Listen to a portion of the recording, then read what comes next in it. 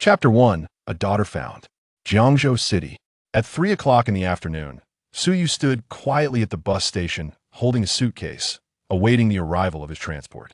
With the spring festival approaching, he was preparing to return home for the celebrations. Gazing at the vast, white expanse of the city, Suyu's expression grew somewhat dazed. After a year of relentless toil, it was time for a familial reunion. However, Suyu felt a surge of anxiety. He was no longer the Suyu he once was. He had traversed through time. Apart from his name, everything had transformed. It was now the year 2004. This was still Huagua. It was not the Huagua of his familiar past. Rather, it was a world where history had taken an entirely different Corsi parallel universe with no discernible differences in language or culture. Many things seemed to blur the lines of reality. Having spent over a month in this world, Suyu was still not entirely accustomed to it. For instance, his relatives connected by blood to the original owner of this body. Despite inheriting a wealth of memories from the original Suyu and having communicated with his family over the phone, he had yet to meet them in person.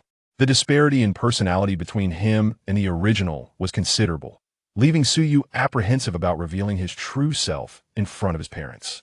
With a sigh escaping his lips, Suyu hoisted his suitcase and prepared to board the bus. The 411 bus had arrived. His hometown was in Beijing, and the journey from his rented accommodation would take over an hour, requiring a transfer along the way. In comparison to the memories of his past life, the economic development of Huagua in this era seemed to be progressing at a faster pace. He recalled that returning to Beijing in 2004 was far more arduous, often consuming half a day.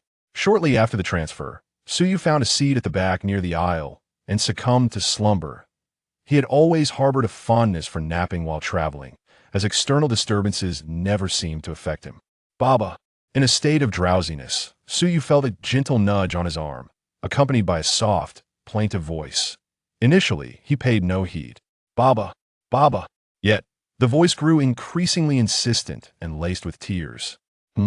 Slowly opening his eyes, he turned toward the source of the sound on his right. A tear-streaked little face came into view.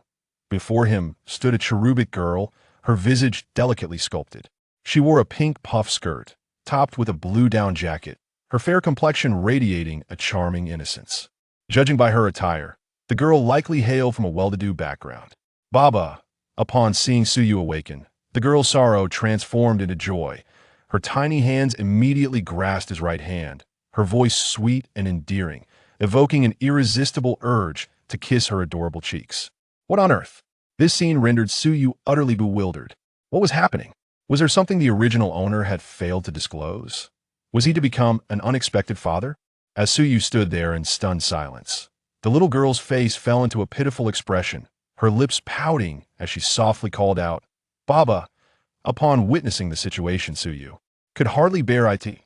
As he noticed the little girl was on the verge of tears again, he promptly placed a gentle hand on her shoulder and softly reassured her. Oh dear, you seem to have mistaken me for someone else. Where are your father and mother? While speaking, Suyu leaned forward to glance at the other passengers beyond the seats, hoping to locate the girl's parents or guardians. The child appeared to be merely 4 or 5 years old, and it was unlikely she was traveling alone on the bus. However, upon looking, a chill crept down Suyu's spine, for several pairs of eyes from the 2 rows ahead were fixed intently upon him. They belonged to a few retired gentlemen and ladies, whose expressions radiated a strong sense of justice, and their gazes pierced through him as if he were a scoundrel. Just as Suyu was about to explain, one elderly lady interjected, Young man, this little girl has been in your presence for quite some time now. You truly possess remarkable composure. The youth of today lack a sense of responsibility. If you did not wish to shoulder the duties of fatherhood, you ought to have considered the consequences before acting. It is too late for regrets now. Just look at how adorable the little girl is. How could you bear to treat her this way? Indeed, young man, given that you have dressed your daughter so beautifully, it shows you harbor affection in your heart. How can you act so irrationally? Quickly, comfort the little girl. She's such a sweet child. Hurry and soothe her. If you don't feel pity for her, I feel it for you. Oh dear, my little darling. As the elderly lady began her tirade, the others quickly joined in, condemning Suyu. Judging by the indignation etched on their faces, had it not been for the presence of the little girl, they might have felt compelled to teach him a lesson in decency. The collective admonishment left Suyu's head spinning. and soon the attention of the other passengers on the bus was drawn to the unfolding drama. In an instant, Su Yu and the little girl became the focal point of the entire vehicle. No, dear lady and gentlemen, you misunderstand. Su Yu attempted to clarify. Daddy. Before he could finish, the little girl, resembling a wounded kitten, began to sob, her small shoulders shaking. Witnessing this, Su Yu found himself at a loss for words. Who could withstand such a sight? All right, please, don't cry. He gently pulled the little girl into an embrace, soothing her by patting her back. While comforting her, he made sure to address the elderly onlookers once more, saying, Dear gentlemen and ladies, the situation is truly not as you perceive. In return, he was met with nothing but sharp, accusatory glances. Such a delightful little girl could not possibly misidentify her own father. They believed not a word of Su Yu's explanation. Faced with this, he felt a mix of frustration and helplessness. He understood that further explanations would be futile, thus he chose silence. Simultaneously, Su Yu began scanning the other passengers, hoping to find a relative of the little girl among them who had yet to notice the commotion. As he looked out, he was greeted by a sea of curious onlookers, none of whom exhibited any inclination to claim the child. It was indeed peculiar. Su Yu leaned forward to glimpse outside the window, noticing that the bus had already entered the urban area of Beijing and was swiftly approaching its final stop. Glancing down, he saw that the little girl in his arms clung to him tightly, her small shoulders still trembling, presenting an endearing sight that tugged at one's heartstrings. With no other options, Su Yu abandoned the idea of questioning her. Instead, he decided to take her directly to the police station after disembarking. Such matters could only be resolved with the assistance of the authorities. It was the festive season, and he certainly could not take the little girl home. What if her parents arrived and mistook him for a kidnapper? To Binan police station, he instructed as he hailed a taxi at the bus station, setting off with the little girl towards the police precinct. Chapter 2. An Injustice. At the Binan police station. In the office, Zhao Qian sat leisurely in his chair, perusing a newspaper. He served as the on-duty deputy chief of the Binan Public Security Bureau. With the arrival of New Year's Eve tomorrow, thoughts of his son and daughter-in-law returning to Beijing with his beloved granddaughter filled Zhao Qian's heart with joy. Particularly, the image of his granddaughter's cherubic face brought him immense delight. He yearned to hold her in his arms and shower her with kisses at this very moment. To spend time with his granddaughter, who had finally returned from the capital, he even swapped shifts with another deputy chief. Knock, knock, knock. A knock resounded from outside. Chief Zhao, there's a special situation that requires your attention. Officer Zhang from the bureau pushed open the door, his expression slightly peculiar as he addressed Zhao Qian. A special situation. Upon hearing this, Zhao Qian promptly rose with a serious demeanor and followed Officer Zhang to the duty room. Upon entering, Zhao Qian's gaze fell upon a man and a little girl seated inside. The little girl was exquisite and undeniably adorable. Zhao Qian instantly thought of his own granddaughter, imagining she would be equally charming if present. The duo was Su Yu and the little girl. What is the matter? Zhao Qian's eyes swept over Su Yu beside the girl, then turned to another on-duty officer, Song Yi, in the room. Chief Zhao, this is Mr. Su Yu. He brought this girl to report that he found her on the bus. Officer Song Yi said, casting a glance at Su Yu, his face displaying an expression of helplessness. Found her on the bus? Zhao Qian expressed mild astonishment. If the matter were as simple as that, Song Yi and Zhang would certainly be able to handle it. As he spoke, Zhao Qian's gaze returned to the little girl, this time imbued with a scrutinizing intent. The penetrating gaze of a seasoned officer, honed over decades, was more than the little girl could bear. Daddy, she shrank slightly towards Su Yu in trepidation, her small hands gripping tightly onto his pant leg. Su Yu, seeing this, wore an exasperated expression but couldn't bring himself to push the little girl away. Upon hearing her call, Su Yu daddy, Zhao Qian's expression turned peculiar. He turned to look at Song Yi and Zhang. Song Yi shrugged his shoulders, offering a wry smile. Chief Zhao, we've already questioned her, but she revealed nothing. She simply stated that Mr. Su is her father. Mr. Su claims he does not know this girl and that he found her on the bus. We checked Mr. Su's information, and he is indeed still unmarried. Chief Zhao, Su Yu attempted to explain. However, Zhao Qian, with a serious demeanor, interjected, Hold on, let me ask her. Based on the little girl's instinctive reaction, Zhao Qian had already formed a preliminary judgment of the situation. He crouched down, offering what he believed to be a warm smile, and asked, "Little one, what is your name?" "Xian Xian." The little girl looked up at Su Yu and whispered, "Xian Xian? Is that your nickname? It's lovely. What is your full name?" Zhao Qian inquired in the gentlest tone possible. "Zhu Yingwei." "Ah, so well behaved. Xian Xian, where is your mother?" "Mother has gone to work in Beijing." "Oh, your mother has gone to work? Has she? What is your mother's name?" Xian Xian pouted her lips and shook her little head, saying, "I can't tell." "Why can't you say?" Zhao Qian turned to glance at Song Yi and Xiao Zhang again, receiving affirming looks from them before continuing. "Mother told me not to share her name with others." The little girl, Xian Xian, spoke in a soft voice. "Why not? The uncle is a policeman. If you don't tell us, how can we help you?" Zhao Qian pressed on. "I can't say." No matter how Zhao Qian tried to persuade her, Xian Xian persistently shook her small head. Seeing this, Zhao Qian looked up at Su Yu. Su Yu opened his mouth to speak again. Zhao Qian interrupted him once more. "What about your father?" This time, Xian Xian remained silent. She looked up at Su Yu, her small hand still tightly clutching his pant leg. Her expression was somewhat aggrieved, tears welling up in her eyes, but she held them back. Xian Xian began to understand that her father seemed to not want her. She had finally found her father with great difficulty. Xian Xian would be very obedient. Although the little girl said nothing, her expression spoke volumes. Seeing the pitiable look on the little girl's face, the three policemen in the duty room felt an urge to strike, their gazes toward Su Yu turning somewhat unfriendly. "Come with me for a moment." After glancing at the little girl Xian Xian, Zhao Qian fixed Su Yu with a stern look. Su Yu felt helpless. "Xian Xian, be good. Daddy will step out with the police uncle for a moment and will be back soon," he whispered to the little girl clinging tightly to his pant leg.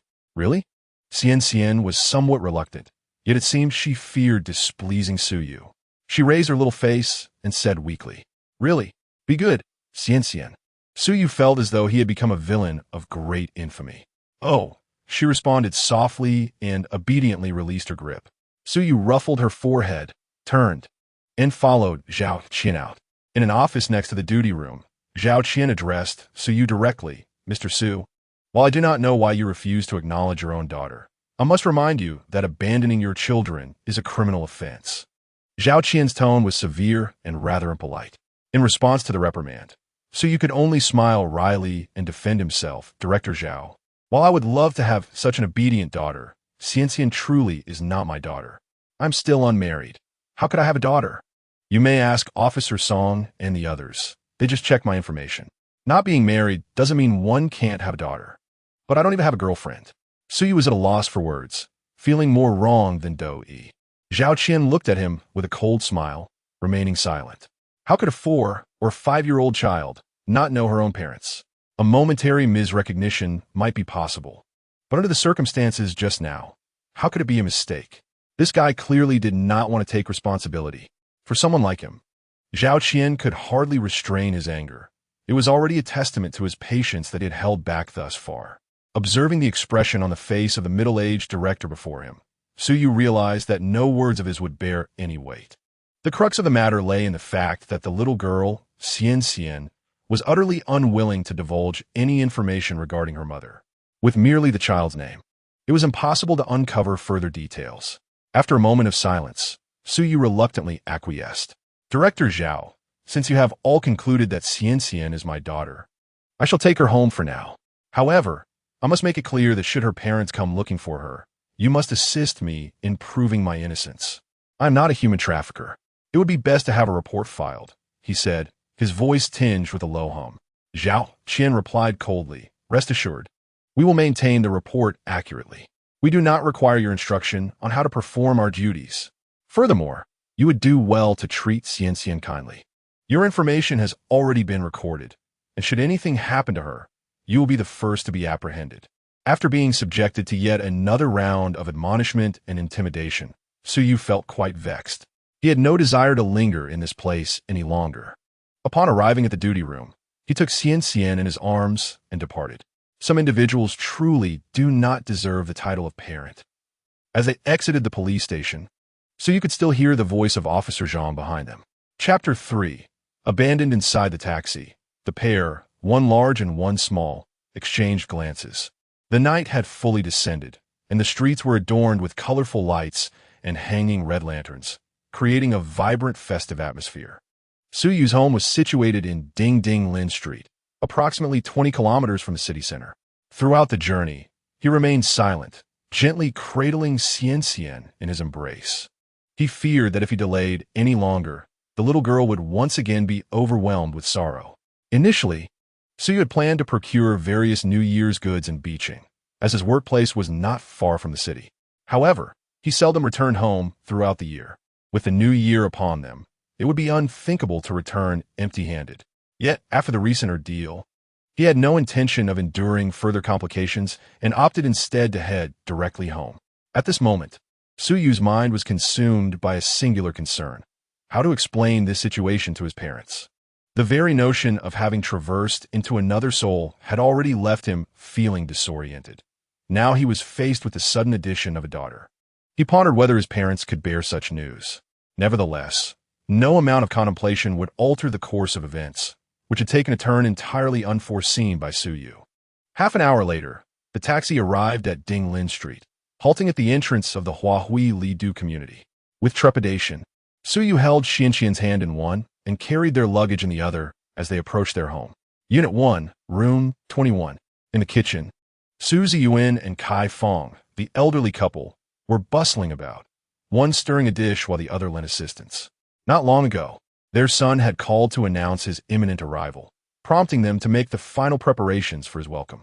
To honor Su Yu's return, the couple had put considerable effort into this evening's meal. Soon, the last platter of vegetables was ready. Ding dong. At that moment, the doorbell rang. Their son had returned. Upon hearing the sound, the couple hurried toward the door in unison. As the door swung open, they beheld two figures, one large and one small, standing before them. "Dad! Mom!" Suyu exclaimed, his expression somewhat awkward as he gazed at Su Ziyuan and Kai Fong. In the midst of speaking, he unconsciously swayed his right hand, which held his daughter Xian Xian, as if to introduce them. Unexpectedly, a soft and endearing voice preempted him. "Hello, Grandpa and Grandma. I am Daddy's daughter, Xian Xian." Encouraged by her father, Xian Xian stepped forward, her delicate and charming face beaming with sweetness, though her small hands fidgeted nervously at her waist. Her eyes wide and fixed on Su Ziyuan and Kai Fong. Having planned this moment in the taxi, she was determined to impress her grandparents, fearing that otherwise her father might no longer want her. Would they even like her? Upon hearing Xianxian's words, Suyu momentarily froze, bewildered. Meanwhile, Su Ziyuan and Kai Fong, who had yet to welcome their son inside, stood equally stunned. What was happening? Their son's daughter had grown so much? What about their daughter-in-law? How were they completely unaware of these developments? In an instant, a torrent of thoughts surged through their minds, culminating in a mix of resentment and anger directed at Suyu. With a soft thud, Xian Xian felt unjustly slighted by the lack of the anticipated warm welcome. Tears began to cascade down her tender cheeks. The anger of Su Ziyuan and Kai Fong extinguished in an instant. "Oh dear, why is our little angel crying? It's Grandma's fault for scaring her," Kai Fong exclaimed, rushing forward to embrace the little girl, her voice imbued with genuine affection and concern. It was impossible to conceal the tenderness and love in her words. Who could withstand the sight of such a cherubic girl weeping? Beside them, Susan, witnessing the scene, began to fidget anxiously. "Hurry and fetch all the candies from inside. Why are you just standing there?" Kai Fong scolded him while gently leading Xian Xian into the house. Rather than feeling offended by the reprimand, Su Ziyuan's face lit up with joy as he hurried inside to retrieve the sweets. With a resounding thud, Kai Fong ushered Xian Xian into the house, casually shutting the door behind her. Outside, Suyu stood motionless with his luggage, his mind clouded with confusion. Who am I? Where am I? What am I supposed to do? His brain, already in a state of disarray, felt even more jammed. Had he been abandoned? After a while, he gradually regained his composure, staring at the closed door with a bewildered expression. What kind of parents were these? Upon seeing their son return with a daughter, shouldn't they have immediately inquired about the situation? Or were they simply too eager to embrace their role as grandparents? Yet, how could they forget about their son in the presence of their granddaughter? A faint sorrow washed over Suyu. Inside the house, the emotions of children are fleeting, rising quickly and dissipating just as fast. The grievances of Xian were swiftly dispelled by the warmth of her grandparents. When she regained her senses, she discovered that her father had vanished while holding a handful of candies. Grandpa, Grandma, where is father? Xian felt a twinge of anxiety. Upon hearing her words, Su Ziyuan and Kai Fong realized that someone was missing from their household. It appeared they had inadvertently left their son, Su Yu, outside. Soon, the door swung open once more, revealing Su Yu standing forlornly on the threshold. However, Su Ziyuan, who had come to open the door, ignored him completely and turned away after granting entry. Xian, come here, let Grandpa peel the candy for you, said he. Inside, Kai Fong cast a fleeting glance at her son before her gaze swiftly returned to the little porcelain figure beside her. The more she looked, the more she adored her granddaughter, remarking how much she resembled the Su family lineage. Let me give you a kiss first. My granddaughter is simply delightful. At this, Su Ziyuan couldn't help but feel a pang of envy, his eyes wide with admiration. Grandpa, Akish, little Xian, ever perceptive, eagerly leaned in to present her rosy cheek. Su Ziyuan's eyes crinkled with joy at the sight, observing the elderly couple quickly settling into this joyous interaction. Su Yu opened his mouth as if to speak, but hesitated, feeling it would be somewhat cruel. Let them enjoy this moment, he thought to himself. Under the eager affection of his parents, Xian soon began to believe that they were the finest grandparents in the world, laughing heartily throughout the evening. Initially, Xian had wished to sleep alongside Su Yu. After all, she had never shared a bed with her father before. However, swayed by the enthusiastic advances of her grandparents, she ultimately acquiesced, knowing well the importance of nurturing a good relationship with them. Meanwhile, in the heart of Dujianjian City, hundreds of kilometers away, several cars roamed incessantly through the districts of Shan, Jiulong, and Jiangzhong, seeking information about a missing little girl. The night passed swiftly. Su Yu had planned to let his parents revel in their happiness for one evening before revealing the truth the following day. Yet, events began to unfold in a manner beyond his control. On the following morning, in the living room, the over 50-year-old Su Ziyuan was lying on the sofa, playfully allowing Xian to ride him like a horse, while Kai Fong sang merrily by their side, her eyes glued to her granddaughter. The air was filled with the cheerful sounds of their playful antics. Watching this scene, Su Yu felt a twinge of envy. It seemed he had never experienced such affection in his own childhood. However, this time, he was determined to bring a somber note to the occasion. Dad, Mom, I have something to tell you. He began, but no one paid him any mind. Mom, actually, Xian is not my daughter. I found her on the bus, he continued. Yet, his parents remained oblivious to his words. Dad, Mom, I said Xian is not my daughter. I found her on the bus. Seeing that his parents had yet to grasp the gravity of the situation, Su Yu couldn't help but raise his voice once more. This time, his words finally had an effect. The three playful individuals came to a halt. Daddy, are you not going to pay attention to me? A soft, feeble voice echoed in the room. Turning around, he noticed the little girl had climbed down from Su Dad's back, gazing at Su Yu with tear-filled eyes, her expression utterly pitiful. Witnessing this scene, Su Yu instinctively slapped his forehead, opening his mouth yet finding himself at a loss for words. Oh, Xian is the most well-behaved. Let's ignore him. Su Zin, who was closest, hurriedly stepped forward to comfort the little porcelain figure in his arms. Come with me. Meanwhile, Kai Fong's expression darkened, clearly displaying her irritation. She leaned in and whispered something to Su Yu before leading the way toward the inner bedroom.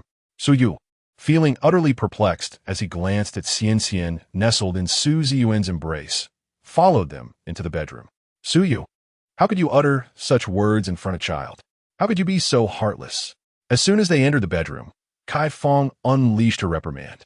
Mom, things aren't as you think, Su Yu quickly retorted, eager to recount the entire sequence of events. Su Yu, who would believe such words? Do you expect a daughter to just drop from heavens and cling to you? Kai Fong's voice was stern. I don't care what transpired between you and Xian's mother. You are an adult now. Since a child is involved, you must take on the responsibility willingly. Xian is so adorable. How could you bear to say such things in front of her? Last night, I heard Xian mention that her mother is currently in the capital. After the new year, you should go find her and resolve this matter. You either need to be together or bring Xianxian to me." Upon hearing Su Yu's account, Kai Feng's expression remained calm, but her tone was unwaveringly severe. "No, Mom, Xianxian really." Su Yu attempted to protest, but as he met his mother's piercing gaze, his words faltered. The expression on Kai Feng's face clearly conveyed, "If you continue this charade, I will not hesitate to discipline you." Rubbing the back of his head, Su Yu felt utterly speechless. Truth be told, why did no one believe him, even his own mother? However, after reflecting on this past life's illustrious history, Su Yu began to understand. Observing her son rendered speechless, Kai Feng shot him a disdainful glance before turning to leave. In the eyes of Kai Feng and Su Ziyuan, their son Su Yu was clearly at fault, fabricating a lie to sweep the matter under the rug. This boy has a history, they thought. Otherwise, how could little Xianxian be so charming? She resembles them so closely, and she is so affectionate with her grandparents. There was no escaping this.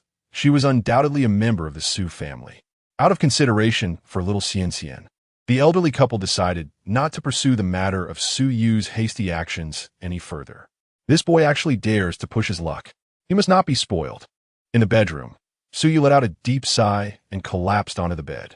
It seemed impossible to clarify the situation now. Perhaps only when Xianxian's parents came knocking would there be a chance for explanation. With no other recourse, Su Yu resigned himself to lying flat. "Daddy." As Su Yu found himself growing increasingly restless, a gentle tug on his hand drew his attention. Turning to look, he discovered that Xiao Xianxian had approached his side. Her large, glistening eyes filled with concern for him. "Xianxian, don't worry, Papa is fine." Observing her worried demeanor, the heaviness in Su Yu's heart dissipated considerably. He reached out to tousle the little girl's hair and spoke softly. The sensation was quite extraordinary. It seemed that having a daughter like her might not be so bad after all. Yet, he reminded himself that he was still just a child. From that moment on, Su Yu ceased his inner turmoil, fully embracing the identity of Xianxian's father within the confines of their home. The family atmosphere was warm and harmonious. As midday approached, Su's parents suddenly recalled their plans to visit Su Yu's uncle for the family reunion. This had become a customary practice for the Su family in recent years. Due to various conditions, the economic boom in Huagua commenced in the 1980s, with nearly 2 decades of rapid growth securing its position as the world's second-largest economy, continuously striving for the top spot. During this time, extensive infrastructure projects thrived nationwide, and Su Yu's uncle, Su Zaiyan, reaped the benefits of this wave of prosperity. Among the 4 brothers in their generation, the eldest, Su Zirin, and the youngest, Su Zaiping, worked alongside their uncle, while the second brother, Su Zaiyuan, held a job on the streets. Every year, on New Year's Eve, the entire family gathered at their uncle's house to celebrate. By the time Su Yu and his family arrived, the atmosphere at his uncle's home was already bustling. His uncle and aunt's families had long since arrived, and the 2 large round tables in the courtyard were laden with a sumptuous feast. Upon seeing Su's parents, Li Jie from the eldest uncle's family and Xiao Chun from the youngest uncle's family quickly approached, having spotted Xianxian in Kai Feng's arms. The little girl was still dressed as she had been the previous day, her delicate, porcelain-like face endearing to all. Seeing the 2 women, Xianxian was not shy at all. Under Kai Feng's guidance, she sweetly addressed them as elder sister and younger sister. The 2 ladies were utterly charmed and eagerly inquired about Xianxian's background. In response, Kai Feng unabashedly declared in front of everyone that Xianxian was indeed their beloved granddaughter. The gleeful pride on her face made Su Yu want to question their sanity. Where was their reason? Was it truly honorable to have a daughter of 4 or 5 years old before even marrying? Instantly, a chorus of astonished gasps filled the courtyard. Soon, the aunts who were preparing the reunion dinner were drawn over by the commotion. At that moment, Kai Feng and the little girl became the center of attention. Meanwhile, Su Yu could only helplessly cover his forehead and sigh softly. The news took everyone by surprise, and Su Yu's younger uncle, Su Chao, was the first to approach, inquiring about where his sister-in-law was. In such a situation, Su Yu dared not speak the truth. If he were to recount the events of the previous day in detail, his exuberant parents would surely have his hide. Left with no choice, he resorted to vague explanations before discreetly slipping away. In Jiangzhou, at the Jundun Hotel, within an opulent private room, a voice echoed, "Sister Zhao, what should we do? We still haven't found Xian. Should we consider calling the police?" In the room, a young woman with a round face exhibited an unmistakable air of anxiety and fatigue. Opposite her sat a slightly older woman in a qipao, possessing both exquisite beauty and a graceful figure, quietly perched on the sofa, holding a cigarette delicately between her fingers. Upon hearing the remarks, the woman known as Sister Zhao took a slow drag from her cigarette and declared, "No, if we alert the authorities, the news of Bao Ying's out-of-wedlock pregnancy may leak, and her entire career would be ruined.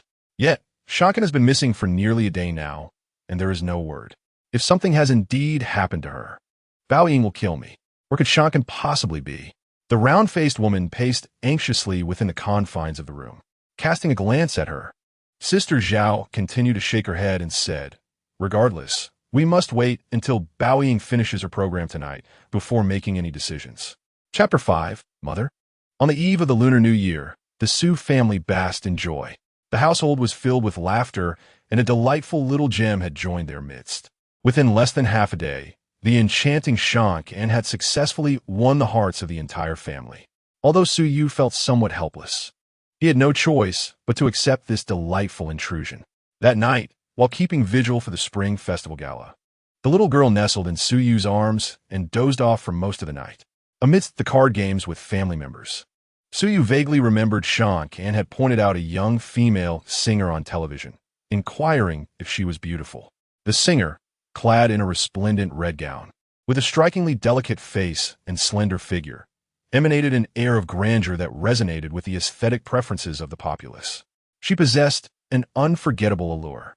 Naturally, when Su Yu glanced at her, he offered an affirmative response. Upon hearing his reply, Shankan seemed to swell with pride and nestled back into his embrace, drifting off to sleep once more. That night, everyone rested at Uncle San's home. Some slept in beds, while others made do with the floor. Thanks to Shankan, Su Yu had the rare fortune of sleeping in a bed. The following day, on the first day of the new year, Su Yu and Shankan were awakened early by their parents. Locally, this day was designated for ancestral worship and tomb sweeping. The male members and younger generation of 4 families were mobilized, while the 3 aunts and Su's mother remained behind to prepare the meals. Initially, Su Yu intended to leave Shankan at home, but the little girl clung to him, unwilling to part. With no alternative, he carried her along.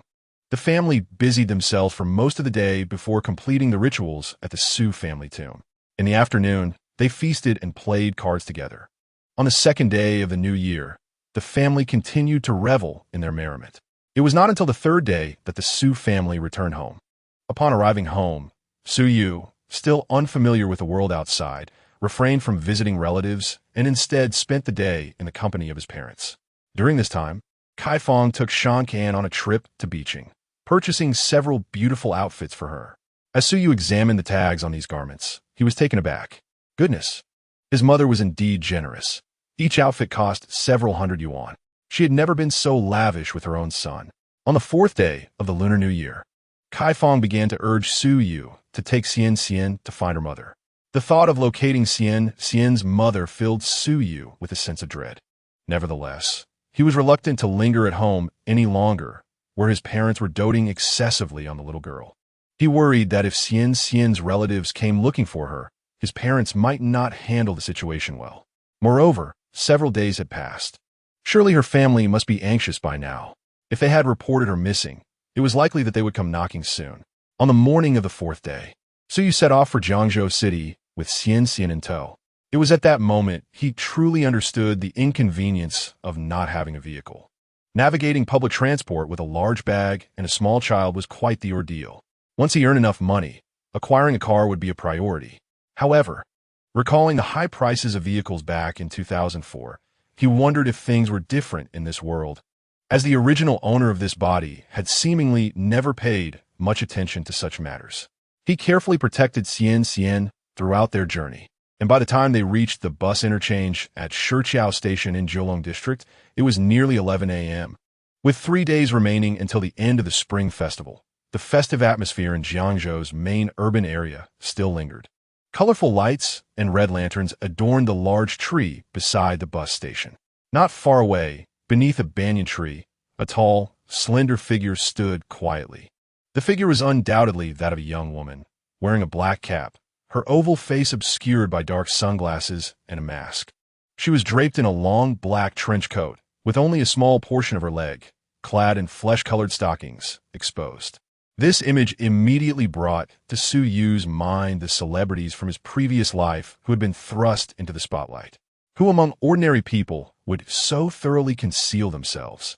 The woman stood silently under the tree. Her eyes, though hidden behind sunglasses, conveyed a sense of detachment, as if she had lost her soul. Passers-by instinctively gave her a wide berth. Nearby, Zhao Jie and her round-faced assistant observed the scene from a distance, closely monitoring the situation. They had tried to intervene, but to no avail. For now, they could only allow her to cool off alone. The view was partially obstructed by an advertisement board at the bus station, preventing them from seeing the platform's activity. Otherwise, they would have instantly recognized the small figure they had been searching for over the past few days. Let us go. Xian. After waiting less than half a minute at the bus stop, the 411 bus arrived, and Su Yu prepared to board with Xian. As he gently tugged her hand, he felt a sudden resistance. What's wrong? Turning around, Su Yu discovered that Xian was staring intently at the woman beneath the banyan tree. Mommy? Upon hearing Su Yu's question, the little girl turned to him and flashed a sweet smile before releasing his hand and dashing toward the woman. Mommy? Su Yu stood momentarily stunned at the sight. Although Su Yu had long anticipated this moment, when it actually arrived, a void filled his heart. Through their brief encounters over the past few days, he had genuinely grown fond of the endearing little girl. Mama, Xian dashed towards the woman beneath the banyan tree, wrapping her tiny arms around her legs and looking up with a sweet, childlike voice. Upon hearing Xian's call, the woman seemed to awaken from a reverie. Her gaze slowly descended, and her eyes immediately brimmed with tears on the verge of overflowing. Xian? The woman's lips, concealed beneath a mask, quivered slightly as she uttered a soft murmur. Mama.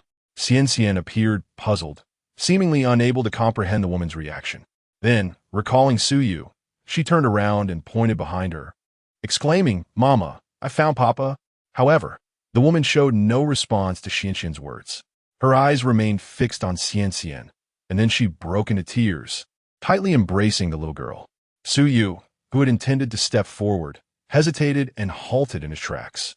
At that moment, two figures suddenly emerged from the side, Sister Zhao and the round-faced assistant. Xian. The round-faced assistant's eyes glistened with tears of joy as she looked at the little girl. In the days since Xian had gone missing, she had been engulfed in anxiety and guilt. Now that Xian had reappeared, her heart finally felt at ease. Meanwhile, the astute Sister Zhao promptly urged the woman to leave quickly. The woman, still holding Xian, allowed herself to be led away by Zhao. Papa. In the embrace of the woman, Xian felt a pang of urgency and turned her gaze toward Su Yu. However, the round-faced assistant's figure obstructed her view. Hearing Xian's cries, Su Yu shifted his feet, but ultimately remained stationary. Xian's family had located her, which was precisely the outcome he had hoped for. What reason was left to follow? Yet, it was rather impolite that they left without even a word. Chapter 6. Zhu Baoying's determination in the hotel's presidential suite. The woman sat on the sofa, still tightly holding the little girl in her arms, occasionally brushing her fair chin against Xian's small face. At this moment, the woman had removed her black cap and sunglasses, revealing a delicately beautiful visage. It was Zhu Baoying, the singer who had performed at this year's Spring Festival Gala. Sister Zhao, named Zhao Xiaotong, was her manager, while the round-faced assistant, Guo Li, was her personal aide. Xian nestled quietly in Zhu Baoying's embrace, her lips slightly pursed, wearing a somewhat aggrieved expression.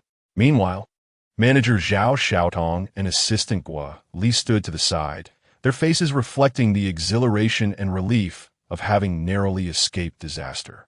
This state of emotion persisted for about 10 minutes before Zhu Baoying gradually stabilized her feelings. Xian, tell Mama where you have been these past few days, she gently inquired, cradling the little girl in her arms. I was with Papa. The emotions of the little girl came swiftly and departed just as quickly. Raising her small head with a hint of pride, she exclaimed, Daddy? At this utterance, the three individuals in the room gasped in unison. Earlier, when they had encountered the little girl at the station, their focus had been on their joy and hasty exit, completely oblivious to her reaction. Indeed, I found Daddy, and I also met Grandpa and Grandma. Grandma even bought me many new clothes. The girl chirped, nodding happily. After her words faded, a profound silence enveloped the room. Following a brief pause, Zhao Xiaotong and the young assistant turned their gazes toward Zhu Baoying. They recalled that Zhu Baoying's boyfriend prior to her debut had tragically perished in a plane crash 4 years ago. Who could this daddy mentioned by the little girl be? Under the scrutinizing gaze of her manager and assistant, Zhu Baoying's tear-streaked face revealed a look of confusion. Xian, did you truly see Daddy? Zhu Baoying finally inquired, albeit hesitantly. After a moment's reflection, yes, Daddy was just with me, the girl retorted, her small mouth pouting in a display of grievance. After all, she had finally located her father, only to be separated again. Zhu Baoying glanced at Zhao Xiaotong and Guoli, her face expressing a silent question. In her previous emotional tumult, she had overlooked Su Yu's presence. Zhao Xiaotong, upon recalling the scene, appeared visibly embarrassed. She faintly remembered hearing Xian calling someone daddy, but her attention had been entirely consumed by the concern of potential onlookers recording them, leaving no room for thoughts of Xian's father. Meanwhile, the round-faced assistant, Guoli, was utterly bewildered. At that moment, she had lost her capacity for rational thought, feeling only a profound relief at having survived the ordeal. Observing their expressions, Zhu Baoying began to piece things together and turned her gaze back to Xian, softly asking, Xian, how are you so certain he is your father? I saw him in the photos at home, Xian replied, her expression one of utmost certainty, even gesturing as she spoke. Instantly, Zhu Baoying comprehended that the photographs to which Xian referred were the family portraits displayed at home. After a subtle shift in her expression, Zhu Baoying continued her inquiry. Had you been with Daddy these past few days? Xian nodded eagerly. Then please tell Mommy everything that has happened during these days, all right? Sure, Xian answered cheerfully, her voice brimming with excitement as she was eager to share her recent joys with her mother. The little girl then began to recount her experiences of the past few days in her sweet, childlike manner. Although her narration was somewhat disjointed, Zhu Baoying managed to grasp the essence of the unfolding events. The conclusion was evident. Xian had mistaken someone for her father. This was confirmed by the fact that the individual had previously taken her to the police station to report an incident. Nonetheless, Xian's firm conviction in her belief had led to a cascade of misunderstandings. Judging by the man's actions, he bore a striking resemblance to Zhu Baoying's former boyfriend and seemed to possess a commendable character as well. It is indeed regrettable that they did not meet just now. Contemplating this, a subtle change flickered across Zhu Baoying's expression. However, Zhao Xiaotong, who was beside her, keenly observed this shift and immediately felt a sense of alertness in her heart. Zhu Baoying was currently her trump card, and with her career just beginning to take flight, she needed to remain vigilant against any potential disturbances. Unperturbed by the adult's intricate emotional fluctuations, the little girl Xian tugged at Zhu Baoying's arm and, with a childlike lilt, inquired, Mommy, will I be able to see Daddy again? I miss him a bit. Upon hearing this, Zhu Baoying's expression momentarily stiffened. She had intended to clarify that the man was not Xian's father. Yet when she met her daughter's hopeful and pitiful gaze, the words simply would not escape her lips. After all, she had previously told Xian that her father was merely working far away. Zhu Baoying pondered for a moment and gently reassured, of course you will. However, Daddy is quite busy at the moment. After some time, Mommy will take you to see him, all right? Upon hearing this, Zhao Xiaotong's expression shifted dramatically.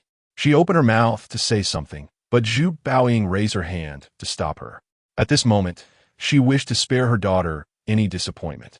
Mommy is wonderful, exclaimed Xian, her face lighting up with a radiant smile as she wrapped her arms around Zhu Baoying's neck and planted a kiss on her cheek. Though her right cheek was dampened by her daughter's affection, Zhu Baoying felt a swell of joy within her heart. The mother and daughter embraced tightly together. After a considerable time, Xianxian had fallen asleep in the inner room, having accompanied Su Yu through a long and exhausting journey. The little girl was quite weary. Zhu Baoying led Zhao Xiaodong and her assistant Guo Li into the living room of their suite. Rubbing her temples, Zhu Baoying sat on the sofa and softly said, "Sister Zhao, please find a way to gather information about that person." Zhao Xiaodong furrowed her brow at this. "Baoying, you are currently at a critical juncture in your career. It would be best to avoid complicating matters. What is done, and Xianxian will forget in time." Zhu Baoying remained silent, her brow furrowed in thought. After a moment, she shook her head and replied, "Sister Zhao, I understand your concerns. Rest assured, I will handle this matter. If it weren't for him, Xianxian might have encountered some unfortunate situations, and my past could potentially be exposed. Regardless, I must express my gratitude to him in person." Zhao Xiaodong's concern deepened.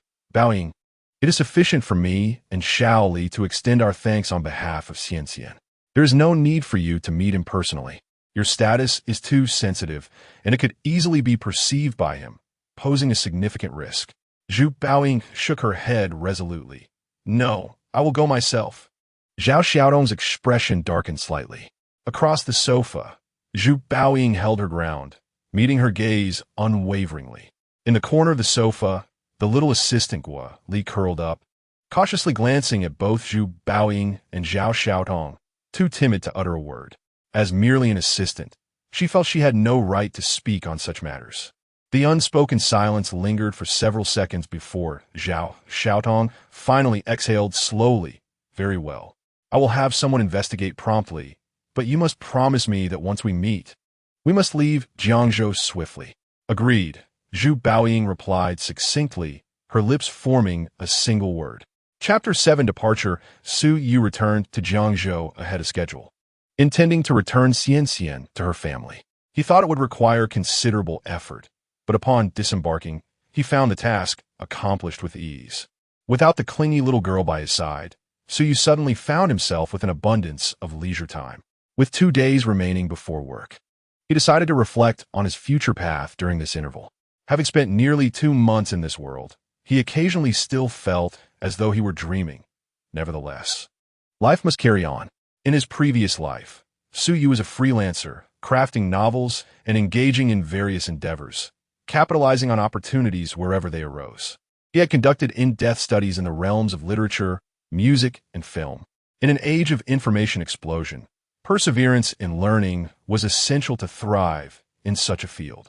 Only through substantial input could one achieve meaningful output. However, the path he once tread was currently inaccessible. Although this world boasted a more advanced economy and technology than his previous life, the era of mobile internet had yet to arrive, rendering a career as a main author unfeasible.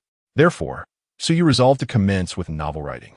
After all, he was presently employed as a junior editor at a publishing house, which afforded him a certain level of insight into the industry's market dynamics and trends. When contemplating novels, the first names that sprang to his mind were those of Jin Yong and Gu Long, the titans of martial arts literature. In his former existence, martial arts novels had enjoyed decades of fervent popularity, with their adaptations and operations yielding immense commercial potential. In this world, such novels remained equally sought after.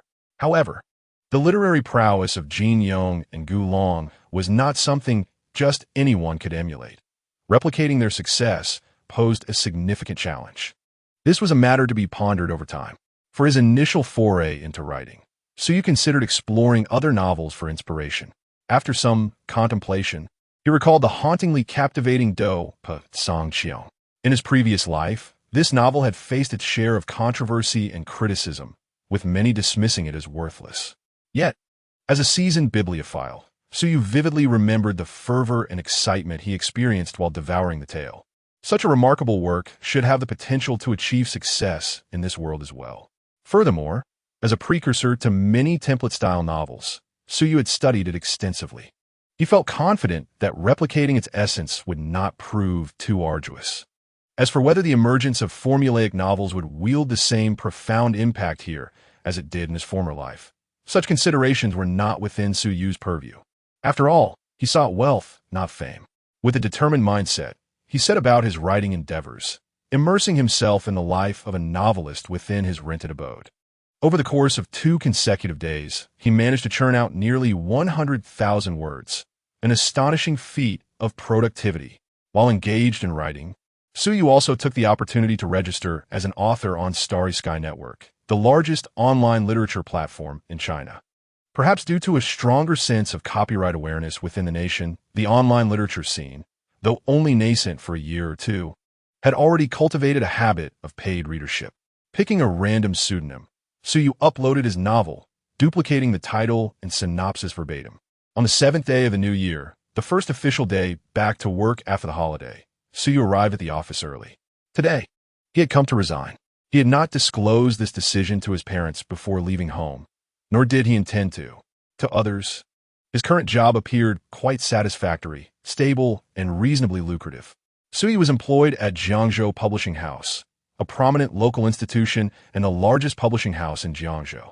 His position was that of a junior editor, with his primary task being manuscript review, a monotonous and tedious endeavor, bearing countless treasures from his past life. Su Yu merely needed to act as a competent courier to enjoy a comfortable life. Continuing in the publishing house would simply be a waste of time. Nevertheless, before departing, Su Yu engaged in thoughtful discussions with his colleagues and superiors at the publishing house, as he would still navigate within this circle and might find their connections useful in the future. Most people expressed their understanding and best wishes regarding Su Yu's desire to transition to a full-time author. It is quite common for editors to become authors in this field. However, there was one exception, Zhao Qi, a colleague who had joined the publishing house in the same year as Su Yu. There was no animosity between them, merely a mutual disdain. This sentiment was rather baseless. Zhao Qi envied Su Yu's charm and popularity, while Su Yu found Zhao Qi to be overly dramatic and troublesome. In response to Zhao Qi's mocking remarks, Su Yu chose to ignore them, dismissing them with a smile. After completing the necessary handover tasks, he began to gather his personal belongings from his workspace in preparation for departure. At that moment, someone came to inform him that the beautiful chief editor wished to see him in her office. Knock, knock, knock. Su Yu rapped on the door of the chief editor's office. Come in, a deep, magnetic female voice responded. Su Yu entered the room to find a young woman in a white blazer seated at her desk, engrossed in reviewing a manuscript. Her long, dark hair cascaded casually over her shoulders, and her delicate, glistening earlobes peeked out. Her fair skin and graceful profile were unforgettable. Despite having seen her numerous times, Su Yu found himself momentarily entranced. It was an instinct to appreciate beauty. This woman was none other than the department's stunning chief editor, Zhang Ningxue. In his previous life, Su Yu had heard many tales online about beautiful superiors and domineering female bosses, yet he had never believed them, who would work tirelessly if they could thrive solely on their looks. Maintaining beauty requires a significant investment of time, and most women in high management positions lack that luxury, unless they take shortcuts. However, upon entering this world, Su Yu found his beliefs challenged. The living example before him left no room for doubt. This phenomenon seemed quite unscientific to Su Yu. Later, he discreetly inquired and learned that Zhang Ningxue had attained a role as chief editor at such a young age due to 2 formidable assets, her background and her talent. Zhang Ningxue's background is shrouded in mystery. No one at the publishing house seems to know much about her, only that it runs deep. This is evident from her sudden elevation to the position of chief editor in the editorial department. However, her talent has garnered the recognition of the vast majority. After all, in the realm of literary work, talent is something that is visibly apparent. After a brief pause of about a minute, Zhang Ningxue finally set down the manuscript in her hands and raised her gaze toward Su Yu. Her eyes, as dark as onyx, and her delicately pale face bore a calm expression that subtly conveyed a sense of pressure. I have read your resignation letter. I do not support your decision, Zhang Ningxue remarked coolly. Su Yu was somewhat taken aback upon hearing this. Did she actually care about the fate of a junior editor? After pondering for a moment, Suyu replied solemnly, "Chief Editor, I have considered this matter for a long time." Zhang Ningxue remained silent, simply observing him quietly. Suyu met her gaze with composure. After a brief interval, Zhang Ningxue nodded and said, "Very well, you may go." With that, she returned her attention to the manuscript on her desk. Observing this, Suyu respectfully said, "Thank you, Chief Editor." He then turned and departed. Once Suyu had left, Zhang Ningxue lifted her head once more, her elegant brows slightly furrowing as she gazed towards the door. Upon returning to his workspace, Suyu gathered his belongings and left the publishing house amidst the well wishes of his colleagues. Looking up at the expansive blue sky, he exhaled softly. From that moment on, the sky was vast and the sea wide. Chapter 8. It could not be explained further. Having resigned from his job, Suyu was left to rely on his previous savings for sustenance. Fortunately, he had managed to save enough to sustain himself for 6 months. After bringing his personal items back to his rented apartment, Suyu promptly ventured out to procure a variety of groceries and snacks. For the foreseeable future, he planned to remain indoors, dedicating himself to being a diligent coder. The progress of his writing for Do Petsong Xiong was remarkably smooth. He was able to produce at least 30,000 words each day, and during peak periods, he could even write 60 to 70,000 in a single day. Within just 5 days, he had accumulated over 100,000 words of draft material. The total word count for this book was over 5 million, and Suyu aimed to complete it within 6 months. During these 5 days, he had uploaded 15 chapters of the novel to the online platform, releasing 3 chapters daily. The novel had not yet been signed, and Suyu harbored no intentions of explosive updates. Occasionally logging onto the website, he noted that the views and votes were pitifully low. However, Suyu was not anxious. It was perfectly normal for a new author to go unnoticed. The real surge would come once the novel was signed and began receiving recommendations. While Suyu was comfortably ensconced at home, diligently typing away, his background was thoroughly investigated by Zhao Jie, the agent of Zhu Baoying.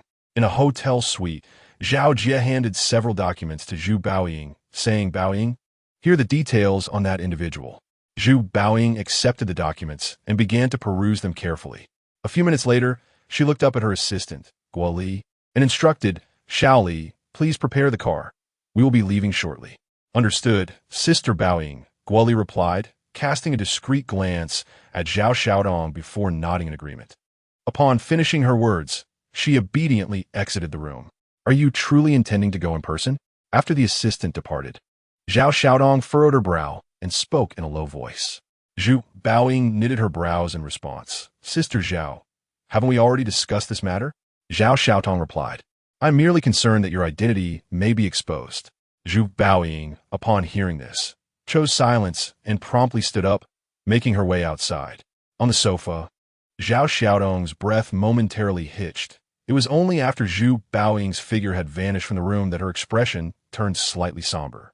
Zhao Xiaodong could distinctly sense that since the incident of Xiangxiang's disappearance, Zhu Baoying's attitude towards her had undergone a noticeable shift. After a moment's contemplation, she retrieved her phone and dialed a number. "Manager Liu, Baoying has already departed from the hotel. She insists on meeting that person in person." A calm male voice came through the line. "You did not stop her?" "Manager Liu, you are aware of Baoying's temperament. Even if I wished to intervene, I could not. Moreover, due to the earlier incident involving Xiangxiang, she harbors some resentment towards me," Zhao Xiaodong lamented. "Understood."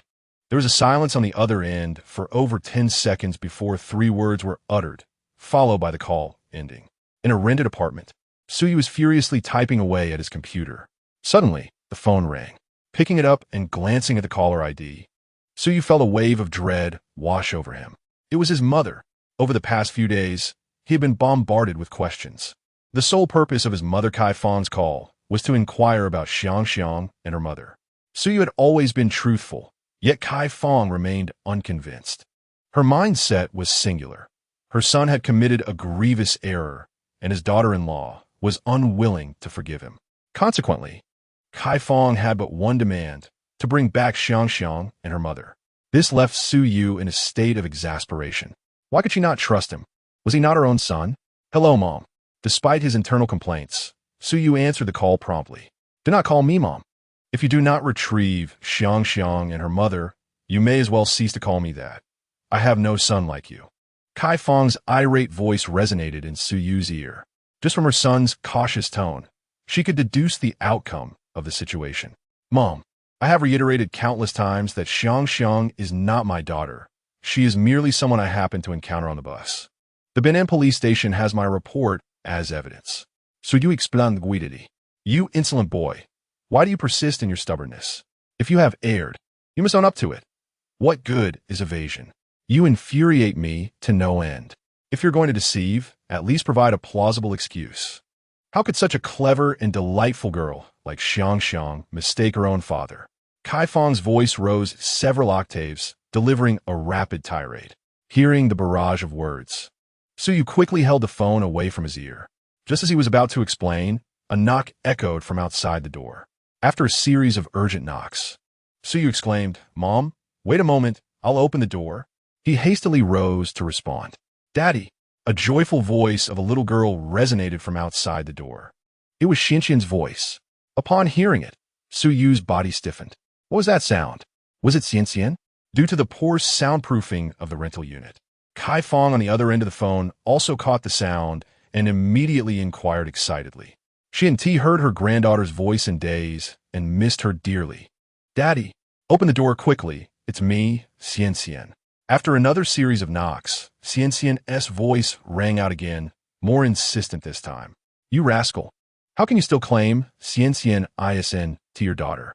Hurry up and open the door. Once Su Yu confirmed it was indeed Xianxian knocking, he barely had time to process before Kai Feng urged him on the phone. Bewildered, Su Yu stepped forward to unlock the door. As he opened it, his eyes brightened instantly.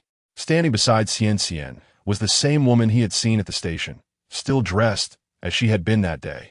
However, she had now removed her black mask and sunglasses. Without the concealment, a beautifully exquisite face was immediately revealed. This face seemed somewhat familiar. A pleasant, subtle fragrance wafted through the air. Daddy! Meanwhile, the delicate Xianxian rushed toward Su Yu. Daddy, I missed you so much. She embraced his legs, her small face nuzzling against him. Su Yu felt a bit awkward, glancing at the woman before him. With the child's biological mother standing right there, he was at a loss for how to respond, feeling a twinge of guilt as if he had taken someone else's daughter. Xianxian, is that really you? It's Grandma. Su Yu hesitated to respond, but Kai Feng on the phone was unaware of the situation and called out loudly from the other end. Grandma, it's me, Xianxian. Hearing the voice on the phone, Xianxian lifted her little head, responding joyfully. Across from her, Zhu Baoying's beautiful brows furrowed slightly. Su Yu's face grew even more uncomfortable.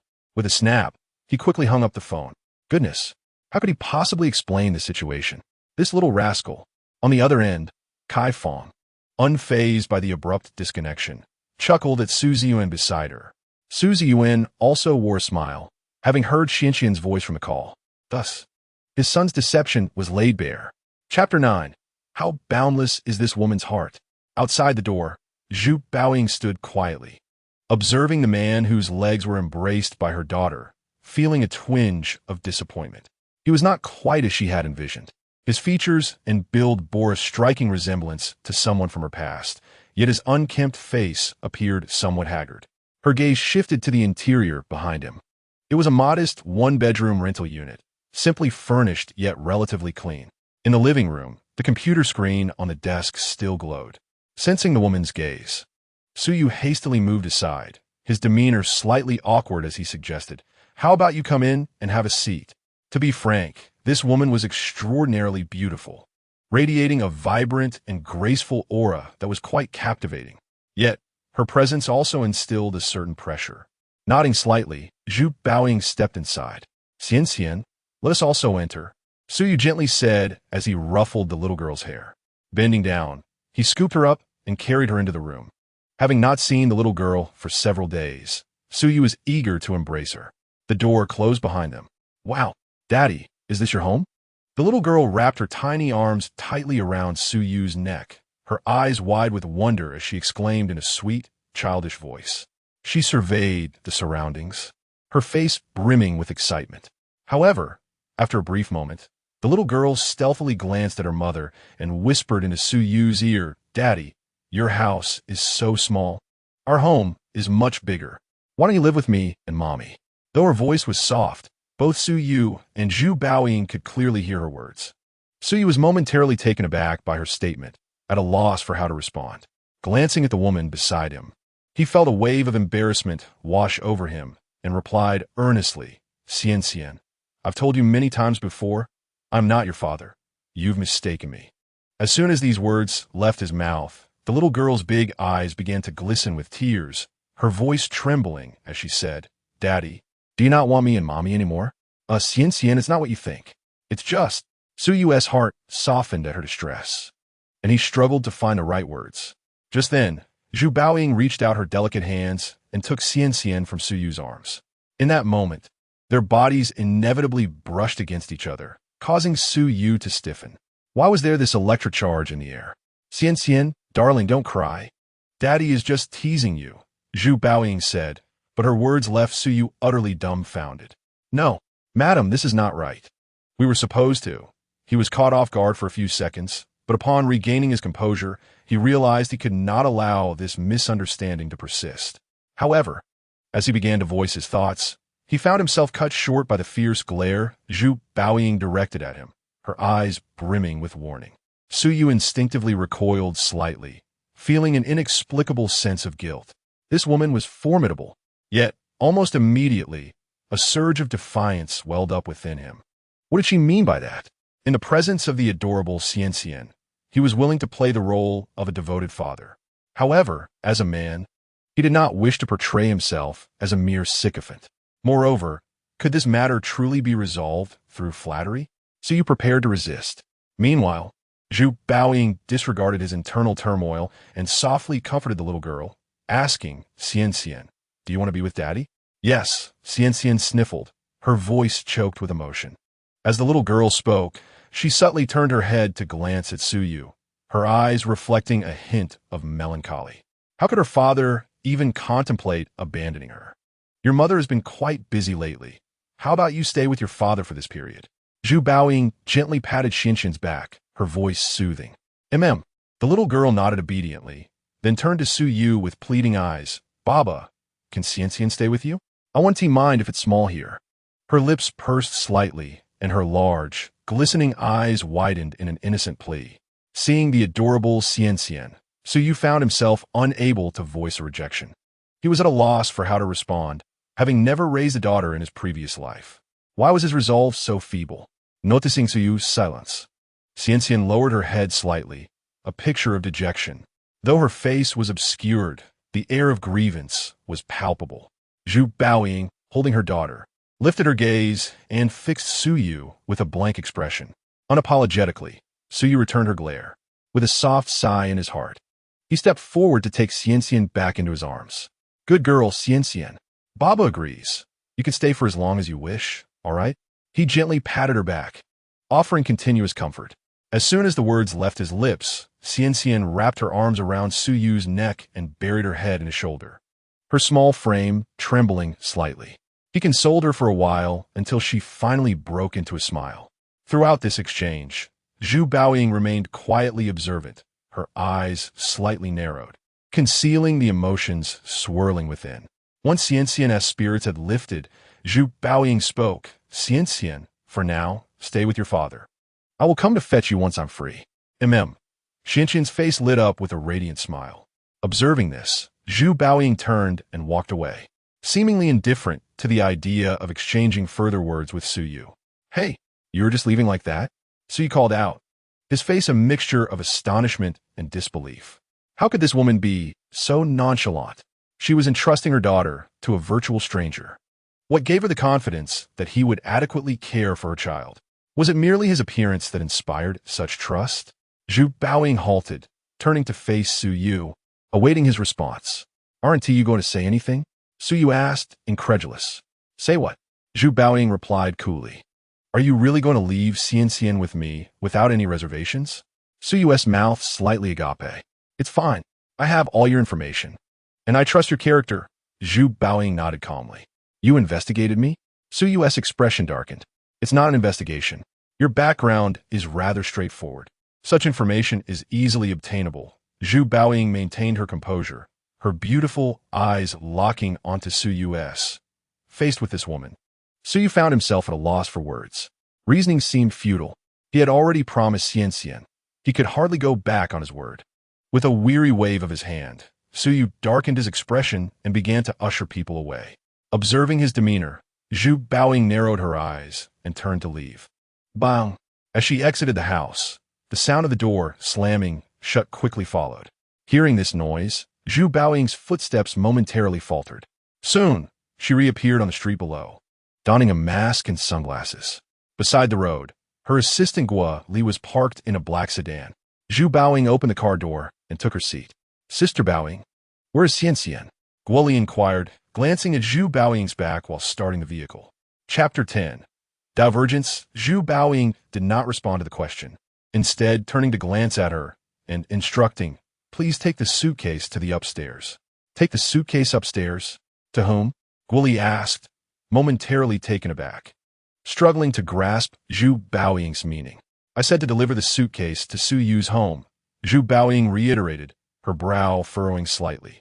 At this, Guo Li finally comprehended Zhu Baoying's intent.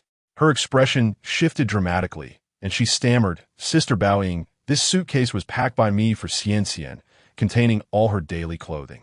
I thought it was for preparing to return to the Magic City, but instead, it's meant to send Xian to that man's home. If this is truly what happens, how will I explain it to Sister Zhao? I would surely be scolded. In an instant, the assistant's heart sank, panic evident on her face. Go on now. I will naturally explain to Sister Zhao. You needn't worry. Zhu Baoying tightened her brow further, but, seeing Guo Li's distressed expression, chose not to be overly harsh, opting instead for patience. She understood the pressure from the agency, yet Zhu Baoying was unwilling to yield. She had contemplated her daughter's situation for a long time. Xian had never met her biological father since birth, and Zhu Baoying could not be by her side consistently. Her childhood had been solitary. Such a life felt incomplete. Although Su Yu was not her daughter's biological father, he could serve as a perfect substitute. Xian recognized him, and he treated her well. This course of action was undeniably selfish and unfair to Su Yu, but Zhu Baoying felt she had no alternative. She could only strive to compensate him in the future. Guo Li reluctantly exited the vehicle. What could she do? Being merely a small assistant, she had no choice but to comply. Dragging a large suitcase, Guo Li began her ascent up the stairs. Knock, knock, knock. Before long, the door of the rented room was knocked upon once more. Who is it? Su Yu opened the door, momentarily taken aback, then voiced his confusion. He did not recognize this woman. Before Guo Li could respond, Xian, who had been right beside Su Yu, tugged at his pant leg and exclaimed, Daddy, this is Aunt Guo. Aunt Guo? Su Yu's confusion deepened. What is going on here? What did it signify that this woman was dragging a suitcase? Surely she wouldn't be staying here as well. Casting a glance at her face and figure, Su Yu hesitated, contemplating whether to refuse her presence. Gasping slightly, Guo Li bent forward in a polite bow and said, Hello, Mr. Su. I am Xian's assistant, and the suitcase contains Xian's clothing. I brought it for you. Upon hearing this, Su Yu felt a bit embarrassed, his face flushing slightly.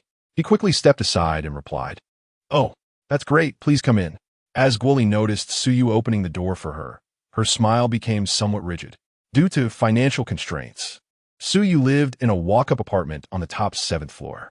The suitcase was filled with numerous daily necessities, and Guo Li, having climbed the 7 flights of stairs, was utterly exhausted. She had anticipated that Su Yu would offer to assist with bringing the suitcase inside, but to her surprise, he showed no inclination to help. One uncouth man, the assistant felt a twinge of resentment. After moving the suitcase into the room, Guo Li did not linger. She exchanged a few simple words with Xian before departing. As she left, Su Yu sensed a hint of sorrow in her gaze towards him. This look left him perplexed, ultimately attributing it to his undeniable charm. Daddy, look, these are the new clothes Mommy bought for me. Aren't they beautiful? Once Guo Li had departed, Xian eagerly opened the suitcase and began showcasing the clothing and toys to Su Yu, piece by piece. Yes, they look wonderful. Our Xian looks good in anything. Su Yu affirmed enthusiastically, showering her with praise. As the suitcase gradually emptied, Su Yu's bed became adorned with an array of little girl-esque garments. With the suitcase cleared, Xianxian resumed organizing her belongings in the room. The little girl, accustomed to independence from a young age, arranged her items with remarkable neatness. Observing Xianxian's industriousness, Su Yu suddenly inquired, "Xianxian, is your mother named Zhu Baoying?" "Yes," the little girl replied without hesitation, clutching a yellow stuffed dog as she prepared to place it on her bedside. However, a few seconds after her response, Xianxian froze in place. She turned her head, her eyes wide with surprise, one hand covering her mouth and the other still holding the toy. She looked utterly adorable. Her mother had repeatedly instructed her not to disclose her name to others, as it could lead to significant trouble for her. This was something she had always remembered, yet she had momentarily forgotten. Nevertheless, Xianxian's expression gradually relaxed again. "Daddy is not just anyone," the little girl declared, turning back to her tasks. Watching this scene unfold, Su Yu couldn't help but chuckle and shake his head. With such a delightful daughter by his side, life seemed to take on a brighter hue. However, after the laughter subsided, Su Yu's expression grew more complex. Goodness, Xianxian's mother was indeed Zhu Baoying, the stunning singer who had just made her debut on the Spring Festival Gala this year. No wonder Xianxian had pointed out Zhu Baoying on television during the new year with such pride. It turned out she was her biological mother. This marked Su Yu's first close encounter with a celebrity across both of his lifetimes. Truly, she was breathtakingly beautiful, yet her demeanor was somewhat frosty. The life of a star. Upon further reflection, if the exquisite starlet is Xianxian's mother and I am Xianxian's father, does that not imply that the other is, in essence, my wife? This notion is rather exhilarating.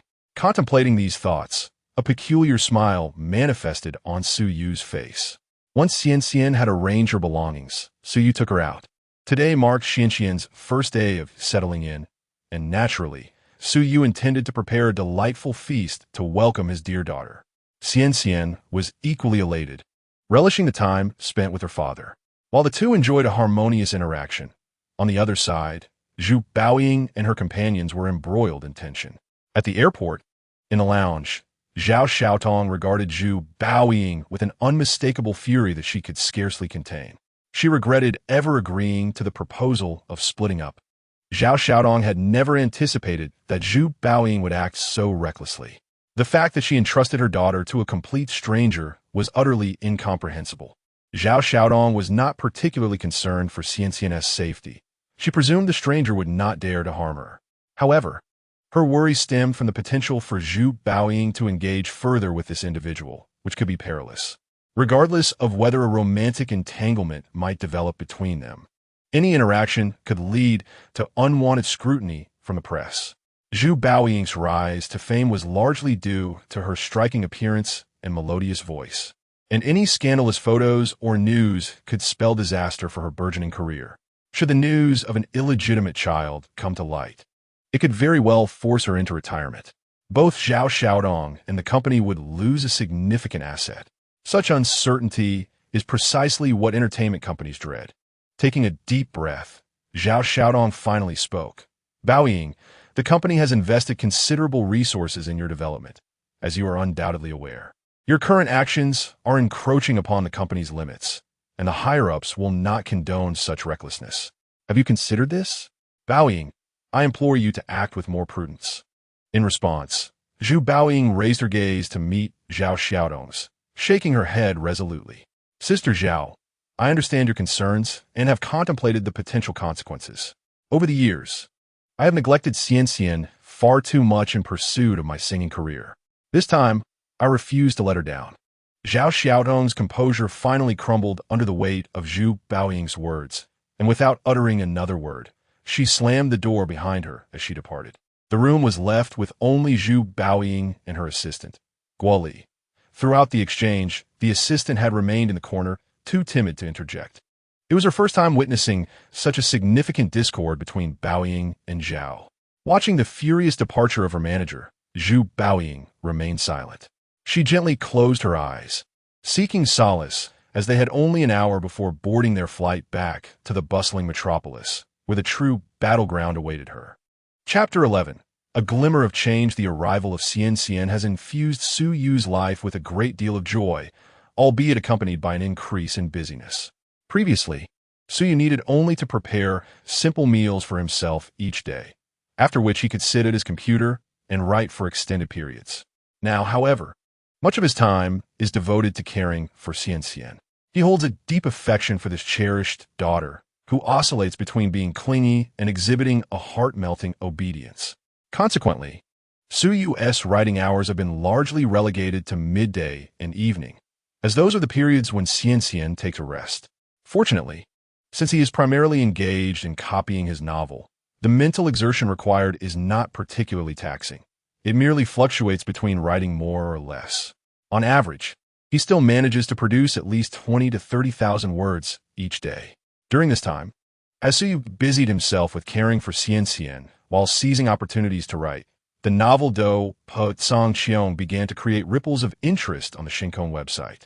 In Guangdong province, outside the gates of an electronics factory within an industrial park, a multitude of employees clad in matching blue uniforms emerged as the workday came to a close. Zhao Chong, fortunate enough to finish his early shift today, made his way home after enjoying dinner at a nearby restaurant situated at the foot of his apartment complex. A local resident of Guangdong, Zhao Chong's hometown lies a mere 10 kilometers from the factory where he works. Nonetheless, he seldom returns home, typically preferring to remain in his rented accommodation after work. Guangdong province, being a coastal region, serves as a frontier for economic reform in China and acts as a conduit for Western culture, economy, and technology. Historically, it has stood as the foremost economic province in the nation, leading to a flourishing financial state for its citizens.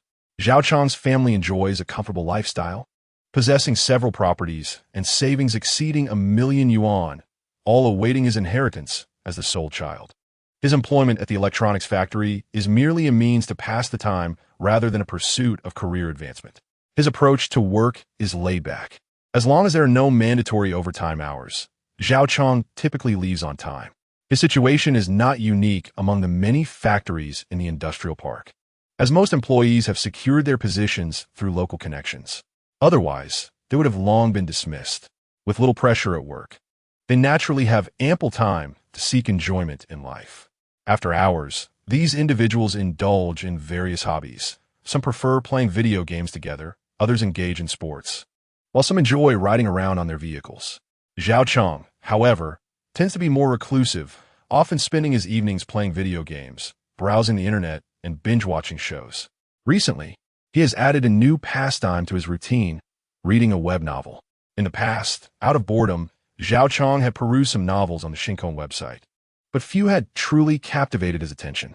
At this nascent stage of online literature, the genre is still in its infancy, primarily dominated by romance and fantasy, with few novels managing to hold Zhao Chong's interest for long. However, a few days ago, he stumbled upon a novel titled Do Po Song Qiong, which instantly drew him in. The novel, having been updated with merely 30 chapters, captivated Zhao Chong to the point of irresistible allure.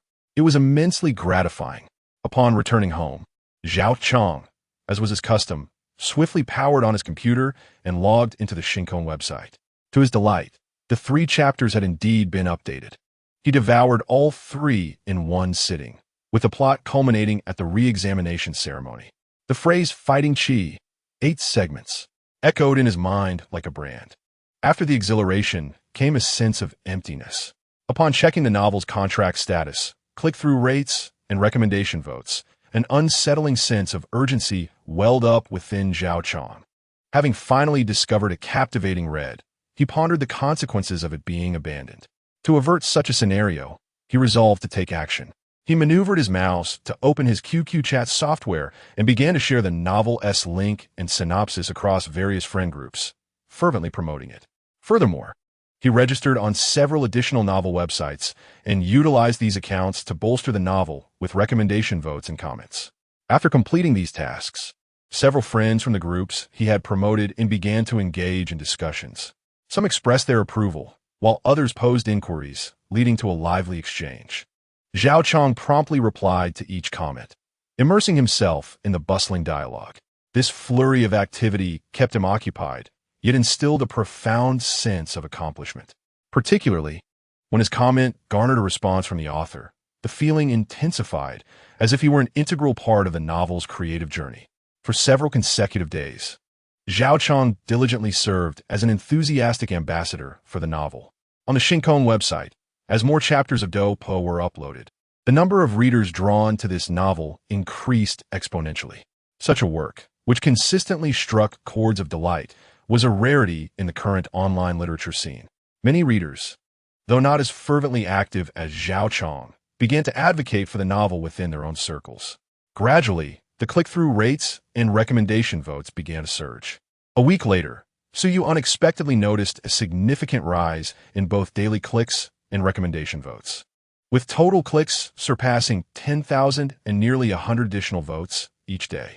Typically, he paid little attention to these metrics, confident that the quality of the novel would inevitably lead to its popularity. Although he generally ignored comments within the reader community, one particularly enthusiastic reader persistently tagged him in daily posts. Who could withstand such fervor? Reluctantly, Suyu found time to respond. To his surprise, his reply only fueled the reader's enthusiasm further. In light of this, Suyu appointed the reader as an honorary moderator within the community, allowing them to engage freely with other readers.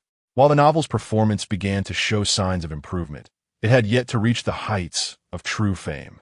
On that very day, the notification bell in Suyu's Shinkong Author Zone began to blink with urgency. It was a message from the website's editor. Having added the contact information of the other party, Suyu swiftly negotiated the terms of the contract with the website editor. Within a mere day, the contract was drafted and sent over. Upon confirming its accuracy, Suyu printed it out, signed, sealed, and dispatched it to the Shinkong group in the bustling metropolis of Shanghai. Regarding certain clauses within the novel contract and the revenue-sharing ratio, Suyu did not engage in extensive negotiations with the editor. He merely secured the status of a signed author. After all, he was still a novice embarking on his literary journey, and it was implausible to demand more favorable terms from the platform without having achieved notable success. The rewards and revenue sharing for signed authors did not differ from those of ordinary authors. The only advantage lay in the increased promotional resources available to him. This was of paramount importance to Suyu. He had no intention of delving deeply into the online literature realm. This was merely a venture to earn his first pot of gold. With a plethora of opportunities at hand, who would wish to toil endlessly crafting words? Chapter 12. Money-making strategies. With the novel performing well and the contract dispatched, Suyu felt a sense of stability.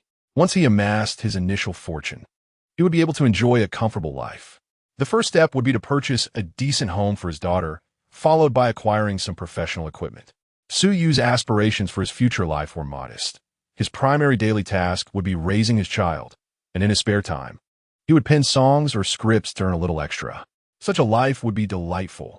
The only thing perhaps missing was a partner. The plan seemed flawless. Yet the first step encountered a hurdle. Suyu believed that he was not currently in need of money. However, the reality was quite the opposite. He had a daughter to support. That morning, as per his routine, Suyu took his daughter out for a stroll. Suddenly, she halted, her gaze fixated on a specific spot. Following her line of sight, Suyu discovered a kindergarten ahead. Curiously, he inquired, "Xian Xian, what's the matter?" Xian Xian lifted her little head and asked, "Daddy, when will Xian Xian go to school?" "School? It's not time for that yet. When the school year starts, Daddy will take you, all right?" Suyu replied softly, though internally he made a mental note of the matter. He had nearly forgotten about it during this period. When Zhu Baoying called to speak with Xian Xian, she had never mentioned this topic. From her demeanor, it seemed she was already contemplating long-term arrangements for Xian Xian to stay with him. Although this notion displeased Suyu, he genuinely cared for Xian Xian. Having promised to take care of her, he felt it was his duty to do so well. Attending kindergarten was a necessity. Resolute, Suyu began to investigate kindergarten options that very day. Due to the fact that he resided in an old factory district, the surrounding buildings and public facilities were rather antiquated. After visiting several nearby kindergartens over 2 days, he found their conditions lacking. Consequently, Suyu had no choice but to venture to a more upscale neighborhood in search of better options. He did find a kindergarten with excellent facilities, Yet the primary admission requirement stood as an insurmountable barrier. To gain admission to this kindergarten, one must possess property in the vicinity of the commercial district. Upon encountering this stipulation, Suyu nearly erupted in expletives. Even in a different world, he found himself ensnared by the relentless grip of this policy. In his previous life, Suyu had witnessed countless individuals vociferously denounce this very regulation online. Noticing the fury brewing within Suyu, the attending teacher hastily added, "You may also opt to pay a school choice fee, a flat rate of 30,000 yuan. Although Suyu struggled to conceal his indignation upon hearing this, he gritted his teeth and endured. Such occurrences had become all too familiar. He would have to devise a plan to secure the funds. Suyu had no intention of broaching the subject with Zhu Baoying. After all, men value their pride. He was confident in his ability to earn that 30,000 yuan. However, with more than 10 days remaining until the enrollment deadline, relying on the royalties from his novel Do, Songqiu would undoubtedly be insufficient. According to the contract procedures of Shinkong Network, it would take about a week for the website to transition his novel to a signed status. Not to mention the subsequent processes of recommendation and listing. To receive his first royalty payment, it would likely require at least another month, an undeniably awkward predicament.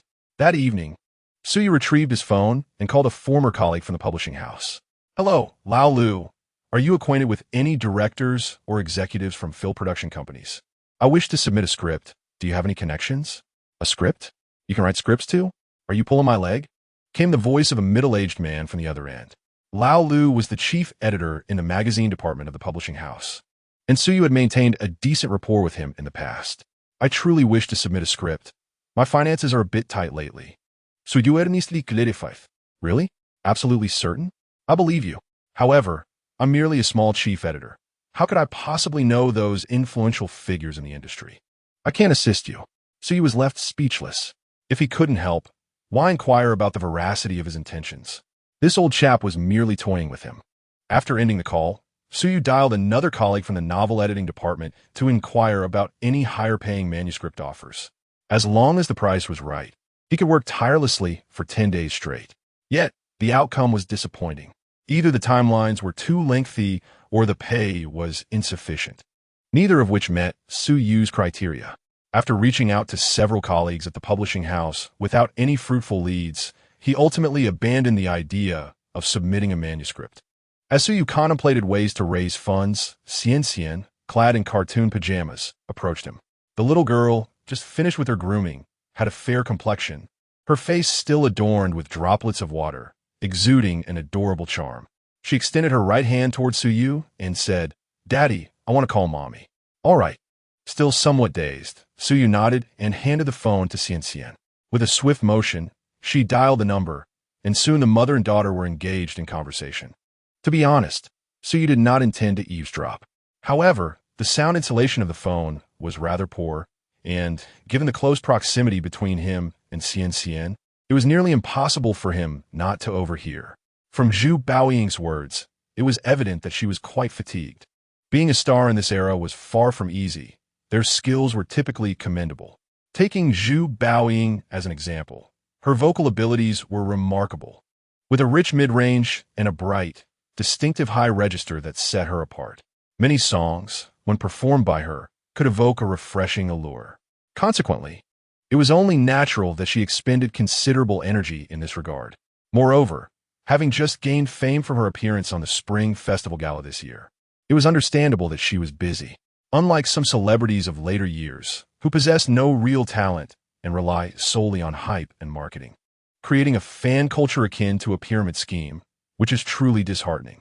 Despite her weariness, Zhu Baoying patiently engaged in conversation with her daughter, her voice imbued with a unique tenderness. Hearing this voice, Suyu found it difficult to reconcile it with her otherwise indifferent persona in reality. As he listened, Suyu's eyes gradually sparkled with inspiration, for he had conceived a profitable venture that could be realized swiftly, selling songs. With a superstar as her mother, there was no shortage of avenues for submissions. In his past life, due to his role as a decision-maker, Suyu had analyzed and researched numerous songs, most of which were popular hits and timeless classics. The music software of later times boasted comprehensive features, making the extraction of sheet music remarkably simple. With a method to raise funds in mind, Su Yu felt at ease. He hummed a cheerful tune as he entered the room to freshen up, while Xian, being considerate, ended the call early. That night, Su Yu slept soundly, cradling Xian's petite form. Chapter 13. Inquiry 2 days later, in the bustling metropolis. At the New Language Media Company. Ding! The crisp sound of the elevator doors opening resonated as Zhu Baoying stepped out. Her makeup as radiant and elegant as ever, though a hint of melancholy shone through her sunglasses. Behind her, her assistant Gua Li discreetly followed at a distance of 1 meter. Upon exiting the elevator, Zhu Baoying made her way directly to the office of the vice president in charge of music affairs in the artist management department. Hello, Sister Baoying. Sister Baoying, you're back. Along the way, the employees of the management department greeted her warmly upon seeing her. New Language Media Company is a reputable entertainment firm in the metropolis, historically focused on film and television. Although they had dabbled in music, they had few notable artists until recently, when things began to improve. Zhu Baoying was the most successful female singer nurtured by New Language Media, having barely gained entry into the ranks of top-tier artists in the country. Her vocal prowess was exceptional, with a timbre that few female singers could rival. Following her performance on the Spring Festival Gala this year, Zhu Baoying's fame soared. Currently, she stood as the leading figure in the company's record division. Please come in. Soon, Zhu Baoying arrived at the door of the director's office in the brokerage department. The assistant stepped forward and knocked on the door, and a steady voice of a middle-aged man resonated from within. Upon hearing this, Gua Li promptly pushed the door open, gently closing it after Zhu Baoying entered. Baoying, what brings you here? He exclaimed. Come, take a seat. I have just received a box of exquisite Blue Mountain coffee. Let me brew you a cup. Inside the office, a middle-aged man, around 40, with slick-back hair, warmly welcomed Zhu Baoying upon her arrival. This man was Wang Hongchuan, the deputy director in charge of music affairs at New Language Media Company. Director Wang, I have come to inquire about my upcoming schedule. It seems that the previously arranged performances have been canceled. If there are no other plans from the company, I will return to Jiangzhou, Zhu Baoying stated directly, without engaging in excessive pleasantries. Wang Hongchuan paused his movements, looked up, and replied with a smile, Baoying, those performances were canceled due to a failure to negotiate the price. You are aware that since your appearance on the Spring Festival Gala this year, your popularity has surged significantly. Naturally, performance fees can no longer be treated as before. As for future arrangements, the company is also considering options. Given that you have firmly established yourself in the music industry and your popularity remains, the company would like you to venture into the film and television sector as well. Diversifying your career will ensure a more stable footing. Zhu Baoying furrowed her brow and replied, but I have no desire to pursue that direction. I only wish to sing. Wang Hongchuan encouraged her with a smile, Baoying, to elevate your status in the industry. A multifaceted career in film, television, and music is the optimal path. We have already devised a plan. However, the leadership needs to deliberate carefully before making a decision. Just wait a little longer. Zhu Baoying remained silent for a moment before nodding. All right, I will return to Jiangzhou and await news. With that, she did not wait for Wang Hongchuan's response, gave a slight nod, and turned to leave. As Zhu Baoying exited the office, Wang Hongchuan's smile quickly faded, and his expression grew serious. After a moment of contemplation, he left his office and headed toward the office of the company's deputy general manager, Lu Yuan. General Manager Lu, Zhu Baoying just came to see me. Wang Hongchuan reported immediately upon entering Lu Yuan's office. Oh, what did she say? Lu Yuan inquired, raising an eyebrow. Wang Hongchuan replied, she didn't say much. She simply asked about her upcoming schedule. After I conveyed your instructions to her, she turned and left, mentioning that she would return to Jiangzhou to await news. Upon hearing this, Lu Yuan frowned, lost in thought. More than a week ago, when Zhao Xiaodong returned to report Zhu Baoying's situation in Jiangzhou, Lu Yuan had taken it seriously. The company's music business had only recently begun to show signs of improvement, and the management could not allow such a potential risk to linger. It was imperative to address it swiftly. That very day, Lu Yuan had taken the initiative to arrange a meeting with Zhu Baoying, hoping to reason with her and encourage her to reconsider her stance. However, Zhu Baoying's stance is resolute, and her reasoning appears quite sound. When she signed with Sinew Entertainment, the fact of her premarital pregnancy was already known, and she chose not to conceal it. Sinew Media, fully aware of Zhu Baoying's circumstances, nonetheless proceeded to sign her, thereby accepting this reality. Zhu Baoying's current actions are devoid of any violations. While this is logically true, her behavior is perceived by the agency as a sign of insubordination. Had she been under the auspices of a lesser-known company, the situation might have been handled differently. They would endeavor to shield their artists from such issues, and if matters escalated, they would simply relinquish them. However, Sinew Media is far from a small enterprise. It holds a significant position within the film and television industry and is unlikely to indulge its artists. Those who dare to be rebellious must be dealt with sternly. Otherwise, if other artists follow suit, the company's future would be jeopardized. There are matters beyond the constraints of contracts that they can still address. In the entertainment industry, a major company has numerous strategies to manage its artists. The most severe measure is a complete ban from the industry. After discussions yielded no results, Liu Yuan decided to leave Zhu Baoying in limbo, hoping to compel her to approach the company for negotiations. Consequently, a substantial portion of Zhu Baoying's post-holiday promotional activities was canceled.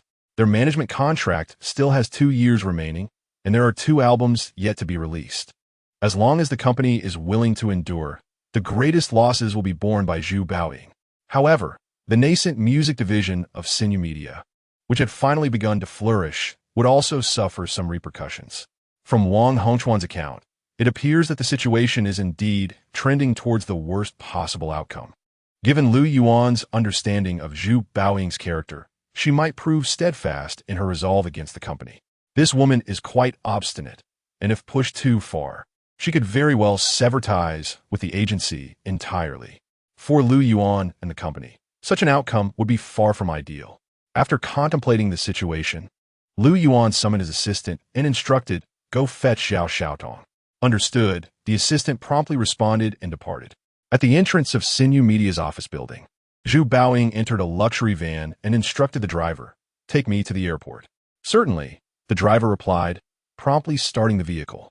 In the passenger seat, Guo Li, who had accompanied her, cautiously glanced at the rearview mirror and inquired, "Sister Baoying, where are we headed?" "Back to Jiangzhou," Zhu Baoying replied succinctly. After speaking, she leaned back in her seat and closed her eyes to rest. Observing this, the assistant did not dare to pry further. She discreetly took out her phone to send a message to Zhao Jia. Suddenly, Zhu Baoying's phone rang. Upon checking, she found it was a call from Su Yu, likely initiated by Xian. With a smile on her face, Zhu Baoying answered the call. Chapter 14. I wrote a song, hello? A man's voice came through the line. Zhu Baoying immediately recognized it as Su Yu's voice and replied softly. Su Yu's tone seemed hesitant. What is it? Zhu Baoying furrowed her brows, her heart suddenly leaping in apprehension. Could it be that Xian was in trouble? I have written a song and would like to sell it to you. Would you care to take a look? Su Yu hastily interjected, sensing the unusual tone in Zhu Baoying's voice. Last night, he had thought this matter to be quite straightforward. Yet when the moment to make the call arrived, he found himself at a loss for words. After all, Xian resided with him. Would that woman misconstrue his intentions as a veiled request for money? Su Yu wished to avoid such a misunderstanding, though he had not pondered deeply on the reasons behind this desire. You've written a song? Indeed, upon hearing this, Zhu Baoying's expression shifted noticeably within the confines of the van. If her memory served her right, the information previously gathered by her agent, Xiao Xiaotong, indicated that Su Yu had never been associated with songwriting throughout his life.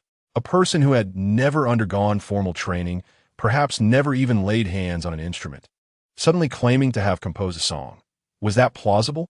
A myriad of thoughts raced through Zhu Baoying's mind in an instant. After a few seconds, she replied coolly, "No need. Just send me your bank account details, and I will transfer 100,000 yuan to you shortly." Upon hearing Zhu Baoying's response, Su Yu smacked his forehead in realization. Indeed, he had been misunderstood. "Dad, what's wrong?" Xian, who had been sitting quietly beside him, immediately grasped his arm with concern. "It's nothing, Xian," Suyu quickly reassured her. He then addressed the phone once more. Zhu bowing, "I did not call to ask for money. I genuinely wrote a song. Please provide me with your email address, and I will send you the score. If you find the song unsatisfactory, you're under no obligation to accept it." His tone grew more emphatic, and without further ado, he hung up the phone. Zhu Baoying's nonchalant demeanor irked Suyu, who felt his dignity as a time traveler had been insulted. Seeing him abruptly end the call, Xian pouted and softly remarked, "Dad, I haven't spoken to Mommy yet." Suyu, caught off guard by her words, felt a twinge of awkwardness, his anger dissipating as he swiftly embraced his obedient daughter to console her. Meanwhile, Zhu Baoying's lips twitched slightly. Her expression remained icy. She glanced at her phone screen, her slender fingers applying a bit of pressure. Subsequently, she set down her phone and resumed her meditative state. The driver and the passenger in the front seats remained silent as well. After approximately 10 minutes, Zhu Baoying reopened her eyes and picked up her phone again. Unlocking the screen, she quickly retrieved the earlier number and sent an email address. Completing this task, Zhu Baoying lifted her gaze to the window. The airport was fast approaching. Once the van came to a halt, Zhu Baoying, notebook in hand, entered the airport lounge, while her assistant, Guo Li, went to assist with ticket bookings. Settling onto a sofa in the lounge, Zhu Baoying promptly opened her laptop. She was eager to discover what kind of song the other party had composed. As the computer booted up, Zhu Baoying swiftly accessed her email to check for any correspondence. Soon, a complete musical score appeared on the screen, looking quite professional. The song was titled Invisible Wings. Each time, I stand strong amid solitude. Each time, even when deeply hurt, I do not shed a tear. I know I have always possessed a pair of invisible wings that carry me beyond despair.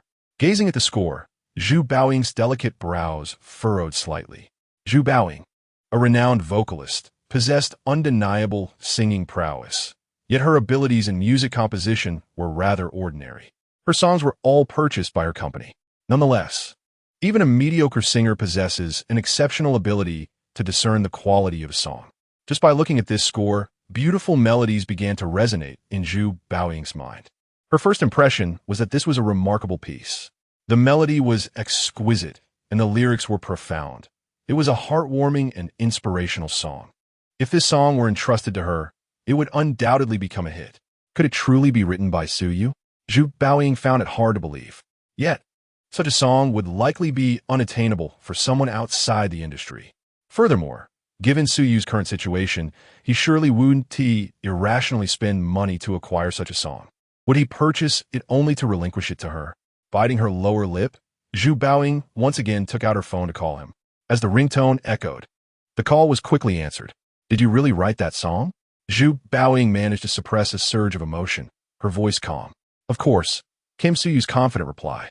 He had completed the score in merely half a day and had also registered the copyright on a digital music platform. In this realm, Invisible Wings was 100% original work by Suyu. Upon hearing Suyu's response, Zhu Baoying fell silent. She believed him. If it were a lie, it could easily be exposed. Zhu Baoying trusted that he wouldn't be so foolish. Moreover, Suyu intended to sell the song to her. Hearing the silence on the line, Suyu felt a twinge of pride. After approximately a minute of silence, Zhu Baoying finally spoke again. "I will purchase the song, but we will sign the contract later." She was still a signed artist with Sinew Media and, to avoid exacerbating tensions, decided to wait until matters settled before acquiring the song in the company's name. "Later? That won't do. I urgently need the money. If you don't want it, could you possibly recommend me to other singers? As long as they can afford the price, I'm not picky." Suyu, however, did not acquiesce. He could not afford to wait. If it weren't for the pressing time constraint, he would not choose to sell the song now. Songs require the right artists. If a singer lacks the requisite skill, even the finest song could be ruined. Suyu had no intention of allowing such treasures to be squandered. However, if it were just one song, it might be acceptable. Moreover, he was merely an unknown individual at present, with no works to his name. Even the best-written songs might not fetch a good price. This was also the primary reason Suyu had the audacity to seek out Zhu Baoying. Having entrusted his daughter to her, he could hardly let her down. "If you're in urgent need of funds, I can transfer some to you. How much do you require?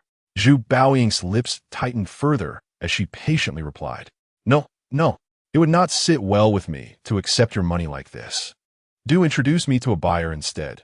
Su Yu steadfastly declined. Suddenly, with a sharp exclamation, Zhu Baoying's chest heaved, and she abruptly ended the call. Just then, her assistant Guo Li returned, clutching 2 plain tickets in her hands. Chapter 15 Unexpected Call. Baoying Jia. I have secured the tickets. We depart in about an hour. In the lounge, Assistant Guo Li entered, holding the tickets. Xiao Li, please return the tickets, Zhu Baoying said, glancing at the tickets with a hint of anger on her face. What? Guo Li was momentarily taken aback, and upon noticing Zhu Baoying's expression, she instinctively recoiled, hurriedly explaining. Baoying Jia, this is the nearest flight to Jiangzhou. She assumed Zhu Baoying was dissatisfied with the departure time.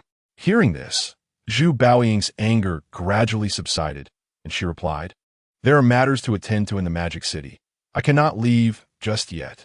Oh, Baoying Jia, where shall we head now? I will make a call. More than 10 minutes later, the van departed from the airport. On the other end of the line, Su Yu held his phone with a perplexed expression. What does this mean? Did I just offend her? He muttered under his breath, sheepishly putting away his phone. But as he looked up, he was met with the tearful gaze of Xian, causing him some distress. Just then, the phone rang again. Su Yu's face brightened, and he quickly answered, Hello, are you out of your mind? Why did you hang up suddenly? I am Zhang Ningxue, came a deep, magnetic voice after a few seconds of silence. Hello, Chief Editor Zhang. My apologies, I thought it was someone else calling, Su Yu stammered, startled by the voice. Who? Zhang Ningxue asked succinctly. Just a rather dull individual. What can I do for you, Chief Editor? Su Yu replied, somewhat taken aback by the beautiful editor's words. Why are all these women acting so strangely? I heard you were looking for work. Zhang Ningxue inquired, her tone measured and unhurried. Her voice was distinctly commanding, making every word a pleasure to hear. Had she existed in a previous life, her mere presence would have attracted a multitude of admirers, incomparable to those mere amateurs. Chief Editor, my family is in urgent need of some funds, which is why I inquired about suitable job opportunities. I did not intend to seek any special favors, Su Yu explained, feeling somewhat embarrassed. What type of articles do you excel at writing? Zhang Ningxue continued, ignoring his explanation. Su Yu candidly remarked that he was proficient in all genres of novels and scripts. On the other end of the line, Zhang Ningxue fell into silence. After several seconds, her voice resonated again. The publishing house has recently received a commission for a martial arts novel from an entertainment company. They intend to adapt the novel into a film script, and the compensation is quite favorable. You might want to consider it. No problem. Thank you, Chief Editor.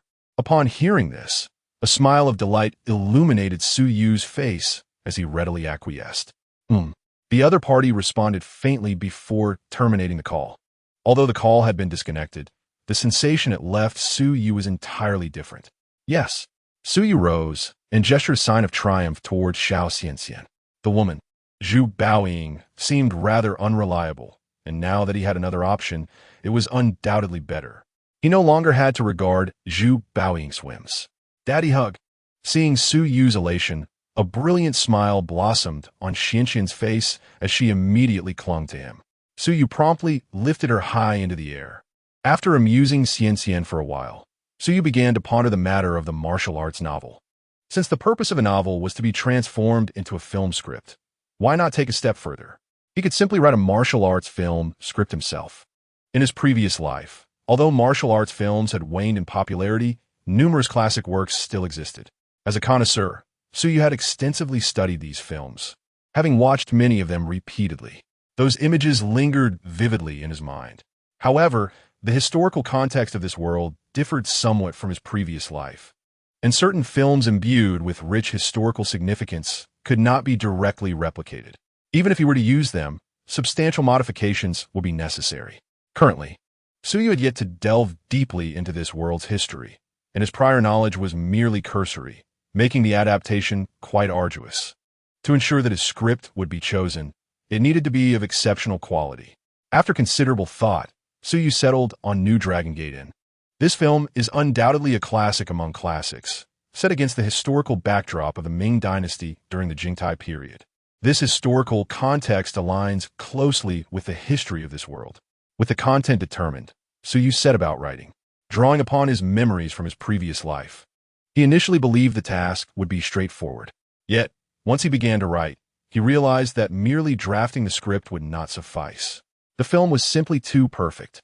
This perfection stemmed from the meticulous crafting of the script, careful casting choices, choreographed martial arts, aesthetic applications, and voice acting, all of which were intricately woven together.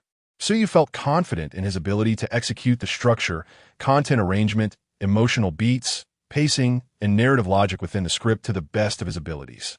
However, what truly resonated in the film was the profound cultural spirit embodied through themes of patriotism, Confucian and Taoist traditions, and martial arts, a synthesis that might be difficult for the inhabitants of this world who had not experienced the martial arts era to fully comprehend or imagine. To ensure selection, it is insufficient to merely possess a script. Deeper refinement is imperative to manifest more substantial content, such as character descriptions, fight choreography, and scene arrangements. Gradually, Su Yu became engrossed in his work.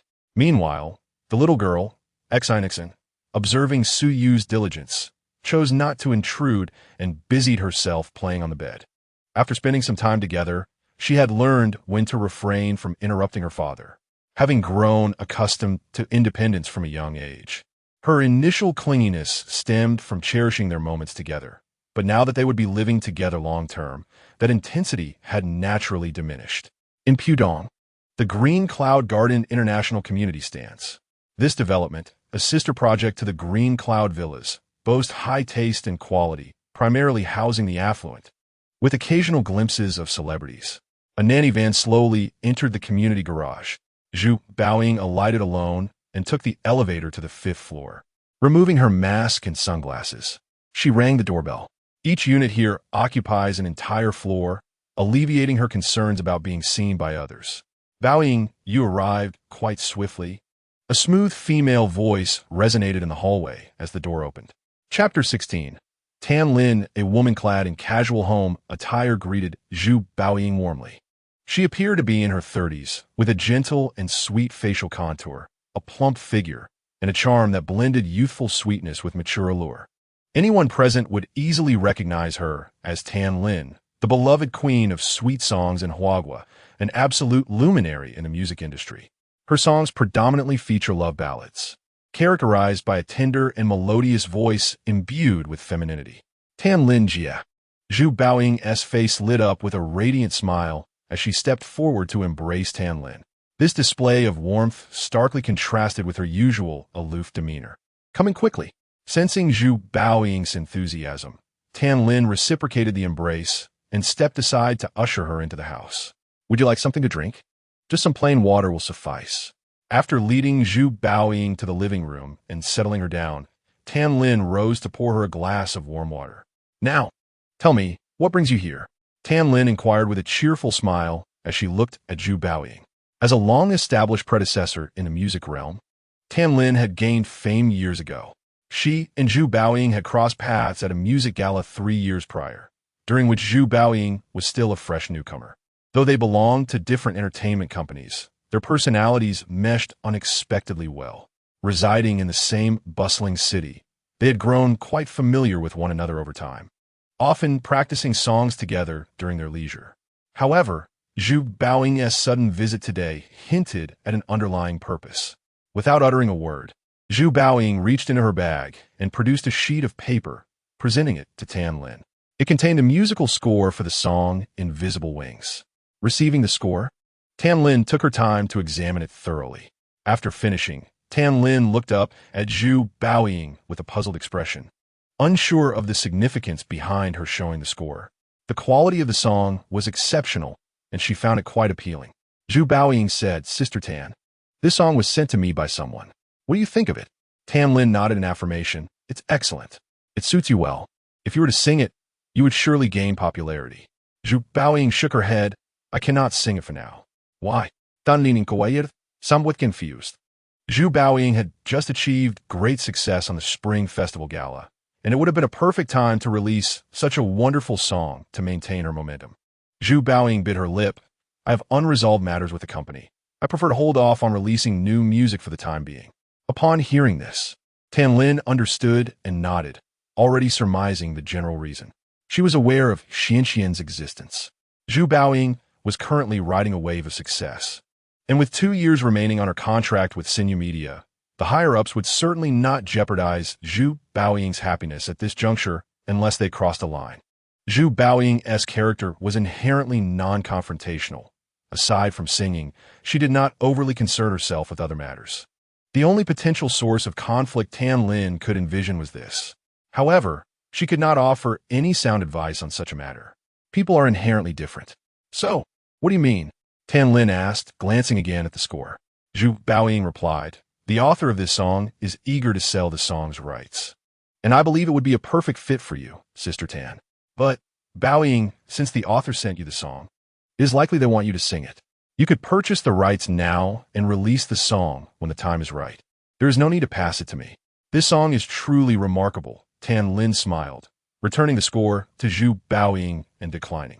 In recent years, the market for sweet songs has evidently declined, and Tan Lin's singing career has also begun to wane, having not released an album or single for over 2 years.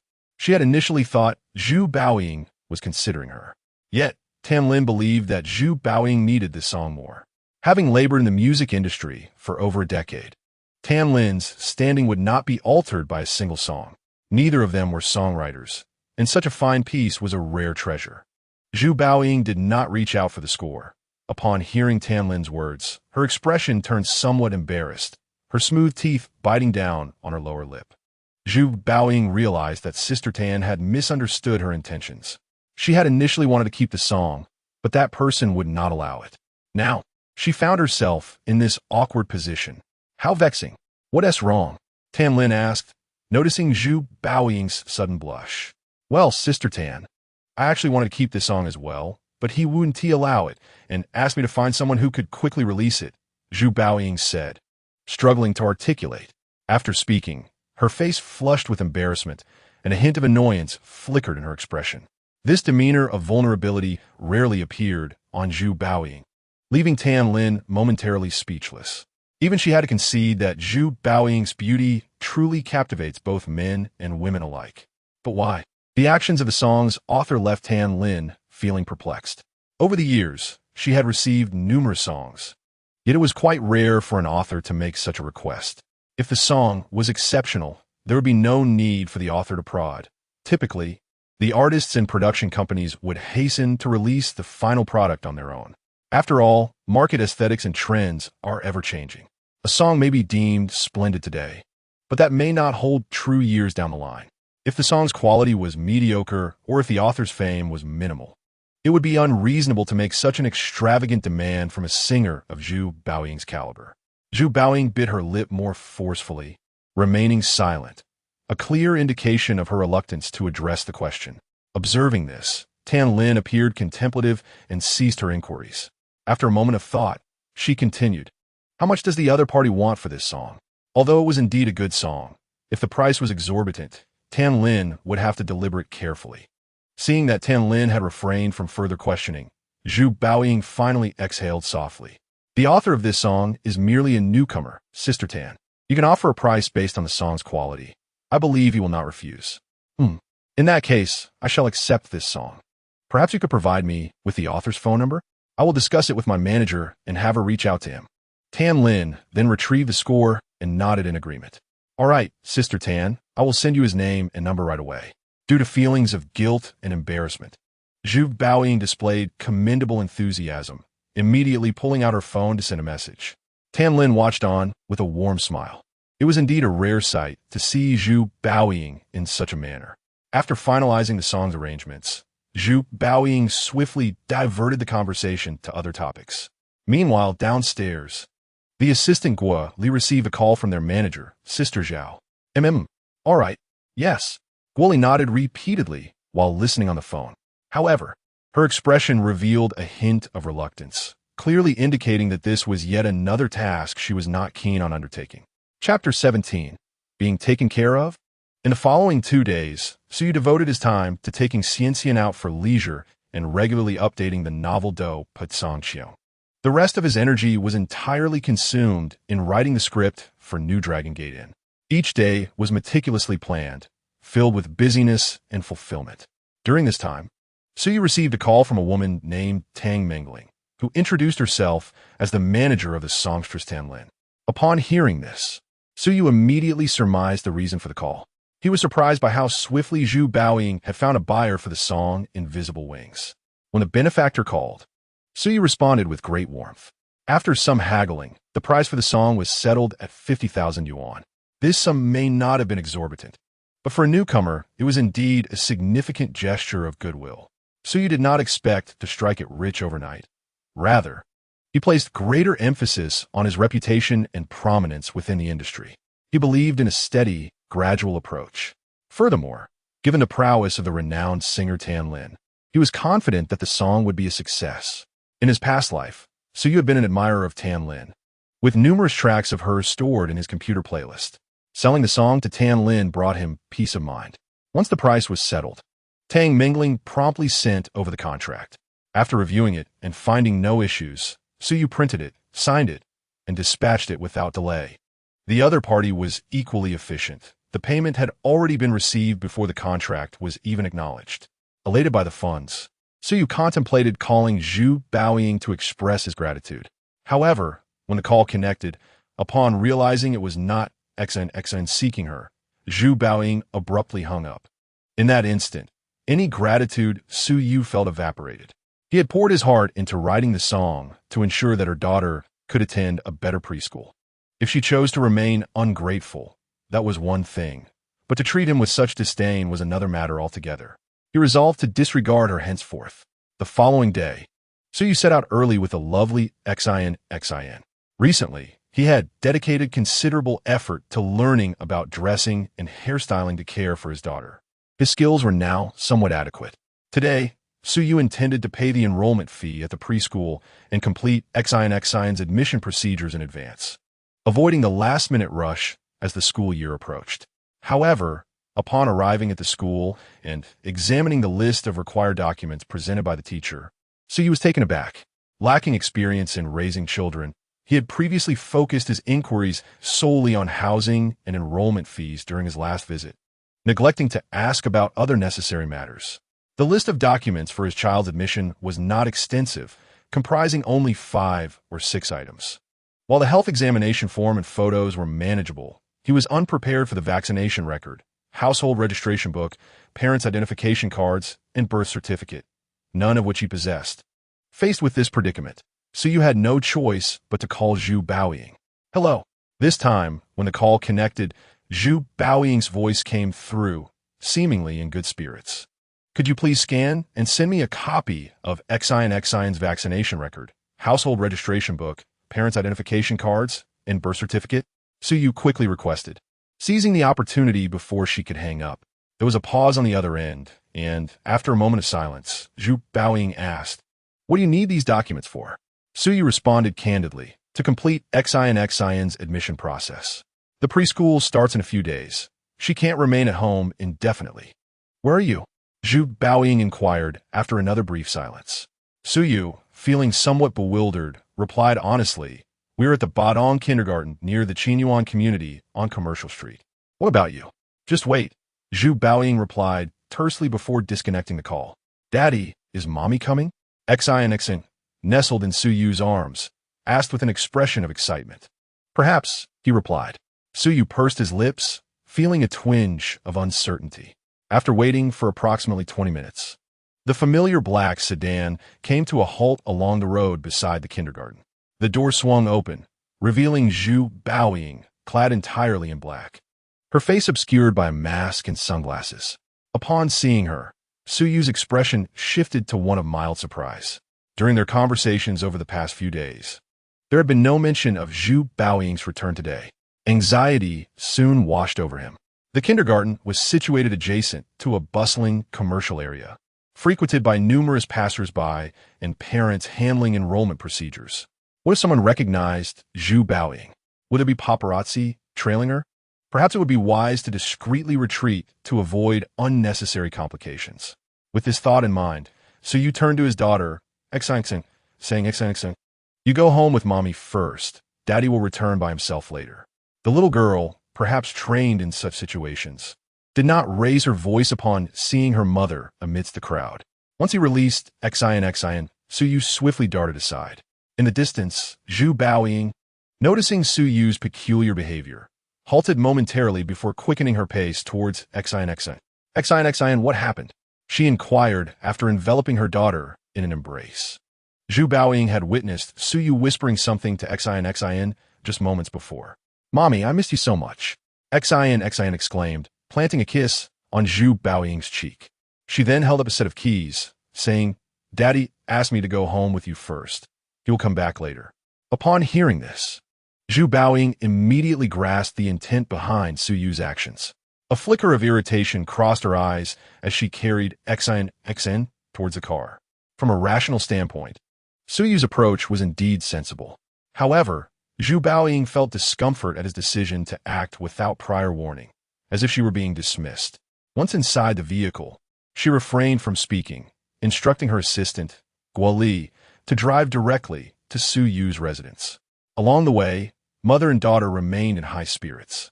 It was only after Zhu Baoying's car departed that Suyu managed to hail a taxi to follow them home. The cab and Zhu Baoying's vehicle arrived at the apartment complex almost simultaneously, prompting a moment of admiration for the prowess of the taxi drivers in Jiangzhou. Sometimes, they truly drove with remarkable speed. After exiting the taxi, Suyu deliberately lingered downstairs for nearly 10 minutes before ascending. Upon entering his home, he was met with the sight of Zhu Baoying assisting Xian in organizing her belongings. This sight caused Suyu to freeze, his expression darkening as a surge of deep-seated frustration and resentment threatened to erupt. What was this? Only when she needed something did she leave their daughter with him.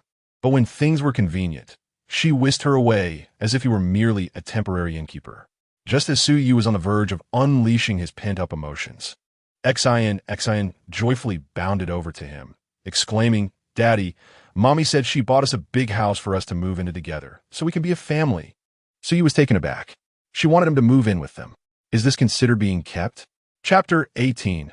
Cohabitation as Suyu's spell was interrupted. He took a moment to regain his composure.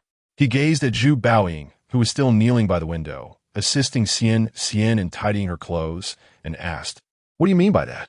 While speaking, Suyu's eyes inadvertently lingered on the bed for a moment. Indeed, the woman's curves were truly beautiful, particularly her voluptuous form, which was quite enticing. Upon hearing Suyu's question, Zhu Baoying paused her movements for a brief moment before speaking softly without looking up. "The conditions here are rather poor. It's inconvenient for both of you to stay here for an extended period.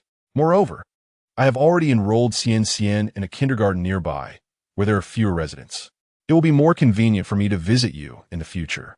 In response, Suyu nodded, though he hesitated and remarked, "Your considerations are reasonable, but given that we are neither relatives nor close friends, it might be inappropriate for me to move in with you."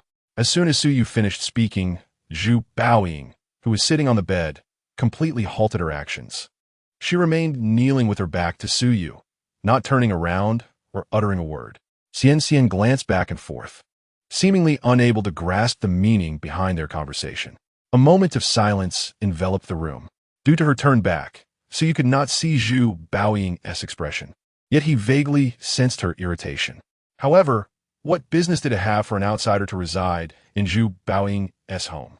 After a brief pause, Zhu Baoying finally spoke. "I want to be able to stay for long this time. After I leave, I would trouble you to help take care of Xian. If you mind, you can consider it as me employing you, and I'll pay you a monthly salary." Her tone was somewhat stiff. "Oh, that one TB necessary. I'm willing to take care of Xian as I have time on my hands. How about this? Let us consider my stay as renting from you, and the rent will serve as my compensation for looking after Xian," Suyu proposed. In truth, Suyu did not entirely reject the idea of moving in with him. On one hand, his bond with Xian had grown stronger, and he found it hard to part with the little one. On the other hand, despite her somewhat difficult temperament, Zhu Baoying's appearance aligned with Su Yu's aesthetic preferences, and she was a prominent star. The thought of cohabitating with her was quite exhilarating. However, he felt a bit embarrassed about it, given that the house belonged to her. Zhu Baoying, kneeling on the bed, did not respond and resumed her earlier task, which could be interpreted as an implicit agreement. Seeing this, Su Yu felt a bit awkward. It was quite embarrassing. Why could he not be more assertive?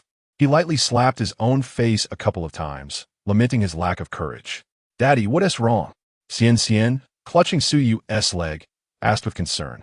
"It's nothing. Daddy is just swatting mosquitoes," Su Yu awkwardly explained. Upon hearing this explanation, the little girl looked around, still puzzled, and murmured, "But there aren't any mosquitoes right now?" Su Yu chose to ignore her inquiry. With her back turned to him, Zhu Baoying slightly shrugged her fragrant shoulders. Sensing the atmosphere turning unfavorable, Su Yu hastily began to pack his belongings. After more than half an hour, he descended the stairs carrying 2 boxes, one large and one small. The larger box contained various items belonging to Xian, while the smaller held Su Yu's personal effects. His possessions were minimal, consisting of 3 seasonal outfits and some toiletries, with the only significant item being his computer. As for the remaining belongings and the matter of checking out, Su Yu planned to address it in a few days. With the 50,000 yuan earned from selling songs, he no longer felt the need to be frugal. Such a modest sum was hardly worth his concern. Following Su Yu, Zhu Baoying carried Xian and walked down, the corners of her lips subtly curling beneath her mask, her beautiful eyes betraying an unmistakable mirth. In the driver's seat, Guoli, who was about to exit the car to assist, was taken aback by this scene. Could it truly be Sister Baoying? Should she immediately report this to Sister Zhao?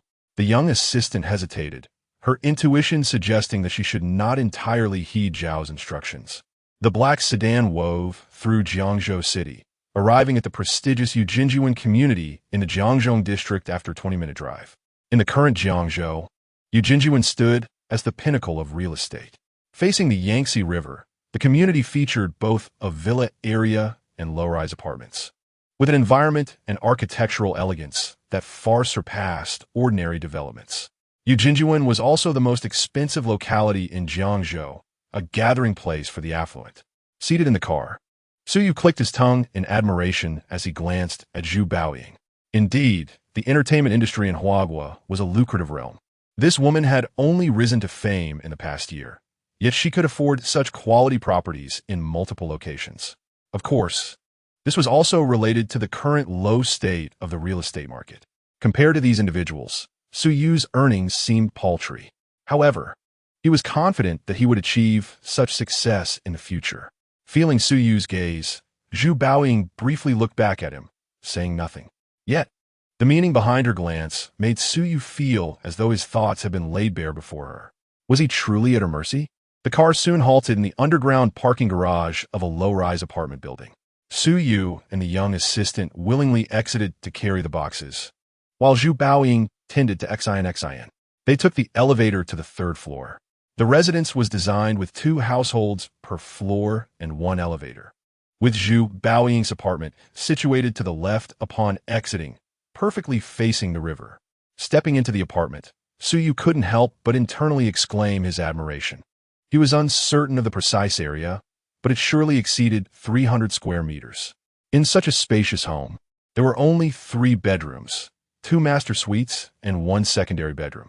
Each bedroom was equipped with its own bathroom, while the 2 master suites boasted independent dressing rooms. And each room was generously proportioned. The residence boasts a separate kitchen, study, music room, breakfast nook, Chinese dining room, guest lounge, and observation balconies on both the north and south sides.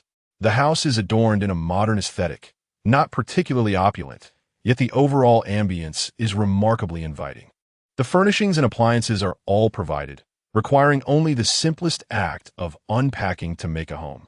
After moving their belongings inside, Zhu Baoying and her daughter, Su Yusin, began to organize their items. Meanwhile, the assistant, Guoli, who had accompanied them, was taken aback by the array of items that Su Yusin was unpacking. Initially, she had assumed Su Yusin was merely there to assist with the move.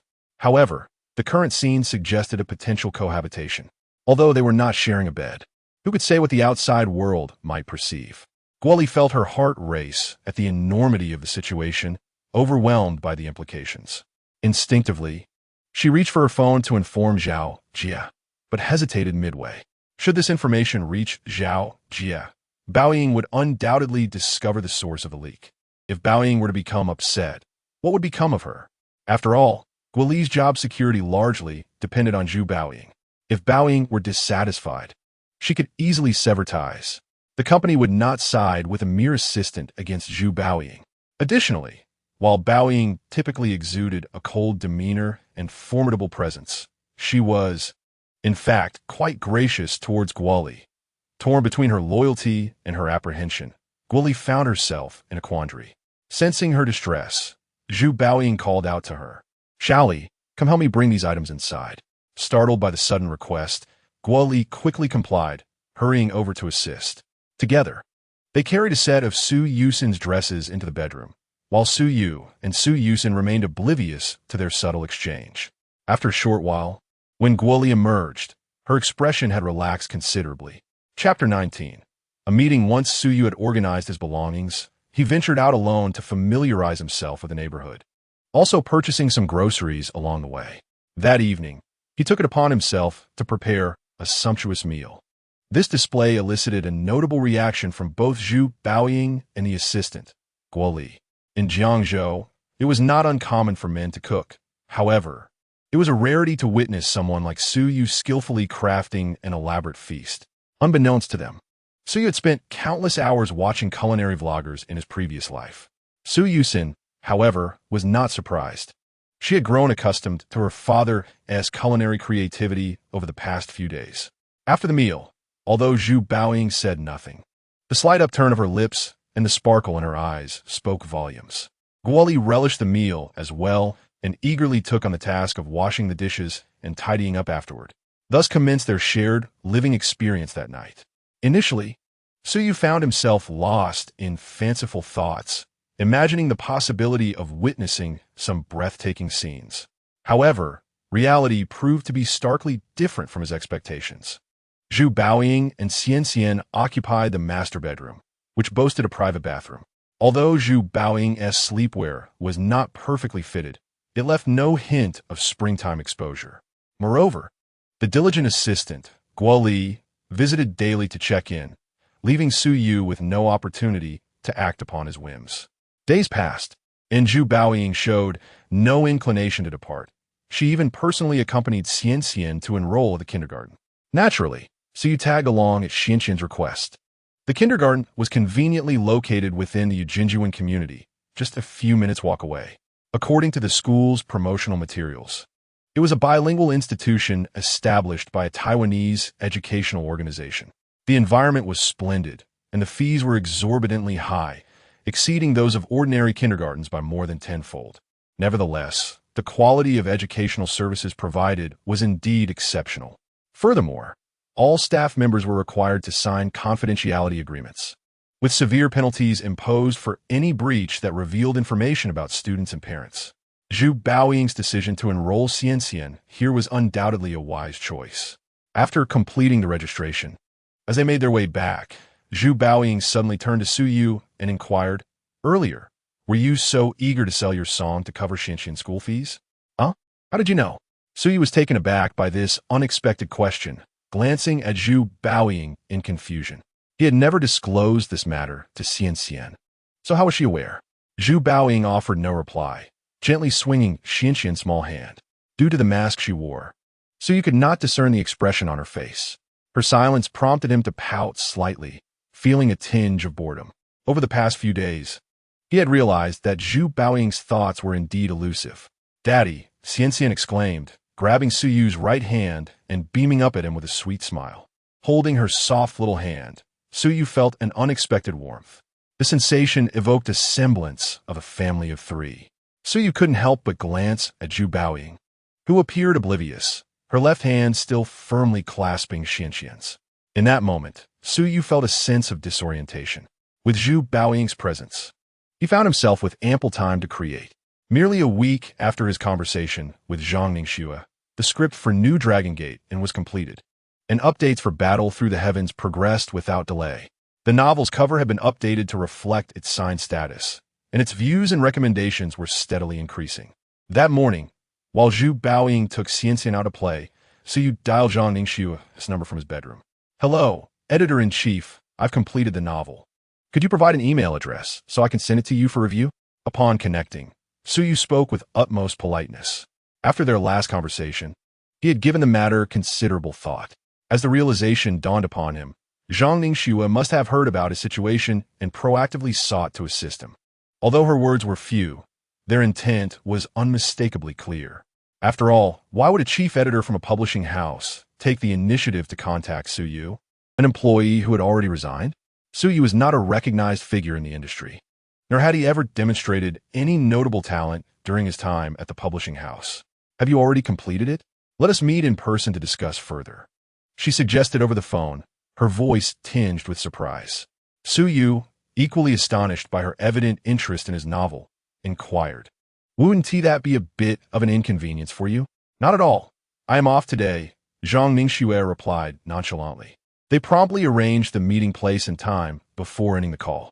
An hour later, Suyu arrived outside a CAF in the bustling Julong district. After confirming the location, he pushed the door open and stepped inside. The CAF boasted a pleasant ambience, and as Suyu surveyed the room, his eyes were immediately drawn to Zhang Ningxue. The moment he laid eyes on her, he felt an undeniable sense of awe. This was the first time he had seen her outside of her professional guise. Today, she wore a sleek black slip dress that accentuated her alluring curves, complemented by a lightweight gray blouse. Her long, fair legs were elegantly exposed as she crossed them nonchalantly, a stark contrast to her usual austere attire. With her delicate features and striking appearance, she exuded a sophisticated, mature charm. Within the CAF, several gentlemen at the adjacent table were surreptitiously glancing in her direction. Zhang Ningxue was engrossed in reviewing a document, her cascading black hair partially obscuring her profile. Witnessing this scene, Suyu couldn't help but admire her dedication. She could easily rely on her looks, yet she chose to work diligently. Perhaps sensing his gaze, Zhang Ningxue lifted her head and flashed a radiant smile that was utterly captivating. "Editor-in-Chief," Suyu greeted as he took a seat at her table. "You are no longer an employee of the publishing house, so please refrain from calling me Editor-in-Chief. I am a few years your senior. You may call me Sister Ningxue," she replied with a playful nod. "Isn't that a bit presumptuous?" Suyu stammered, feeling flattered yet bewildered. During their time at the publishing house, their interactions had been minimal, and he was perplexed by her sudden warmth towards him after his departure. Zhang Ningxue gazed at him, a gentle smile gracing her lips. "What? Do you not wish to acknowledge me as your elder sister?" Her voice was soft and melodious. "Sister Ningxue," Suyu relented, feeling a rush of embarrassment. Who could withstand such charm? "Very well, from now on, you shall be my little brother," she teased, a mischievous glint in her eyes. Chapter 20. On recommendation, little brother. Suyu felt a twinge of indignation. However, debating such a matter with a beauty seemed rather inappropriate. At times like these, it was prudent to shift the conversation to more suitable topics. Immediately, Suyu produced the printed manuscript and handed it to Zhang Ningxue, saying, "Sister Ningxue, here is the script I've prepared. Please take a look."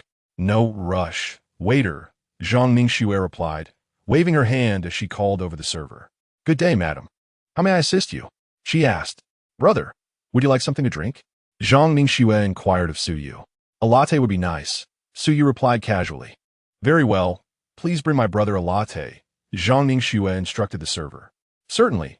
Please hold on for a moment," the server responded with a smile before departing. As Suyu observed Zhang Ningxue conversing with the server, he felt an inexplicable sensation. She appeared to genuinely relish being cared for. After ordering their refreshments, Zhang Ningxue engaged in light conversation with Suyu, discussing mundane matters. The atmosphere was pleasant, yet the peculiar feeling in Suyu's heart intensified. After about 10 minutes of casual chatter, they finally transitioned to the main topic. Zhang Ningxue began to examine the script Suyu had written, slowly turning the pages while he sat quietly beside her. From his vantage point, he could distinctly see the delicate skin of her exposed shoulders and her exquisite collarbone. stirring a tumult of emotions within him. Zhang Ningxue scrutinized the manuscript meticulously, turning each page with care. When she came across particularly captivating sections, Suyu could clearly see the sparkle of excitement in her eyes. Witnessing this, Suyu felt a sense of reassurance. The involvement of Zhu Baoying and the arrival of the 50,000 yuan from the song sale had alleviated his previous urgency. Nevertheless, he did not wish to disappoint Zhang Ningxue's goodwill. Although he remained uncertain about the reason behind her change in attitude towards him, it did not hinder their harmonious interaction. Perhaps it was his own charm working in his favor, he mused with a hint of vanity. After another 10 minutes, Zhang Ningxue finally set the manuscript down, lifting her gaze to meet Suyu's eyes. Her gaze shimmered with intrigue, and she praised, "This is quite impressive. The writing and concepts in your script are exceptional. I believe they will be well received. I can hardly wait to see how it transforms into a film. You flatter me. Sister Ningxue, Suyuri plaid madistri. I honestly never realized you possessed such talent. It's no wonder you left the publishing house. Remaining there would indeed be a disservice to your abilities," Zhang Ningxue remarked, her eyes appraising his face, her expression radiating warmth and delight. Suyu smiled, at a loss for words, as Zhang Ningxue's radiant smile and her magnetic voice nearly melted him. The two conversed in the CAF for quite some time before parting ways. As they left, Zhang Ningxue specifically advised Suyu to submit any future novels or scripts to her.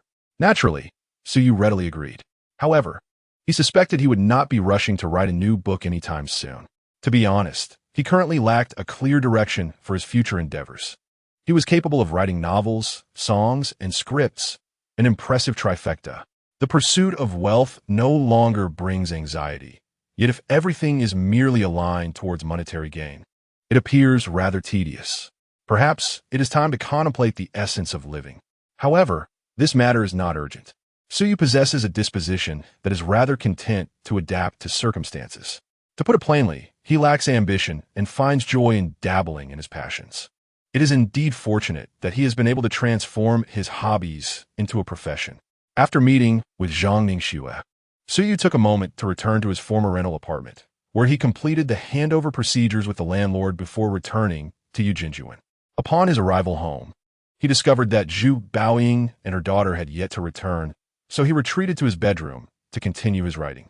On Shinko, Gong, Do Patsang Xiong has been updated to Chapter 72, totaling around 170,000 to 180,000 words. With the increase in word count, the novel's viewership and recommendations have been steadily rising, although it has not yet reached a breakout level.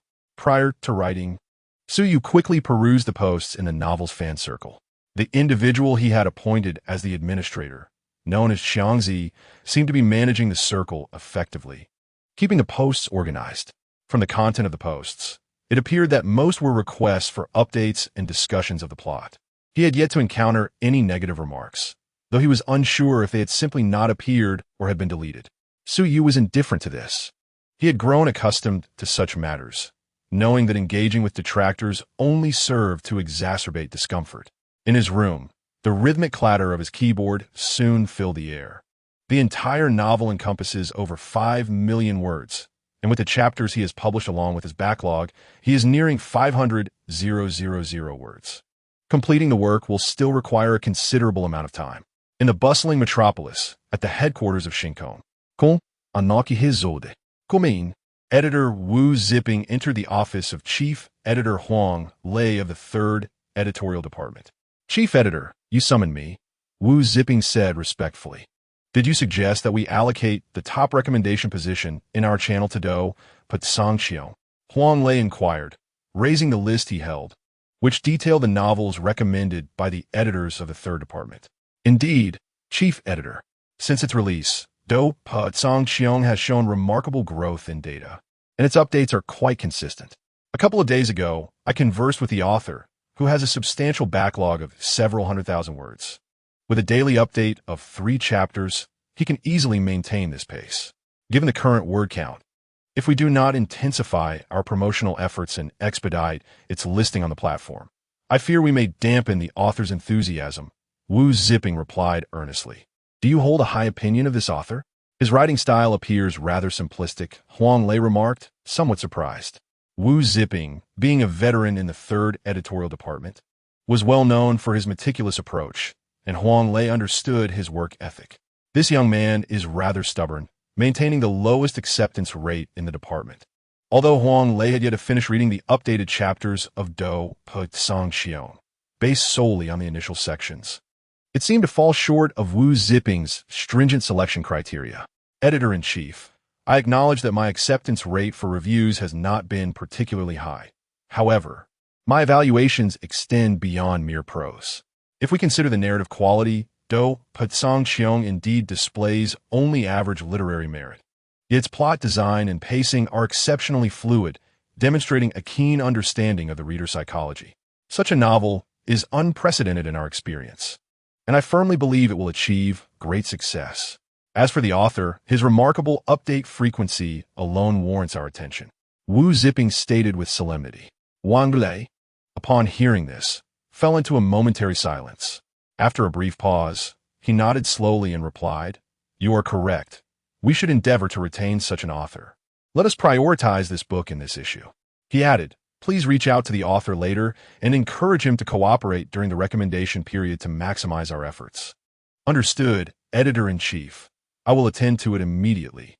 Wu Ziping's face lit up with joy as he readily agreed. Upon returning to his office, Wu Ziping quickly contacted Su Yu to inform him of the website's decision to prominently feature the novel. Su Yu, upon receiving the news, did not dismiss it. Instead, he took the initiative to post a chapter announcement in the public section and also created a pinned post in the reader circle. The message was clear. He sought the assistance of fellow readers to help promote the book. Chapter 21. I Do Not Believe. February 23rd, 2004. Today marks the first day of school for Xian Xian. In the early morning, Su Yu rose early to prepare breakfast. Since his rebirth, he has cultivated the habit of rising early. Of course, his notion of early is relative. Compared to many in this world, it could be considered late. Nevertheless, he has grown accustomed to it, ensuring he enjoys a solid 6 to 7 hours of sleep each night. In his previous life, the profession he pursued was fiercely competitive, with many individuals forming teams, while Su Yu operated independently, without much recognition. This was partly due to his early entry into the field. Due to work commitments, he often toiled late into the night, requiring him to sleep in until late the following day. Each day demanded the assimilation of vast amounts of knowledge, while video editing and scoring consumed considerable energy. Compared to the average person, Su Yu's sleep duration was significantly shorter. The consequence of this persistence was a noticeable decline in his physical well-being. In this lifetime, liberated from the harsh pressures of survival, Su Yu yearned to embrace a more relaxed existence. Maintaining his health became paramount. Otherwise, he feared he might miss witnessing the day of his nation's complete resurgence. Some treasures are only valued after they are lost. Before long, Zhu Baoying and her daughter had risen as well. After tidying up, they arrived at the dining table, where Su Yu had already prepared breakfast. Seated at the table, Zhu Baoying gazed at the exquisite breakfast laid out before her, a subtle smile gracing her lips, her eyes reflecting a hint of something unusual. Although such moments were not new, Zhu Baoying's emotions stirred, enveloped by an inexplicable warmth. Su Yu was oblivious to Zhu Baoying's unusual demeanor, his attention entirely focused on Xian Xian as he incessantly urged her on. The little girl had many admirable qualities, yet her leisurely pace during meals and her tendency to chatter made her easily distracted from eating. After breakfast, the mother and daughter took their time tidying up before heading out with Su Yu. It must be said that women possess a natural talent for grooming and beautification. "Goodbye, Dad." "Goodbye, Mom." At the school gate, Xian Xian, clad in her lovely uniform and carrying a small backpack, waved cheerfully at Su Yu and Zhu Baoying before happily turning to enter the school. Today, Xian Xian was particularly joyful, as both her parents were there to see her off for the first time. Outside the school gate, Zhu Baoying still wore a black mask and sunglasses. Watching her daughter dash into the school, she couldn't help but glance at the man beside her. Su Yu wore a radiant smile, his gaze fixed intently on Xian Xian's retreating figure. He genuinely cherished this daughter of his, and in recent times his parents had frequently called to speak with Xian, fully embracing her presence in their family. As for the matter of her mother, Suyu had skillfully sidestepped any inquiries. There was no way he could divulge the whole truth. As he maintained regular phone conversations with Xian, his parents seemed less eager to pursue the issue. "Brother, this is your first time seeing your daughter off to school, isn't it?" Suddenly, a voice emerged from beside Suyu. He turned to see a man in his 30s. "Yes, it's her first day," Suyu replied casually. "Haha, I could tell by your expression. I felt the same way when I took my daughter for her first day last year. The reluctance, the worry about whether she'd adapt to school life." The man's expression was quite natural. "Huh." Suyu chuckled lightly, choosing not to engage further. The man was rather familiar for someone he had just met. If they had crossed paths several times before, it might have felt different, but as it stood, Suyu found it somewhat uncomfortable. Such individuals were either extroverted or simply prone to excessive chatter. One must learn to protect oneself while venturing into the world. Ayu, Iyimiz Wufan, a resident of Block 3 and a member of the Ujinjuan Residence Committee. "You seem unfamiliar. You must have moved in recently," the man introduced himself, extending a hand to Suyu despite his cool demeanor. "Hello, I'm Suyu. Indeed, I just moved in a few days ago," Suyu replied, smiling as he shook hands with the man. They exchanged a few brief pleasantries before Zhuo Fan took his leave. Meanwhile, Zhu Baoying observed silently, neither leaving before Suyu nor interjecting into the conversation. On their way back, the two walked together in silence. Suyu suddenly turned, casting a curious glance at Zhu Baoying before inquiring, "Have you been quite idle lately?" This question had been on his mind for the past few days, as Zhu Baoying had spent nearly 10 days at home with seemingly little external contact. Each day, only the assistant Guoli would come to visit her at regular intervals.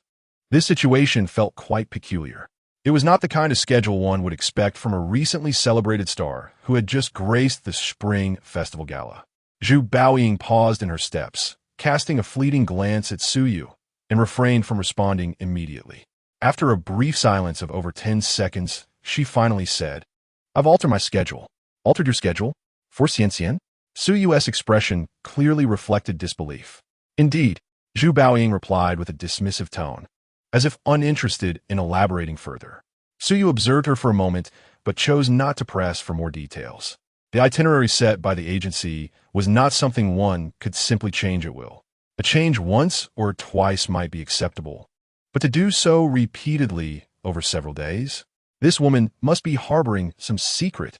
However, their connection at present was solely due to the existence of her daughter Xian. So Suyu refrained from further inquiries. Upon returning home, Suyu retreated to her room to write alone. Watching Suyu's retreating figure, Zhu Baoying bit her lip, her expression a mix of emotions. Without the need to accompany Xian, Zhu Baoying felt an unexpected sense of idleness. In the past, even without performance commitments, she would dedicate substantial time to studying music theory, practicing songs, and honing her physical presence. Yet now, a sense of loneliness enveloped her. After pondering for a moment, Zhu Baoying approached and knocked on Suyu's bedroom door. "What is the matter?" Suyu, seated at her computer desk with the door ajar, turned to look at Zhu Baoying with a puzzled expression. "Was that song truly written by you?" Zhu Baoying's gaze fixed intently on Suyu. This question had lingered in her mind for quite some time, especially since she had not seen Suyu engaged in any musical endeavors lately. Spending her days confined to her room, typing away at her computer, occasionally revealing a rather peculiar expression. Could someone like her produce a good song? The entire notion felt somewhat surreal. Moreover, she was concerned that Suyu might have obtained the song from elsewhere, intending to use it as a means to draw closer to her. Suyu shrugged nonchalantly, replying, "What else could it be? Have you seen this song anywhere else?" Zhu Baoying felt a tightness in her chest and, after a moment's hesitation, retorted, "But you've never had any formal music training, and there isn't even a single book related to in your room." "Because I am a genius," Suyu replied, raising an eyebrow, her expression brimming with arrogance. In this world, she genuinely had the audacity to make such a claim. At this, Zhu Baoying could no longer maintain her composure. Her lips instinctively grazed her teeth, an impulse to snap at him welling up inside her. Typically, with her temperament, she would have turned to leave, dismissing this arrogant man entirely. Yet, recalling Su Yu's original intent in selling songs, she held back her frustration. After a moment of contemplation, Zhu Baoying declared, "I don't believe you. Unless you write another song right in front of me." Chapter 22. Something's amiss. Why should I care whether you believe me or not? Suyuri Dortiv. Not inclined to indulge this woman. However, as soon as the words left his mouth, he sensed a change in the atmosphere. Opposite him, Zhu Baoying was visibly agitated, her chest rising and falling rhythmically, her eyes glimmering with an unspoken intensity. This was the first time Su Yu encountered Zhu Baoying in such a state. However, he felt an uncanny familiarity with the scene, as if he had witnessed it before in a television drama. He opened his mouth, yet the remaining words failed to escape his lips. The two exchanged silent glances for over 10 seconds, until Su Yu finally relented. "All right, I shall compose another song. What style would you prefer?" He raised his hands in a gesture of surrender. "Perhaps something uplifting," Zhu Baoying replied softly, biting her lip. "Very well. I shall deliver it to you in a few days." Su Yu nodded, readily agreeing. After saying this, he turned away from Zhu Baoying and resumed his writing. Yet, she did not leave. After standing at the door for a few seconds, she boldly stepped into the room. A fragrant breeze wafted past Su Yu's nose, and when he turned to look, he found Zhu Baoying seated by the edge of the bed. "What are you doing?" Su Yu asked, puzzled. "I'm simply watching you write." Zhu Baoying replied, her gaze lowered. So you felt somewhat helpless." It was evident that she did not trust him. After contemplating for a moment, he decided to close the novel page and created a new document, beginning to transcribe the song. Meanwhile, Zhu Baoying's eyes sparkled as she fixated on the computer screen. "Is the brightest star in the night sky the title of the song?" She mused silently while observing the words appearing on the screen. Soon, a flurry of lyrics flowed from Su Yu's fingers. "The brightest star in the night sky. Can you hear the loneliness and sighs from the hearts of those who gaze upon you? The brightest star in the night sky. Can you recall the figure that once walked alongside me, now lost in the wind?" As the lyrics continued to emerge, Zhu Baoying's emotions began to swell. A subtle fervor and passion brewed within her heart. Clearly, this was a song celebrating youthful dreams, exactly what she desired. Was this the song he composed on the spot? A whirlwind of emotions, touch, astonishment, and joy converged within her, leaving her uncertain of which feeling dominated her heart. Thus, when Su Yu finished typing the final line of lyrics, Zhu Baoying was left in a state of daze. "Here, look, the lyrics are complete. I will refine the melody over the next couple of days and present it to you," Su Yu said, turning his body to reveal the computer screen to her. However, to his surprise, he received no response. When he turned to look, he found Zhu Baoying in a trance, her rosy lips slightly parted, her exquisite face bearing an expression of disbelief. She was undeniably beautiful, evoking a desire to draw closer. Su Yu, equally mesmerized, instinctively licked his lips, yearning to taste the flavor of her lipstick. This tranquil atmosphere lingered for about 10 seconds until Zhu Baoying's glimmering eyes blinked rapidly, her delicate earlobes quickly flushing pink. "All right," she said, maintaining her composure, and then stood up to leave the room. Watching her retreating figure, Su Yu snapped back to reality, a smirk playing on his lips. "You see, I still have the upper hand." This song once tugged at the heartstrings of countless individuals. After leaving Su Yu's room, Zhu Baoying hurried back to her own quarters. Then, with a resounding bang, she forcefully closed the door behind her. Leaning against the door, Zhu Baoying's cheeks instantly flushed a vibrant crimson, reminiscent of a sunset.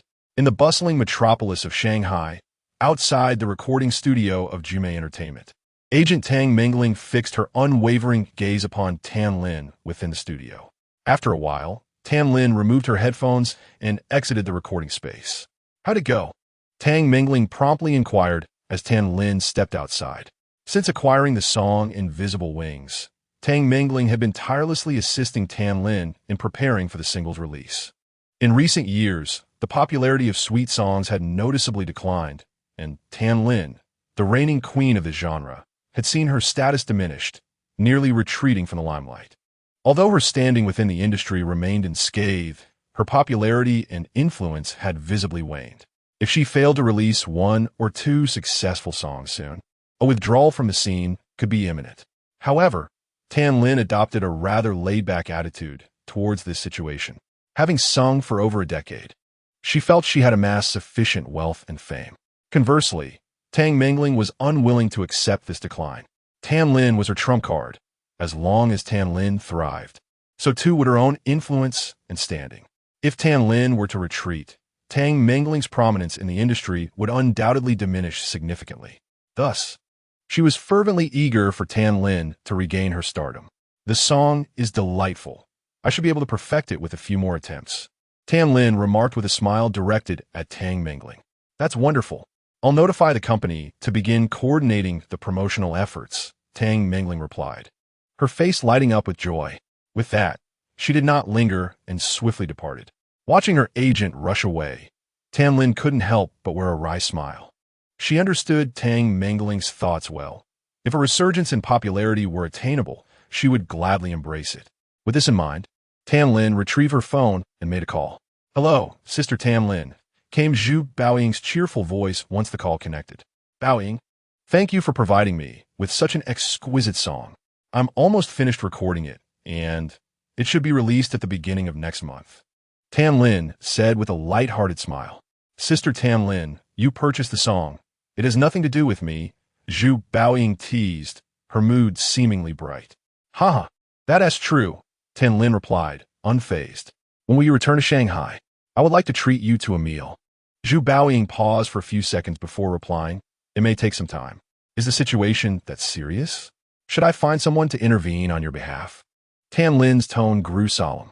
Though they were not from the same entertainment company, some resources were indeed shared, and with Tan Lin's standing in the industry, she could certainly facilitate assistance for Zhu Baoying. "No need, Sister Tan Lin. I will handle this myself," Zhu Baoying declined after a moment's contemplation.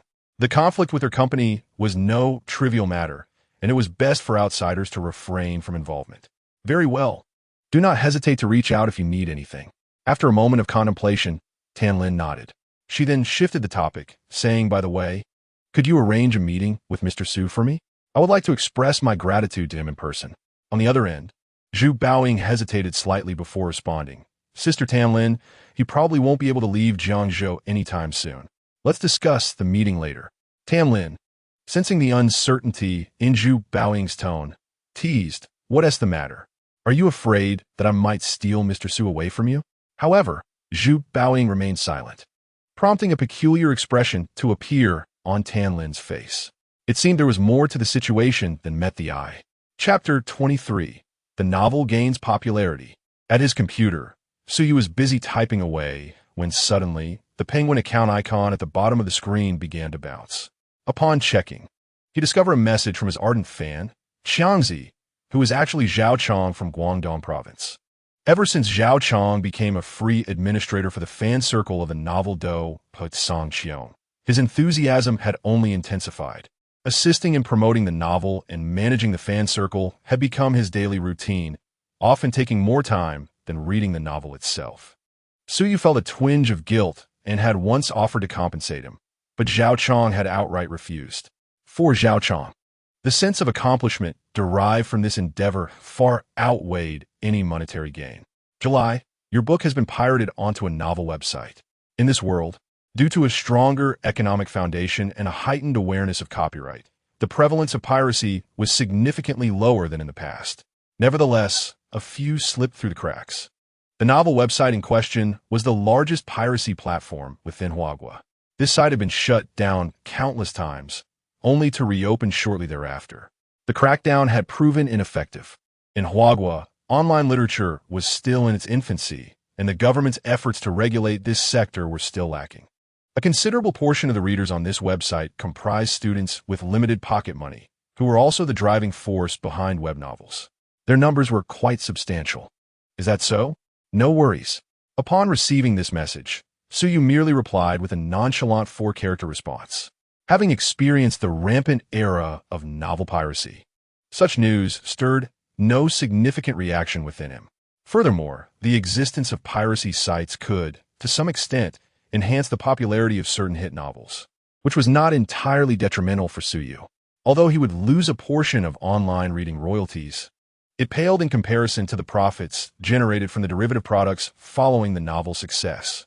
After all, before a novel achieved widespread acclaim, it might not have garnered such high traffic and subscriptions. July, the existence of pirated novels could impact the subscription numbers once the novel is officially released. Just seconds after Su Yu sent his message, the penguin account icon bounced again. Clearly, Zhao Chong, as the leader of the fan community, found Su Yu's attitude difficult to comprehend. He suspected that Su Yu might not have grasped the seriousness of the situation. Su Yu found himself at a loss for words, uncertain how to respond. Should he imply that he looked down upon those who subscribed for a meager sum to access free readings? July, he thought. There's no need for your concern. I've already rallied fellow readers to report this issue. I trust the novel will be removed shortly. Before Su Yu could reply, Zhao Chong sent another message after a brief pause. Thank you. Su Yu's lips twitched as he returned a perfunctory response. After some contemplation, he decided to halt his writing and logged into the readers' forum. Indeed, a pinned post urging readers to collectively report the novel website was already present. Judging by the number of replies, it appeared that a significant number of readers were prepared to take action. Observing the fervent sentiments of his fellow readers, Su Yu felt a sense of helplessness. The scenario seemed oddly familiar. It immediately reminded him of an incident from his previous life, when a fan community collectively targeted a certain fanfiction website, causing quite a stir. Though Su Yu's influence as a fan leader was nowhere near that of the individual from his past, such matters were difficult to control. While reporting a piracy website might be manageable, any ensuing chaos could spell trouble for him. He simply wished to complete his novel in peace. With this thought in mind, Su Yu felt it prudent to post a message. Shortly thereafter, a thread entitled "Reject Online Violence. Please speak with civility and courtesy" was pinned in the forum for Do Patsang Qiong. He succinctly articulated the dangers of online violence and the importance of rejecting such behavior. After posting, he paid little attention to the matter. However, it soon stirred considerable waves across the internet. Not long after Su Yu's post, many readers in Zhao Chong's dedicated group began sharing its content. The vast majority of readers expressed strong support for Su Yu's assertions that the online realm is not a lawless space, advocating for civilized internet use, rational discourse, and the rejection of online violence. During this period, the prevalence of online violence was still quite rare on the Chinese internet, and even when it occurred, it was on a small scale, failing to capture public or governmental attention. Su Yu's insights were remarkably ahead of their time and radiated positivity. Consequently, many readers who already enjoyed Do Patsang Qiong grew increasingly appreciative of Su Yu, eagerly disseminating his post across various online forums and communities. Before long, the issue transcended its initial confines. The catalyst for this surge was a testimony from an innocent girl who had suffered malicious defamation, a tragedy confirmed by state media. As her story gained traction, Su Yu's post also garnered attention, and thus, Do Patsang Qiong experienced a meteoric rise in popularity. In the following days, discussions within the readers' forum skyrocketed, multiplying several-fold, with many newcomers expressing their support after encountering Su Yu's post. Coupled with the pinned promotion on Xing Kong Wang, the novel's recommendation votes and click-through rates began to surge exponentially. On the internet, although the website for novels remains operational, the novel Do Patsang Qiong has been taken down. It is unavoidable. The fervor surrounding it has become overwhelmingly intense. Even a piracy site like Novel Network, which typically remains unfazed, must now retreat from the spotlight. In the headquarters of Starry Sky Network, within the office of Chief Editor Huang Lei from the 3rd Editorial Department, he stared in disbelief at the data sheet in his hand and inquired of Wu Zipping seated before him. Is this data authentic? Indeed, Chief Editor Wu Zipping replied, his excitement palpable as he nodded vigorously. At that moment, Wu Zipping found himself questioning the reality of the situation, despite having observed it for several days. It was undeniable. Previously, before the website featured a prominent push for the novel, Wu Zipping had suggested to the author to collaborate in some manner. Who could have anticipated that it would culminate in such a monumental event? The surprise was so immense that it was overwhelming. With Wu Zipping's confirmation, Huang Lei once again scrutinized the data sheet, his expression still one of incredulity. It has happened too swiftly. How long has it been since the promotion began on Starry Sky Network? The first round of promotion hasn't even concluded, yet the novel has exploded in popularity, far surpassing any previous works. In just 4 days, Do Pat Song Xiong garnered over 200,000 recommendations and a staggering 8 million clicks. This figure eclipsed many high-quality completed novels on the site. Such a phenomenon was previously unimaginable. Please, tell me what has transpired, Huang Lei urged after a prolonged silence, finally processing the news. Certainly, Chief Editor Wu Zipping responded promptly. He then recounted the observations he had made over the past few days. The sequence of events was straightforward, and once he finished, the office fell into a brief stillness. After a moment, Huang Lei's voice broke the silence quickly. Intensify the promotional efforts for the novel and ensure it is made available next week. Chapter 24. A quickening heartbeat 1 week later, one morning, as the sound of a door closing echoed. Zhu Baoying and Suyu entered their home together after dropping Xian off at school. In the foyer, Zhu Baoying bent slightly, one hand resting on the shoe cabinet while the other hurriedly removed her black high heels, her ankles and toes appearing as exquisite as jade. Suyu stood behind her, captivated by the graceful silhouette before him, his breath momentarily caught. Although such a scene was not new to him, his body reacted with undeniable honesty. This woman, though occasionally temperamental and somewhat reticent, possessed an undeniable allure in both figure and beauty. Clearing his throat to mask his embarrassment, Suyu remarked, I have prepared the sheet music for that song and sent it to your email. You can take a look when you have the time. It's not that I intended to delay, but I was preoccupied with other matters the past few days. All right. Zhu Baoying hesitated momentarily as she changed her shoes, then casually nodded and spoke. After finishing, she stood up, walked inward, and pulled out her phone from her pocket. Hello, Xiaoli, have you left yet? I just dropped Xian off at school. Regarding what you mentioned yesterday, let us discuss it at the Mocha CAF outside the community shortly. I'll change and be out soon. There was a hint of exuberance in Zhu Baoying's voice. Behind her, Suyu appeared somewhat dazed. What was going on with this woman? Her reaction seemed remarkably indifferent. Just a couple of days ago, she had been urging him frequently. Yet now that he had taken the initiative to speak, she acted as if nothing had happened. Was she upset, or had she suddenly lost her urgency? Puzzled, Suyu hurriedly changed his shoes and returned to his writing. His novel was currently in a phase of intense promotion, and frequent updates were the norm. He needed to expedite his writing. Although he had plenty of drafts saved, he yearned to conclude the monotony of writing as soon as possible. Meanwhile, in a monthly rental room at a hotel not far from Yujinjuan, the assistant Gua Li held her recently hung-up phone, her expression one of utter confusion. Just moments ago, Zhu Baoying had called, and she had hurriedly answered. During the conversation, Gua Li had the chance to utter a word before Zhu Baoying launched into a lengthy monologue. The meaning of her words was clear, yet Gua Li found herself utterly bewildered. Had Sister Baoying discussed anything with her yesterday? Was she perhaps lost in her novels? As Gua Li scratched her head in contemplation, her phone buzzed with a new message. Upon opening it, she realized it was from Zhu Baoying. After reading the message, clarity dawned on her face, and she quickly tidied up before grabbing her laptop and heading out. 20 minutes later, at the Mocha CAF outside Yujinjuan, Zhu Baoying was bundled up snugly, slowly flipping through a printed sheet of music. Her eyes sparkled, and beneath her mask, her lips moved rhythmically as if she were silently singing along to the lyrics and melody. Beside her, the assistant Gua Li occasionally stole glances at Zhu Baoying. Engrossed in her laptop, as she watched, she continuously scrolled her mouse.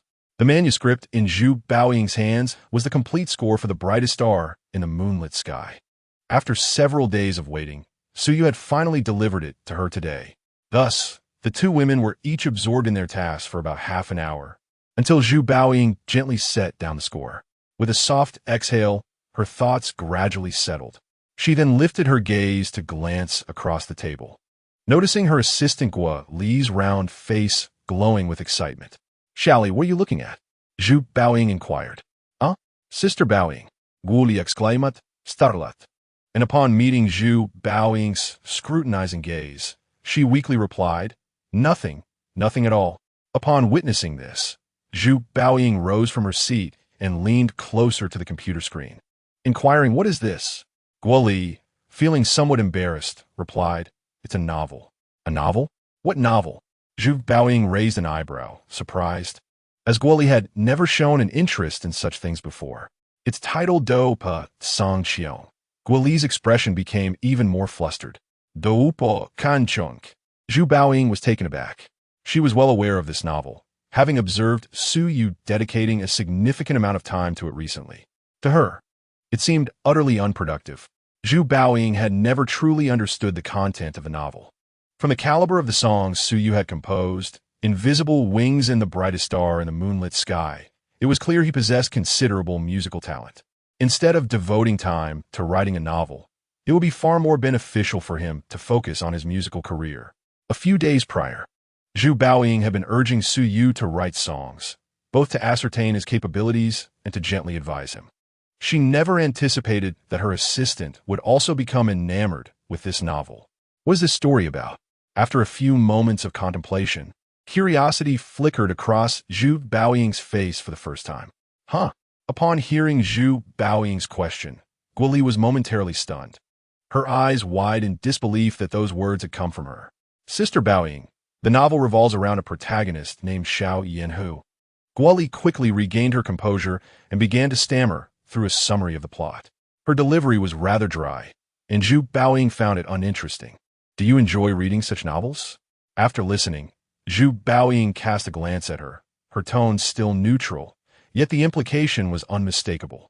Guo Li puffed her cheeks, somewhat displeased, and retorted, "Sister Baoying, this novel is genuinely captivating. I merely summarized it briefly.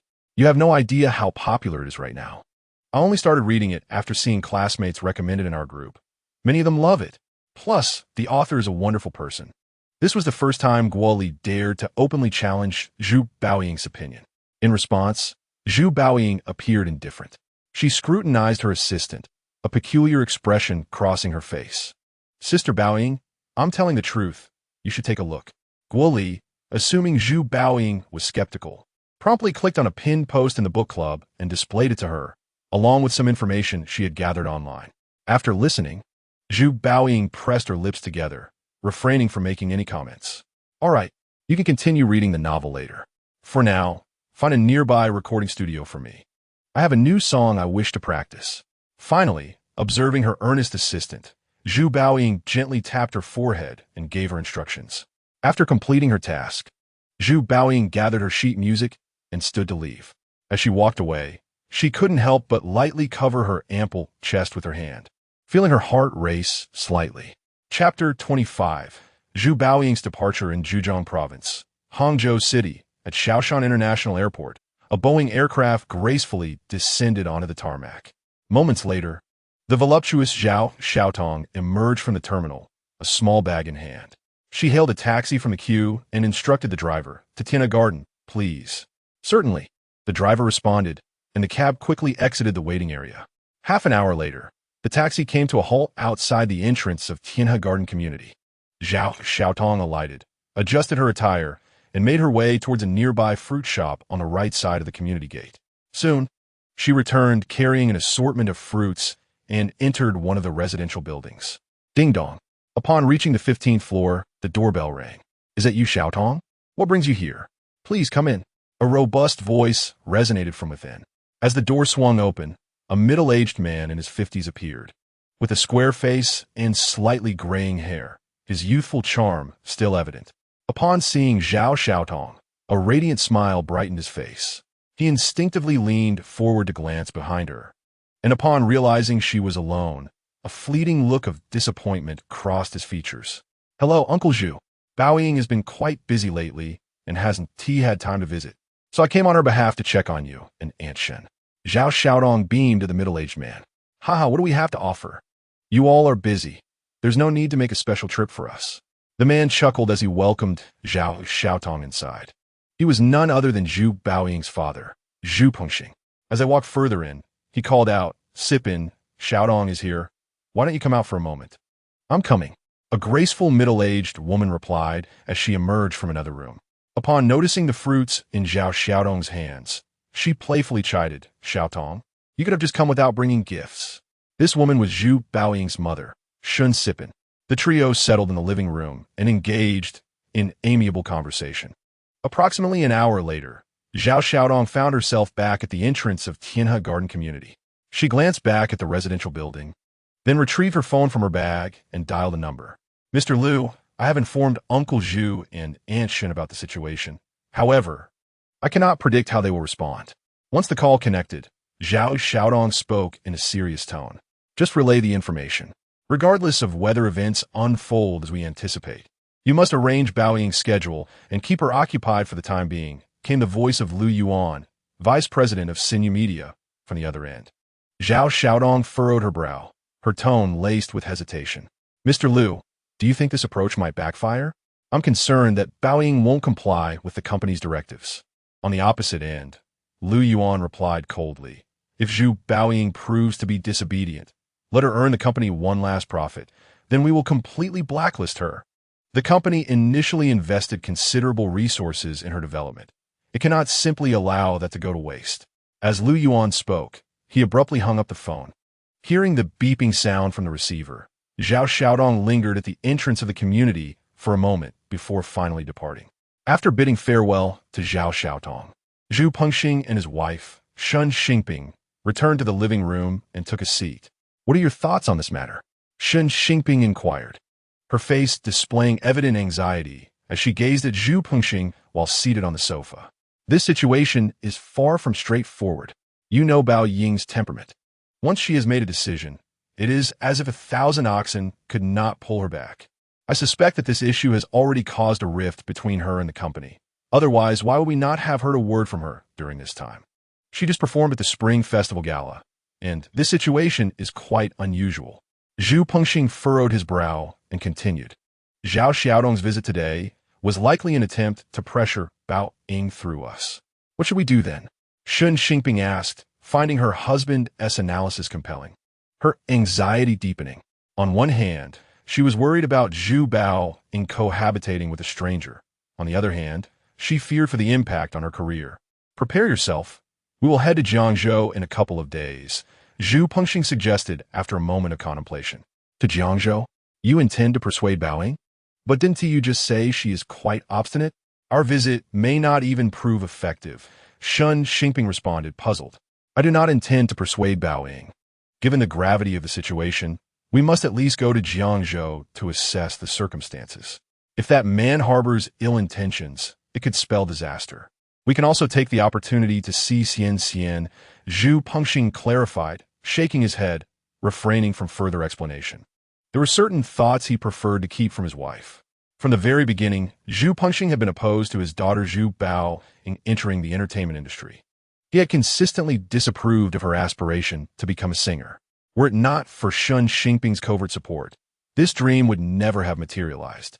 Once it became a reality, Zhu Pengxing had no choice but to publicly express his support. However, in his heart, he had never truly accepted it. Moreover, the memories of his daughter's past romance and her premature pregnancy remained a thorn in his side. The more successful Zhu Baoying became, the more he worried that their time together would dwindle and concerned that the revelation of Xian's circumstances would inflict significant harm on the mother and daughter. If not for these numerous considerations, why would the couple be willing to allow their only granddaughter to be left adrift? This time, Zhu Pengxing sought to minimize the potential harm to Zhu Baoying and her daughter.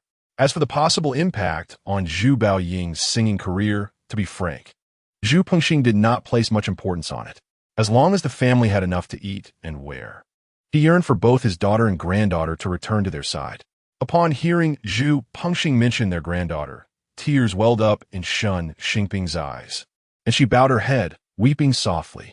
Observing this, Zhu Pengxing sighed gently. He moved beside Shun Xingping and silently embraced her. Jiangzhou, Yujing Yuan Community. In the room, after typing for a considerable time, Suyu stepped out to catch his breath. Upon entering the living room, he was momentarily taken aback. There on the sofa, Zhu Baoying reclined at an angle, her form exquisitely revealed without the concealment of her black trench coat. Her shapely legs crossed elegantly, drawing the eye irresistibly to her delicate feet, while her graceful swan-like neck was accentuated by a black knitted top, exuding an air of sophistication. Strands of hair fell slightly disheveled around her face, her cheeks flushed, and her porcelain-like teeth gently nibbled on her lower lip, hinting at a shyness that adorned her visage. This sight left Suyu entranced. It was a breathtaking tableau that tested one's composure. Perhaps lost in her thoughts, Zhu Baoying remained unaware of his presence. Captivated in her reverie, Suyu felt a twinge of jealousy. Was there a hint of infatuation in her demeanor? Clearing his throat, he broke the silence. At the sound of his cough, Zhu Baoying turned her head, the blush on her cheeks still lingering, and her eyes, like flowing water, appeared somewhat dazed. "You're back so soon. Will you be having lunch at home?" Struggling to divert his gaze from her, Suyu inquired. Realizing his scrutiny, Zhu Baoying instinctively glanced at her own attire. Instantly, the crimson hue on her cheeks deepened, cascading down to her tender earlobes. Without uttering a word, she lowered her head and hastily retreated to her room. Behind her, a bewildered Suyu called out, "Hey, are you having lunch at home or not?" Bang! The door slammed shut, leaving no trace of sound. In the living room, Suyu stood momentarily stunned before gradually coming to a realization, stroking his chin as he pondered. What had just transpired? Did she seem to flee in a fluster?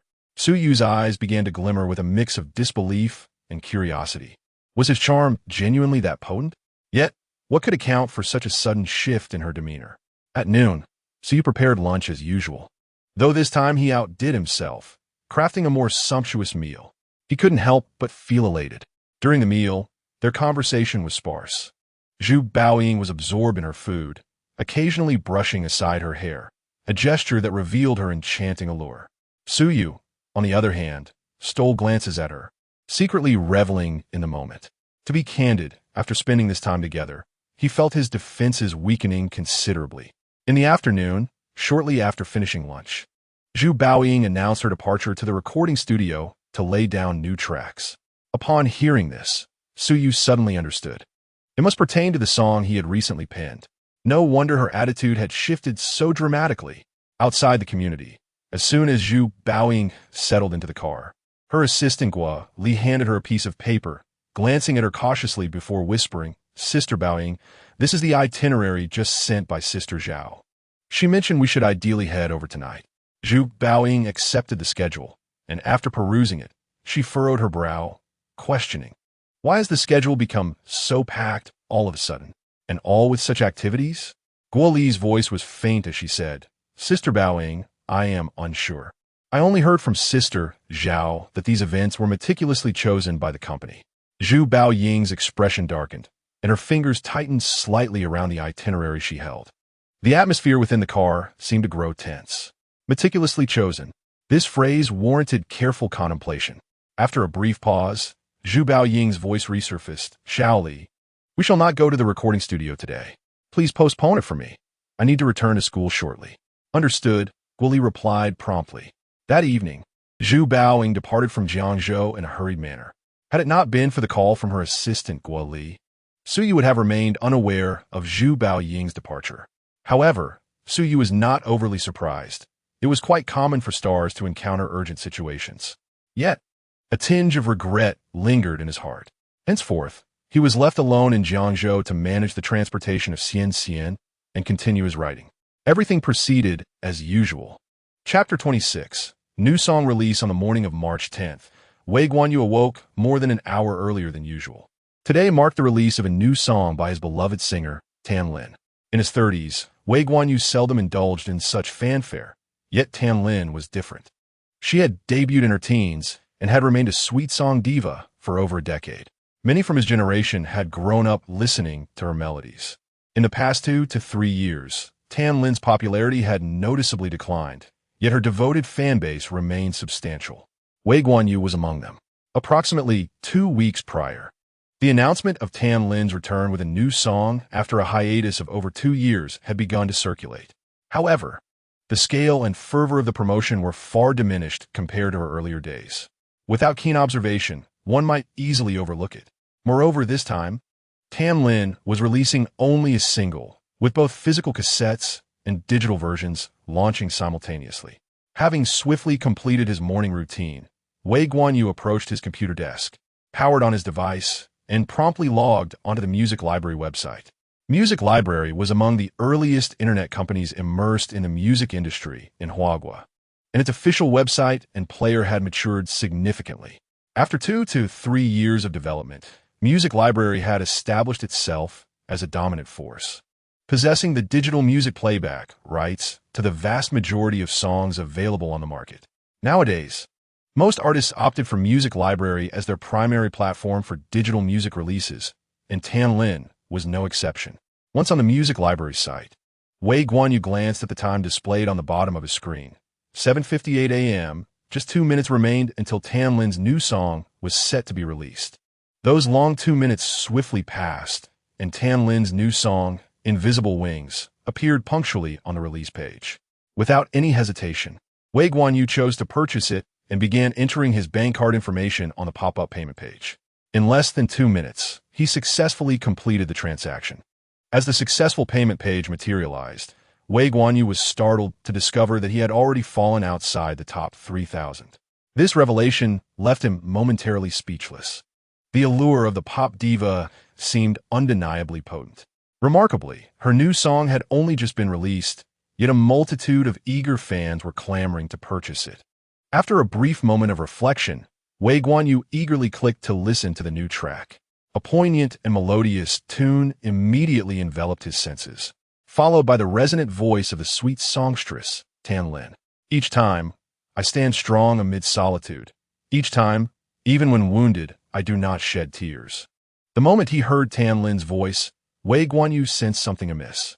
Traditionally, her singing had been characterized by a gentle sweetness. However, this time, her tone was remarkably clearer and more powerful, setting it apart from her previous works. Nevertheless, it remained enchanting. Gradually, Wei Guanyu found himself immersed in the song. After a little over 3 minutes, the track concluded, prompting him to click the replay button. He listened repeatedly, and after several rounds, he reclined in his chair, unable to resist lighting a cigarette. A subtle sadness intertwined with a flicker of hope began to swirl within him. Simultaneously, numerous aficionados of Mandarin songs were finishing the track.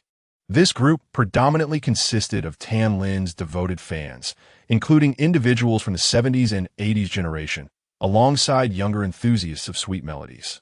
Some had purchased the digital music, while others opted for cassette tapes from physical stores. Their sentiments mirrored Wei Guanyu's. Tan Lin's voice appeared to have evolved, yet the song remained captivating. In Shanghai, at the Jume Entertainment Company, Tan Lin's private lounge, her manager, Tang Mengling, was intently focused on her laptop screen. The display showcased the back end of a music platform, where a stream of fluctuating numbers was continuously updating. Initially, the increments were substantial, often in the hundreds or thousands. However, as time progressed, this growth began to wane, dwindling from 4-digit increases to single digits. Throughout this period, Tang Mengling frequently refreshed the back-end interface, seemingly attempting to halt the downward trend, yet her efforts proved futile. Nearly an hour after the song's release, the purchasing figures stagnated at times, and even during moments of growth, the increases were predominantly single digits. Observing the displayed purchase count, Tang Mengling's expression darkened. Tan Lin's new song had sold over 230,000 copies, a figure that, while respectable, fell short of expectations. According to official statistics from Huagua, by the end of 2003, the total number of internet users in the country was merely over 80 million, with projections indicating a surpassing of 100 million by 2004. Furthermore, the trend of purchasing digital music albums and singles had only recently gained traction over the past year. In the domestic music scene, there are very few artists who can sell over 200,000 copies within just 12 hours of releasing a new song. However, it is Tan Lin who has made this feat possible. A year ago, when male singer Zhang Lin, who held a nearly equal status in the music industry as Tan Lin, released his digital single, its sales exceeded 800,000 copies in just one day. This caused a sensation throughout the music world and significantly propelled the growth of the digital music market. Now, judging by the purchasing trends of the song Invisible Wings, it seems that breaking the 40,000 mark in one day will be quite a challenge, falling short of even half of Zhang Luan's single sales. This reality leaves Tang Mengling feeling frustrated. After some contemplation, she turned to Tam Lin and said, I think we should quickly contact a few radio stations for some immediate promotion. Tang Mingling believes that the unsatisfactory sales of the new song are largely due to insufficient publicity. Tam Lin, however, has taken on a rather laid-back attitude, which she finds quite lazy. Looking at Tang Mingling, Tam Lin smiled and shook her head, saying, There's no need. I released this single simply to ensure that this beautiful song does not go unnoticed. Whether it becomes popular is not my primary concern. Mingling, after all these years of hard work, I no longer wish to push myself as I once did. You should take this matter too seriously either. Digital music is still in its infancy. Its sales do not hold much significance. Let us wait for the physical sales results to come out in a week before making any judgments. I'll be leaving now. You should also go home and rest. You've been busy for so many days. With that, she didn't give Tang Mingling a chance to counter her words, and after tossing out that remark, she gathered her bag and walked towards the door. In the lounge, Tang Mingling was left alone, stewing in her frustration. On this day, countless industry professionals were also closely monitoring the release of Tan Lin's new song and its sales. The status of the sweet song queen is undeniable. Every one of her songs deserves attention. Chapter 27. Zhuofan's Speculation Eugene Garden. Outside the kindergarten gate, Suyu and Zhuofan stood together, casually chatting while keeping an eye on the happenings within the school.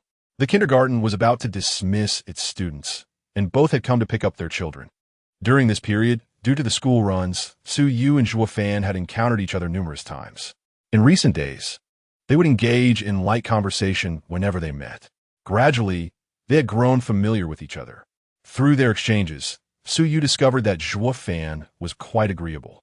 Both shared a broad range of interests, making it easy for them to strike up conversations. Moreover, they had both tacitly avoided probing into each other's family backgrounds and work situations. However, from Zhuofan's eloquence and demeanor, it was evident that he held a significant position in society, likely a senior management role in a company. Meanwhile, Zhuofan harbored a curiosity about Suyu. From the moment they first met, he seemed intrigued. Although Suyu noticed this curiosity, he paid it little mind. After all, there were not many aspects of his life that warranted scrutiny in this world. The only possibility was that Zhuofan was perhaps interested in Zhu Baoying.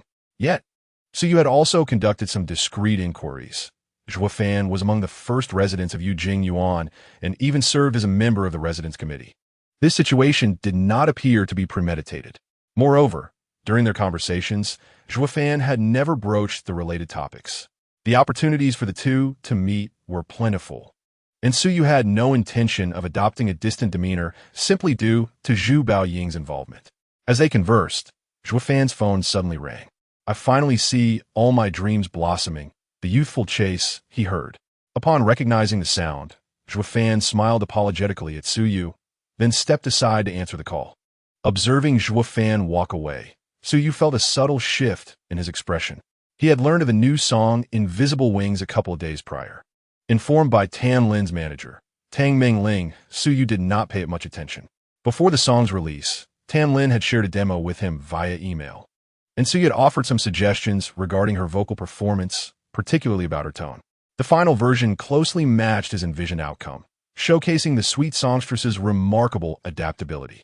The quality of the song was indisputable, coupled with the considerable popularity Tan Lin had built over the years. Its success was assured. The only uncertainty lay in the magnitude of that success. Suyu remained indifferent. However, to his surprise, just a day after the song's release, he noticed that someone nearby had already set it as their ringtone. None other than Zhuofan, the seemingly accomplished and mature gentleman. He had somewhat underestimated the allure of the sweet songstress. Shortly thereafter, Zhuofan returned from his call, and they resumed their casual banter until Suyu left to pick up Xian Xian first. Zhuofan's son, Zhu Yingbo, was a year older than Xian Xian and would be released from class a bit later.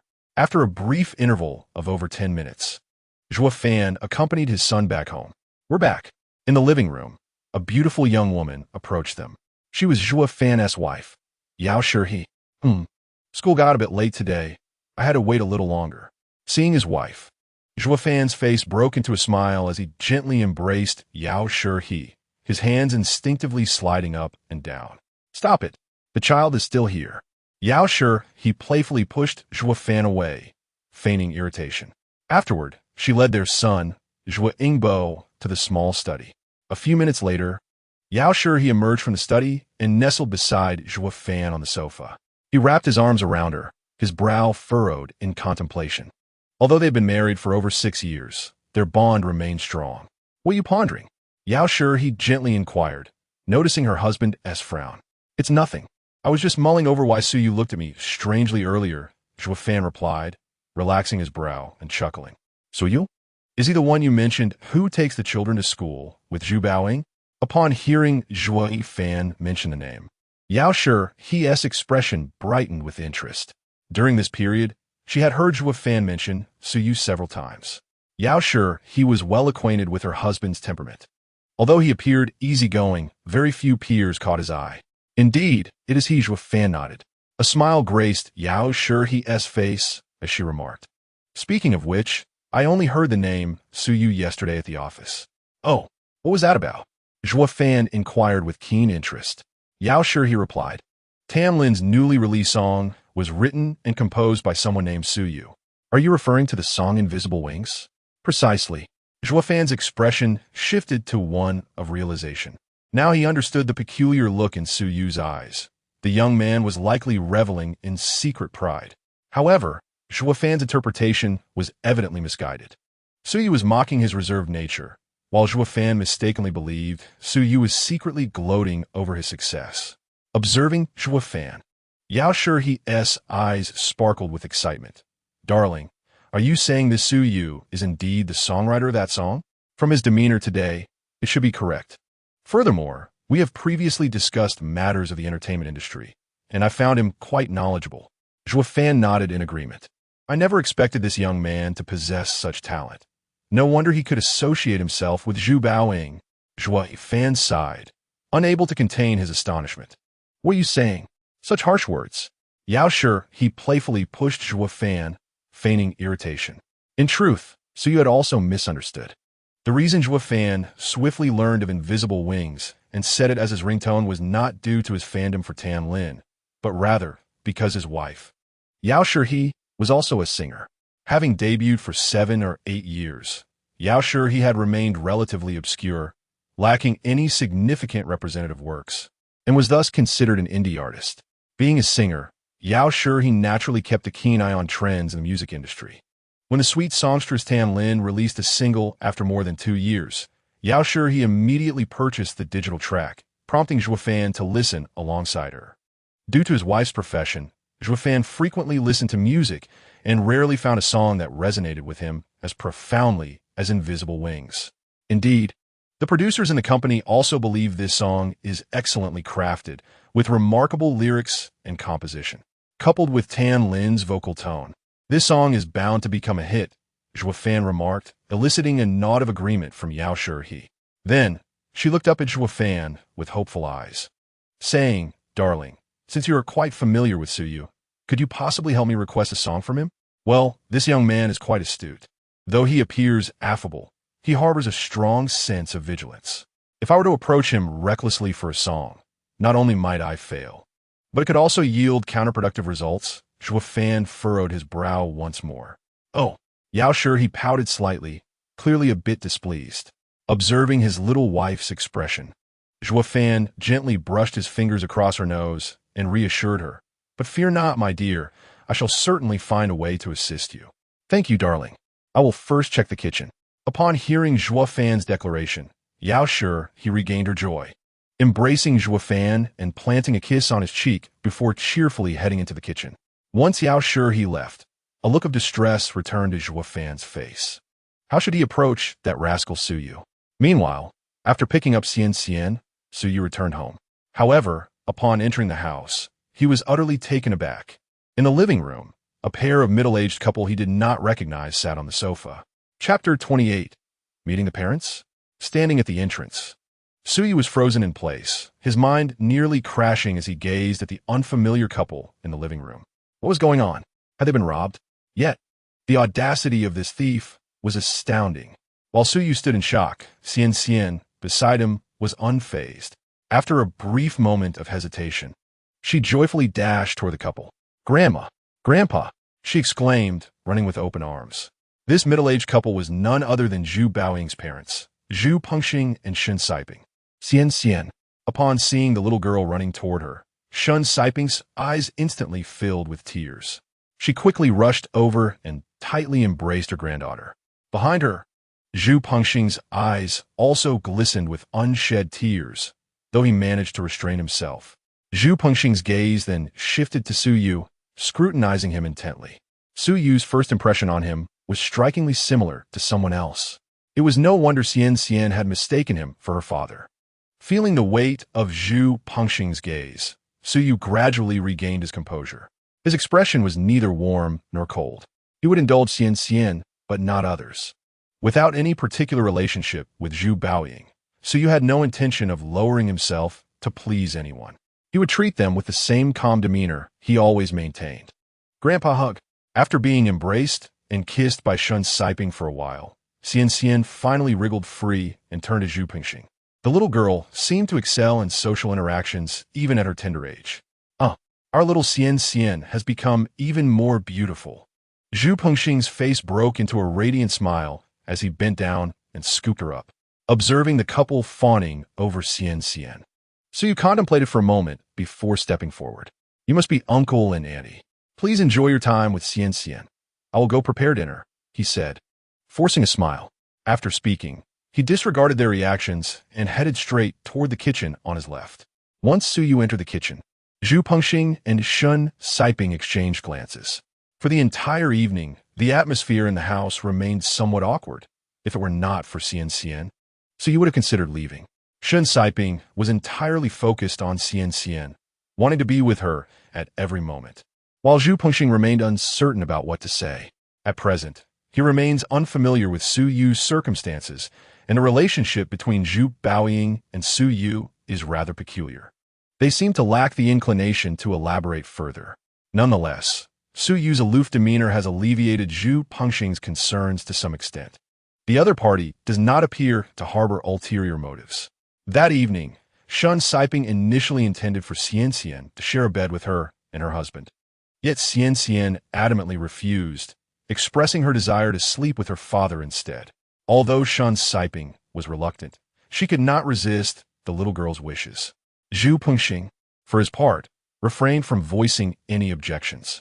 Though his visit had been brief, Zhu Pengxing discerned that his granddaughter was quite attached to Su Yu, who in turn displayed great affection toward her. Their interactions resembled those of a genuine father and daughter. In Zhu Pengxing's eyes, this was a positive development. As long as Su Yu possessed good character, Zhu Pengxing was willing to facilitate a union between him and his daughter. He yearned for his daughter to find stability. Before retiring for the night, Su Yu received a text message on his phone. It was from Zhu Baoying, merely containing the words, "I'm sorry." Clearly, Zhu Baoying had already been informed of her parents' arrival in Jiangzhou. Upon reading the message, Su Yu inexplicably felt a sense of relief. The night passed without conversation. The following day, Su Yu arose early, as per his routine, to engage in physical exercise. Although the sudden arrival of Zhu Pengxing and Shun Saiping made him feel somewhat uneasy, he remained resolute in maintaining his daily rhythm. However, despite his intentions, the couple's interference led to an involuntary alteration of his routine. They took charge of daily meals and the school drop-offs and pickups for Xian Xian, and whenever Su Yu attempted to intervene, they would not permit it. Initially, he felt a bit discontented, suspecting they were sidelining him. Yet gradually, he came to understand their intentions. Zhu Pengxing and Shun Saiping were earnestly trying to win Xian Xian's favor. With this realization, Su Yu ceased to contest their involvement, allowing things to unfold naturally. Consequently, he found himself with more time to devote to his writing. And his novel Do Po Tsang Xiong would likely be completed much earlier than anticipated. During this period, Zhang Ningxue contacted Su Yu several times. His new script for the new Dragon Gate had been selected, and the other party was willing to pay 100,000 yuan for the film adaptation rights. Su Yu held no objections to this price, but Zhang Ningxue felt it was inadequate. After consulting with Su Yu, she represented him in negotiations with the film production company. Ultimately, They agreed to purchase the script for 150,000 yuan. Along the way, Suyu subtly conveyed through Zhang Ningxue that he preferred his script to remain unchanged and be filmed as is. However, the production company did not seem to share this perspective. Once the deal was finalized, Suyu suggested providing Zhang Ningxue with a commission, a customary practice within the industry. She declined, stating that her efforts were not motivated by financial gain. With the 150,000 yuan now in his account, Suyu's finances finally saw a slight improvement. A few days later, in the bustling metropolis, at the office of Lu Yuan within the new language media company. "How is Zhu Baoying's mood?" Observing Zhao Xiaotong, Lu Yuan inquired. There was no particular reaction. She seemed unconcerned about any potential disturbances arising from Jiangzhou.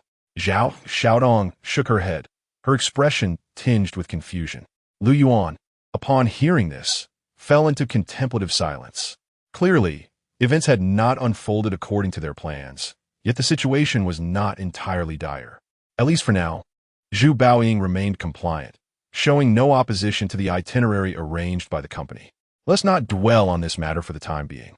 Ensure that someone keeps a constant watch on Jiangzhou. Lu Yuan finally spoke after a lengthy pause. Understood, Lu. What are your thoughts on the album Zhu Baoying originally planned to release this year?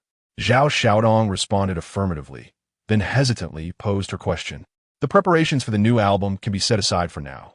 This year, we should focus on arranging as many high-paying performances for her as possible. Lu Yuan waved his hand dismissively. An artist who proves to be disobedient has lost the value of further cultivation. The company's current objective is to extract as much residual value as possible. Upon hearing this, Zhao Xiaodong realized the company's stance towards Zhu Baoying had undergone a significant transformation. Her expression shifted immediately. Zhu Baoying was her trump card, one she had invested considerable time and energy to develop. Without Zhu Baoying, while Senya Media could nurture other newcomers, Zhao Xiaodong might not have the same opportunity or capability again, and her standing within the company and the industry would undoubtedly diminish. Zhao Xiaodong opened her mouth, intending to offer a few words of persuasion, but Lu Yuan's piercing gaze halted her. Reluctantly, she withdrew, her face etched with bitterness. While Senya Media might hesitate to take severe action against the popular singer Zhu Baoying, dealing with her manager was merely a matter of moments. Before departing, Lu Yuan offered her a few words of consolation, assuring her that he would soon arrange some promising newcomers for her to select from. This served as a form of compensation, as well as a means to align Zhao Xiaodong's approach to the Zhu Baoying situation with the company's direction. Chapter 29. Unremarkable Jume Entertainment. Ding! The sound of the elevator doors opening echoed through the corridor as Tang Mengling strode into the office area in her high heels, exuding confidence. Though her face bore little expression, an unmistakable air of pride and exuberance shone through her eyes. It had been a week since Tianlin's new song was released. Today, the most authoritative digital single sales chart from the Chinese music scene, as well as the physical sales chart from Huaxiao Voice, were simultaneously unveiled. Invisible Wings secured the top position on both lists. The digital single achieved a remarkable sales figure of 930,000 copies in just 1 week, while the physical single exceeded 7,000 copies sold. Although its momentum might not quite match that of Zhang Luan's release a year prior, its staying power was undeniable. Reviews from major music magazines and websites reflected widespread acclaim for the song, both within and outside the industry. Insiders praised the composition, highlighting its uplifting melody and inspirational lyrics, while fans expressed their astonishment at Tan Lin's transformation. Tan Lin's previous songs, while not exclusively love ballads, included folk-style melodies such as Invisible Wings, characterized by a gentle and lyrical timbre. However, this time, Tan Lin's voice has distinctly transformed, becoming notably brighter and more soaring, presenting an entirely different charm. The dual success in sales and reputation indicates that the single's popularity will likely endure for a significant duration. Within a year, surpassing 5 million digital singles sold appears to be a certainty, with physical sales also poised to exceed 200,000 copies. Such achievements stand out remarkably in today's music market. The growing audience enhances Tan Lin's popularity, naturally leading to an increase in both the number and value of performance invitations she receives. As the market for physical music sales continues to dwindle, various performances and concert tours have become the most lucrative avenues for both artists and their management companies. Indeed, just today, upon the release of the charts, Tan Lin has already received over 10 performance invitations, all with generous offers. Tang Mingling felt a renewed sense of vitality. In the past 2 years, due to Tan Lin's semi-retirement and the lack of standout new talents under her wing, her position within the company had become less secure. Sister Mingling, congratulations. Along the way, many greeted Tang Mingling with bright smiles. She relished this feeling. Passing through the office area, Tang Mingling made her way directly to the office of the general manager of Jumei Entertainment. She had initially planned to celebrate with Tan Lin today, but a phone call from the secretary of general manager, Dong Yuanshan, summoned her back. The offices of the general manager and the secretary were connected. As Tang Mingling entered the office, Secretary Fong Xian promptly stood to usher her into the inner office. Dong, Mingling has arrived. Please take a seat. Inside the office, Dong Yuanshan was engrossed in something on his computer. Upon hearing the voice, he looked up, his face immediately breaking into a smile. Thank you, Dong. Tang Mingling expressed her gratitude and sat down. Mingling, the success of this single is largely due to your efforts, Dong Yuanshan remarked with a warm smile. You're too kind. Dong, the song's immense success is primarily attributed to Tan Lin's talent. I merely facilitated a few tasks, Tang Mingling replied, her expression bright. Huh, but it was you who persuaded Tan Lin. Over the past 2 years, we've gathered numerous songs for her, yet she dismissed them all, Dong Yuanshan continued, his smile unwavering. Tang Mingling's smile softened slightly as she responded, Dong, you are aware of the trend for love songs in recent years. She simply wishes to avoid a decline. Rather than release one mediocre song after another, it would be wiser for her to retire gracefully at her peak, preserving a measure of dignity. Dong Yuanshan nodded in agreement. She is justified in thinking this way. Thus, I have refrained from pressuring you all these years. However, this single has demonstrated that Tan Lin's talent and popularity remain intact.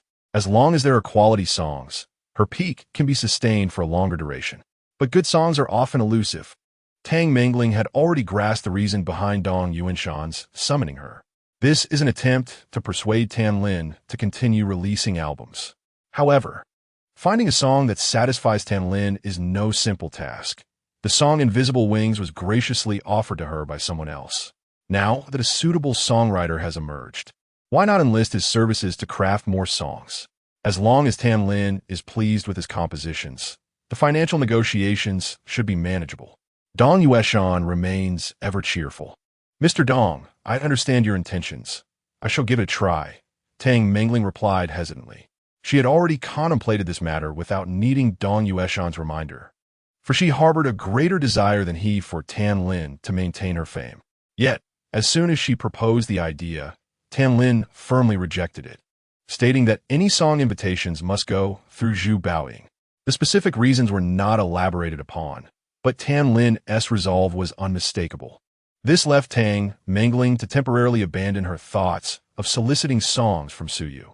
After all, just because a songwriter produced one excellent piece does not guarantee the same brilliance in future endeavors.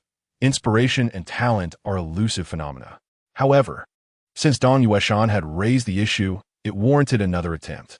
If Tan Lin refused to allow her to bypass Zhu Baoying, it would be prudent to seek Zhu Baoying's assistance directly.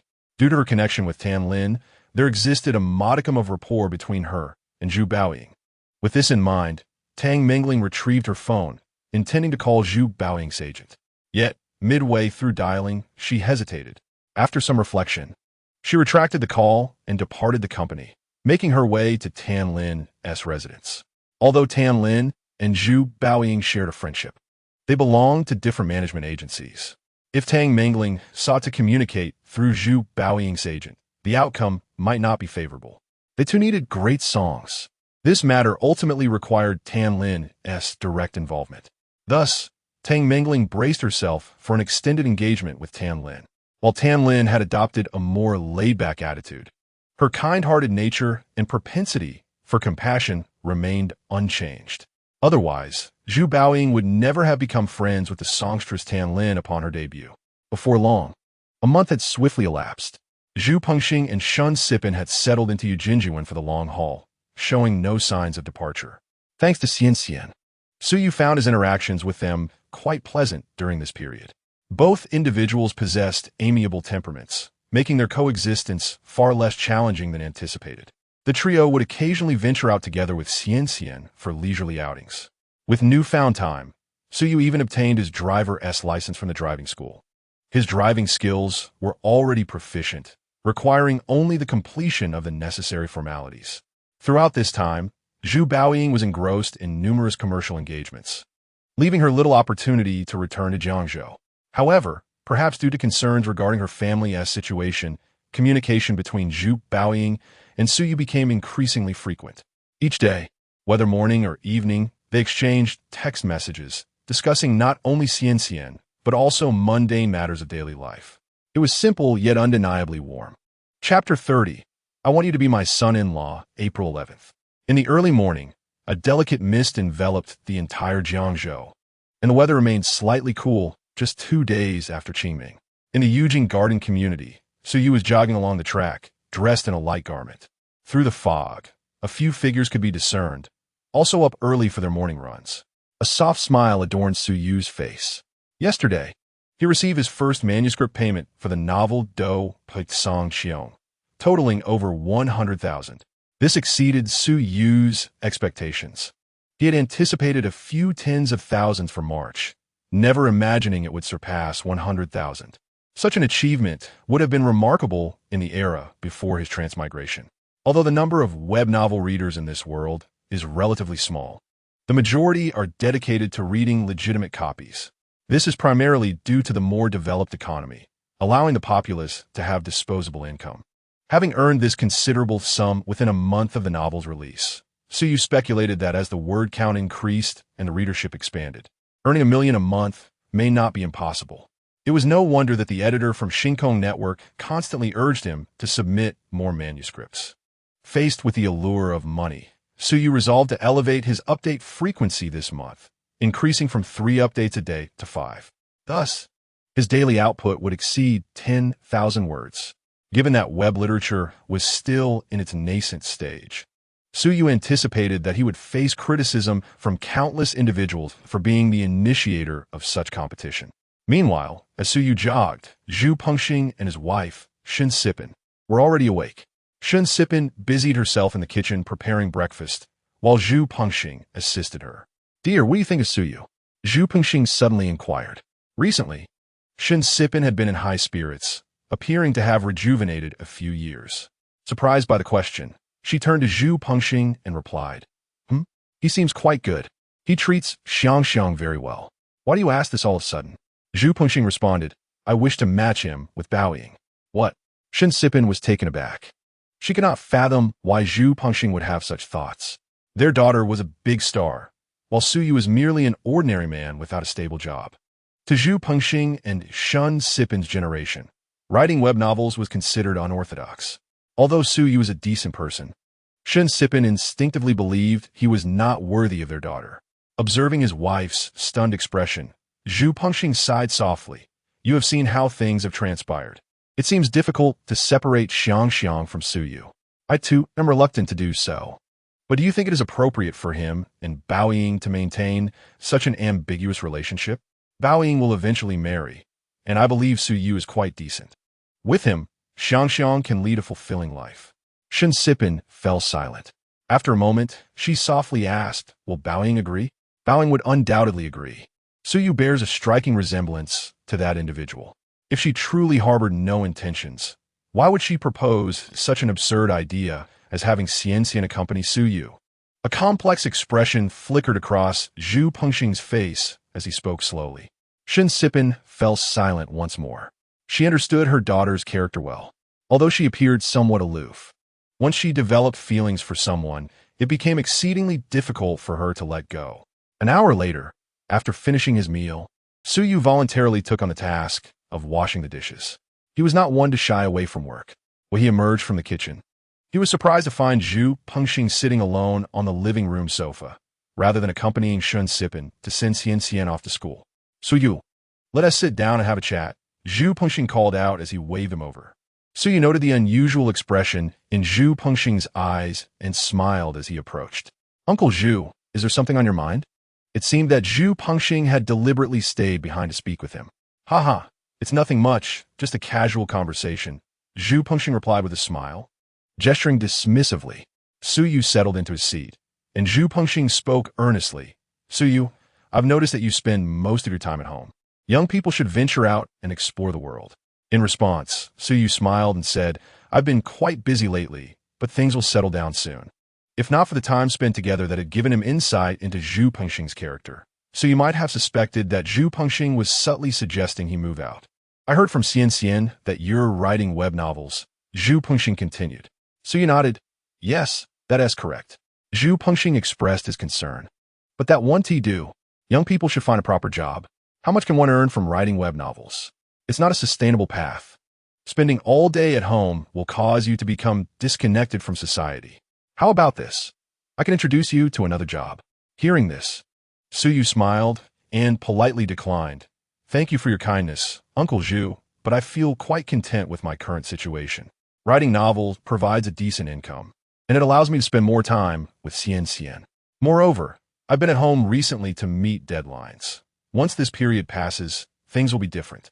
He chuckled, knowing his earnings were quite substantial. In the entire month of March, he had made nearly 600,000 from writing 2 novels and selling songs. And he anticipated even greater earnings in the future, far quicker than in his previous life. How much can one really earn from writing web novels? Zhu Pengxing appeared skeptical of Suyu's claims. It's over 100,000 a month, Suyu replied candidly. At this, Zhu Pengxing's expression faltered, momentarily taken aback. After a pause of several seconds, he spoke again. Suyu, I genuinely do not mean to look down upon you. There is no need for you to say such things to deceive me. It's unnecessary. As he spoke, Zhu Pengxing placed a hand on Suyu's shoulder, his sincerity evident. Suyu found himself at a loss. He could not fathom the purpose behind Zhu Pengxing's sudden conversation today, especially since his words seemed to meet disbelief. What could he do? Suyu could only endure and explain once more. Uncle Zhu, I assure you, I truly earn over 100,000 from writing novels in just a month, and it may increase in the future. Really? Zhu Pengxing inquired cautiously. Indeed, Suyu affirmed with a nod, his certainty palpable. Observing Suyu's demeanor, which seemed devoid of deceit, Zhu Pengxing's expression shifted, revealing a hint of hesitation mixed with reluctance. Uncle Zhu, if there is something on your mind, please speak plainly, Suyu prompted, noticing Zhu Pengxing's inner turmoil. After several scrutinizing glances, Zhu Pengxing finally mustered the courage to say, Suyu, I shall be straightforward. After spending this past month together, both I and Aunt Shin believe you are a commendable person. Xin holds you in high regard, and I would like to propose that you become my son-in-law. What? Suyu was momentarily taken aback. Such directness was unexpected. Throughout the morning, Suyu's mind wandered in a daze. The phrase I want you to be my son-in-law echoing incessantly. The revelation was utterly shocking, rendering him momentarily incapable of coherent thought. The fact that Zhu Pengxing would actively suggest that he pursue his daughter was beyond his expectations.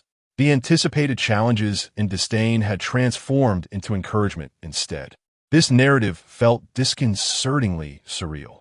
Suyu's feelings toward Zhu Baoying were complex. To claim he was indifferent would be untruthful. She was undeniably beautiful and a prominent star. Marrying her would undoubtedly be a delightful experience. Yet, a flicker of concern nagged at his subconscious. Numerous factors weighed on his mind, primarily the aversion to becoming a mere substitute for someone else. Nevertheless, the allure of drawing closer to her was irresistible. Suyu was not foolish during this time. He had pieced together the situation. One undeniable fact was that he bore resemblance to Xin's biological father. Xin had mentioned that there was a photograph of him displayed in their home in the city. It was this photograph that led Xin, who had never met her father, to insist that Suyu was her papa. While this scenario seemed rather melodramatic, it was nevertheless true. This revelation presented a dilemma. Was Zhu Baoying's acceptance of Su Yu based on his intrinsic qualities or merely his resemblance to another? In the past, while watching films and dramas, Su Yu often found the protagonist grappling with such dilemmas to be rather foolish. Yet, when faced with a similar predicament, he found it difficult to remain indifferent. This sentiment was subtle, and he had not deeply contemplated it until now. Now that Zhu Pengxing had laid the matter bare, Su Yu found it increasingly difficult to dismiss it. As Zhu Pengxing noted, it was apparent that Zhu Baoying harbored some feelings towards him. Otherwise, she would not have so recklessly entrusted her daughter to a stranger upon their first meeting. This trust stemmed from Su Yu's attentive care for Xian during the New Year festivities, as well as Xian's evident fondness for him. These factors suggested that Su Yu's character was undoubtedly commendable. However, it was equally clear that his appearance played a significant role in this acceptance. This left Su Yu feeling somewhat conflicted.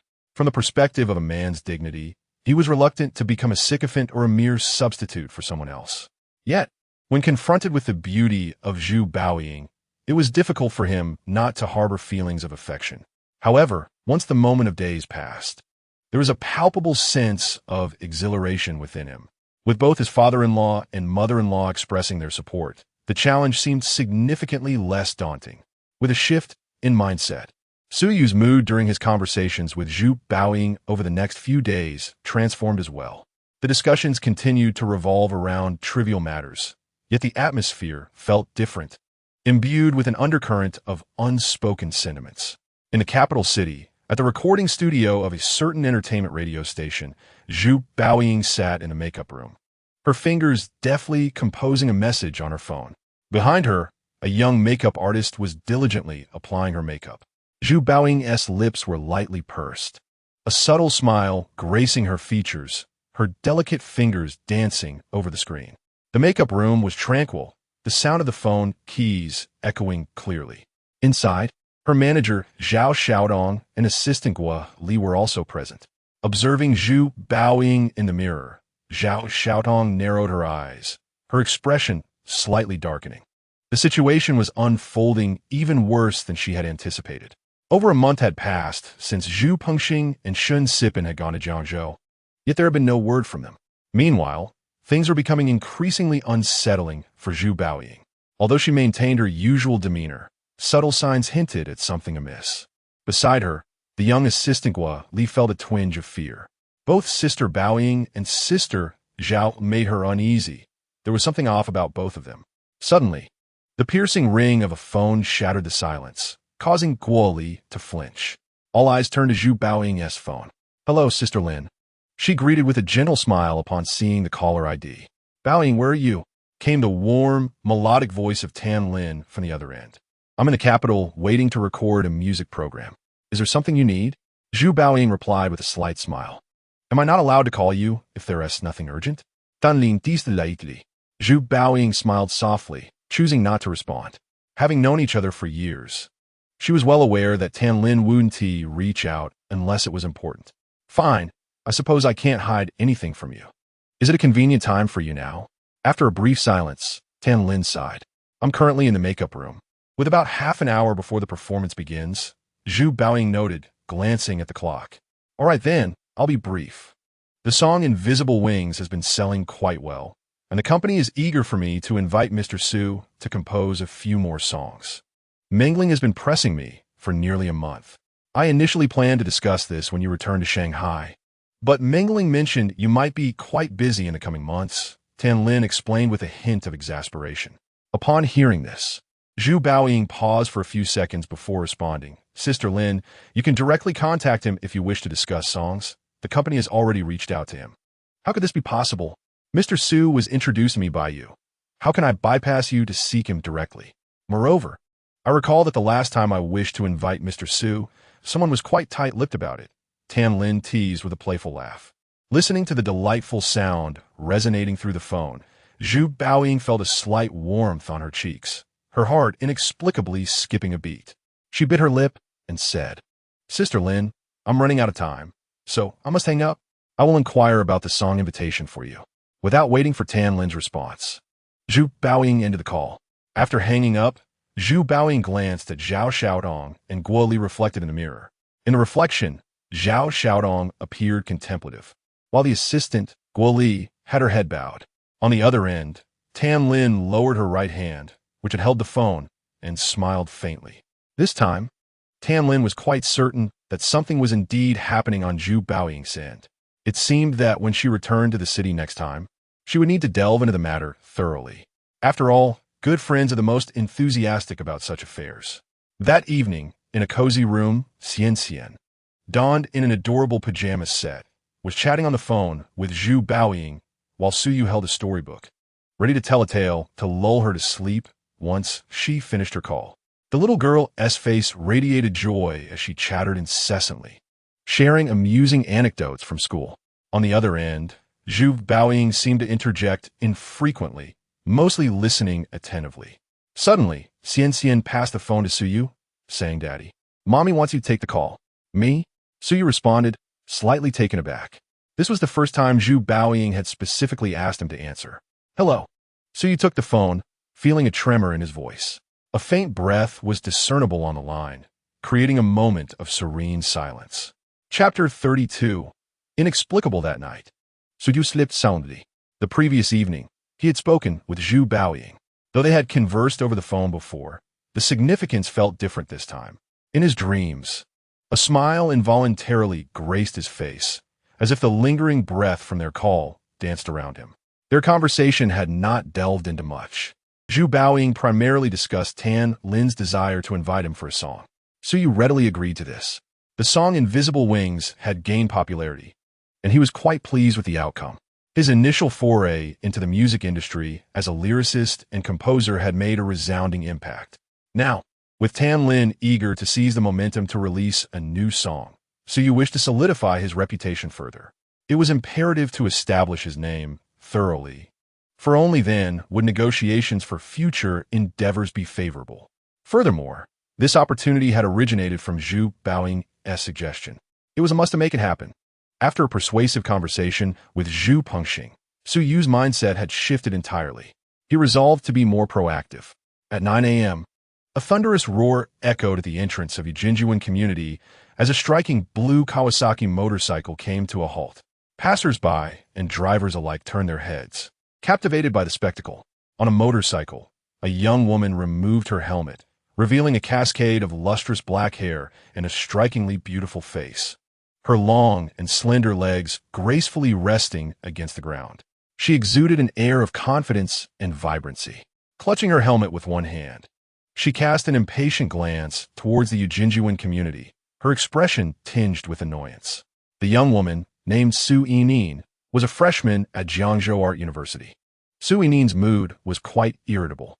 The previous night, feeling somewhat downcast, she had stayed out late at a bar with a few close friends, returning home well past 2 in the morning. She had hoped to enjoy a leisurely sleep in the following day, but an early morning call from her grandfather had abruptly roused her with a request to assist in welcoming a new audit student. Typically, such errands did not require her involvement, yet her grandfather insisted she take part. This demand only added to her already frayed nerves, leaving her with an unfounded disdain for the yet-to-be-met audit student. Pulling her phone from her pocket, Su Yining made a call. "Hello?" A pleasant male voice responded on the other end. "I'm waiting at your community entrance. Hurry up," she replied, her tone laced with impatience. Without waiting for a response, she abruptly hung up the phone. In a nearby room, Suyu sat at his computer desk, holding the phone with a bemused expression. Surely, that caller must have dialed the wrong number? The voice was rather charming. After a moment's consideration, he decided to disregard it, returning to the rhythmic clatter of his keyboard. Nearly 10 minutes later, the phone rang again. Glancing at the screen, Suyu saw it was the same number. He answered, intending to inform the caller of their mistake. But before he could utter a word, the woman on the other end snapped, "Hello? How can you be such a dawdler? Hurry up and come out." With that, she hung up once more, leaving Suyu perplexed. He contemplated ignoring the strange woman, but the allure of her voice compelled him to call back. "Sorry, the number you have dialed is currently unavailable," came the automated response. "What on earth?" Suyu, undeterred, tried dialing again twice more, only to receive the same message. Resigning, He set the phone down and resumed typing. 2 minutes later, the keyboard fell silent as Suyu donned his jacket and stepped outside. In the living room, Uncle Zhu Pengxing and Aunt Shinsipin were engaged in a discussion over a book. Uncle Zhu, Aunt Shun, I need to step out for a bit, he announced, waving at them. All right, go ahead, Zhu Pengxing replied without looking up, gesturing dismissively. With a smile, Suyu exited, fully aware that Zhu Pengxing and his wife were likely deliberating on how to provide better services to Xianxian. Since arriving in Jiangzhou, the elderly couple seemed to strive to make amends for past grievances, constantly finding ways to please Xianxian. Initially, Suyu harbored concerns that they might spoil her. However, after some time, his worries dissipated, for Xianxian remained as sensible as ever. Upon reaching the entrance of the community, Suyu's gaze was immediately drawn to the stunning motorcycle parked at the gate and the strikingly long legs of its rider. It must be acknowledged that motorcycle girls often possess a captivating allure. After surveying the surroundings and confirming the absence of any other potential distractions, Suyu made his way towards Su Yining.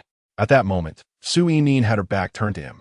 Hello, excuse me, was it you who made the call earlier? Suyu approached and initiated the conversation.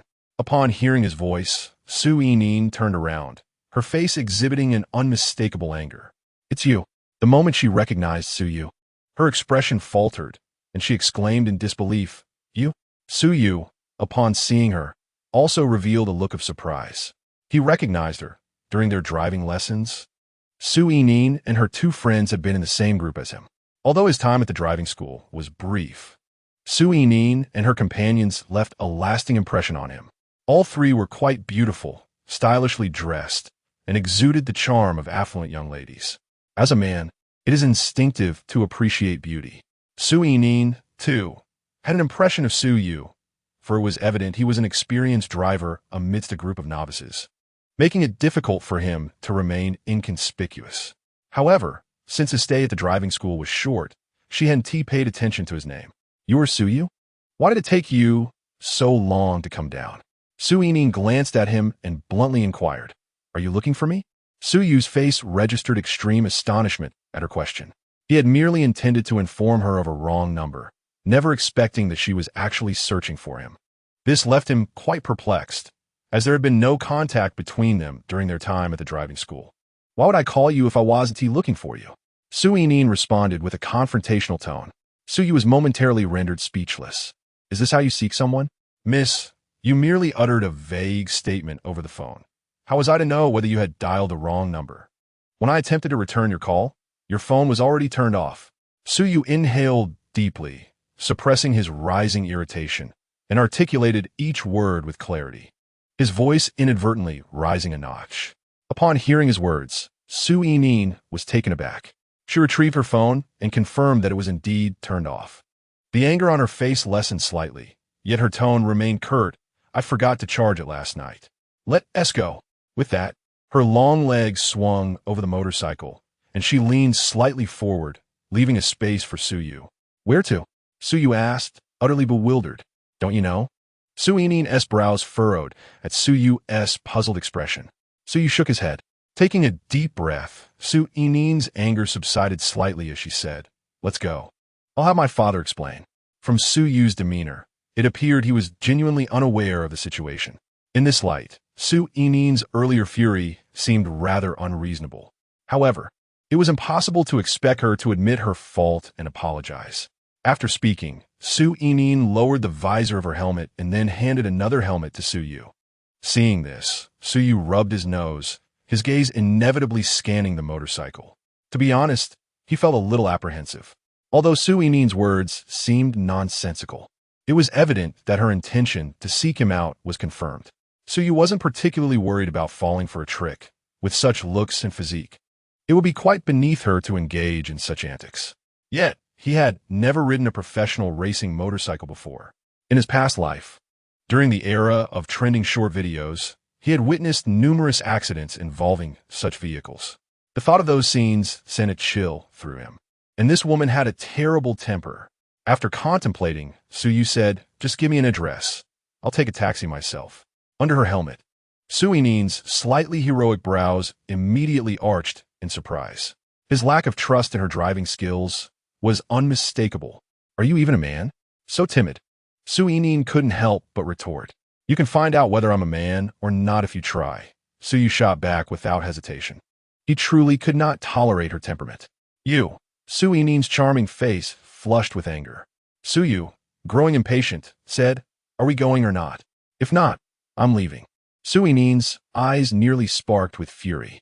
If it weren't for the monthly allowance she received from her grandfather to cover her expenses, she would have gladly thrown in the towel. After several minutes of holding back her anger, she finally spoke in as calm a voice as she could muster. Fine. I'll lead the way once you're on the bike. Thus, the two waited at the entrance of the community. Yet, sometimes the whims of fate do not align with our desires. When one wishes to avoid a taxi, empty cabs are often seen on the road. However, when one actually wants to hail a taxi, they can wait endlessly without success. It was not even rush hour. How infuriating. Soon, 10 minutes had passed.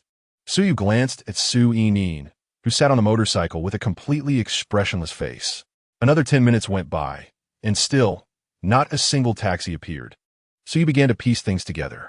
Eugene Garden was a renowned upscale community in Jiangzhou, and every resident likely owned a vehicle. Savvy taxi drivers generally did not frequent such areas.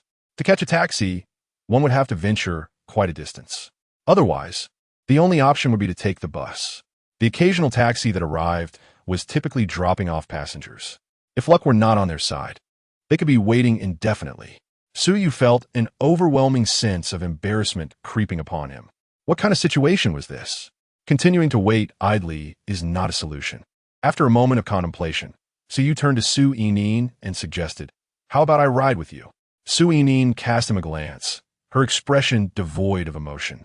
Remaining silent, observing her reaction, Su Yu managed a sheepish smile and obediently approached to don the helmet.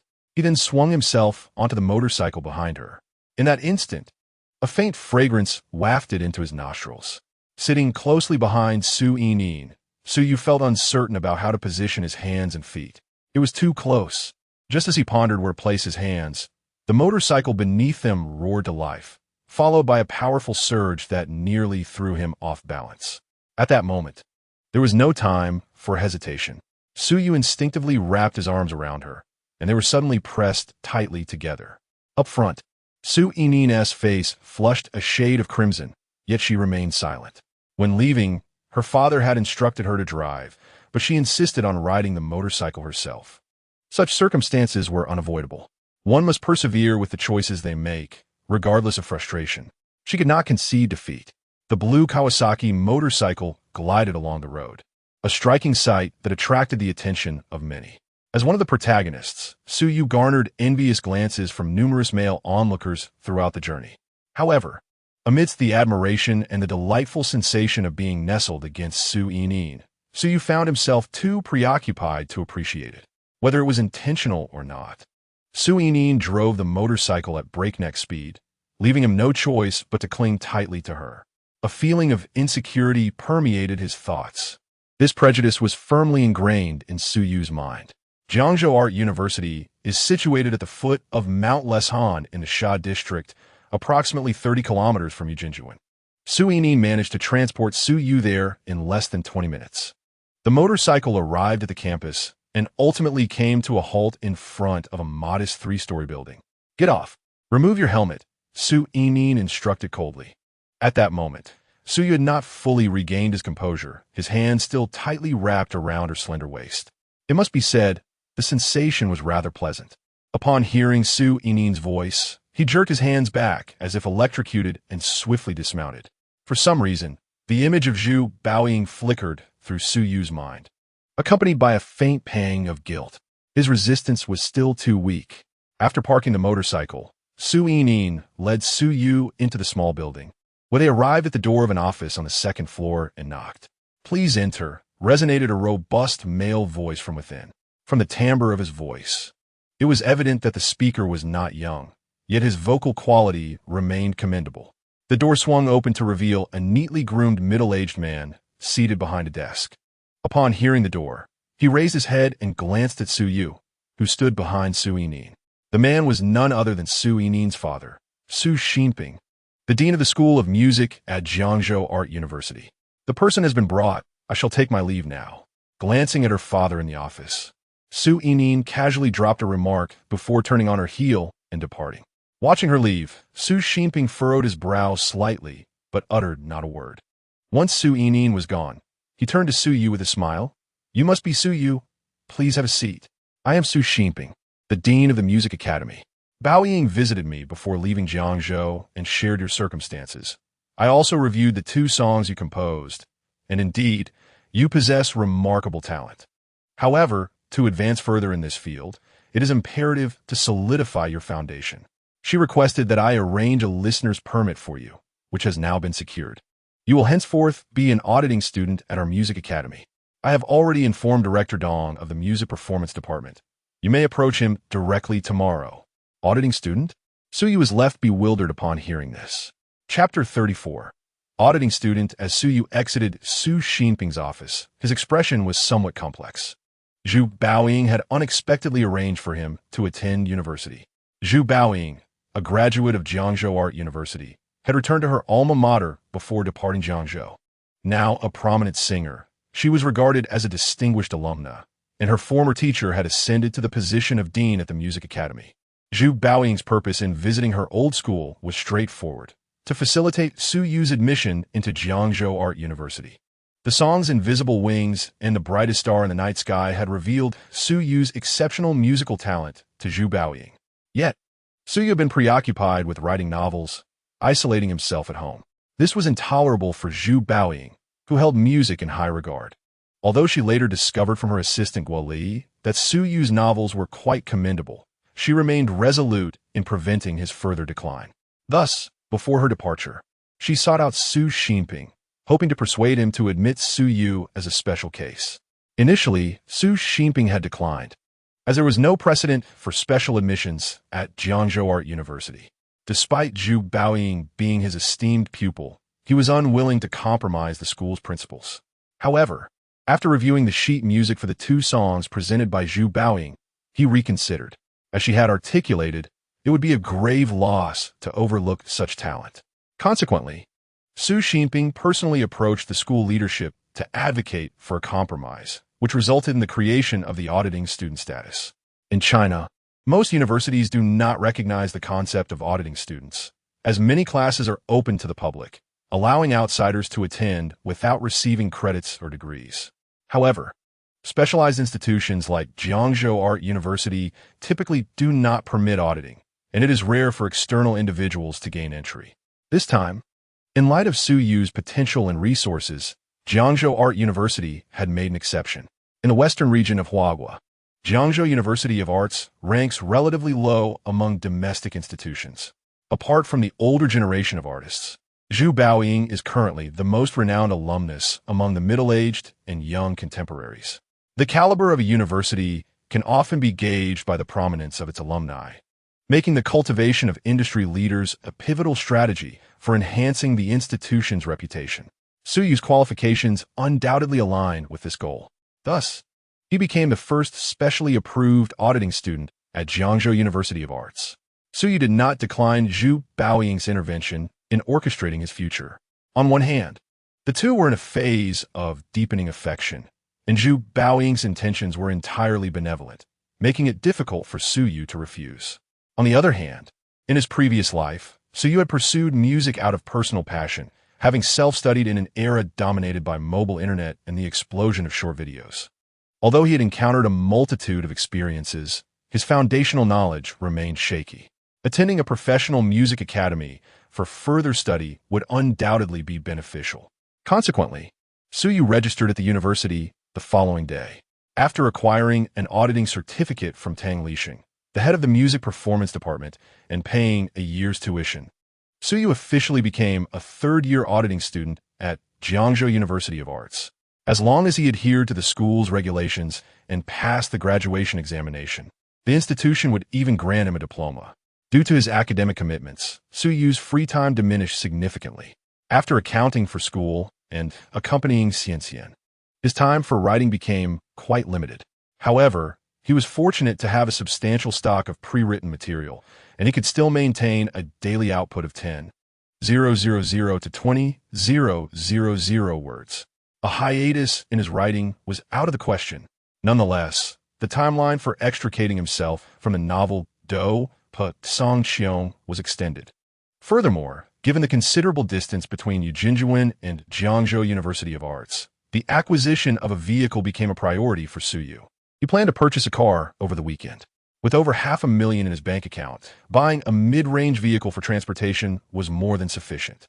In this world, having avoided the humiliating history of the past 2 centuries, Huawei's economy had advanced significantly earlier than in his previous life, resulting in a commendable standard of domestic automobiles during this period. The price of a mid-range vehicle hovered around 100,000. At Jiangzhou Airport, a white van parked in the waiting area, and Tan Lin emerged from the terminal, surrounded by several assistants and security personnel. Tan Lin, hello. I am a reporter from Jiangzhou Daily. As soon as Tan Lin appeared, a throng of over 10 reporters, microphones in hand, surged forth to intercept her. They had all come specifically to catch a glimpse of Tan Lin. With the resurgence of her hit song, Invisible Wings, the sweet-voiced diva had re-entered the public eye after more than 2 years of silence. These reporters had gathered prior to her arrival. Having uncovered the information regarding her visit to Jiangzhou, one cannot help but admire their dedication. In terms of trailing and intercepting, they were truly professionals. Oh, it's the sweet song Queen Tan Lin. Look, it's Tan Lin. The actions of the journalists swiftly captured the attention of the surrounding crowd, many of whom were drawn to Tan Lin. Soon, a throng of fans encircled her. Faced with such a scene, Tan Lin, who had debuted over a decade ago, remained unfazed. Accompanied by her assistant and security, she made her way towards the van, smiling and waving at the crowd, maintaining a gracious demeanor while saying nothing. Before long, the van departed under the watchful eyes of the onlookers. Inside the vehicle, Tang Mingling glanced back at the road before turning to Tan Lin and remarked, "Sister Lin, I told you your arrival would surely cause a stir, yet you were reluctant to believe it."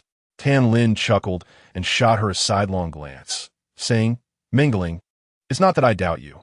It's just that I must personally make this trip. Mr. Su is a remarkably talented songwriter. If I wish to invite him to compose a song for me, I must extend him the respect he deserves. After all, he has merely penned one song. Is it truly worth such fanfare?" Tang Mingling furrowed her brow, somewhat perplexed. Given Tan Lin's stature in the industry, there seemed little need to curry favor with a newcomer who had only written a single song. Tan Lin merely smiled at her words, choosing not to respond. Mingling was indeed correct. She had no obligation to make this personal visit to please Su Yu. Zhu Baoying had already made it clear over the phone that Su Yu had agreed to assist her with songwriting. Yet, Tan Lin still chose to come. Curiosity compelled her. She yearned to discover what sort of man Zhu Baoying was enamored with. Had it not been for the invitation to collaborate on a song, Tan Lin might not have entertained such thoughts. However, with a ready excuse at hand and the immense success of Invisible Wings, it was only fitting that she made the trip. Observing that Tan Lin was unresponsive, Tang Mingling pouted and decided to refrain from further attempts at conversation. Chapter 35, Mr. Su Jiangzhou Art University Music College. In a multifunctional lecture hall on the 3rd floor of Building 3, over 30 students from Class 3 of the Music Performance Department were attentively listening to their instructor at the podium. The lecturer, a woman in her 30s named Zhou Xiaoxia, was responsible for teaching the vocal class. Su Yu sat in the 3rd row, towards the right side of the classroom, while 3 female classmates occupied seats 2 spaces away to his left. He recognized them all, Su Yining and the 2 beautiful girls who had accompanied her for driving lessons. To Su Yu's surprise, all 3 were students at Jiangzhou Art University, and they shared the same class. One was named Du Qian, and the other was Wang Yuqing. The moment they laid eyes on Su Yu, they immediately recognized him. Consequently, for several days, they disregarded Su Yining's objections and insisted on sitting in the same row as him. During breaks, they would occasionally engage Su Yu in conversation. The presence of this interloper, who had joined the class midterm, piqued the curiosity of all the students in Class 3 of the Music Performance Department, and Du Qian and Wang Yuqing were no exceptions. Their actions garnered considerable attention from their classmates. Thus far, due to not residing on campus and being a latecomer, Suyu had only become acquainted with these 3 girls in the entire class. In the midst of the lesson, Suyu suddenly felt a vibration in his leg. It was his mobile phone. He picked it up to glance at the screen, revealing an unfamiliar number. After a moment's contemplation, he chose not to answer and instead hung up. Subsequently, Suyu sent a message stating he was busy and would reply later. This was a habit he had maintained from his previous life. He generally responded to calls unless they were from unfamiliar areas or were telemarketing attempts. Hello. After the class concluded, Suyu hurried out of the classroom to answer the call. Hello, Mr. Su. This is Tan Lin. I have arrived in Jiangzhou and would like to discuss the invitation for a song with you in person. May I inquire when you would be available? A warm and melodious voice resonated through the phone. Suyu was momentarily taken aback. He had not anticipated that the renowned songstress Tan Lin would personally come to Jiangzhou. It was evident that she regarded the matter of the song invitation with great importance. Realizing this, Suyu quickly responded, Sister Tan Lin, greetings. I am currently studying at Jiangzhou Arts University and have 2 more classes ahead. How about we meet after my classes this evening to discuss? The very fact that Tan Lin had come to see him filled Suyu with a sense of being valued. However, having just arrived at the school a few days prior, it did not seem wise to skip classes or request leave at this juncture. Moreover, discussing a collaboration was not something that could be settled in a brief conversation. There was no need to rush. Very well, Mr. Su. I shall make arrangements for this evening. It will also serve as a chance to express my gratitude for your sale of the song Invisible Wings to me. On the other end of the line, Tan Lin showed no sign of dissatisfaction, her voice remaining sweet and soothing. After exchanging a few pleasantries, they ended the call, and Suyu returned to the classroom. As Suyu stepped back into the classroom, a figure emerged from around the corner of the aisle. It was Du Qian, whose voluptuous figure caught his eye. Watching Suyu depart, Du Qian blinked her beautiful eyes, a contemplative expression crossing her face.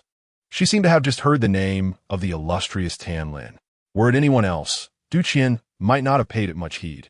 In Huahua, the prevalence of namesakes is common. Yet, with Tan Lin's new song Invisible Wings still enjoying considerable popularity, and as a student of the Music Academy, Du Qian had taken an interest in the song's lyricist and composer, who happened to be Suyu. His name matched perfectly with that of her new classmate. This series of coincidences instantly sparked a connection in Du Qian's mind.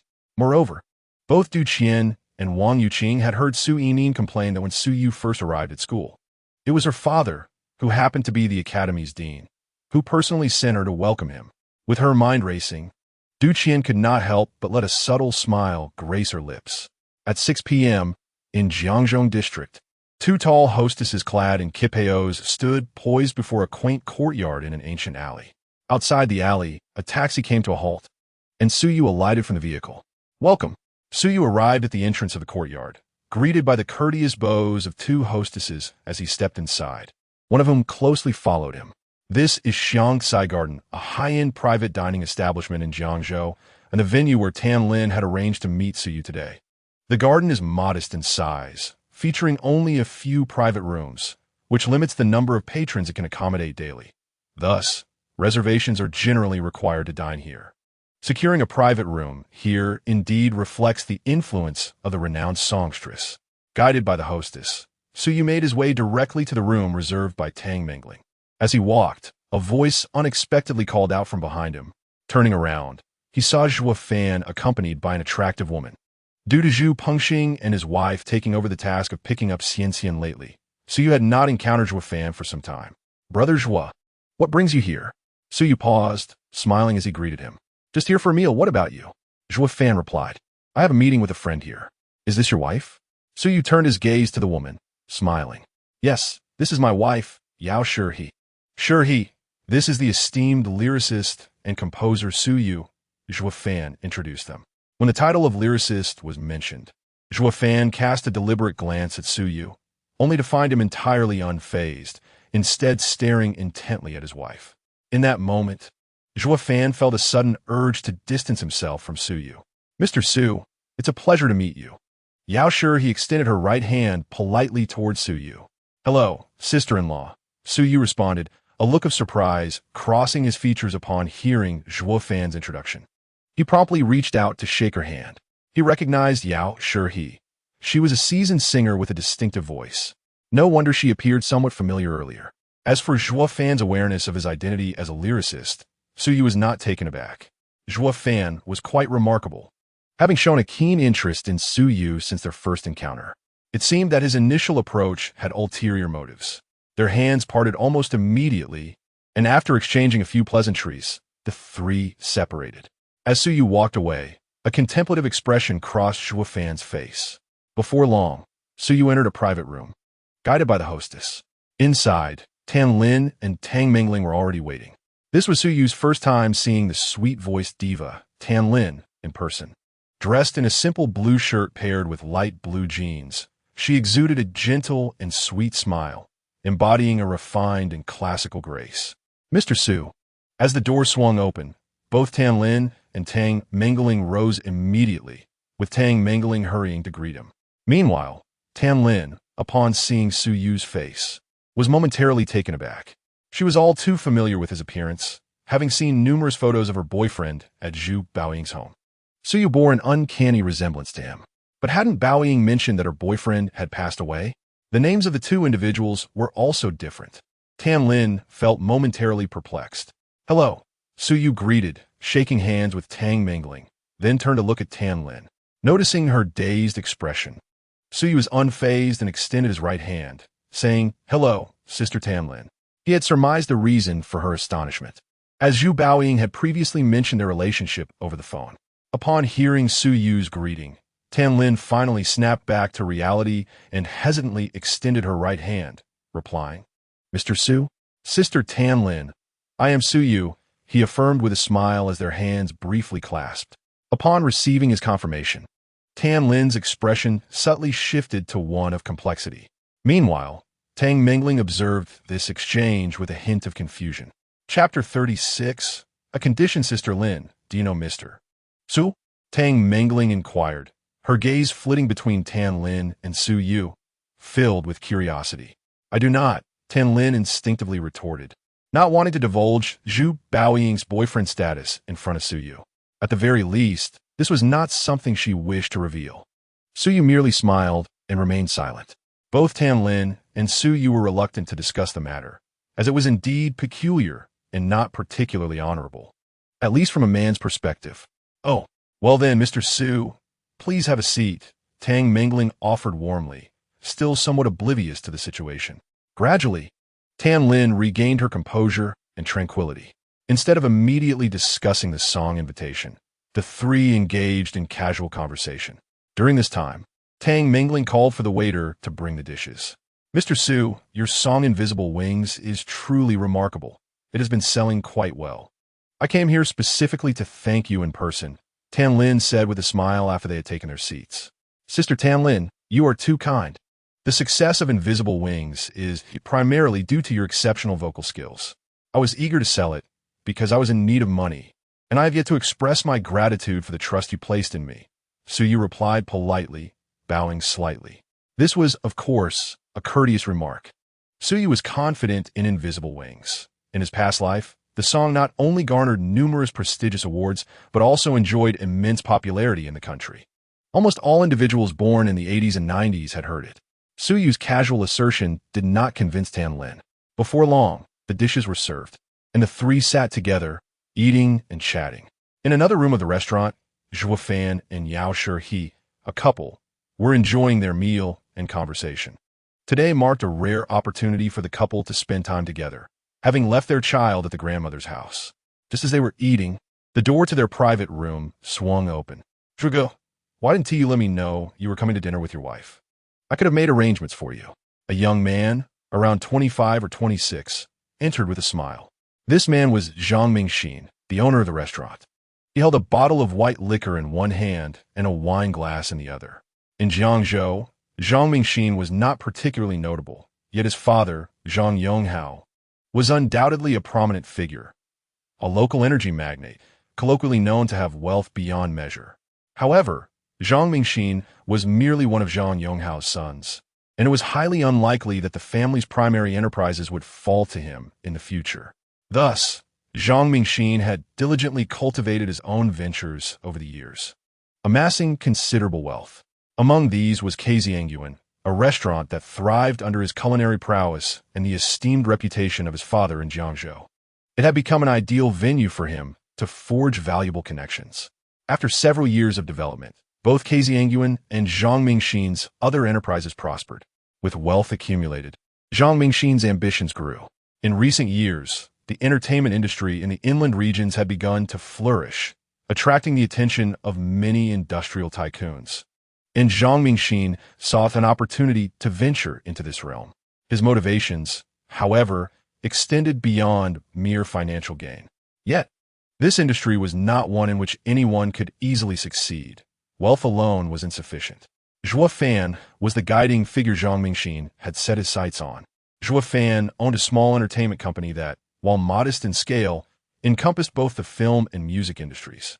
In Jiangzhou, where the entertainment sector was still in its infancy, Zhuo Fan's company was among the earliest established, a factor that had facilitated his encounter and subsequent marriage to Yao Shura. Upon seeing Zhang Mingxin, Zhuo Fan smiled and remarked, "Mingxin, my early reservation here essentially serves as a notification, does it not?" Zhang Mingxin chuckled. "Ha, Brother Zhuo, are you suggesting I'm being a nuisance? My apologies for interrupting your romantic evening with your wife. I shall take my leave." He poured a glass of liquor for Zhuo Fan and raised his own glass in a toast towards Zhuo Fan and Yao Shura. With that, he downed his drink in one go. Zhuo Fan glanced at his wife and, with a resigned expression, lifted his glass for a sip. This evening, in order to maintain his composure, he had intended to abstain from alcohol. However, seeing Zhang Mingxin's demeanor, he felt it would be inappropriate not to partake. Having mingled in the second-generation circles of Jiangzhou for years, Zhuo Fan and Zhang Mingxin had known each other since their youth and were considered good friends. Zhuo Fan was aware that Zhang Mingxin's recent persistence was aimed at seeking his assistance in entering the entertainment industry. To be candid, Zhuo Fan lacked confidence in this area.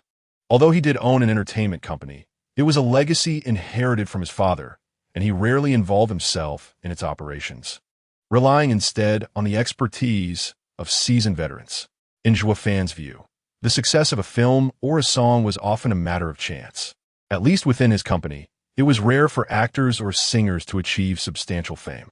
Given these circumstances, Zhuo Fan hesitated to guide Zhang Mingxin into the industry. If the endeavor failed, it would jeopardize his own standing in the circle. Maintaining face was paramount for him. Yet, the more Zhuo Fan resisted, the more Zhang Mingxin persisted. There was no escaping the situation. With these thoughts in mind, Zhuo Fan couldn't help but chuckle bitterly, saying, "Mingxin, I truly cannot agree to your request. You are well aware of my company's situation. I cannot even guarantee a profit for myself. So how could I indulge you? You might as well seek someone else to exploit." "Hey, Brother Zhuo, I only know you in this industry. Who else would I turn to?" Zhang Mingxin replied, unabashed and unfazed by Zhuo Fan's dismissive tone.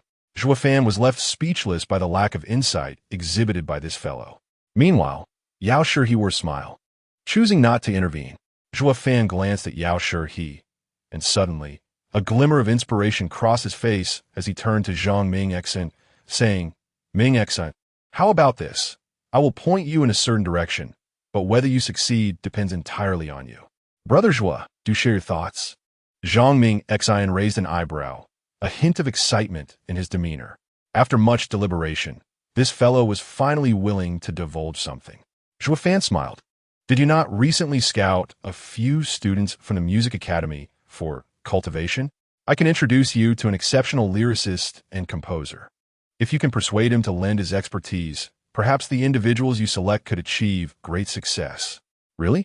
Brother Zhuo, you must not be deceiving me." Zhang Mingxin expressed a mix of skepticism and hope. His doubts lingered, yet he lacked evidence to the contrary.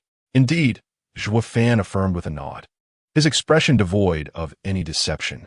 "Then, who is this individual?" Zhang Mingxin scrutinized Zhuo Fan for several seconds before inquiring. "He is a guest who visited your establishment today," Zhuo Fan replied. Upon hearing this, A peculiar expression crossed Zhang Ming Xian's face. "What is it?" Zhua Fan asked, puzzled. "Brother Zhua, you are not referring to the sweet song diva, Tan Lin, are you?" Zhang Ming Sin's gulp. If he truly had the means to connect with Tan Lin, he wouldn't be wasting time here with Zhua Fan. For the wealthy, hiring a celebrity is not an uncommon affair, but depends greatly on one's status and financial resources. Someone of Tan Lin's caliber is not easily accessible to a second-generation rich like Zhang Ming Xian, let alone getting her to assist him in entering the industry. The sweet song diva, Tan Lin? Zhua Fan paused momentarily, then a look of understanding flashed across his face. "That is not who I am referring to. However, if I'm not mistaken, the person I mentioned should currently be dining with Tan Lin." "Oh." A hint of surprise appeared on Zhang Ming Xian's face. He was aware that Tan Lin was dining at his establishment today, but he was oblivious to whom she was meeting. After a moment of contemplation, Zhang Ming Xian nodded. "All right, I will give it a try. If it works out, I will definitely throw a celebration to thank you, Brother Zhua." With that, he nodded at Yao Shi before turning to leave the private room. In the room, Zhua Fan observed the closed door and shook his head. Turning to Yao Shi, "Finally, I've managed to send this fellow away." Yao Shi, however, wore a look of confusion. "Darling, why did you encourage him to seek Mr. Su? This fellow is rather thick-skinned. It's best for him to first gauge the situation." Zhua Fan shrugged casually. He had yet to find the right opportunity to broach the subject of seeking Su Yu for a song. Now that Zhang Mingxin has taken the initiative to approach, it is a perfect opportunity for him to test Su Yu's willingness and boundaries. Zhang Mingxin possesses a remarkable talent for networking and is quite generous with his finances. Chapter 37. The Wrong Vehicle at 9 p.m. Su Yu departed from Kaisian Yuan. The evening's meeting with Tan Lin and her companions was rather pleasant. Over the course of the meal, they had nearly finalized arrangements for the songs, with both parties' conditions being straightforward and clear. During this visit to Jiangzhou, Tan Lin and Tang Mingling had initially hoped to secure 2 or 3 fine songs from Su Yu. However, Su Yu proposed an alternative idea. He was no longer interested in selling songs one by one. The pace of earning in such a manner was simply too sluggish. If he was to engage in this endeavor, he wished to undertake something grand. Su Yu aspired to assume the role of producer for Tan Lin's entire album, intending to share in the profits derived from its sales. He planned to take charge of all 10 songs on the album, handling the lyrics, composition, and arrangement single-handedly. To Tan Lin and Tang Mingling, this notion seemed utterly fantastical, yet for Su Yu, it was a commonplace ambition. With the extensive experience from his past life, creating an album for a female singer was hardly a daunting task. In the music industry, managing an entire album is no simple feat, generally. Without a certain level of fame and capability, music companies are unlikely to permit such an arrangement. It is virtually impossible for one individual to master all 3 essential skills simultaneously. Most renowned songs are the result of collaboration among different talents, with lyricists, composers, and arrangers often being distinct individuals. Moreover, it is challenging for a single person to adeptly navigate various musical genres and styles.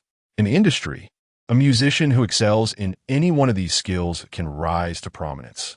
Even highly skilled singer-songwriters typically delegate the creation and arrangement of different songs on their albums to other talented musicians.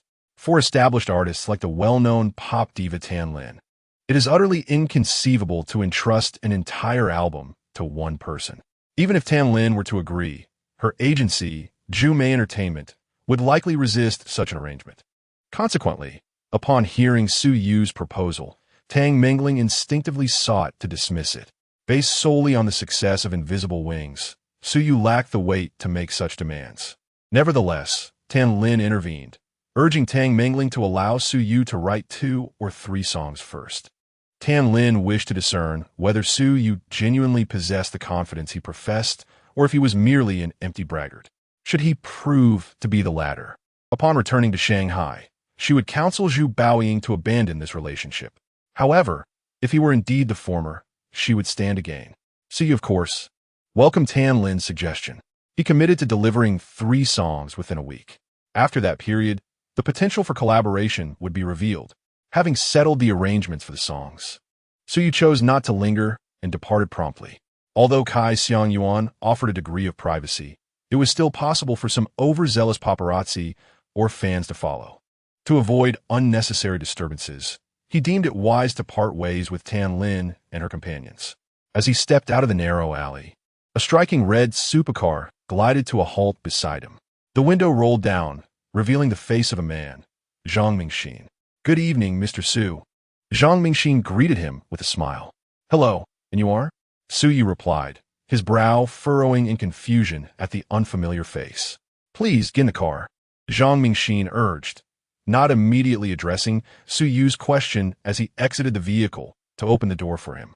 Observing this gesture, a flicker of realization crossed Suyu's mind, and he naturally settled into the passenger seat, assuming this was a vehicle arranged by Tan Lin and the others.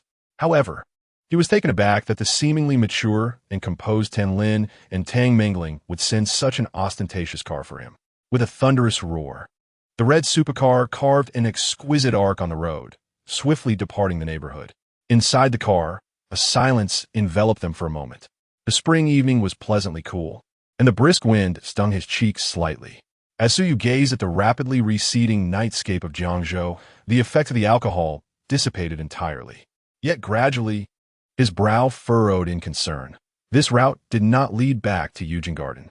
"Where are we headed?" Suyu inquired, frowning. "Mr. Su, there's still plenty of time. I'm taking you to a fun place," Zhang Mingxin replied, turning to Suyu with a radiant smile. The expression was unmistakable. Any man would recognize it. Suyu's countenance began to shift into something more peculiar as he connected the dots. The car was not arranged by Tan Lin and her companions after all.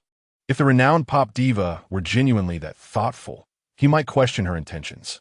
Curiosity piqued, Suyu wondered about this individual who had intercepted him so precisely. "Are you with Kai Xiangyuan?" he asked. With a grin while driving, Zhang Mingxin responded, "Mr. Su, you are quite astute. I am indeed the owner of Kai Xiangyuan. I waited here for you with no ulterior motive, merely hoping to ask for a favor." "A favor? What kind of favor?" Suyu queried, nodding in understanding. Zhang Mingxin spoke candidly. "I need your assistance in writing a few songs." "Writing songs?" Suyu's eyes widened slightly, his gaze scrutinizing Zhang Mingxin. Could this affluent heir be aspiring to stardom? However, his voice hardly seemed suitable for singing. As if sensing Suyu's thoughts, Zhang Mingxin quickly clarified, "Please don't misunderstand, Mr. Su. I'm helping a friend secure a song. If you're willing to assist, money is no object." This was how the wealthy conducted business, effortlessly extravagant. In Zhang Mingxin's mind, a song, no matter how exceptional, would fetch only a few $100,000 at most. And anything that could be bought was hardly a concern. He had faith in Zhou Fan and the discerning eye of the pop diva Tan Lin. If spending a little money could buy entry into this realm, Zhang Mingxin was more than willing. Hearing this, Suyu remained noncommittal. He held little interest in merely selling songs. Moreover, he was unfamiliar with both Zhang Mingxin and the potential buyers. If this fellow were merely purchasing songs to impress women, it would be a wasted endeavor. After some contemplation, Suyu politely declined, "Mr. Zhang, since you are the proprietor of Kai Xiangyuan, you must be aware of the individual I am meeting tonight. I have already accepted her invitation to collaborate on a song, so I fear I will be unable to assist your friend in writing one for the time being." Upon hearing this, Zhang Mingxin did not feel disheartened. Instead, he became even more motivated. He continued to smile and said, "Mr. Su, it's quite all right. My friend and I can wait. Let us not discuss the song collaboration for now. How about we take this opportunity to become friends?" Suyu simply pursed his lips and chose not to elaborate further. Observing this, Zhang Mingxin refrained from pressing the matter and focused on driving. Due to his desire to enter this circle, Zhang Mingxin possessed a certain understanding of the temperaments of creators within the entertainment industry. To win them over, merely throwing money at them would not suffice. One must also choose wisely. Consequently, Zhang Mingxin prepared to engage on a more personal level, a skill in which he excelled. Before long, the sleek sports car arrived at the renowned nightlife district of Jiangzhou, specifically at a bar named Jiangcheng. Although its name seemed somewhat antiquated, its decor was decidedly modern. Upon exiting the vehicle, Suyu glanced at the bar's entrance, his expression one of amusement. A bar? Such places were familiar to him, In his previous life, he had often frequented bars in search of inspiration for his creations. Following Zhang Mingxin, he stepped into the bar. Chapter 38. Coincidence. As soon as they entered, the thunderous music enveloped them.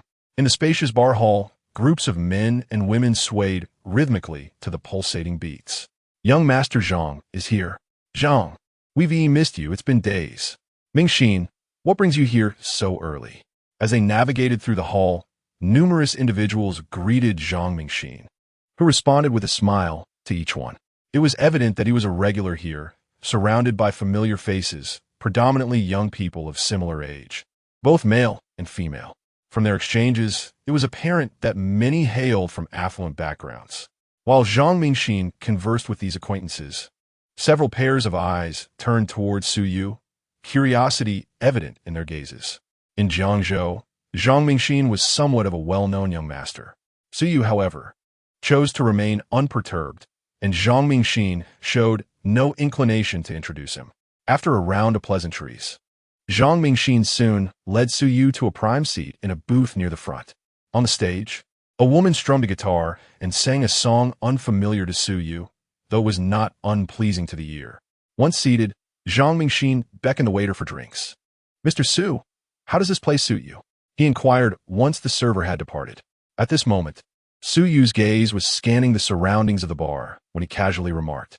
Upon hearing this, Zhang Mingxin's eyes flickered for a moment, and he responded with a smile, stating that this bar is considered the finest in Jiangzhou, where they often gather due to its lively atmosphere.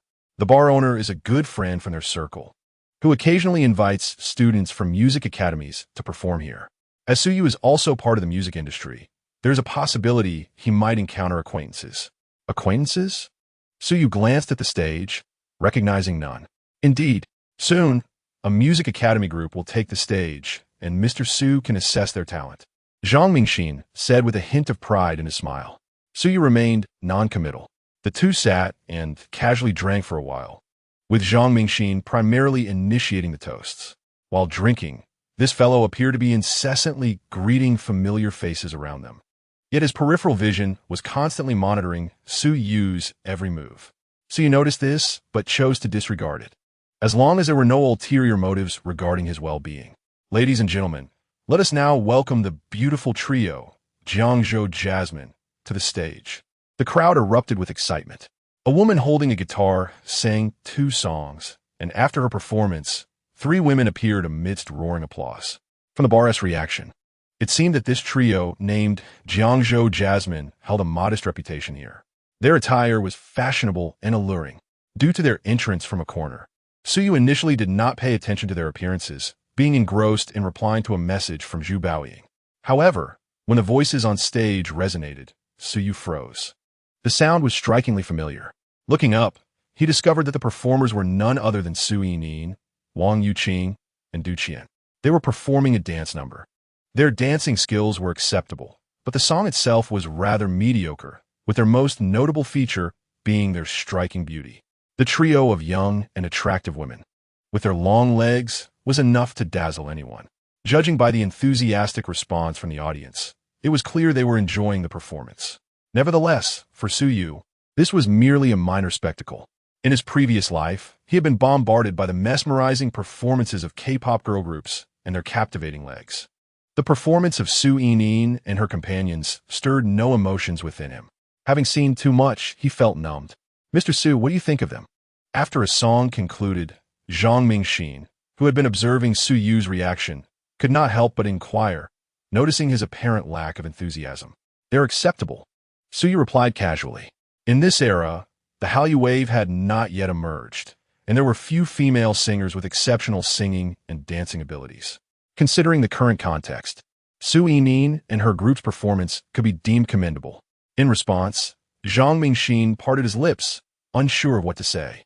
He glanced at the bar patrons, who were still fervently cheering, and it was evident that the performance was well received. Zhang Mingxin himself was quite fond of it. Upon observing the expression on Su Yu's face, Zhang Mingxin felt a twinge of frustration. Such a lackluster reaction. Is he even a man? On stage, Su Yining and her 2 companions were among the most striking figures in Jiangzhou. with their long legs on display. Which man could possibly resist their charm? What they lacked was merely a song that could complement their performance. If even they could not capture Su Yu's attention, then the music students Zhang Mingxin had scouted were unlikely to fare any better. The performance continued as the trio sang and danced through 3 songs. And by the time they concluded, they were glistening with sweat. They raised their hands high, basking in the enthusiastic applause from the audience. This sensation was exhilarating. Su Yining relished it. This performance had finally dispelled the gloom that had settled in her heart. Ultimately, she preferred the stage, thriving in the radiant glow of the spotlight. Suddenly, her gaze fell upon someone in the audience. It was Su Yu. Unfortunately, Zhang Mingxin had chosen a booth situated quite close to the stage, making it easy for her to spot him. As their eyes met, Su Yu smiled and prepared to wave. Yet, Su Yining wrinkled her brow in disdain and averted her gaze. Fortunately, Du Qian, seated beside her, also noticed Su Yu and flashed him a sweet smile, sparing him from an awkward moment. As the 3 women took their bows and exited the stage, Zhang Mingxin wore a curious expression and asked, Mr. Su, do you know Yining and her friends? Well, one could say we are classmates, Su Yu replied, shifting slightly in his seat. Su Yining's behavior was rather inconsiderate. They're friends of mine as well. Shall I invite them over to join us? Zhang Mingxin suggested with a grin. Please, let me be. Su Yu quickly waved his hand in refusal. The 3 women were certainly not easy to handle. Su Yining, a proud and temperamental woman, was not to be trifled with. Du Qian, seemingly sweet and amiable, was, in reality, cunning and fond of mischief. Compared to them, Wang Yuqing was the least troublesome, though her occasional bold remarks could be quite overwhelming. Seeing this, Zhang Mingxin chuckled and refrained from saying more. Zhang Xiao, I have matters to attend to at home, so I shall take my leave. After some contemplation, Su Yu decided it would be best to depart, rising to his feet. If he lingered too long, he feared he might be caught up until late. Women only served to hinder his writing speed. Mr. Su, allow me to see you off. Zhang Mingxin stood, intending to accompany him. Su Yu waved his hand dismissively. No need, Zhang Xiao. We are all young people here. There is no need for such formality. You enjoy yourself. With that, he said no more and turned to leave. Zhang Mingxin, seeing this, did not insist further and returned to his booth. While Zhang Mingxin pondered the matter of arranging a song, Du Qian and Wang Yuqing, now dressed in different attire, approached him together. Zhang, where is Su Yu? Du Qian inquired, glancing around. He has left. Zhang Mingxin replied with a shrug, then stood up to greet them warmly. He left? Is he deliberately avoiding us? Upon hearing those words, Du Qian's small face immediately puffed up, and she quickly surmised Su Yu's intentions. Beside her, Wang Yuqing's expression remained largely unchanged, her eyes fixed intently on Du Qian. She held little interest in Su Yu. However, it seemed that her close friend was overly preoccupied with him. After exiting the bar, Su Yu exhaled softly. Whether it was due to the burden of age or the excessive revelry of his past, he found himself devoid of enthusiasm for such matters, perceiving them as merely a cacophony. Casting a glance to the roadside, he prepared to hail a taxi for his departure. Amidst a low, rumbling roar, a blue Kawasaki emerged from a nearby parking lot, revealing a slender figure clad in riding attire. Striking and attention-grabbing, many gathered around the bar entrance were drawn to this radiant sight, with some even whistling in admiration. Yet, after a fleeting glance, Su Yu promptly diverted his gaze. He was well acquainted with both the motorcycle and its rider, Su Yining. Recalling her indifferent demeanor on stage earlier, Su Yu resolved against further humiliation. Truth be told, he held no interest in this woman now. While undeniably beautiful, her unpleasant disposition rendered her unapproachable. He felt he lacked the ability to connect with her. Enjoying her beauty from a distance was one thing, but harboring intentions to pursue her was entirely out of the question. Moreover, he was currently entangled in a flirtatious ambiguity with Zhu Baoying, and he maintained a semblance of self-control. However, events did not unfold as Su Yu had hoped. Before he could signal for a taxi, the blue Kawasaki came to a steady halt before him. "Get in," Su Yining called out, raising the windshield with an expressionless face. "Me?" Su Yu replied, taken aback. Just moments ago, she had acted as if they were strangers. How had she suddenly become so inviting? Su Yining stared at him silently. Were it not for her stunning features, her demeanor would have been quite unappealing. "No need to trouble yourself. I shall take a taxi home," he said, instinctively glancing at the space behind her, feeling a twinge of apprehension. With a raised eyebrow and still without a word, Su Yining lowered her helmet's visor, and the blue Kawasaki surged away like a whirlwind. Seeing this, Su let out a quiet sigh of relief. He felt a lingering dread. Having barely traversed this new reality, he was reluctant to meet an untimely fate once more. After Su Yining departed, he waited briefly by the roadside before finally hailing a taxi, arriving home just before 10 o'clock. "Papa!" In the living room, as soon as Su stepped inside, Xian rushed toward him on her short little legs, clearly having been waiting for his return. Su promptly scooped her up, and the father-daughter duo reveled in their affectionate reunion. On the sofa, Zhu Xingping and Shun Sipin were still awake. Observing Xian being held high by Su Yu, Shun Sipin felt a twinge of jealousy. Her granddaughter seemed far more affectionate toward him than she did toward her own grandmother. Beside him, Zhu Xingping casually inquired, "You're back? Did you go out for dinner with your classmates?" After spending such a long time together, it was the first time Su Yu returned home so late. A hint of concern crept into his mind. The loneliness and emptiness of a man were sentiments Zhu Xingpeng had once experienced in his youth. Su Yu replied, "Not really. Bao Ying's 2 friends came to Jiangzhou, and she asked me to assist in entertaining them." Zhu Xingping nodded in acknowledgement and refrained from further questioning. After a brief wash-up, Su Yu led the little girl back to their room to rest. Lying on the bed, Su Yu held Xiang close while she chatted on the phone with Zhu Baoying.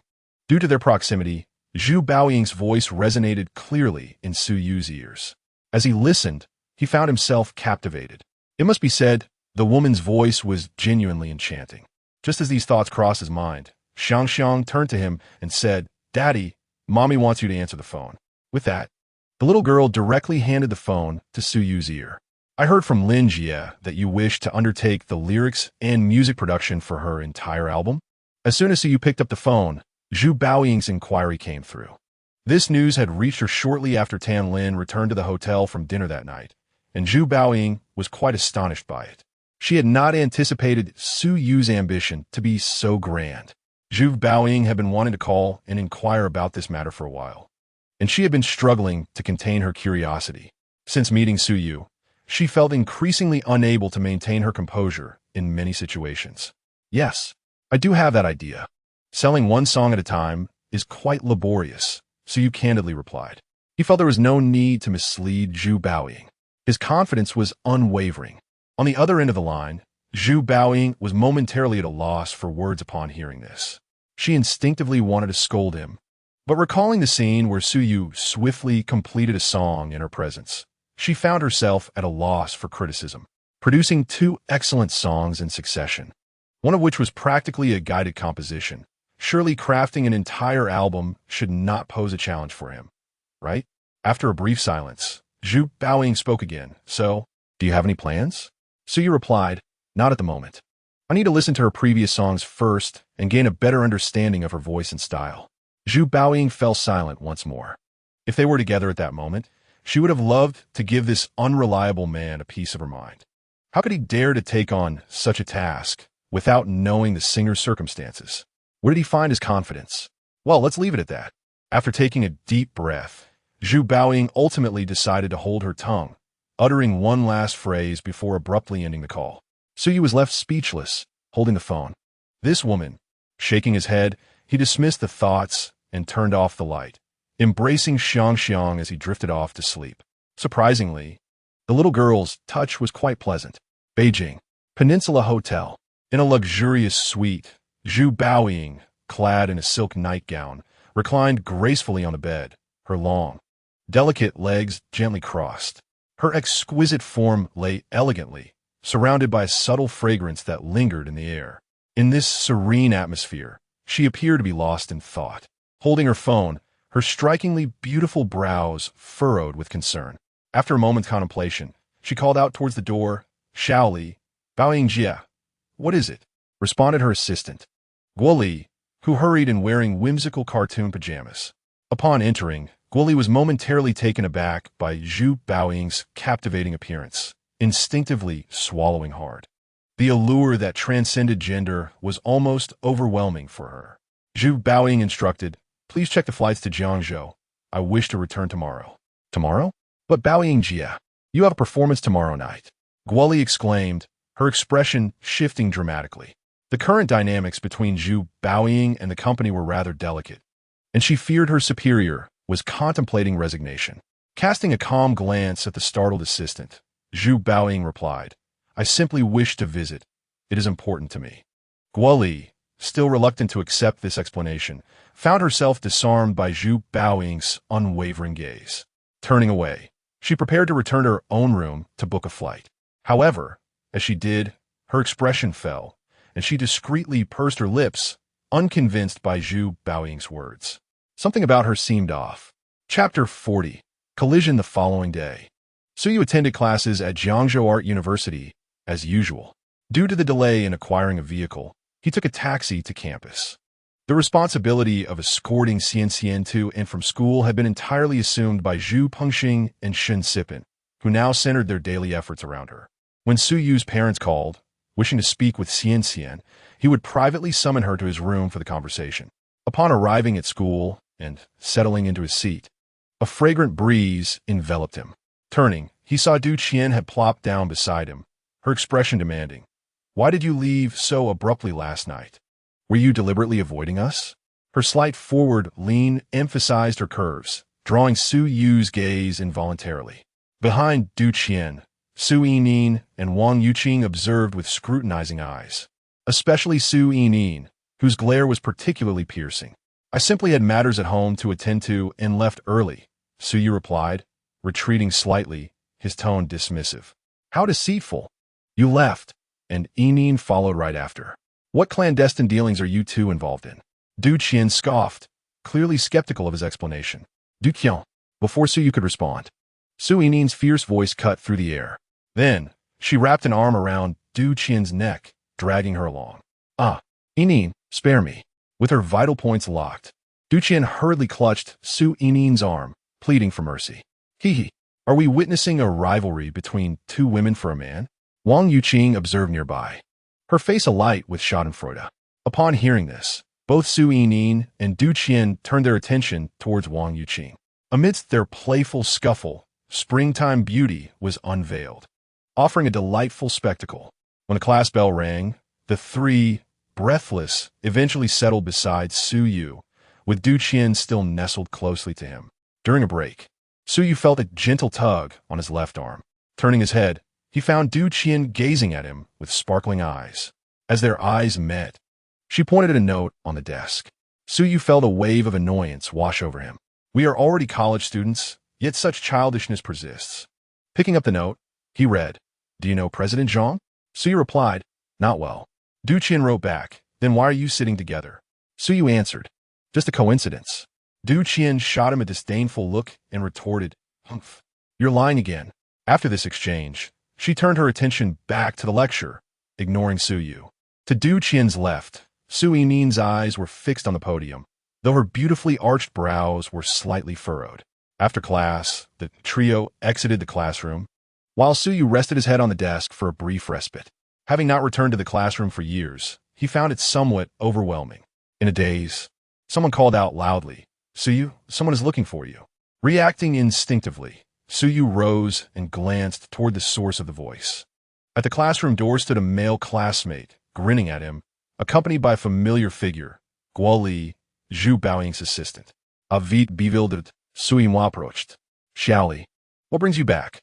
Guoli glanced at him, but remained silent, turning to walk outside. Noticing her demeanor, Su Yu followed, his emotions stirring within. The two strolled through the school, eventually arriving at a grove. There, a graceful silhouette awaited Zhu Baoying. After leading Su Yu to this spot, the assistant discreetly departed. Upon hearing footsteps, Zhu Baoying turned and met Su Yu's eager gaze. She was wrapped up snugly, with only her bright eyes exposed. As their eyes danced, feelings began to blossom. Seeing this, Su Yu strode forward and embraced her. After a month apart, the emotions he had harbored surged forth uncontrollably. Rationally, Su Yu had planned to gradually win over Zhu Baoying's heart. Yet, Upon their reunion, he realized that such a premeditated approach was utterly unfeasible, as he found himself unable to restrain his desires. Not far away, the little assistant, hiding discreetly, was taken aback and instinctively covered her mouth, her eyes wide with shock. Oh no, this is a disaster. How will I explain this to Sister Zhao? In the embrace of Su Yu, Zhu Baoying's body instantly stiffened, her eyes reflecting initial surprise, quickly followed by a veil of moisture. Gradually, her hands extended, encircling Su Yu's waist. Sensing her movement, Su Yu tightened his hold, drawing her closer.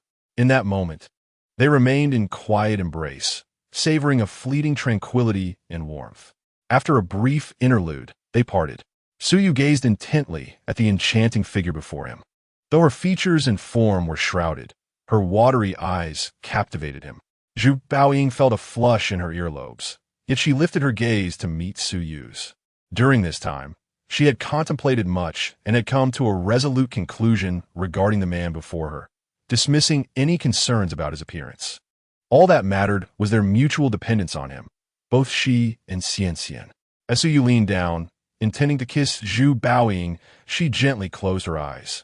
At that moment, a sound echoed from afar, startling Zhu Baoying like a frightened rabbit, causing her to leap back. Following the direction of the noise, 3 figures emerged at the edge of the woods. In such a brief interval, Su Yining, Du Qian, and Wang Yuqing had wandered to this spot. Upon spotting Su Yu and Zhu Baoying in the forest, the 3 women were momentarily taken aback. Du Qian's eyes darted back and forth, scrutinizing both Su Yu and Zhu Baoying. Wrapped so meticulously, could she be a senior who had stepped out from the school? Had Su Yu been about to kiss her? The flames of gossip ignited within Du Qian. Wang Yuqing's gaze lingered predominantly on Zhu Baoying. The graceful silhouette and aura surrounding her hinted at her extraordinary nature. However, Su Yining's expression was somewhat complex, her focus primarily on Su Yu. For reasons unknown, the scene before her stirred an inexplicable irritation. How could this insufferable fellow have such an exceptional girlfriend? Moreover, it seemed likely she was part of their circle. What right did he have? Ahem. You all continue your stroll. We have matters to attend to. Under the peculiar gaze of the 3 women, Su Yu uttered these words before taking Zhu Baoying's hand and departing, primarily concerned about the exposure of her identity. Watching the couple's retreating figures, Wang Yuqing suddenly remarked, "Do you think that person seems familiar?" Who? Du Qian and Su Yining simultaneously turned to Wang Yuqing. Who is the most renowned senior in our school right now? Wang Yuqing asked, her chin slightly raised. How could that be possible? Du Qian blinked in astonishment, exclaiming. Beside her, Su Yining's brow furrowed even more tightly. Chapter 41. Are you doubting my abilities? Avoiding the 3 women, Su Yu led Zhu Baoying to a less crowded area. Throughout the journey, their hands remained tightly intertwined. Zhu Baoying's fingers, slender and fair, felt like warm jade in his grasp, her palms slightly damp with perspiration. Once they had distanced themselves from the prying eyes of the crowd, Su Yu finally released her hand and hesitantly remarked, those 3 were my classmates. Shall we continue? As he spoke, he leaned in once more. Zhu Baoying slightly turned her head away, her eyes brimming with bashfulness. At that moment, the collar of her trench coat flipped outward, revealing a delicate neck as smooth and white as jade, and the sweet fragrance wafting from her nose was utterly intoxicating. Faced with such a captivating sight, Su Yu found himself unable to resist. Just as he attempted to advance again, he was thwarted. No, a slender, delicate hand covered his mouth, and Zhu Baoying's playful scolding reached his ears. Upon returning, Su Yu's advances had left her somewhat defenseless. Turning to look at him, Zhu Baoying gazed at him with a hint of reproach in her beautiful eyes, her expressions brimming with charm. Su Yu was momentarily mesmerized. At that instant, Zhu Baoying was simply too alluring. Under his intense gaze, her blush deepened. After a prolonged silence, Su Yu finally regained his senses, realizing the opportunity had slipped away, and muttered, "Their timing is truly unfortunate." Hearing this, Zhu Baoying shot him another reproachful glance. After their relationship had taken a significant turn, she seemed to transform before him, shedding her previous elegance and aloofness for a tenderness and charm reminiscent of flowing water. This new demeanor left Su Yu somewhat overwhelmed. He hastily changed the subject, asking, "What brings you back so suddenly?" As he spoke, he instinctively reached for Zhu Baoying's right hand. To his surprise, she did not shy away, allowing him to grasp her delicate hand. She tucked a loose strand of hair behind her ear, her gaze lowered as she replied, "I miss Xiangxiang and want to come back to see her." "Just to see Xiangxiang?"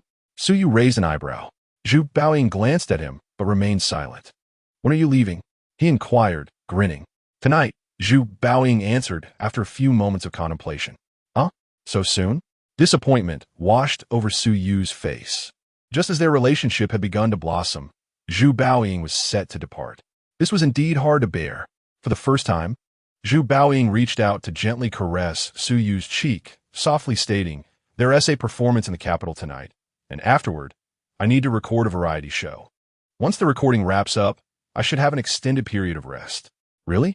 Su Yu grasped Zhu Baoying's delicate hand, his disappointment evaporating in an instant. Did this count as a promise? Zhu Baoying nodded with a smile. "That's wonderful." He once again pulled her into his embrace. This time, they were even closer. After breaking through that metaphorical layer of paper, Su Yu discovered that their interactions were unexpectedly harmonious, as if everything flowed naturally. After a moment of holding each other, Zhu Baoying gently pushed Su Yu away and said, "Besides seeing Xiangxiang, I have something else I wish to discuss with you." "What is it?" Su Yu asked, slightly taken aback. Zhu Baoying explained, "After we finish recording the variety show, I might take a long break. So I plan to perform the brightest star in the night sky on the show." "A long break? Why?" Upon hearing Zhu Baoying mention her need for an extended break once more, Su Yu sensed a subtle melancholy in her tone. This did not seem like an ordinary request for rest. Zhu Baoying averted her gaze momentarily, saying, "It's nothing, just a temporary arrangement." Observing her demeanor, Su Yu furrowed his brow and pondered, "Something's amiss. You just made your debut at the Spring Festival Gala this year, right at the peak of your career. Why would your company suddenly arrange for you to take a break? Your last return and departure were quite peculiar. Could be due to me?" As he spoke, Su Yu's tone grew resolute. In his previous life, although Su Yu had never truly entered the entertainment industry, he had acquired a wealth of information regarding it. He had passively or actively consumed various bits of gossip. It was evident that Zhu Baoying was being suppressed by her company. Coupled with her abrupt return to Jiangzhou for a period, followed by her sudden departure to take on numerous performances, the conclusion became clear. The source of the discord was himself. Zhu Baoying lifted her gaze to meet Su Yu's, her silence revealing more than words could convey. In response, Su Yu pulled her into an embrace, realizing that this woman had been silently resisting her company for his sake. While there might be underlying reasons, he still felt a warmth in his heart. After savoring the moment, he asked, "What program are you set to appear on?" Zhu Baoying replied, "It's a variety show on CCTV, where I will be a guest performer for the opening." "An opening guest? That song doesn't quite fit. Let me write you another one," Su Yu suggested thoughtfully. The Brightest Star in the Night Sky featured a stirring melody, brimming with youthful vigor. It was a motivational anthem perfectly suited for a grand opening performance. Moreover, if executed well, it could become a classic live show. But this was not sufficient. According to Zhu Baoying, this could very well be her last performance for a long time. They needed to leave a small mark on the world. Sinu Media sought to suppress Zhu Baoying, but Su Yu would not allow it. He also needed to showcase his own prowess. If he proved strong enough, he believed Sinu Media would not forego the opportunity for profit. "Another song?" Zhu Baoying asked, her mouth slightly agape in surprise. "Yes, another song," Su Yu affirmed with certainty. "But is there enough time?" Zhu Baoying hesitated, having practiced The Brightest Star in the Night Sky for quite some time, believing it to be a remarkable piece. "Are you doubting my abilities?" Su Yu raised an eyebrow, tightening his grip around her waist. Zhu Baoying's cheeks flushed, and she shot him a playful glare. She realized that this man before her was quite different from the one she had previously encountered. "Let us go." After savoring her delicate form for a moment, Su Yu took her hand and led her outside. "Aren't you going to class?" Zhu Baoying inquired, astonished. "Not today. I'm skipping class. I want to show you my capabilities," Su Yu replied, brimming with eagerness. Pulled along by Su Yu, Zhu Baoying only remembered that her car was parked in the school parking lot when they reached the school gate. Thus, the two of them turned back to retrieve the vehicle. Inside the car, the petite assistant huddled in the driver's seat, striving to diminish her presence. In the classroom, Du Qian, Su Yining, and Wang Yuqing sat together. The class had been in session for some time, and, after casting another glance toward the classroom door, Du Qian murmured softly, "This fellow actually skipped class." Chapter 42. Can Suyu write songs? In the first-class cabin of a China National Airlines flight, Zhu Baoying reclined, her black mask lowered to her chin, holding a sheet of music in her hands, scrutinizing it intently. Her lower lip pressed tightly together. A faint blush tinged her delicate face. The sheet of music bore the bold title "Left Hand Points to the Moon," a new song composed by Suyu just today. Zhu Baoying had witnessed firsthand how Suyu crafted such an exceptional piece in merely half a day, and he had meticulously explained the nuances of the lyrics and melody to her. As she mentally replayed the song's intricate charm, her eyes sparkled with a hint of intoxication. Yet, recalling the hands that had taken advantage of the moment, a mischievous pout crossed her lovely face. It was utterly audacious. Embarrassed by her thoughts, Zhu Baoying let out a soft whimper and pulled a light blanket over her face. In the seat behind Zhu Baoying, the assistant Gua Li cautiously raised her head, casting a fleeting glance before quietly sinking back down. Returning to her own seat, a frown marred the round face of the assistant. Reflecting on the scenes she had witnessed that day, she struggled with how to report back to Sister Zhao. After seeing Zhu Baoying off, Suyu did not return to school, but instead happily headed home to pick up Xianxian. At the kindergarten outside Yujinjuan, Suyu waved to the little girl who was looking around. Xianxian. Upon seeing Suyu, Xianxian joyfully sprinted over on her short legs. It had been quite a while since her father had come to pick her up. As soon as Suyu wrapped his arms around Xianxian's small frame, she planted a kiss on his cheek. "Daddy, I missed you." The little girl's sweet voice left Suyu momentarily spellbound. Daddy missed Xianxian too." With that, Suyu carried her home. That woman claimed to miss Xianxian, yet she left before even seeing her. What was that about? Did she really fly back just to meet him? Contemplating this, Suyu's steps felt significantly lighter. "Daddy, you smell like Mommy. Did Mommy come back?" Suddenly, the little girl propped herself up on Suyu's shoulder, her eyes sparkling with curiosity. "Huh? No, not at all." Suyu's heart skipped a beat, and he quickly denied it. "You're lying. Daddy definitely smells like Mommy." The little girl pouted, refusing to relent. "Well, it might just be that I picked up some scent while tidying up my clothes today," Suyu replied, a hint of guilt creeping into his voice. He had no ulterior motives. He simply feared that revealing the truth would hurt Xianxian's feelings. Xianxian, with her big eyes sparkling, leaned in once more to sniff at Suyu's shoulder, falling silent thereafter. Upon witnessing the scene, Suyu exhaled in relief, believing he had successfully navigated the situation. However, upon returning home, he realized his error. As soon as Xianxian was released from Suyu's embrace, she dashed straight towards Zhu Baoying's bedroom. Moments later, the little girl emerged, her head bowed, eyes glistening with unshed tears. In the living room, Zhu Pengxing and Shun Sipin, who had been eagerly awaiting their granddaughter's affectionate greeting, were immediately alarmed and rushed over to comfort Xianxian, asking, "What is wrong, dear? Have you been wronged?" With a quivering lip, Xianxian could no longer hold back her tears. "Grandma, Grandpa, Mommy came back, but she didn't come to see Xianxian." Zhu Pengxing furrowed his brow and replied, "But Xianxian, Mommy hasn't returned home, has she? They've been here all day. If our daughter had come back, we would surely know." "But Daddy smells like Mommy," Xianxian sniffled. "Really?" Both Zhu Pengxing and Shun Sipin turned to Suyu in confusion. Suyu rubbed his nose, feeling a tad embarrassed as he explained, "Baoying did come back today, but she had to leave in a hurry for a performance tonight." Upon noticing Xianxian's tears flowing even more profusely, he quickly embraced her, saying, "Don't cry, Xianxian. Mommy was just in a rush today. She will return soon for an extended break." With tear-filled eyes, Xianxian looked up at Suyu and lamented.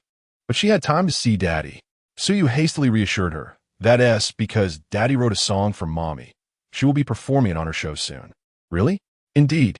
In no time, you will be able to hear it on television," Suyu assured her, taking considerable effort to soothe the sobbing child.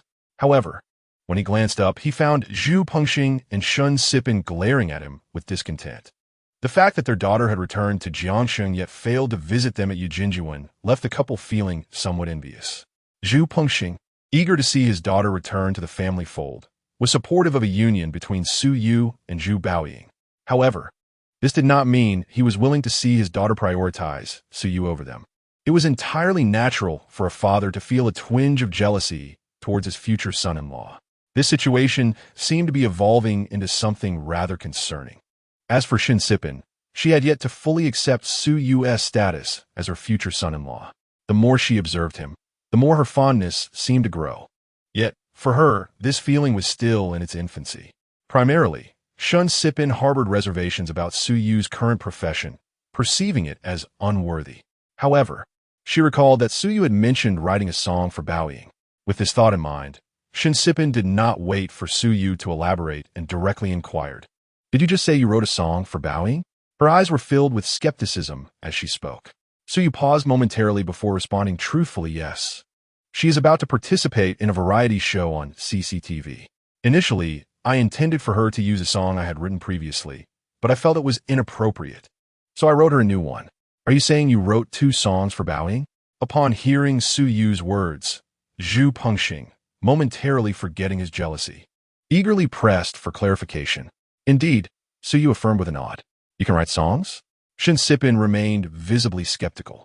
The new song Invisible Wings by Ten Lin was written by me," Su Yu explained, facing the doubtful gazes of Zhu Pengxing and Shin Sipin. "Invisible Wings? I believe I have heard that song. It was playing on the street just a couple of days ago," Shun Sipin exclaimed, her surprise evident. During her occasional outings, she had often encountered this melody, although she wasn't well-versed in the music industry. Being the mother of a daughter in this field meant she generally paid attention to popular songs. The widespread play of Invisible Wings across various locales indicated its immense popularity. The fact that such a hit was penned by Su Yu astonished her. Meanwhile, Zhu Pengxing remained silent, his previous skepticism dissipating. Su Yu had no reason to fabricate such a story in front of them. "Daddy is amazing." At Su Yu's feet, the tear-streaked face of Xiankai glanced at her grandparents before sweetly embracing Su Yu's right leg. During dinner that evening, the atmosphere at the table was notably different from usual. Shin Sipin had clearly called her daughter for confirmation. The revelation that Su Yu could indeed compose music and had already written 3 impressive songs was now substantiated. Su Yu wrote songs, while Zhu Baoying sang. What a perfect match! Shin Sipin felt a surge of happiness, and her attitude towards Su Yu shifted significantly. Zhu Pengxing, however, appeared somewhat melancholic, realizing that bringing their daughter back seemed a daunting challenge. Chapter 43. No Malicious Intent in the Capital, on the chauffeur-driven car. The recently performed Zhu Baoying leaned back in her seat, appearing slightly fatigued as she closed her eyes to rest. Her manager, Zhao Xiaodong, sat beside her, while the young assistant Gua Li occupied the front seat with the driver. Zhao Xiaodong wore a troubled expression. Taking a deep breath, she slowly addressed Baoying. "Are you considering withdrawing from the music industry?" Zhu Baoying opened her eyes, turned her head towards Zhao Xiaodong, and replied curiously, "Sister Zhao, why would you think that? If you truly wish to continue your career in music, why go against the company's wishes? You should be aware of the higher-up stance. Persisting in this manner may leave you with no chance of redemption." Zhao Xiaodong spoke earnestly. Zhu Baoying blinked and smiled radiantly. "Sister Zhao, I understand your concern. However, I believe the company's executives will soon change their minds." "Why?" Zhao Xiaodong was taken aback. Zhu Baoying closed her eyes in silence, a composed and confident smile gracing her face. Zhao Xiaodong found herself momentarily stunned, perplexed about the source of Zhu Baoying's confidence. Could it be linked to that ordinary person, Su Yu? A flicker of contemplation crossed Zhao Xiaodong's eyes.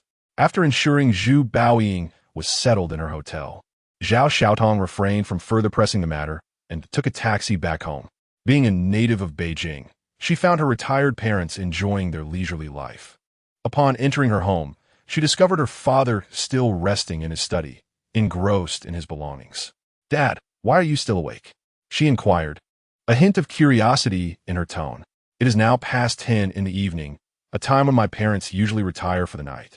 Nothing much. I just heard a beautiful song today and felt a bit sentimental, so I wrote something down. Zhao's father casually waved his hand. Daughter, have you eaten? He then looked at his weary daughter with concern. I have eaten. Dad, what are you writing? Let me see. Zhao Xiaodong placed her bag down and walked over to Zhao's father, wrapping her arms around his.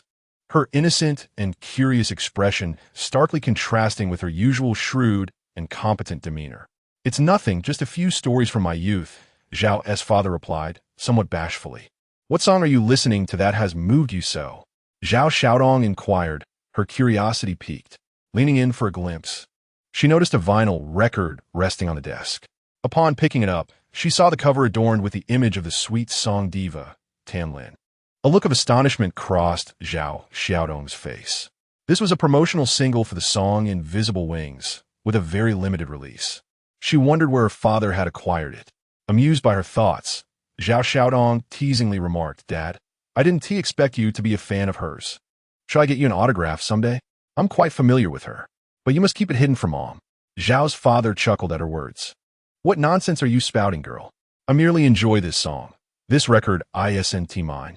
I just borrowed it from old Zhang to listen to for a couple of days. By the way, do you know the lyricist and composer of this song? Both the lyrics and melody are quite exquisite, and Tan Lin sings it beautifully. The lyricist and composer? Zhao Xiaodong blinked, momentarily taken aback by the question. She was aware that Tan Lin had released a new song, as Zhu Baoying had promptly posted to help promote it, but she had not paid attention to who penned the lyrics and composed the music. Now, hearing her father inquire, Zhao Xiaodong felt a surge of curiosity. She decided to take out her phone to find out. Sensing his daughter's intent, Zhao's father quickly interjected, No need. I was just asking casually. If you don't know, it's fine. It's late now. Let us not disturb anyone. The lyricist and composer of that song is named Su Yu. Old Zhang mentioned he seems to be a newcomer, and I've never heard of his songs before. Zhao Xiaodong froze momentarily.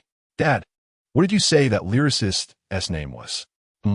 I believe it's Su Yu, Zhao's father replied, his expression uncertain. Su Yu? Zhao Xiaodong murmured softly. Daughter, what is wrong? Do you know him? Zhao's father inquired, concerned. Zhao Xiaodong shook her head, gently steering her father towards the bedroom. It's nothing, Dad. You should get some rest. Once the bedroom door closed, a complex expression emerged on Zhao Xiaodong's face. Su Yu, the author of Invisible Wings, is actually Su Yu. No wonder Baoying was so eager to promote the song upon its release.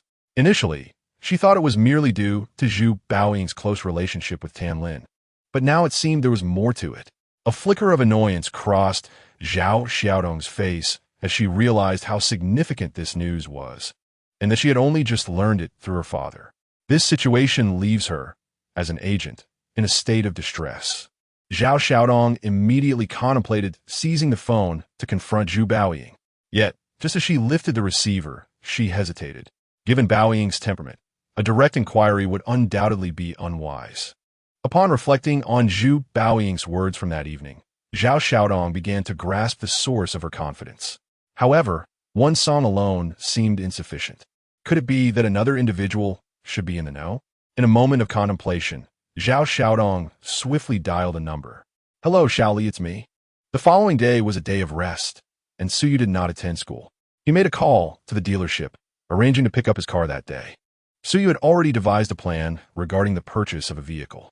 Having grown accustomed to driving daily in his previous life, he found a sudden return to this world somewhat disconcerting. Now that he had the means, Su Yu was determined not to compromise his comfort. Moreover, it was quite inconvenient without a car.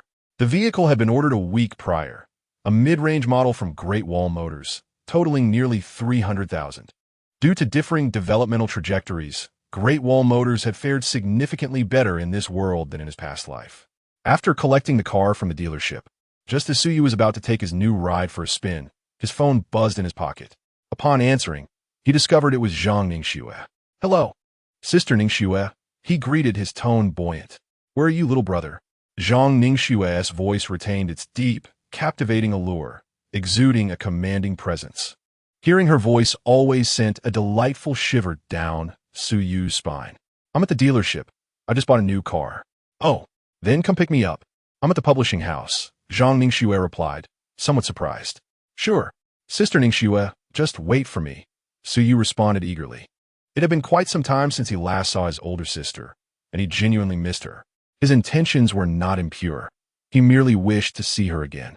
Chapter 44. The invitation upon arriving at the publishing house. Suyu parked his car and awaited Zhang Ningxue's arrival. However, due to his previous employment at the publishing house, he feared being recognized and chose to remain in the car. Yet, sometimes what one fears manifests unexpectedly. Suyu? Just as he gazed out the window towards the entrance of the publishing house, a voice suddenly called from behind him. Turning around, he saw 3 individuals approaching. Leading the group was his former colleague, Old Lu from the editorial department, followed closely by Zhao Qi, with whom Suyu had often clashed. At this moment, Zhao Qi was casting him a sidelong glance, his expression one of disdain. Beside them was a young woman whom Suyu did not recognize. She likely was a new colleague in the editorial department. Judging by her appearance, she would certainly qualify as a goddess among them. It was no wonder that Zhao Qi had deliberately drawn near. Suyu, it's really you. What brings you back? Old Lu exclaimed, clearly enthusiastic upon spotting him. During their time in the editorial department, Old Lu had always been the most patient listener to Suyu's ramblings. After so long apart, he felt an overwhelming urge to catch up. Old Lu, long time no see. What are you all up to? Upon witnessing the scene, Suyu could only respond with a smile. Before Old Lu could reply to Suyu's inquiry, Zhao Qi interjected, Oh, we just had a discussion about a collaboration with an emerging writer, unlike some who are idly passing time. Suyu frowned. Old Lu quickly draped his arm over Suyu's shoulder and whispered in his ear, Suyu, don't pay attention to Zhao Qi. I merely signed a newcomer from the top 10 of the Writers Association, and it has nothing to do with him. Observing the corner of Old Lu's mouth almost tilting back to his nape, Suyu couldn't help but twitch his lips. Ah, the same old flavor. It seems this old fellow will never change. By the way, Suyu, how's that script you mentioned last time? Has anyone shown interest in your work? Noticing Suyu's silence, Old Lu continued. TCH. With his level, who would want his script? Without waiting for Suyu to respond, Zhao Qi resumed his sarcastic remarks. Are you getting a bit too confident? Suyu's expression darkened as he turned to Zhao Qi. Under Suyu's glare, Zhao Qi instinctively felt a shiver. Meanwhile, a beautiful woman accompanying Old Lu and the others observed the exchange with a smile. At that moment, a figure appeared at the entrance of the publishing house. Suyu's gaze instantly locked on her. It was Zhang Ningxue. Today, she wore a black spaghetti-strap dress paired with a loose black outer garment, her elegant collarbone prominently displayed. She completed her look with black stiletto heels and black-rimmed glasses perched on her straight nose, exuding both competence and allure. Upon noticing Old Lu and the others gathered around Suyu's car, Zhang Ningxue hesitated momentarily before confidently approaching them. Following Suyu's line of sight, Old Lu and the others quickly recognized Zhang Ningxue, and immediately they became as meek as mice encountering a cat. Editor-in-Chief. As Zhang Ningxue drew near, both men greeted her in unison. With a serious expression, she asked, Are you two quite idle? No, not at all. Editor-in-Chief. We just haven't seen Suyu in a while, so we chatted a bit before heading back to the office, Old Lu replied awkwardly, winking at Suyu before hastily making his way to the office building. Zhao Qi, not daring to speak, followed closely behind. Editor Zhang, I'll head up as well, the woman said, maintaining her smile as she greeted Zhang Ningxue before following her up the stairs. Suyu, intrigued, noted that the woman did not seem to be part of the editorial department. What? Have you taken a liking to her? Would you like me to introduce you? A warm breath brushed against his ear, and Suyu turned to find Zhang Ningxue leaning closer, her face radiating a delightful smile. The sight of her fair skin and alluring curves was quite dazzling. Suyu swallowed hard. Sister, you should get in the car. Zhang Ningxue glanced in the direction Suyu was looking, her cheeks flushing as she playfully glared at him before sliding into the passenger seat. The car began to move, leaving the publishing house. At the entrance, the figures of Old Lu and Zhao Qi reappeared. As he gazed in the direction of the departing car, Lao Lu clicked his tongue, unable to conceal the gossip and excitement etched across his face. Beside him, Zhao Qi wore an exceptionally gloomy expression. Under the guidance of Zhang Ningxue, Su Yu accompanied her to a quaint CF. Once seated, Zhang Ningxue summoned a waiter to begin ordering.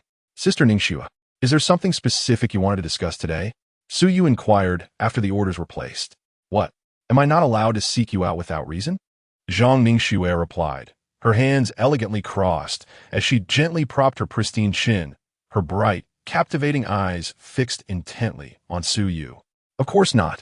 If Sister Ningxue wishes to find me, you're always welcome to do so, Su Yu replied with a sheepish smile, feeling somewhat overwhelmed. Ever since his resignation, the beautiful editor had seemingly transformed into a different person toward him. Though he could not discern the reasons behind this shift, he found it rather enjoyable. Abiving through his sokwarnis, Zhang Ninge chuckled lightly. Alright, I won't tease you any longer. The reason I called you here today is to share some exciting news. The film New Dragon Gate Inn has officially entered production, and the producers would like to invite you to their commencement ceremony and press conference. So soon? So he was taken aback. He recalled that it had been less than a month since his script was selected, and the film company had already completed the entire preliminary filing process. This was quite a cumbersome task. Zhang Ningxue nodded yes. The director handling your script is Chun, and it is said that he intends to wrap filming within a month. Hence the tight schedule. Su Yu's brows furrowed slightly. To complete New Dragon Gate Inn in just 1 month, a sense of foreboding washed over him. He knew that this film had been a masterpiece in his previous life, necessitating perfection in every aspect to truly capture its essence. How could such a feat be accomplished in merely a month? He feared that even the profound themes he wished to convey in his novel would not be sufficiently grasped. With that thought, Su Yu spoke up, Sister Ningxue, could you please convey to the producers that I am willing to attend their commencement ceremony and press conference? He did not wish to witness this film being mishandled. He yearned to salvage it. All right, I will relay your message, Zhang Ningxue affirmed. Noticing the slight furrow in Su Yu's brow, she couldn't help but ask, are you concerned that they might not do justice to the film? Su Yu replied candidly, yes. This film is truly exceptional. It is utterly impossible to complete it adequately in just 1 month. Zhang Ningxue raised an eyebrow. Are you really that confident? Absolutely. Su Yu straightened his posture. With the memories of his past life to draw upon, he certainly felt assured. Chapter 45. A glimmer of a new album. 2 days swiftly passed. During this time, aside from meeting with Zhang Ningxue, Su Yu spent the rest of his days cocooned in his apartment. After purchasing a car, he had intended to take Xianxian out for an adventure. However, the little girl, displaying remarkable maturity, politely declined his suggestion. Baba, Mama said you would be very busy lately, so I shouldn't always bother you. Grandma and Grandpa will play with me, she said with a sweet and obedient smile that could heal all wounds. Su Yu worked tirelessly, leaving no time for rest over those 2 days, primarily focusing on preparing an album for Tan Lin. In the realm of the novel, everything progresses systematically, and Su Yu merely needs to maintain his established rhythm of daily updates. Regarding Tan Lin's new album, Su Yu has already formulated some ideas. Although Tan Lin is relatively young, she has been in the industry for over a decade and is renowned in the music world as the queen of sweet songs. She has diligently cultivated her niche in this genre, amassing a large and devoted fan base, despite the passage of time leading to some aesthetic fatigue among listeners. The release of the album will undoubtedly attract a significant number of buyers. Thus, this segment of the market cannot be overlooked, and the new album must feature sweet songs, with an emphasis on quality. However, considering the declining trend of sweet songs and Tan Lin's urgent desire to undergo a transformation, the quantity of such tracks in the new album should be limited and must also differ from her previous style. After considerable contemplation, Su Yu ultimately settled on 2 songs, Tia Mi and Ching Ching Di Gao Suni. In his past life, these 2 songs were released over a considerable span of time, yet both are indisputably remarkable classics in the realm of sweet songs. Particularly, Tian Mi epitomizes the quintessential Deng-style sweet song, somewhat akin to Tan Lin's earlier works. Released in 1979, it continued to resonate well into the 21st century. On the other hand, Ching Ching Di Gao Su and I presents a more innovative flair, with a timbre distinctly different from Tan Lin's previous style. These two tracks represent a continuation of her signature sweet song style while exploring new avenues. In addition to these two, Suyu plans to incorporate two contemporary sweet songs from the 21st century, Xiao Xingyun and Bu Jin Jian Shi Huan. The styles of these songs diverge significantly from Tan Lin's earlier compositions. Yet with her vocal prowess and tonal qualities, she is poised to deliver exquisite renditions of both. The recently released In Xing de Qi Bang must also be included in the new album, leaving 7 additional tracks to be determined. This song showcases Tan Lin's extensive vocal range and exceptional vocal condition, allowing her timbre to be adjusted to closely resemble that of Zhang Xiaohan. Consequently, Suyu wasted no time in incorporating the latter's representative works into the album. Thus, the following songs were included: Yu Yin, O Ruo La, Yishida Mei Hao, Pan Duo La, Xiang Shui Bai He, Lin Yu Yi Zhou, and Qin Ai de Nabu, Shi Ai Qing. To compile the representative works of a singer renowned for 2 decades into a single album, it would be nothing short of astonishing if it were not a hit. Suyu even conceived the album's title and lead single, which would be O Ruo La. This song, as the lead track, signifies the official commencement of Tan Lin's transformation. Among the 7 songs, Suyu's only concern lies with Pan Duo La. This piece embodies a modern electronic rock style combined with a fast-paced dance rhythm, infused with childlike whimsy. Such a style may not resonate with Tan Lin's traditional audience. Nevertheless, having only one such song among 12 tracks should not significantly impact the overall reception. Once the song list has been finalized, the next step is the production of lyrics and melodies. This will undoubtedly entail a considerable amount of work, although the tunes and lyrics reside in Suyu's mind. Perfecting their replication will require a substantial investment of time. This marks his official foray into the music industry, and he must give it his all. At Jiangzhou Arts Academy, while attending class, Suyu felt a gentle poke on his right arm. Turning to investigate, he discovered that Wang Yuqing was jabbing him with her pen. Peering around Du Qian, Suyu was perplexed. Wang Yuqing gestured towards the desk, where a small note lay. To Wang Yuqing's right, Du Qian was also intently watching Suyu, while Su Yining, though feigning indifference, betrayed her curiosity with glances that spoke volumes. This striking girl, usually reticent, seemed more eager to gossip than even Du Qian. Unbeknownst to Suyu, Wang Yuqing mistakenly assumed that Du Qian harbored feelings for him. As a good friend, she felt compelled to intervene. Faced with this situation, Suyu felt somewhat exasperated. From the eager gleam in Wang Yuqing's eyes, he surmised the nature of their inquiry. He had hoped to evade this topic, especially after deliberately avoiding it over the weekend, but it appeared that they could hardly contain their curiosity for a single class. Upon opening the note, he read, "Are you dating Senior Zhu Baoying?" Suyu was tempted to write, "She is the mother of my child," but thought better of it. He realized that, as a mere fledgling in the music scene, revealing this information could significantly impact Zhu Baoying. Thus, he simply replied, "No." As soon as the note returned to Wang Yuqing and Du Qian, they immediately huddled together. The note quickly returned, "We don't believe you. We saw you kiss her." Suyu countered, "I meant that person is not Zhu Baoying." Wang Yuqing pressed on, "Then who is she?" "That silhouette clearly resembles Senior Zhu Baoying from our academy." Suyu retorted, "Do you really think a major celebrity would be interested in me? You must have read too many romance novels." Wang Yuqing insisted, "Then who is she?" Suyu replied, "It's none of your business." Wang Yuqing's expression conveyed disbelief. Glancing at them, Suyu chose to ignore the note, redirecting his focus to the teacher's lecture. To be honest, though his time at school has been relatively short, Suyu felt he had gained much. In his previous life, he had self-taught many things through online resources, resulting in a rather shaky foundational knowledge. While this had not impeded his rise in the entertainment industry thanks to his exceptional talent, it would be quite embarrassing if someone were to confront him about music theory. After the lesson concluded, Suyu promptly made his exit. "Oomph, he really runs fast," Wang Yuqing remarked, watching him depart. She then turned to Du Qian, only to find her deep in thought.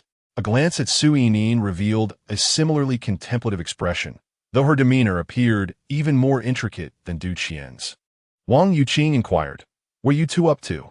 Why the serious expressions?" Du Qian disregarded Wang Yuqing and turned to Su Yining, saying, "Yining at last. I have seized his weakness. Surely, he won't refuse our invitation to sing?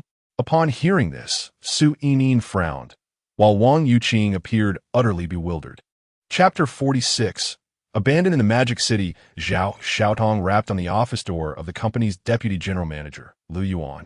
It was midday, and many artists and staff members had gone out for lunch. Sounds emanated from within, yet Lu Yuan's voice was conspicuously absent. Zhao Xiaotong tentatively twisted the doorknob, only to discover the door was locked. She dared not press further. After a brief moment, the door swung open, and a woman hurriedly exited the office. She was a new female artist, possessing both beauty and an admirable figure.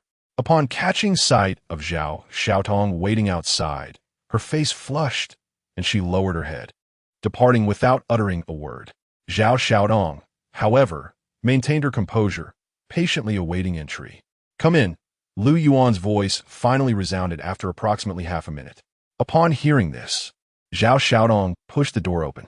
The room was heavy with the scent of perfume, and Lu Yuan sat casually in his chair. Noticing it was Zhao Xiaotong who entered, he furrowed his brow and remarked, "Did I not instruct you to stay with her for a while? Why have you returned alone?" Zhao Xiaotong bowed slightly, explaining, "Director Lu, I have some urgent matters to report." "Urgent matters? Speak." Lu Yuan's expression bore a hint of impatience. Having his pleasant moment interrupted naturally dampened his mood. Zhao Xiaotong quickly continued, "Director Lu, it concerns Su Yu." "Su Yu?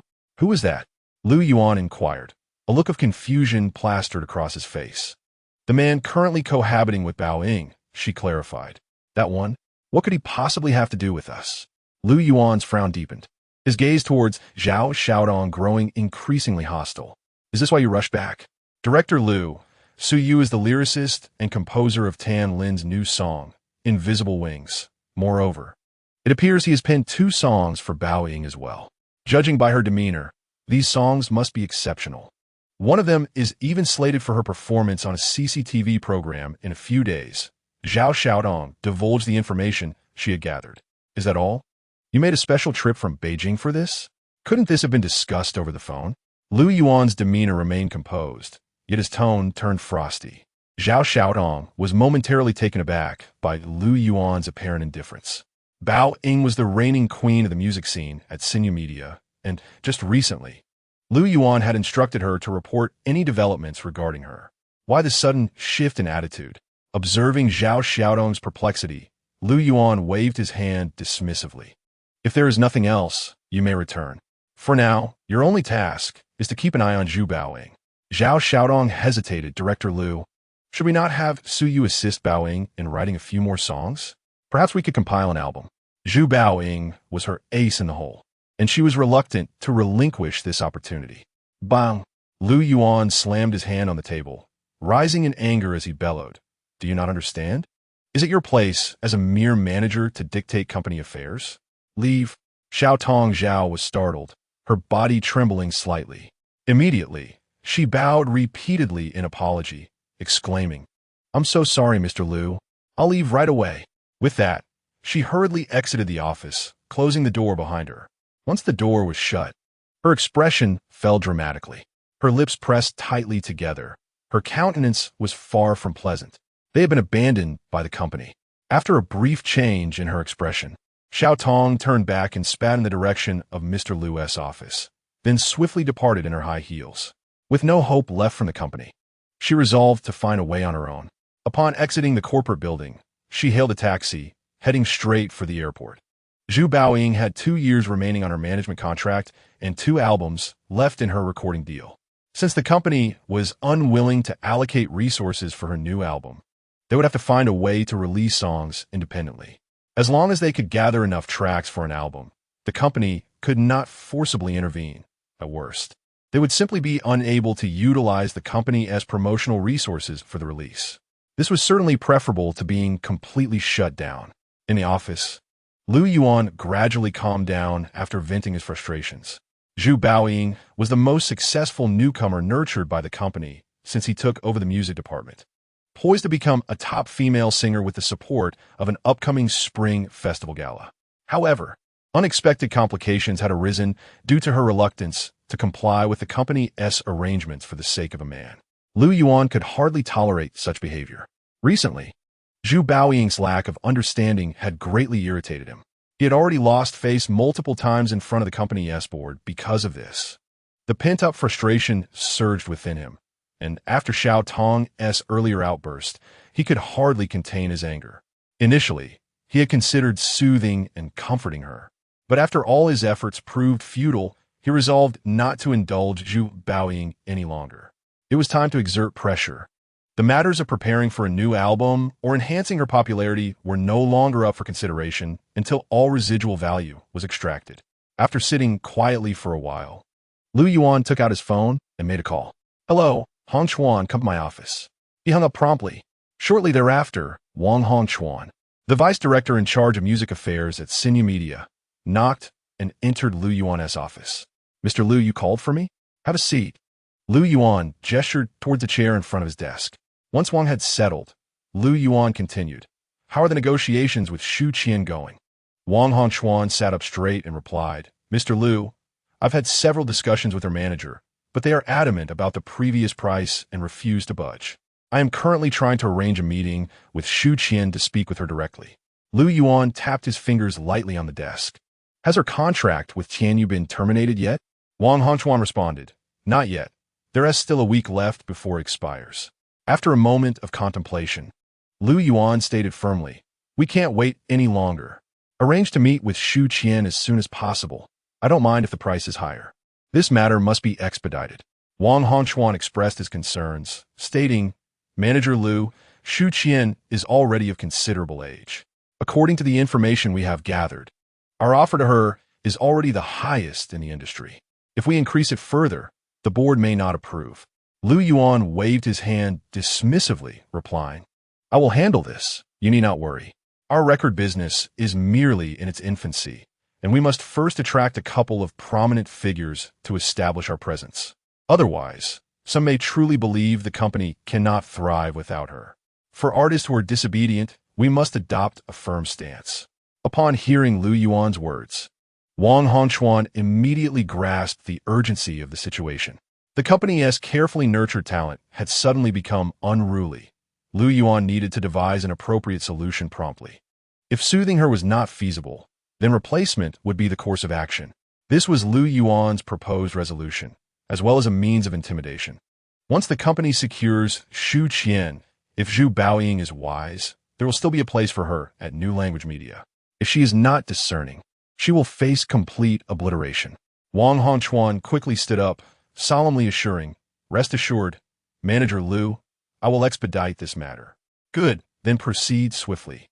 "Understood, Manager Lu." Chapter 47. Performance repertoire in the school cafeteria. Suyu was preparing to show off when he helplessly gazed at the three beautiful women sitting across from him. "Ladies, care for a bite?" Suyu inquired, raising his plate of food. Ignoring Suyu's jest, Du Qian hurriedly asked, "Suyu, are you that Suyu?" "Huh?" Suyu was momentarily bewildered. What did that mean? Du Qian wrinkled her delicate nose and clarified, the lyricist and composer of Tan Lin's new song. Her tone was assertive.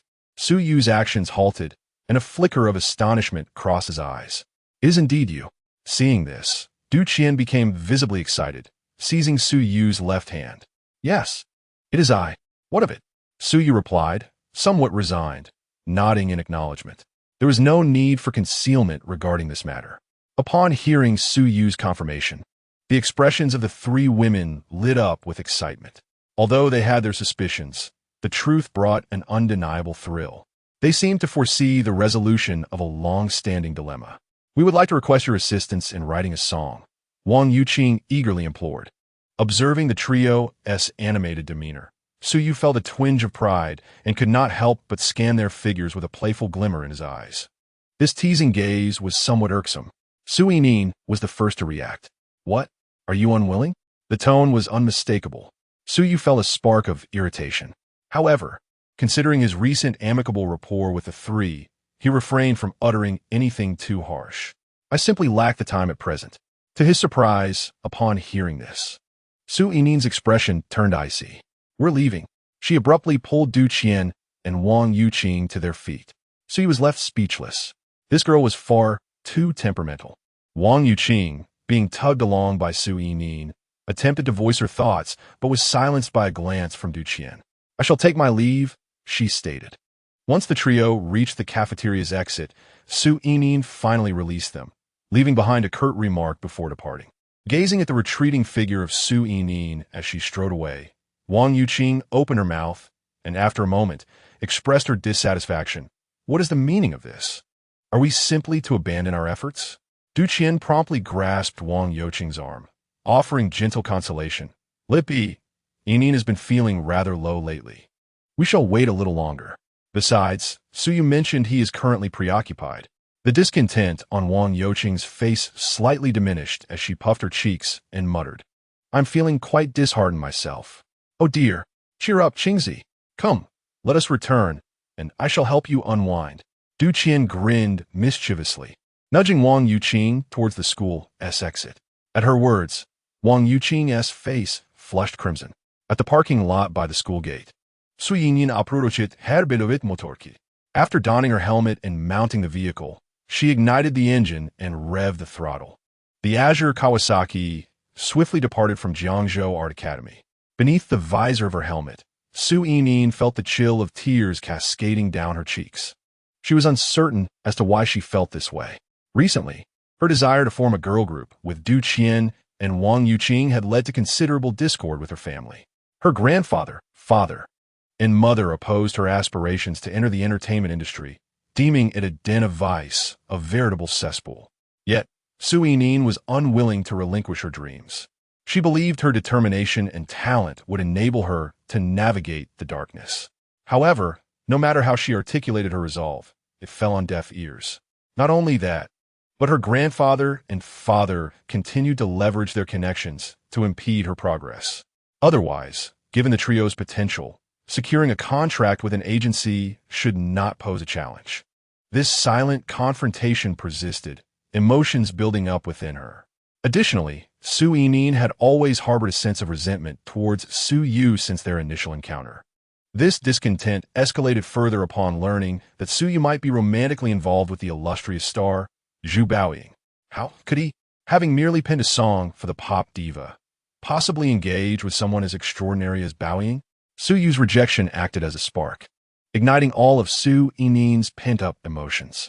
Upon exiting the cafeteria, she realized her overreaction, yet her pride prevented her from admitting her fault. She could only persist in her missteps, unsure of how to face her dear friends Du Qian and Wang Yuqing. Deep down, Su Yining understood that both Du Qian and Wang Yuqing were equally enamored with the glamorous world she yearned to enter, and she feared she might have jeopardized this rare opportunity. A torrent of emotions intertwined within her, transforming her sorrow into a raging river. In the capital, within the offices of the CCTV building, Wang Duo, the chief director of the Global Variety Show, was perusing the preparatory materials for the program. The Global Variety Show, launched by CCTV's Chinese International Channel, aims to create a platform for the exchange of global cultural and artistic insights, contributing Chinese wisdom to the world through the arts. In essence, it serves as a means of promoting soft power and cultural export. To this end, as the chief director of the program, Wang Duo meticulously scrutinized every detail, striving for perfection. The rehearsal was set to commence tonight, and Wang Duo was engaged in the final preparations. As he reviewed the materials, a slight furrow appeared on his brow. After a moment's contemplation, he picked up the phone on his desk and dialed. "Hello, Zhao Wei, please come to my office." "Director Wang, you called for me?" Shortly after hanging up, a man in his 30s entered Wang Duo's office. This man, Zhao Wei, was the head of the Global Variety Show artistic team. Wang Duo raised the documents in his hand and inquired, why was Zhu Baoying's opening song suddenly changed? Zhao Wei quickly responded, "Oh, Director Wang, it was a strong request from the singer's side." Wang Duo frowned. "It appears to be a new song. Might not be suitable." After hearing Zhao Wei's explanation, Wang Duo felt a sense of dissatisfaction, both towards Zhu Baoying and Zhao Wei's handling of the situation. The initial decision to have Zhu Baoying as the opening guest for the Global Variety Show was primarily based on her appearance, demeanor, and vocal abilities. Additionally, having just performed at the Spring Festival Gala, her popularity was still high. The selected song was one of her signature pieces, chosen to ensure the program's success. However, it was unexpected that Zhu Baoying would disregard the program team's arrangements and unilaterally change her performance piece. Furthermore, such a significant decision was reported by Zhao Wei without prior consultation. Director Wang, I apologize, this was a lapse on my part. I intended to inform you beforehand, but got caught up in other matters and forgot. Nevertheless, we have listened to the melody of the song proposed by the other party, and it is quite good. We thought we would assess its effectiveness during the rehearsal. Seeing Wang Duo's displeasure, Zhao Wei hastily clarified, with Zhao Wei's sincere acknowledgement of his mistake. Wang Duo's expression softened slightly as he nodded. All right, let's give it a try then. Chapter 48, Astonishment. At 6 p.m., Zhu Baoying, accompanied by her assistant, arrived at the Phoenix studio, the venue for the global variety show. By the time they reached the location, most of the program's production team had already assembled, diligently preparing for the rehearsal. In the studio, due to her status as the opening guest, aside from 3 international performers, Zhu Baoying was among the earliest arrivals. The presence of these 3 international guests was primarily to familiarize themselves with the environment out of curiosity. Dressed in casual attire, a white t-shirt paired with form-fitting jeans, Zhu Baoying's simple outfit did little to conceal her elegant figure and noble demeanor. Upon her arrival, numerous eyes in the room were drawn to her. However, with half an hour remaining before the rehearsal commenced, the two were guided by the staff to a nearby seating area to rest. Seated comfortably, Zhu Baoying maintained a calm mindset. After several days of intense effort, the arrangement for her new song had been completed under the remote direction of Su Yu. Zhu Baoying felt immensely satisfied with the outcome. Zhu Baoying had practiced countless times, and Su Yu felt that her rendition deviated little from the original. Regarding tonight's rehearsal, Zhu Baoying brimmed with confidence. The thought of this accomplishment being attributed to a certain individual filled her heart with sweetness, akin to savoring honey. She wondered how he and Xian were faring. Contemplating, she prepared to reach for her phone to dial, but after glancing at the busy staff in the hall, she reconsidered. After a moment's hesitation, she sent a message. Have you eaten? I am waiting for rehearsal in the broadcasting hall. On the other end, while dining, Su Yu opened the message and felt a rush of joy. Through her words, he discerned 2 simple yet profound characters. Miss you. Ever since their intimate moment, Su Yu had keenly observed a transformation in Zhu Baoying. She had become more affectionate and clingy. Although she still differed greatly from an ordinary girl, her occasional gestures of affection left him thoroughly satisfied. Reflecting on Zhu Baoying's previous aloofness, Su Yu's sense of achievement soared. If one day they were to hit a home run, he would be blissfully content. With this delightful thought in mind, Su Yu swiftly typed a reply. We are having dinner, and both Xian and I miss you. Keep it up. As he dined, a smile graced his face, one that could hardly conceal the joy of newfound romance. At the dining table, Zhu Pengxing and Shun Siping exchanged glances, silent yet knowing. Suddenly, Xian's innocent question nearly caused Su Yu to choke. Daddy, have you and Mommy kissed? The room fell silent, astonished by her query, with Zhu Pengxing and Shun Siping turning their gaze to Su Yu, particularly Zhu Pengxing, whose eyes glinted with indignation. On one hand, he was displeased that his little darling had been approached by a boy. On the other, he suspected that Su Yu and Zhu Baoying had engaged in some overly intimate behavior in front of Xian, which could set a poor example for the child. Su Yu quickly cleared his throat. Xian, why do you ask that all of a sudden? Xian tilted her little head. A classmate wanted to kiss me today. Su Yu was taken aback and immediately responded, that won't do. Xian, only parents can do that. Children are not allowed to kiss. Xian's face scrunched up in confusion. But he gave me a gift. So you ink with a gift? What gift? Without answering, Xian stood up and left the dining table, soon returning with her small backpack. She rummaged through it and produced a red box. Su Yu took it, opened it, and was astonished to find 2 gold bars inside. Are children today this bold? So young, yet already charming their female classmates? This misguided trend must be curtailed. Su Yu promptly gave Xian a serious lecture and then contacted the other child's parents in the parent group. Meanwhile, in the Phoenix Broadcasting Hall, Zhu Baoying remained blissfully unaware of the happenings in Jiangzhou. Her rehearsal had commenced. In the studio, Wang Duo sat before the broadcast desk, surrounded by a group of staff members, some seated and others standing, all fixated on the screen before them. Zhu Baoying slowly made her way to the center of the stage, bowed her head, and took a gentle breath. Then, she turned her head slightly to the right, offering a subtle nod. The auditorium resonated with music as a deep, soothing prelude began, followed by a gradually rising chant. Suddenly, a thunderous sound echoed, gripping the hearts of those present with a heavy sense of foreboding. The chant resumed with another resounding boom. With one hand grasping the earth and the other reaching for the heavens, a pure and crystalline voice emerged from the sound, its perfection illuminating the world like the dawn piercing through the darkness. In the studio, Wang Duo's eyes suddenly sparkled with renewed vigor. Just that single line dispelled all the anger that had consumed him. It was stable. This song had completely grounded him. Fingers crackling with lightning. Time hastily exchanged for years. 3,000 worlds unseen. With one hand plucking flowers and the other wielding a sword. 1,000 years of snow falls between my brows. A single tear, ah. That is me, ah, ah.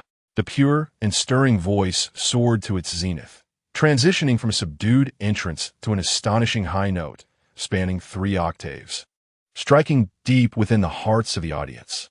The vast and ethereal grandeur unfolded in their minds. Remarkable. Wang Duo's fist clenched tightly as he murmured involuntarily. Behind him, the staff of the Global Variety show radiated excitement.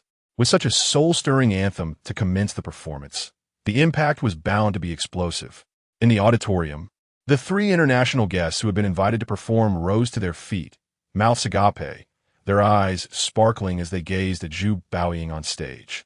Shocked disbelief, profound enjoyment, and reverence intertwined within them, creating a sensation of pent-up energy ready to burst forth from their chests, as if their very souls had been cleansed.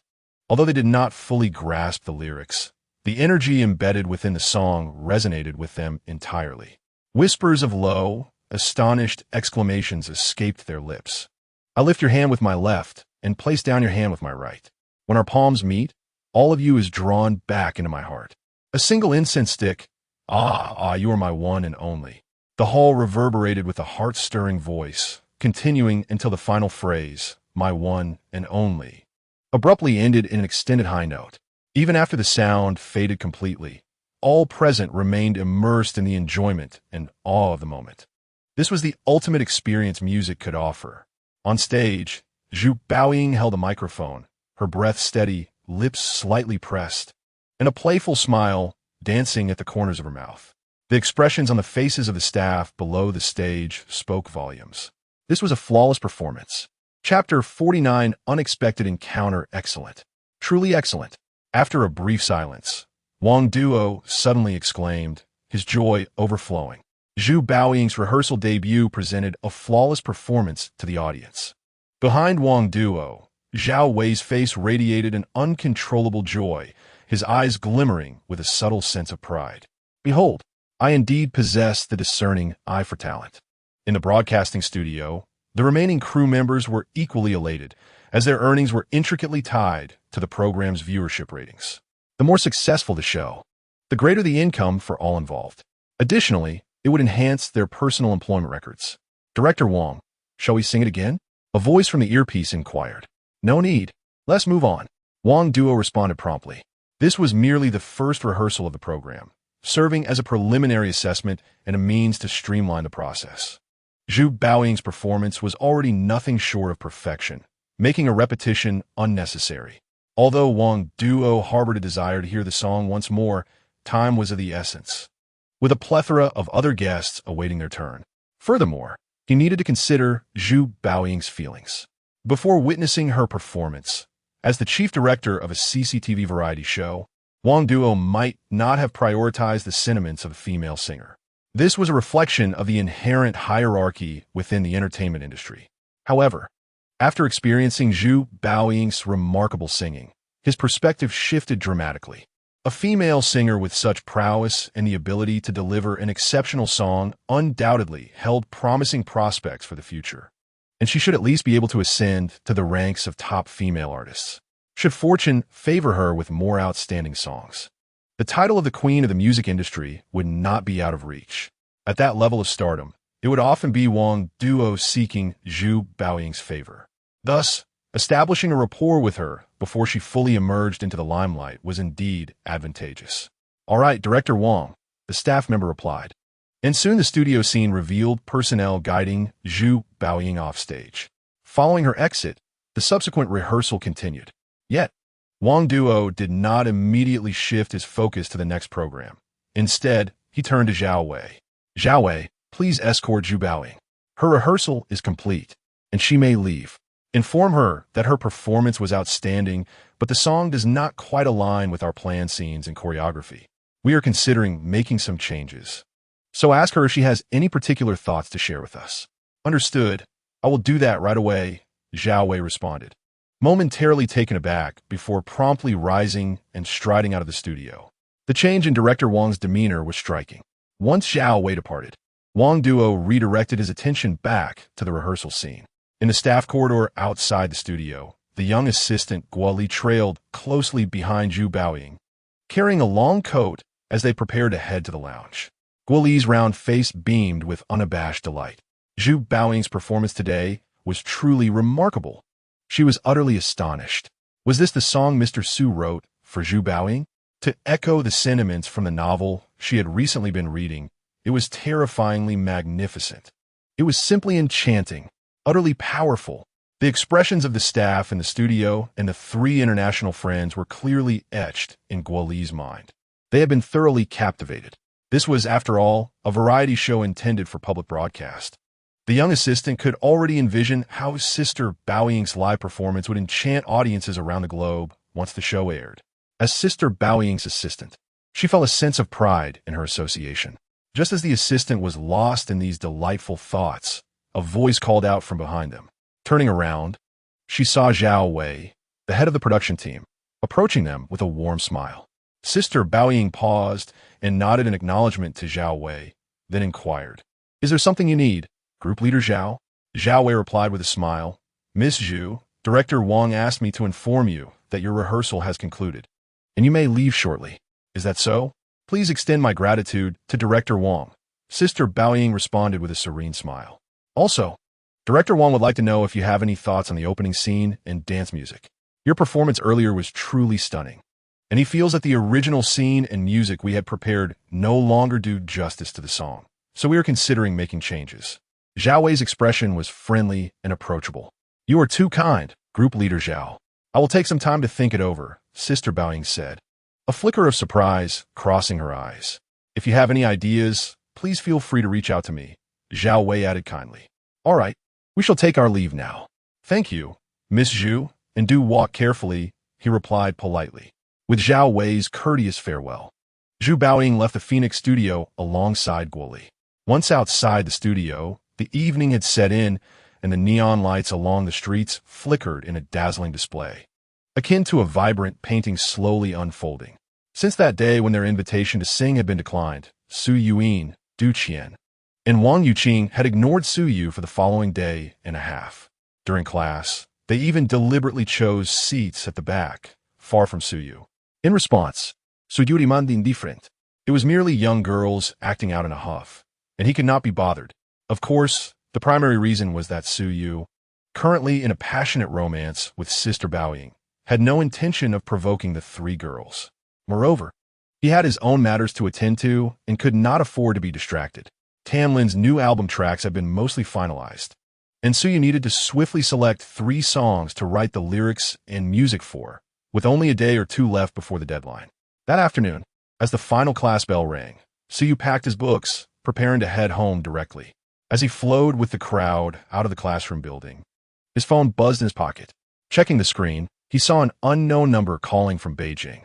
Following his usual practice, he would typically hang up on such calls. However, just as his finger hovered over the disconnect button, he hesitated and chose to answer. What if it was Sister Baoying reaching out? "Mr. Su, this is Zhao Xiaotong, Baoying's manager. I am currently in Jiangzhou and was wondering if you have some time to meet. It concerns Baoying." The call connected, and Zhao Xiaotong's voice immediately resonated. This was Su Yu's first conversation with Zhao Xiaotong, and to his surprise, her tone was unexpectedly cordial. Without hesitation, Su Yu acquiesced. Based on the earlier reactions of his assistant, Guo Li, it seemed that Zhu Baoying's management company was quite resistant to his presence. Regardless of the attitude displayed during this meeting, Su Yu was prepared to confront it directly. There was no escaping this situation, nor did he intend to. Having already resolved to pursue a relationship with Zhu Baoying, he understood that her management company was an obstacle he would inevitably have to face. Chapter 50, Candor in Jiangzhou. Within a private room of a fishing boat alongside Beibin Road, Zhao Xiaotong, dressed in a fitted dress, sat by the door, engaged in a phone conversation. Sister Zhao, you missed the incredulous expressions of the audience last night. They were all utterly captivated by Sister Baoying's singing. As we were leaving, the program's director, Zhao, specifically came over to greet us, mentioning that the chief director, Wang, was highly appreciative of Sister Baoying's performance. On the other end of the line, Guo Li's voice bubbled with excitement as she reported on the rehearsal from the previous night.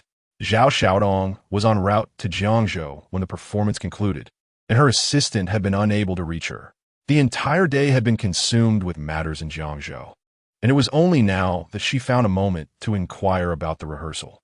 Listening to the animated chatter on the phone, Zhao Xiaodong refrained from chastising her assistant, instead allowing a smile to grace her face.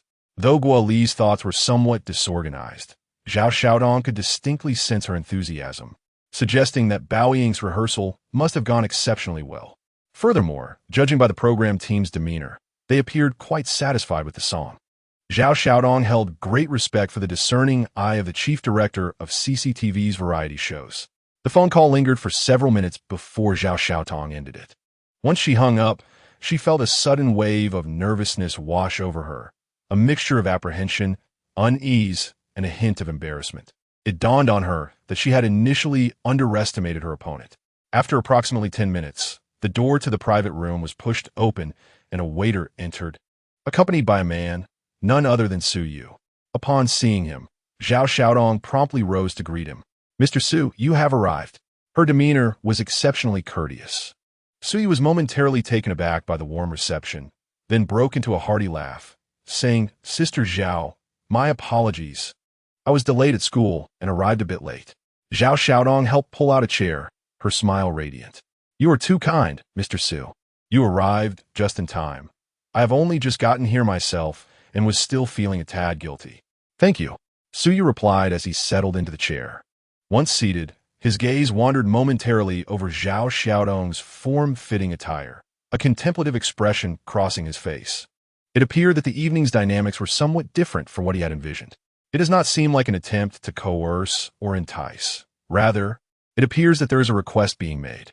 Could it be that one wishes to appeal to reason and emotion to encourage a departure from Zhu Baoying? This notion piques my interest. Once Zhao Xiaodong took her seat, Su Yu took the initiative to speak. "Sister Zhao, I have often heard Baoying mention you. Today marks our first encounter." Zhao Xiaodong replied, "Indeed, I have been busy addressing matters concerning Baoying recently, and I regret not having had the opportunity to meet Mr. Susunit. Today, I specifically arranged for a private room on the boat, wishing to host you, Mr. Su. The river fish here is exceptionally fresh and delightful. I hope you will indulge in it later." Her tone carried a hint of mild complaint and self-reproach. In light of Zhao Xiaodong's amicable demeanor, Su Yu wished to avoid further circumlocution and spoke directly. "Sister Zhao, you are Baoying's manager, and we are not strangers. I understand that your time is precious. Please, feel free to express what you need to say." Zhao Xiaodong's smile slightly faltered as she responded, "Mr. Su, I do indeed wish to discuss some matters with you today, all concerning Baoying." "Oh, please proceed, Sister Zhao." Su Yu raised an eyebrow. "Mr. Su, may I inquire how much you know about the undercurrents of the entertainment industry?" Zhao Xiaodong pondered briefly before speaking. "I am not particularly well informed." Su Yu shook his head. Zhao Xiaodong continued, "Mr. Su, are you aware that due to your circumstances, the company has significant concerns regarding Baoying?" Su Yu nodded. "I can surmise that much. Baoying's recent hiatus at home was likely related to this issue, correct?" "Indeed, Mr. Su, you are correct. However, it was merely a minor admonition. The true repercussions are only now commencing." Zhao Xiaodong's tone grew somber. Su Yu furrowed his brow and inquired, What do you mean? The company halted all of Bao Ying's activities to encourage her to part ways with you. As you're aware, young female singers like Bao Ying, who have yet to establish a substantial repertoire, often attract a considerable following based on their looks. If a romantic relationship were to be exposed, especially one involving a child, Bao Ying's commercial value would undoubtedly diminish, which the company cannot allow. However, for your sake, Bao Ying has been steadfastly resisting the company. Now, their patience has reached its limit. The preparations for her new album have been completely halted. The reason she is still being assigned numerous engagements is to extract any remaining value before the company ultimately relinquishes her. Once the 2-year contract expires, the company will let go of Bao Ying.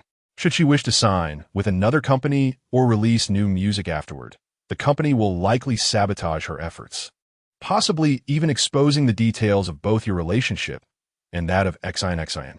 Zhao Xiaodong laid bare the predicament facing Zhu Baoying. After listening, Su Yu furrowed his brow. Lost in contemplation, across from him, Zhao Xiaodong gazed at him intently, her anxiety palpable. After a moment of reflection, Su Yu lifted his gaze and turned to Zhao Xiaodong. Sister Zhao, what is the purpose of our meeting today? To speak candidly, the predicament faced by Zhu Baoying is one that Su Yu had never anticipated, nor had Zhu Baoying ever revealed it to him. After all, Su Yu had never ventured into the entertainment industry, thus he remained oblivious to its intricacies. However, the notion of abandoning Zhu Baoying was not an option for Su Yu. Zhu Baoying had already gone to such lengths for him. How could he possibly retreat? Regardless of whether other factors were at play, Su Yu was resolute in not relinquishing his support. As for the possibility of Zhu Baoying facing a ban, Su Yu was indifferent. As long as he was by her side, she need not worry about not being able to sing. Perceiving Su Yu's misunderstanding, Zhao Yaotong hastily clarified, Mistetsu. Please do not misconstrue my intentions. I am not here to disrupt your relationship. Bao Ying would never agree to that. I have come to inquire if you could compose songs for Bao Ying, specifically enough quality songs to complete an album. As she spoke those final words, Zhao Xiaodong's eyes sparkled with uncontainable hope, her heart racing with anticipation. From ethereal invisible wings to the song Bao Ying performed last night, it was evident that Su Yu possessed the talent to write music. The question remained, was this talent a fleeting phenomenon, or could it be sustained? What about the output? These were the concerns that preoccupied Zhao Xiaodong's mind. If Su Yu could indeed produce quality songs consistently, they would have a leverage to stand up to the company. At the very least, once the contract expired, Zhu Baoying could stage a resurgence. Meeting Zhao Xiaodong's eager gaze, Su Yu slowly uttered a single word, yes. As the word left his lips, Zhao Xiaodong's eyes immediately lit up. Chapter 51, 3 Songs. Timely delivery in the vibrant metropolis at the Green Cloud Garden International Community. Tan Lin was currently maintaining a steady pace on the treadmill in her home gym, her curvaceous form undulating gracefully with each stride. The doorbell rang, and the housekeeper, Suma, welcomed Tang Mingling inside. Suma, where's Lin Jia? Tang Mingling inquired cheerfully after greeting her. She's working out in the gym, Suma replied with a smile. With that, Tang Mingling made her way straight to the gym. Upon reaching the door, her eyes brightened at the sight of Tan Lin's flawless physique, eliciting a pang of envy. Why is there such a vast difference among women? However, recalling Tan Lin's dedication to discipline, Tang Mingling felt a sense of understanding.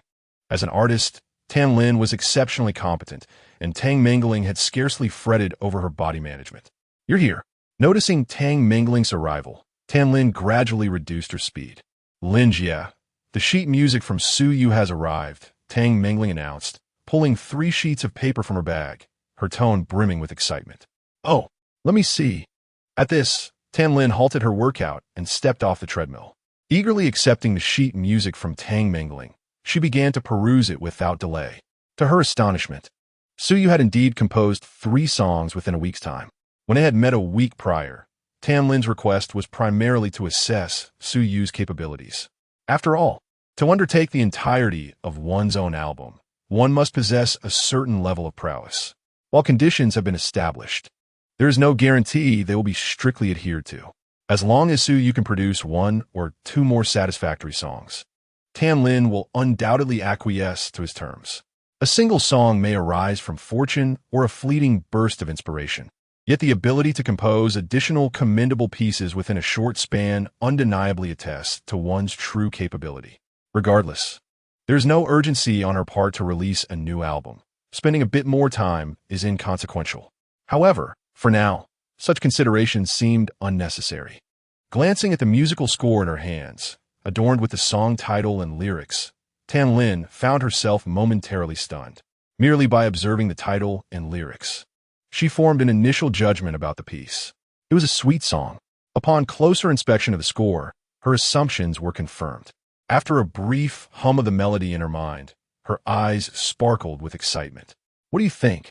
Tang Mengling inquired eagerly from the side. Her desire for Tan Lin's new album even more fervent than Tan Lin's own. Tan Lin nodded affirmatively. "It's quite delightful. It should be a lovely sweet song." "A sweet song? Wasn't it previously stated that this album would signify your transformation?" Tang Mengling paused, taken aback. "I really like this song. Let us see the others as well. Aren't there two more?" Tan Lin replied nonchalantly, waving the score in her hand. "Fall bleu, Aurora?" she murmured, swiftly flipping through the remaining scores. This time, Tan Lin took her time, spending approximately 10 minutes to peruse both scores before exhaling deeply. "How do these two fare?" Tang Mengling's expression was one of apprehension. "The styles of these two songs are quite novel, completely distinct from the sweet songs I have performed previously." Tan Lin hesitated. "And the quality? They should be good songs as well, but I can't be entirely certain," she responded uncertainly. Historically, Tan Lin's musical direction had predominantly been sweet songs, with only occasional forays into softer ballads.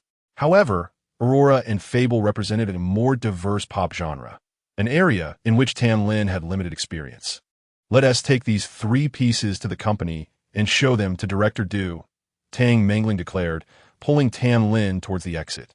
"Wait, let me change my clothes first," Tan Lin protested playfully as she was tugged along. Half an hour later, at the offices of Jume Entertainment, Tang Mengling hurriedly escorted Tan Lin to the office of the music director, Du Wenfei, immediately upon exiting the elevator. "Alin, Xiaoling, what brings you both here today?" Du Wenfei greeted them with a smile as they entered his office. Tan Lin replied with a smile, "Director Du, we have something we would like to discuss with you." Since her debut, Tan Lin had remained with Jume Entertainment, where Du Wenfei had already been the music director, having personally supervised several of her albums. His contributions had been instrumental in her rapid rise within the Chinese music scene. Therefore, Du Wenfei maintained the respect that was due to Tan Lin. "Oh, that is quite rare. Ever since that album failed 2 years ago, you have seldom graced my office again," Du Wenfei remarked, his tone laced with teasing. "Well, it is not my intention to intrude upon your important matters," Tan Lin replied with a sweet smile. "Huh, speak your mind. What is it?" Du Wenfei chuckled in response. "I have recently acquired 3 new songs, and I would like to seek your esteemed opinion."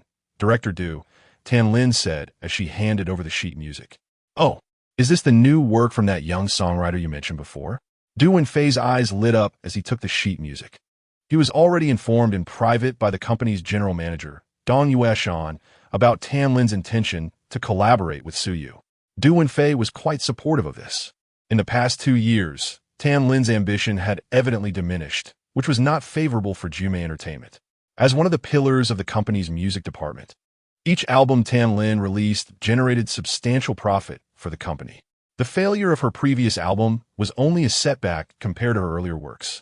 In comparison to other female artists in the industry, her appeal remained intact. The company had made attempts for Tan Lin's transformation. Du Wenfei had personally overseen the acquisition of numerous lyrics and compositions for her, yet Tan Lin had been largely dissatisfied. This was primarily due to her deep-rooted familiarity with sweet songs, which inevitably influenced her song selection. The fact that Tan Lin valued Suyu's songs and was preparing to release a new album was certainly welcomed by everyone at Jume. "Yes, it is him, Tan Lin Smail." Upon hearing this, Du Wenfei ceased further commentary and turned his attention to the music. Much like Tan Lin, the moment he laid eyes on the first song, Sweet Sweet, his eyes involuntarily brightened. He recognized it as a top-tier sweet song. "Indeed, this piece is quite remarkable," he exclaimed, lifting his gaze to praise Tan Lin. On the opposite side, Tan Lin offered a slight smile.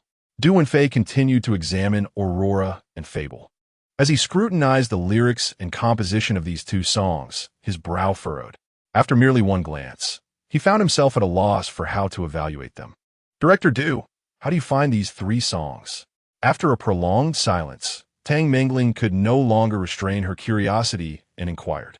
In response, Du Wenfei raised his gaze to the two of them, pondered for a moment, and then stated, "The first sweet song is excellently written. The styles of the latter two songs are quite unique, presenting a new style that has not previously appeared in the market, which I find difficult to grasp." Have you consulted with that songwriter? Tan Lin shook her head. Not yet. This was a requirement I proposed during my prior meeting with him in Jiangzhou. If he could produce 3 suitable songs within a week, I would entrust him with the entire album's lyrics and composition. Aline, are you implying that all 3 songs were written by him within that week? Du Wenfei's expression shifted slightly. Yes, indeed. Based on the arrangement he provided. They seem to be tailored specifically for me. Tan Lin confirmed with a nod. If this is indeed the case, then the prowess of this young man should not be underestimated. Arlen, I suggest you inform Mr. Dong about this matter, and then find a way to record 1 or 2 demo tracks. I, too, am eager to hear how these songs will turn out. Du Wenfei nodded in understanding and suggested with excitement. Upon hearing this, Tan Lin furrowed her brow slightly. While it is indeed more prudent to record 1 or 2 demo tracks first, it seems somewhat distrustful to request such a thing from the other party without having signed a contract. Furthermore, this request contradicts their initial agreement. Deep down, Tan Lin had already entertained the thought of accepting Su Yu's offer to produce her album. Observing her expression, Du Wenfei smiled and said, Arlen, I merely made a suggestion. If you truly admire his music, you could directly agree. I believe Mr. Dong will undoubtedly support you unconditionally. However, without demo tracks, negotiating terms later may prove to be quite challenging. Given that this songwriter has expressed a desire to produce your album, his demands are likely to be substantial. It may be difficult to persuade the company's higher-ups with just the scores of these 3 songs. Mr. Du, you are indeed astute. Your considerations are comprehensive. I will speak to Mr. Dong immediately. Thank you, Mr. Du, Tan Lin replied, rising and smiling at Du Wenfei. Go ahead. Go ahead. Du Wenfei chuckled, waving his hand in feigned impatience. Tan Lin promptly departed with Tang Mingling to report this matter to Dong Yueshan. Just as Du Wenfei had predicted, Dong Yueshan readily agreed to Tan Lin's request without the slightest hesitation. As a pillar of Jumei Entertainment, Tan Lin's desire to release a new album naturally garnered Dong Yueshan's full support. With the unwavering backing of the company's 2 prominent figures, Tang Mingling's confidence soared. After leaving the company with Tan Lin, she immediately contacted Su Yu to propose the idea of recording 2 demo tracks first. Su Yu was not surprised by this. In the industry, it is customary to bring demo tracks when submitting songs. He readily agreed. However, he did have one request.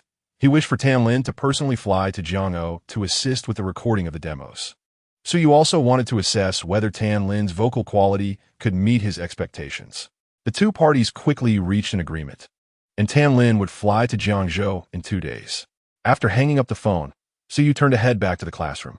Suddenly, as he emerged from around the corner, he collided with a voluptuous figure, nearly knocking her off her feet. It was fortunate that Su Yu acted quickly, catching her just in time. What are you doing? In such a hurry to reincarnate? He couldn't help but retort upon recognizing the face of the curvaceous girl, Du Qian. You are the one rushing to reincarnate. Du Qian, still shaken, retorted defensively. I can't be bothered with you. With that, Du Qian shrugged off Su Yu's grip and attempted to walk away. Please don't leave. I still have matters to discuss with you, Du Qian implored, grasping Su Yu firmly. What is it? Su Yu quidit perplexed. Have you given any thought to what we discussed the other day? Du Qian leaned in, whispering earnestly epsilon. What matter? Su Yu's expression grew slightly peculiar. It's about writing a song for us, Du Qian said, her urgency palpable. Hasn't that discussion already fallen through? Su Yu replied, his lips curling in disdain. It was his first encounter with girls like Du Qian, Su Yining, and Wang Yuqing seeking to collaborate on music. In the industry, there is a prevalent notion that only exceptional songs can elevate a singer's status, while lyricists and composers often remain in the shadows. Their talents coveted by entertainment companies and artists alike. Although Suyu's reputation in the music world was still burgeoning, he retained a measure of pride. Moreover, he sensed that the three young women were somewhat frivolous in their pursuits, and he currently lacked the time to engage fully. Come on, are you really going to be this petty? Du Qian's frustration was evident. She seized Suyu's collar, pushing him against the wall. Hey, no need to get so worked up, Suyu responded, bemused by the situation. Do you truly refuse to assist us? Du Qian's eyes glistened with unshed tears, her expression heart-wrenching. With a dismissive twist of his lips, Suyu pried her hand from his collar and retorted, You act well, perhaps next time, don't perform. As he walked away, Du Qian's expression shifted instantly, her frustration boiling over as she stomped her foot in anger. With a quick glance, she returned to the classroom. After the final class of the afternoon, Suyu prepared to slip away. Just as he exited the academic building, a voice called out to him. Mr. Su, over here. Following the sound, he spotted a striking red sports car in the parking lot. Beside it stood the impeccably dressed Zhang Mingxin, waving him over. Zhang Xiao, what brings you here? Suyu approached, having only met him once before, but finding their rapport agreeable enough to acknowledge. I came specifically to wait for you. Zhang Mingxin replied with a grin, pulling open the passenger door of the sports car and gesturing invitingly. Where are we headed? Zhang Xiao. I have my own car. Suyu said, brandishing his keys. Zhang Mingxin offered a mysterious smile, to a place that promises excitement. Come on, don't tease me. I'm not interested in that sort of thing. You all enjoy yourselves, Suyu waved his hand, firmly declining. Understanding the unspoken camaraderie among men, Zhang Mingxin's expression conveyed comprehension. Yet, Suyu had little interest in such escapades. It wasn't he due to any sense of superiority or inability, but rather a consequence of having witnessed much in his previous life. Some experiences were enjoyable in moderation, but to indulge in them excessively lost their charm. Furthermore, their acquaintance was still nascent, and their friendship had yet to reach that level of intimacy. Very well, Mr. Su. Let me be forthright. I've organized a gathering with a friend and would like to invite you for a meal and to discuss a few matters. You are acquainted with my friend as well, Zhang Mingxin explained candidly. Suyu merely smirked at this. Had he agreed earlier, he suspected he would have soon found himself surrounded by admirers. As for friends, Suyu had already formed a rough guess in his heart. Very well, please lead the way. Soon, Suyu drove behind the red supercar, exiting the Jiangzhou Art School. Chapter 53. Allow me to assist you. Kaixiang Yuan. Suyu followed Zhang Mingxin into a private room. Inside, people had long been waiting. Sister Ningxue, what a surprise to see you. Upon recognizing the enchanting figure in the room, Suyu couldn't help but exclaim. In Jiangzhou, Suyu had few acquaintances, and among those who could be associated with the wealthy second son Zhang Mingxin, it seemed that only Zhuo Fan came to mind. Although they had never formally discussed their family or work situations, a general understanding could be inferred. After all, those who could settle in the prestigious Yujing Garden in Jiangzhou were far from ordinary. Moreover, Suyu had previously encountered the couple Zhuo Fan and Yao Shi He at Kaixiang Yuan. Yet, who would have thought that Zhang Mingxin's guest would be Zhang Ningxue? With a surprised expression on his face, Suyu observed as Zhang Ningxue smiled and said, Why shouldn't it be me? Oh, it's just a bit unexpected.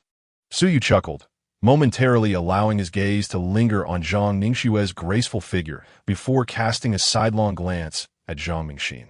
Today, Zhang Ningxue was dressed in a professional attire, wearing a light blue suit with a skirt, her hair neatly styled into a bun, with a few strands cascading down, giving her an air of competence and intellect.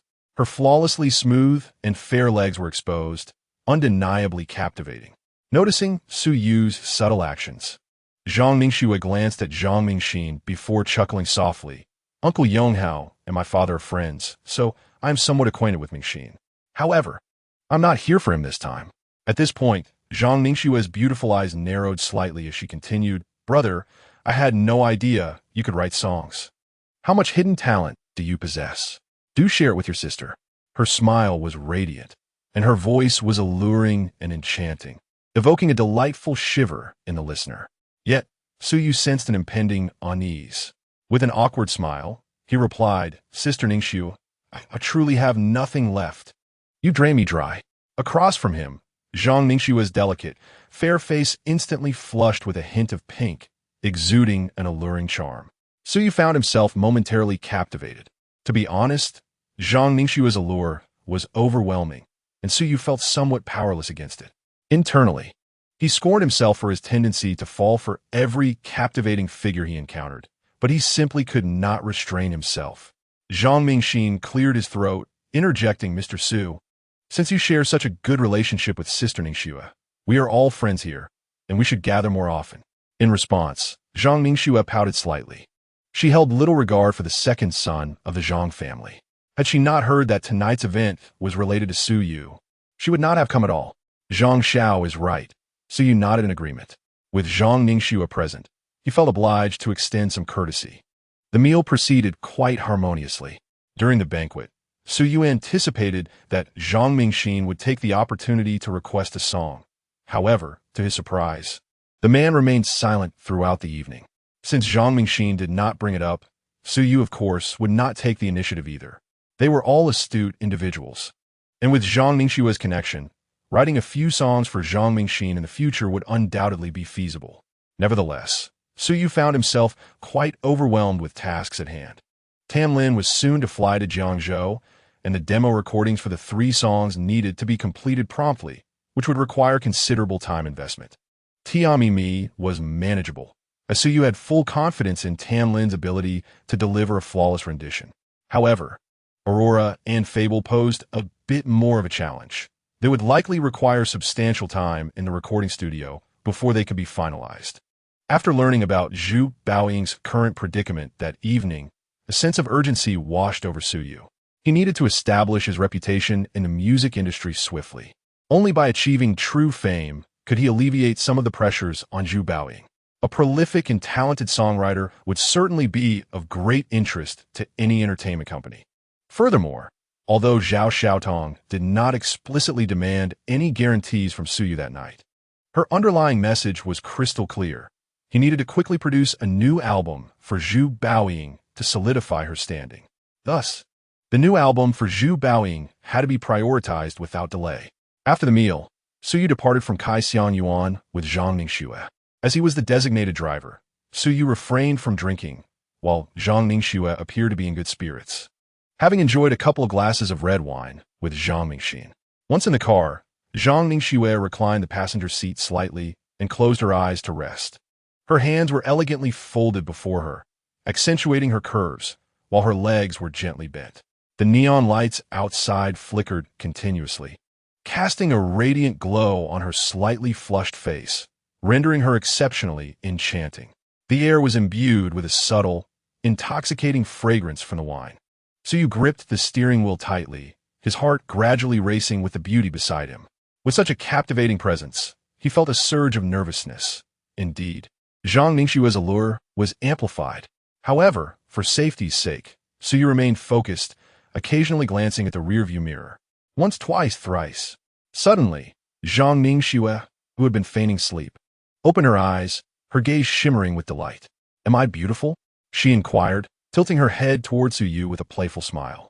As she spoke, her previously parallel legs intertwined, showcasing her delicate and rounded thighs even more strikingly.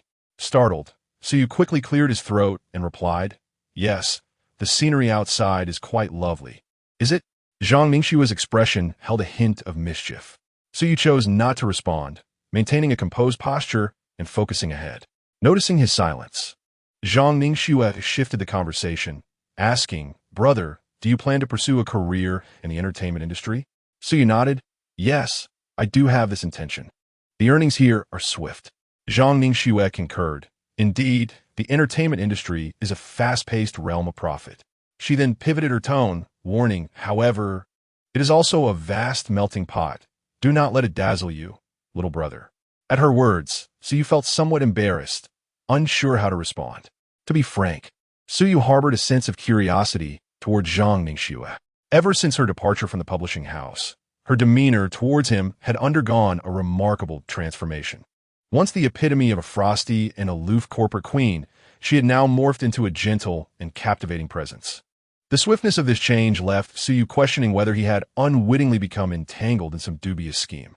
Noticing Su Yu's silence, Zhang Ningxue's lips curled into a subtle smile, and she uttered a statement that left him utterly astonished. Brother, how about I leave my position at the publishing house to assist you? This revelation rendered Su Yu speechless. He hastily signaled and pulled the car over, turning to Zhang Ningxue with uncertainty. Ningxue, what did you just say? I said I wish to help you, she reiterated.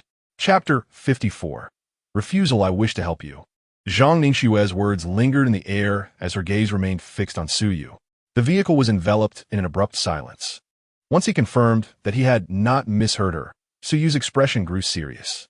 His eyes bore into her exquisite face, and Zhang Ningxue met his gaze with calm confidence. After a moment, Su Yu spoke in a low voice. Ningxue, I have a question that has long piqued my curiosity. Could you answer me truthfully? Zhang Ningxue raised an eyebrow. Go ahead. Ningxue, why are you so kind to me? Su Yu studied her intently. At his question, Zhang Ningxue let out a light laugh, instantly brightening the atmosphere within the car. The serious tone that Su Yu had painstakingly established evaporated in an instant. You are my brother. Isn't it only natural for me to treat you well? Zhang Ningxue's smile was radiant, her tone casual. Su Yu offered a wry smile. Ningxue, I am not joking. I am sincere.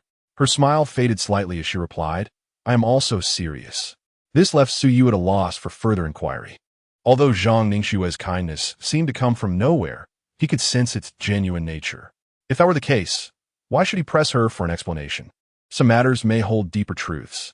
Observing Su Yu's conflicted expression, Zhang Ningxue gently placed a delicate finger to her lips and whispered, Brother, I understand your doubts. However, now is not the right time to share everything.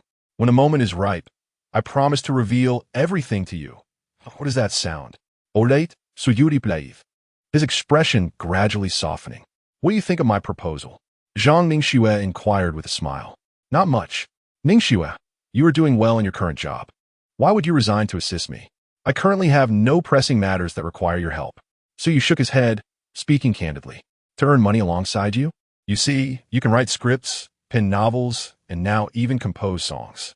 Any one of these endeavors could garner considerable acclaim, and you excel in all of them.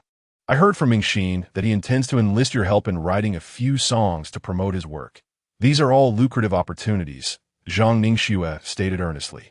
Ningxue, please don't tease me. While I have my fair share of projects, they're all rather uncertain. Moreover, it seems you're not a person lacking in financial resources. So you shook his head once more, resolutely declining. He was not entirely aware of Zhang Ningxue's financial background, but from the information at hand, it was evident that she was far from being short of money. This was apparent from her daily lifestyle. Do you truly disdain me so? Zhang Ningxue's lips curled slightly. Upon seeing this, Su Yu quickly raised his hands in a gesture of surrender and said, Sister Ningxue, please spare me. I am truly uncertain of my own footing. How could I allow you to take risks alongside me? Very well. Then let us wait a little longer. Observing Su Yu's firm stance, Zhang Ningxue temporarily relented. Upon hearing this, Su Yu secretly breathed a sigh of relief. If she were to continue her relentless inquiries, he might not withstand it. Although this sister was charming in every regard, he dared not accept such terms under ambiguous circumstances. Furthermore, he had already established a relationship with Zhu Baoying. It would be quite inappropriate to bring such a stunning beauty into the fold. It would be impossible to explain. Subsequently, the two ceased to dwell on the matter and shifted to light-hearted conversation. Zhang Ningxue primarily initiated the topics, sharing news about the commencement ceremony for the film New Dragon Gate Inn. The date for the ceremony had been set for May 18th in Beijing, leaving only 20 days until then. After a brief discussion about the arrangements to attend the ceremony together, Su Yu escorted Zhang Ningxue back to her residence. Her abode, situated not far from the publishing house, was in a pleasant, upscale neighborhood. After bidding farewell to Zhang Ningxue, Su Yu swiftly accelerated away. Standing downstairs, Zhang Ningxue watched with a smile as Su Yu drove off. Once the car had completely exited the community, her smile faded, replaced by contemplation. It was around 8 p.m., and the spring evening in Jiangsheng was slightly cool. A gentle breeze prompted Zhang Ningxue to instinctively pull her blazer closer around herself. A minute or two later, she retrieved her phone from her bag and dialed a number. Ningxue, what a surprise to receive a call from you at this hour. The call connected quickly, revealing a melodious female voice that seemed quite taken aback by Zhang Ningxue's call. "Ameng, please help me check Zhu Baoying's recent itinerary." Zhang Ningxue replied calmly. "Ningxue, why do you want to look into her schedule? It has been quite some time. Haven't you moved on?" The woman, referred to as Ameng, sounded noticeably astonished. Zhang Ningxue pursed her lips and replied, "It's nothing. I simply wish to discuss some work-related matters with her." The voice on the other end showed clear skepticism, hesitating before saying, "All right, I will look into it and send you her itinerary shortly. Thank you." After hanging up, Zhang Ningxue turned and ascended the stairs. Meanwhile, on Binjiang Road, Suyu was driving back. The hour had grown late, and by the time he returned home, Xianxian had already washed up and prepared for bed. Suyu recounted a few bedtime stories, after which the little girl drifted off to sleep. After gently lulling Xianxian to sleep, Suyu initially engaged in a delightful phone conversation with Zhu Baoying. During this period, their relationship progressed swiftly. Whenever time permitted, they would indulge in brief phone chats. The conversations were typically not lengthy, nor did they exchange any sweet nothings, yet an undeniable sweetness lingered throughout their exchanges. Once Suyu peeled away Zhu Baoying's seemingly aloof exterior, he discovered her to be a character of contrasting warmth beneath the cool facade. Previously, Zhu Baoying often emanated an air of mystery and inaccessibility, yet now she delighted in sharing mundane details during their dialogues, her chatter imbued with a hint of affectionate clinginess. The second rehearsal for Zhu Baoying's program was scheduled for the following day. Recalling the stage scenes from his memory, Suyu relayed his vision of the performance to Zhao Xiaotong, who was coordinating with a global variety show production team according to his specifications. If the second rehearsal proceeded smoothly, the recording of the program would commence shortly thereafter. After concluding the call, Suyu began to write alone. His novel Do Patsong Qiong had become a sensation on Xingkong Network, attracting countless readers eager for updates and comments. However, Suyu typically disregarded these matters, methodically releasing updates while entrusting the management of the reader's circle entirely to Zhao Chong. It was not until around midnight that he wrapped up his work. After completing his evening routine, Suyu reclined in bed, utterly devoid of sleepiness. He pondered Zhang Ningxue's every action from that night, his brow furrowing slightly in contemplation. He sensed something amiss, yet could not pinpoint the source of his discomfort. After meticulously sifting through the memories of his former self, he found nothing directly related to his unease. After a prolonged period of fruitless reflection, Suyu resigned himself to the mystery. That night, he experienced a restless slumber. Chapter 55. Audition on April 29th. The sky was clear and bright. At Jiangzhou Airport, a large crowd had gathered at the exit. A flight from the bustling metropolis had just landed, and these individuals were there to greet the arriving passengers. Among the crowd, a distinctive group of about 10 individuals stood out. While the leaders were casually dressed, the remainder of the group donned formal attire, unmistakably indicating their purpose of welcoming a person of significance. Before long, figures began to emerge from the exit. In the front row, a masked Tan Lin appeared alongside her manager, Tang Mengling, and an assistant. Upon spotting the group awaiting them, Tang Mengling waved, prompting the crowd to swiftly converge and escort Tan Lin and her team away.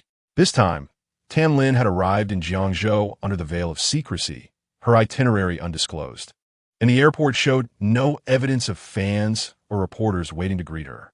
However, prolonged exposure could potentially lead to her revelation. The individuals present to greet her had been prearranged, primarily consisting of staff from the Jume Entertainment Jiangzhou office, to facilitate the recording of Tan Lin's demo. The office had already prepared the recording studio and musicians in advance. In the domestic sphere, prominent companies such as Jume Entertainment typically establish offices across various regions of the country. Some of these offices indeed serve as branches of large entertainment firms, while others merely represent small local entertainment companies that carry a name. With the onset of the 21st century, the music market in China has flourished, giving rise to numerous talented producers and vocalists within the domestic pop music scene, thereby amplifying the overall market and influence of mainland music. This lucrative opportunity has not gone unnoticed by many. Consequently, a plethora of record companies, both large and small, have emerged across the nation like mushrooms after rain. These smaller record companies often adopt unconventional approaches, with many relying on the support of major entertainment firms for their survival. Naturally, the larger entertainment companies find this arrangement advantageous, as they can delegate various tasks to these smaller entities. Situations akin to that of Tan Lin become much more manageable with the assistance of these smaller firms. By the time Tan Lin arrived at the office to locate a suitable recording studio, Suyu had already been waiting there. This time, in order to record a demo, the other party had made a special trip from the bustling metropolis. Such consideration was indeed commendable. Given Tan Lin's stature, she could have easily declined or requested Suyu to travel to the metropolis to accommodate her. For this reason, Suyu had arrived early. "Sister Tan Lin," he exclaimed, somewhat surprised upon seeing her, and hurried over to greet her. "Mr. Su," she replied, equally courteous, smiling as she extended her hand for a handshake. Suyu responded, "Sister Tan Lin, as an industry veteran and a close friend of Baoying, you may simply call me Su Yu or Xiao Su, referring to me as Mr. Su feels a bit distant." Tan Lin smiled and said, "In that case, I shall call you Suyu from now on." "Ah, that is indeed appropriate," Suyu remarked. "Sister Tan Lin, did you come straight here after landing? Would you like to rest for a moment?" He gestured towards the suitcase being held by her assistant nearby. Tan Lin waved her hand dismissively. "No need. The journey from Metropolis was not long, and I managed to rest on the plane. If possible, let us commence without delay." Given her eagerness, Suyu readily agreed. "Very well, let us begin." With that, they proceeded into the practice room adjacent to the recording studio. The musicians and sound engineers who had been invited were already present.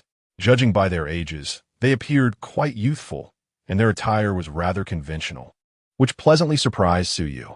After all, many individuals in the music industry tend to be at the forefront of fashion. The first song they would practice was Sweet Honey. Tan Lin had reviewed the lyrics and melody in advance, and the sheet music had already been arranged for the musicians. Following a brief exchange, the first trial performance officially commenced. The instruments required for this piece were minimal, primarily consisting of the eru, yangqin, violin, trumpet, drums, and electronic synthesizer.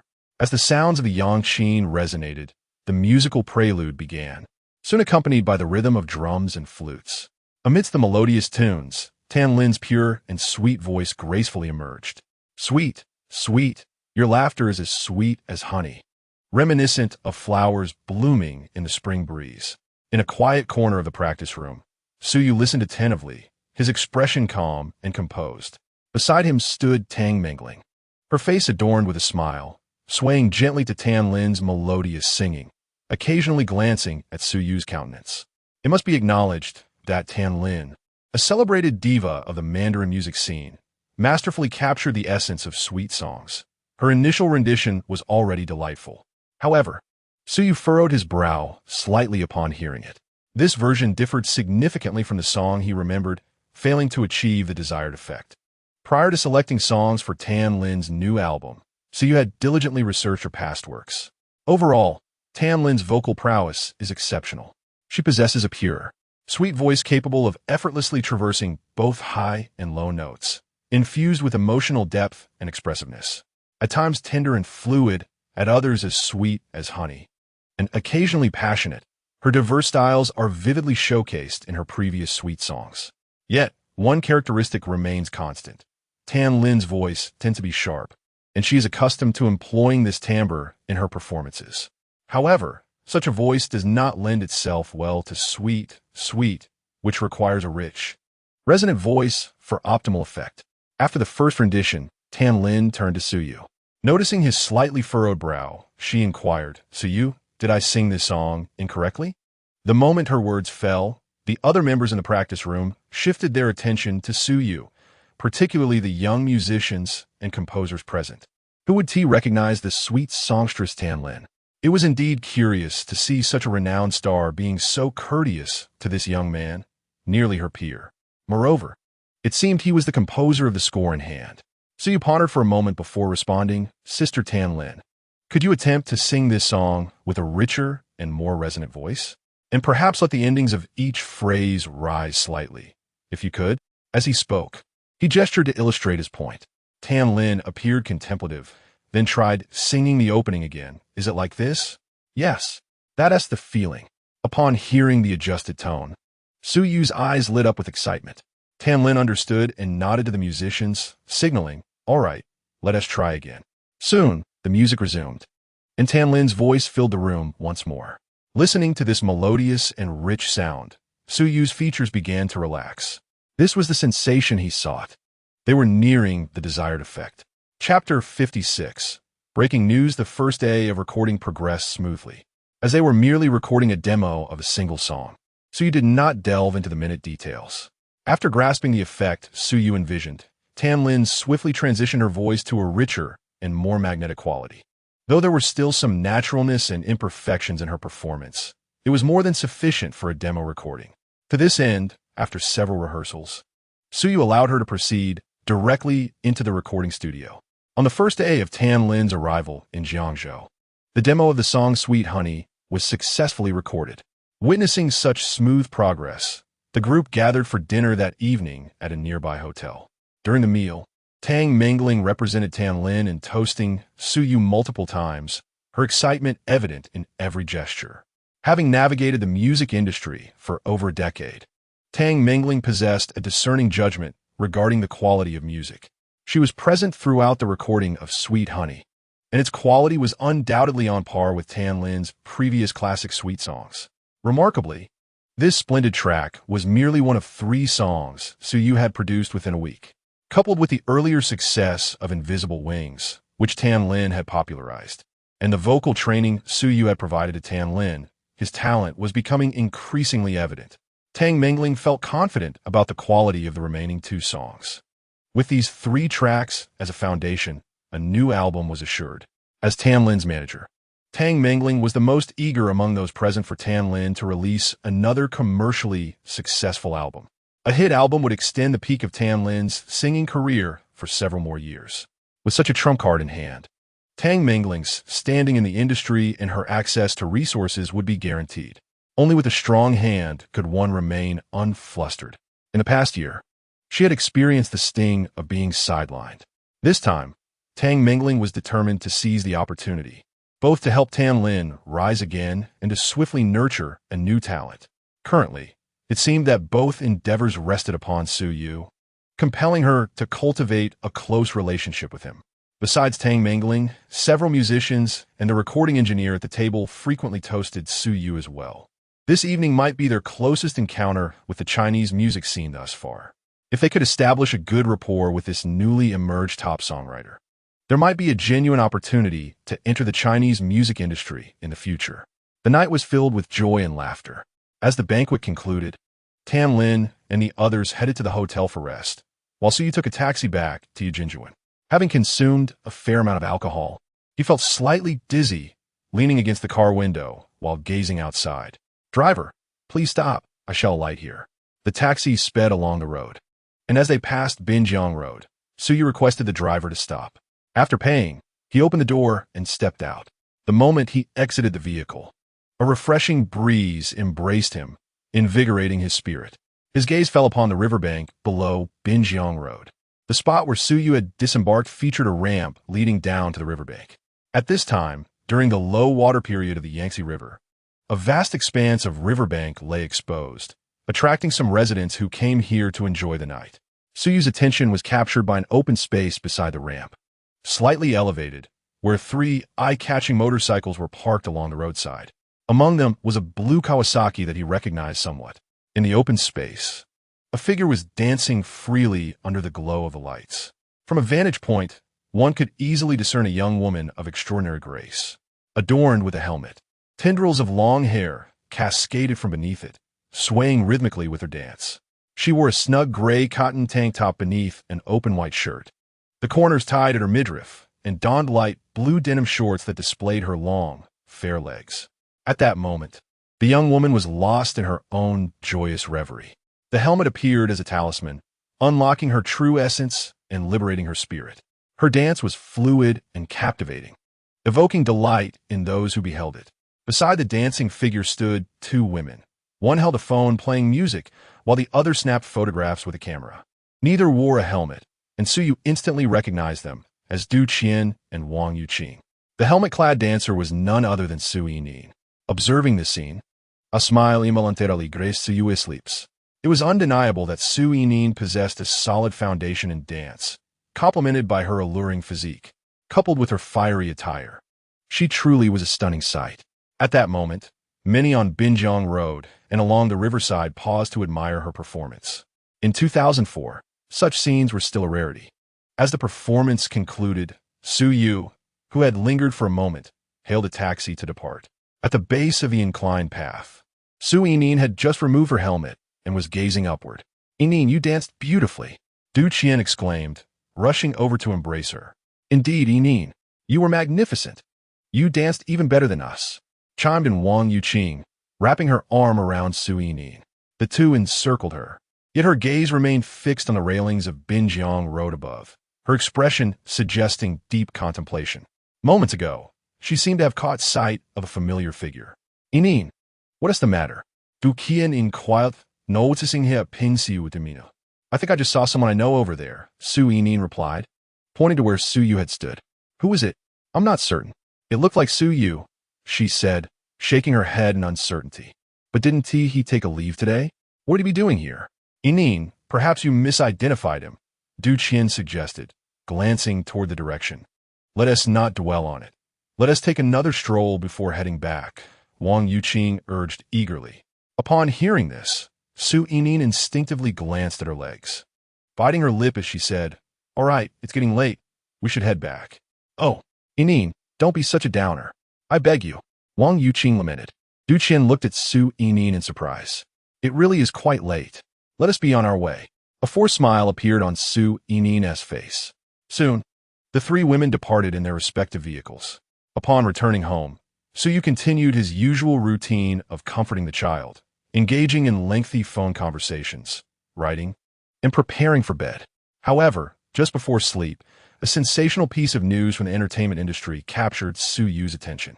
The renowned diva, Xu Qian, has officially signed with the film giant New Language Media. This was a notification pushed by a popular app. Su Yu clicked to read further, noting the plethora of comments from netizens below the article.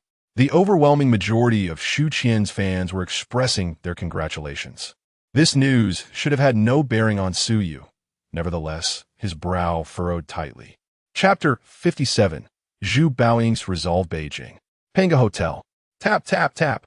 A flurry of hurried footsteps echoed outside the hotel suite. Knock, knock, knock. The door swung open swiftly, revealing a small, round face peering out. "Zhouye." Upon recognizing Zhao Xiaotong, Willie hastily greeted her. "Is Baoying inside?" Zhao Xiaotong nodded and stepped into the room. "Yes, she just got up not long ago," Willie replied. Zhao Xiaotong said nothing further and proceeded directly toward the bedroom, where she found Zhu Baoying putting on her clothes. Seeing Zhao Xiaotong, Zhu Baoying appeared somewhat surprised and inquired, "Why are you here so early?" Zhao Xiaotong's expression was not particularly cheerful. She remained silent and seated herself on the small sofa within the room. "What is wrong?" Noticing this, Zhu Baoying furrowed her brow slightly, suspecting Zhao Xiaotong had come to admonish her again. "Did you not see the news from last night?" Zhao Xiaotong fixed her gaze on Zhu Baoying. "I did not see it. Xu Qian has officially signed with the company," Zhao Xiaotong stated deliberately, watching for Zhu Baoying's reaction. "Is that so?" Zhu Baoying replied nonchalantly, then turned back to continue dressing. Zhao Xiaotong was taken aback to see a faint smile begin to emerge on her face. "Do you not care at all about this matter?" Zhu Baoying's reaction puzzled her. "This is a decision made by the company's management. Why should I be concerned?" Zhu Baoying said calmly, her back still turned to Zhao Xiaotong. Zhao Xiaotong, feeling dissatisfied, pressed on, "But this is clearly directed at you. Your album preparations have already been halted, and now the company has signed Xu Qian, obviously aiming to replace you as the leading figure in the record business. Are you not worried they might completely sideline you?" Zhu Baoying paused her movements and turned to face Zhao Xiaotong, saying, "It's fine. I anticipated this day when I made that decision. If the company truly intends to eliminate me, then let them." Her tone remained composed. Clearly, Zhu Baoying was not merely speaking idly. "But haven't you always loved singing?" "Yes, I have always adored singing, but I cannot forsake everything for it. Even if the company completely sidelines me, I can still sing. At worst, I'll start over in 2 years." As she spoke, Zhu Baoying's eyes sparkled with confidence and tranquility. Having witnessed Su Yu's songwriting prowess, she no longer harbored concerns for her future in music. Her sole focus was on securing her connection with this man. And indeed, she had already been drawn in. Upon meeting Zhu Baoying's gaze, Zhao Xiaodong fell into a contemplative silence.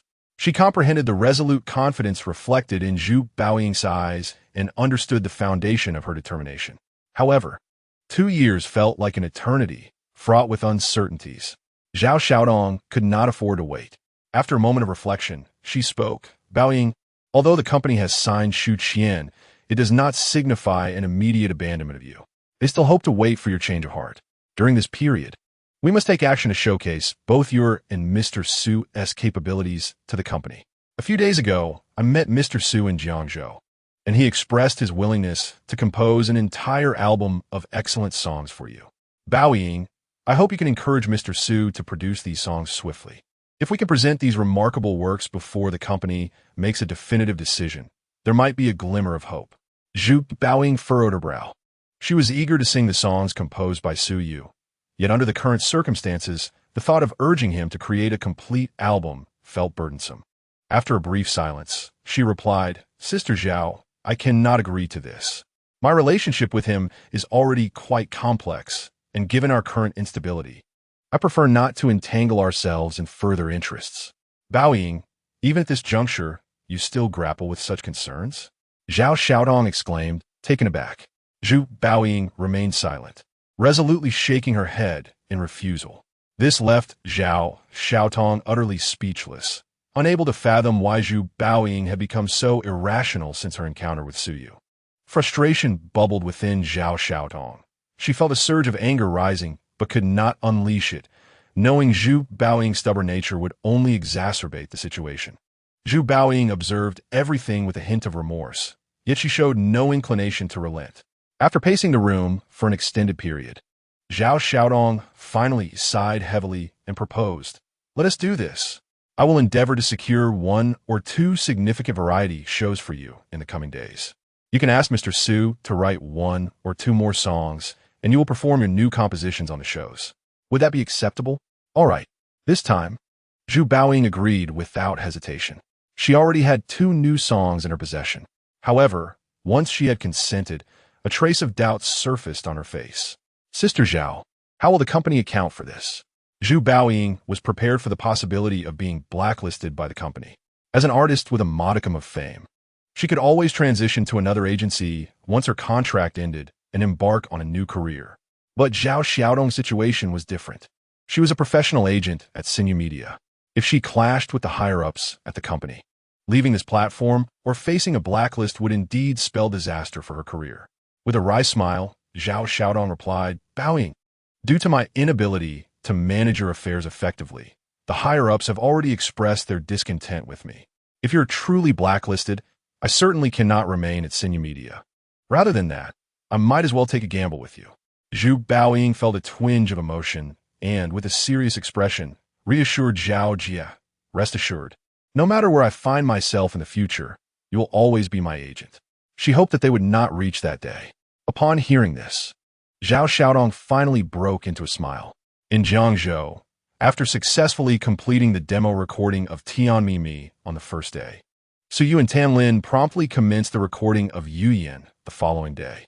In comparison to Tian Mi, both Yu Yin and Aurora presented significantly greater challenges.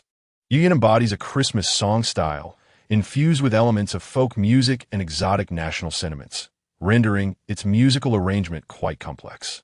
Su Yu attempted to have the musicians prepared by the office perform a rendition, but the outcome was far from satisfactory and required gradual refinement. Moreover, the song's melody consistently maintained a high pitch, and the lyrics demanded an exceptionally rapid tempo.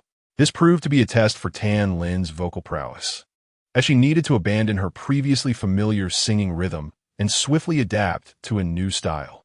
While Su Yu was not overly concerned about Tan Lin's grasp of the lyrics and high notes, believing that with practice she would improve, achieving the youthful and vibrant timbre of the original singer posed a considerable challenge. This was where Su Yu intended to invest significant time, for gradual adjustments. Chapter 58. An interview invitation? In the blink of an eye, it was May 7th, a Friday. At 6 in the evening, the bell signaling the end of the last class rang. A throng of students surged out of the lecture hall. This final class was an open session for the music performance department, gathering students from vocal, piano, orchestral, and opera disciplines. Although the number of students in each specialization was modest, collectively they exceeded 100, forming a striking tableau. The ratio of handsome men to beautiful women was astonishingly high, with many dressed in fashionable attire. Among the crowd, Su Yining, Du Qian, and Wang Yuqing walked arm in arm, emerging as some of the most outstanding individuals among the throng of attractive students. Both in appearance and ability, the trio had garnered a modest reputation within the music academy.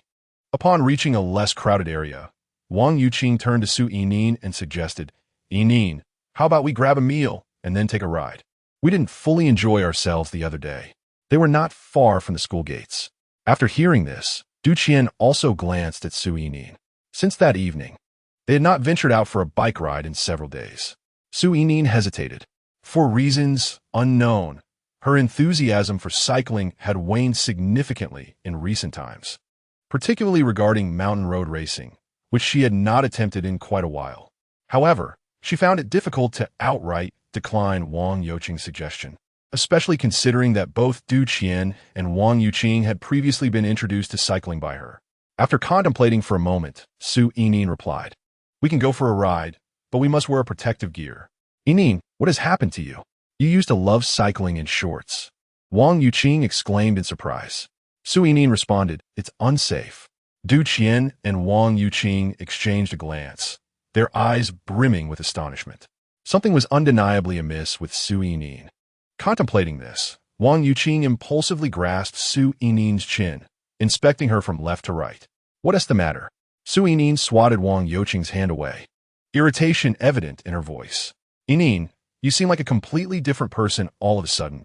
Wang Yuqing continued to scrutinize her. Su Yining retorted defiantly, "Isn't this basic safety awareness?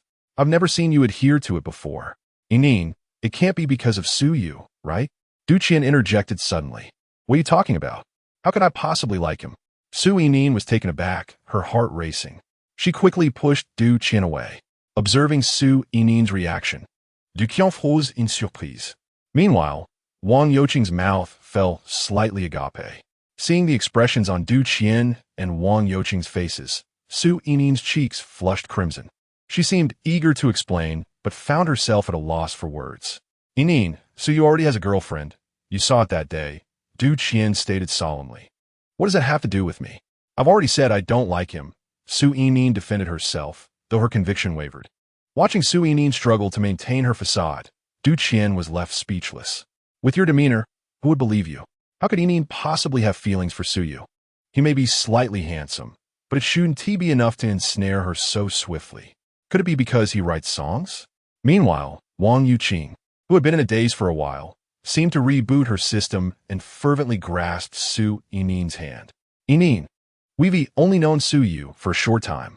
How could you have developed feelings for him? No wonder you acted strangely after mentioning him that night. Did something happen between you two?" She chattered excitedly, shaking Su Yining's left arm fervently. "Oh, I told you I don't," Su Yining exclaimed, a mix of embarrassment and anger rising within her. Just as she was about to free herself from Wang Yuqing's grip, her phone rang from her pocket. Upon checking, Su Yining noticed it was an unfamiliar number, likely from out of town. Ordinarily, she would not answer such calls, but in this awkward moment, it provided the perfect opportunity to escape the relentless questioning from Du Qian and Wang Yuqing. "Hello." Su Yining stepped aside to take the call. Behind her, Du Qian and Wang Yuqing watched her intently. Concern etched on Du Qian's face, while Wang Yuqing appeared both incredulous and eager, curiosity bubbling beneath the surface. "What?" Suddenly, Su Yining's voice rose significantly. Hearing her tone, Du Qian and Wang Yuqing tensed up immediately. Moments later, as Su Yining ended the call, the two hurried over to her. "Yining, what happened?" Du Qian inquired with concern, noticing Su Yining's dazed expression. "Someone just called me, claiming to be a manager from Jume Entertainment, inviting us to an interview at their office tomorrow." Su Yinin was still somewhat bewildered, and upon hearing the words, she blurted out, Jume Entertainment. At this, both Du Qian and Wang Yuqing gasped in unison. The three young women, all music students aspiring to enter the industry, were well acquainted with Jume Entertainment, a colossal entity in the domestic music scene boasting an array of top-tier stars. The news was so astonishing that the trio momentarily found themselves at a loss for words. Yinin, is this true? Wang Yuqing murmured absent-mindedly. Su Yinin shook her head. I don't know. She too felt perplexed, uncertain of the credibility of the individual they had just encountered. Among the three, it was Du Qian who first regained her composure and began inquiring about the details from Su Yinin. Yinin, did the person say that we all need to attend an interview? Yes, came the reply. Did she mention how she obtained our information? She didn't say. However, she immediately called out our group's name. So perhaps she has heard something about us in Jiangzhou, Su Yinin responded, her tone laced with uncertainty. Given this, it seemed quite plausible that the information was indeed authentic. Du Qian pondered this for a moment. Oh dear, why overthink it? Yinin, did she tell you the address of the office? Wang Yuqing interjected, disregarding the previous concerns and directly addressing Su Yinin. Yes, it's at the Twin Stars building. Su Yinin confirmed with a nod. Excellent. We can simply go there tomorrow and find out. Wang Yuqing exclaimed, her excitement palpable. Silly girl. What if we don't ascertain their background first? What if we end up being deceived? Du Qian chided, observing Wang Yuqing's naive enthusiasm. This is Jiangzhou, our turf. I can't believe anyone could do anything to us. Wang Yuqing dismissed her concerns with a carefree attitude. And so, it was decided with a sense of cheerful determination. La la la la la, she sang, jumping joyfully. Du Qian and Su Yinin exchanged glances, shaking their heads in exasperation. Yet they refrained from countering Wang Yuqing's buoyant spirit. While the three girls were not from the wealthiest families in Jiangzhou, they were certainly not from ordinary backgrounds either. And thus they felt little apprehension about the potential dangers that might lurk. Chapter 59. Like a dream, the following day, at the Twin Stars building on the 7th floor, stood the official office of Jume Entertainment's Jiangzhou branch. Tang Mingling stepped out of the elevator, her bag in hand. Good morning, Sister Tang, greeted the three staff members who had been waiting in the corridor. Are the materials and contracts ready? Tang Mingling nodded in acknowledgement before turning to the lead young woman. Sister Tang, everything is prepared, the young woman promptly replied, signaling to a colleague beside her to hand over the documents. The woman's name was Zhang Kejia. Despite being in her early 20s, she had already assumed the role of head of the Jiangzhou office for Jume Entertainment. A local resident, Zhang Kejia not only excelled in her professional abilities, but also possessed an extensive network of connections within Jiangzhou. Tang Mingling took the documents, lowered her head to examine them, and found no issues. She glanced at her watch and said, "Let us proceed to the conference room and wait." "Of course, please follow me, Sister Tang," responded Zhang Kejia, who stepped aside to lead the way. As they walked, Zhang Kejia attentively observed the expressions on Tang Mingling's face. As the head of the Jiangzhou office, Zhang Kejia had no obligation to extend such courtesy to a mere agent of the company. However, Tang Mingling was different. She was the manager of the renowned pop diva, Tan Lin. Although Tan Lin's prominence in the music industry had evidently waned over the past few years, she had enjoyed over a decade of stardom. Within Jume Entertainment, Tan Lin's position as the queen of the record industry remained unshakable. Moreover, following the release of her single Invisible Wings, Tan Lin had experienced a resurgence in popularity. This time, she had personally come to Jiangzhou to discreetly record song demos, seemingly preparing for a new album. Under such circumstances, Zhang Kejia naturally sought to cultivate a favorable relationship with both Tan Lin and Tang Mingling. In the entertainment industry, the disparity in status between top-tier artists and those in lower ranks is staggering. The resources at the disposal of a leading artist and their manager are beyond the imagination of lower-level personnel. Even a mere trickle of resources from them could sustain an entire office. Thus, Zhang Kejia was particularly attentive to the matters Tang Mingling had discussed the previous day. According to her sources, the demo recordings for Tan Lin's songs had been completed, and she would be leaving Jiangzhou that afternoon. It was at this moment that Tang Mingling unexpectedly proposed to interview a local girl group from Jiangzhou, and it appeared to be a serious undertaking. Zhang Kajia was intrigued. Tang Mingling had not disclosed the group's name or member information in advance, but merely requested that the office prepare company materials and standard contracts for new signings. Once they were seated in the conference room, Zhang Kajia engaged in casual conversation with Tang Mingling while awaiting the arrival of the interviewees. She would also be one of the interviewers, but she was well aware that she would simply follow Tang Mingling's lead during the process. After a brief wait, the sound of footsteps echoed from outside the conference room. Soon, 3 bright and youthful girls were escorted inside by the staff. At the moment the 3 figures appeared at the door, Zhang Kejia's face displayed profound astonishment. It was them. She recognized the 3 girls, Su Yining, Du Qian, and Wang Yuqing. When the 3 were brought into the office, they wore expressions of uncertainty and nervousness. Coming from well-off families, they had encountered various situations, yet they were still students. And this was their first interview in life, especially with a top-tier entertainment company like Jume Entertainment. A degree of anxiety and apprehension was, therefore, unavoidable. However, upon seeing Zhang Kajia sitting beside Tang Mingling, they were momentarily taken aback. Wang Yuqing exclaimed in surprise, "Sister Kajia, what brings you here?" The bond between them was profound. Having known each other since childhood, when the 3 girls were still youthful, Zhang Kajia had already established her reputation within the circle. However, due to a 7 or 8-year age gap, by the time they began to make their mark, Zhang Kajia was already engrossed in her burgeoning career. Nevertheless, they would occasionally cross paths or gather for reunions. Upon seeing Su Yining, Du Qian, and Wang Yuqing enter, Tang Mingling's eyes brightened. The trio possessed exceptional physical attributes, standing out even amongst the competitive entertainment industry, especially Su Yining, whose enviable waistline was undeniably a significant asset. "Do you know them?" Tang Mingling inquired, her gaze shifting to Zhang Kajia, a smile gracing her lips. Zhang Kajia offered a wry smile in response. "Indeed, they are my childhood friends. I never anticipated that the candidates for your interview today would be them. I had considered signing them in the past, but due to their family elders' opposition to entering this industry, I abandoned the idea. They are unaware of my current undertakings." With that, she turned to Su Yining, Du Qian, and Wang Yuqing, introducing them to Tang Mingling. "This is Sister Tang, our esteemed agent at Jume Entertainment, and she is the one who invited you for today's interview." As she spoke, Zhang Kejia's gaze was fervent. She could not fathom why Tang Mingling had suddenly extended an invitation to the trio, placing such importance on them. There must be reasons unbeknownst to her. "Hello, Sister Tang," the 3 girls responded in unison, equally bewildered. Even Du Qian, typically the most astute among them, found herself at a loss. However, one concern was alleviated. They had not encountered a fraud. "Please take a seat. I invited you today after hearing about your circumstances from others, and I must say, your qualifications are quite impressive," Tang Mingling said with a warm smile. The 3 girls sat side by side across from her.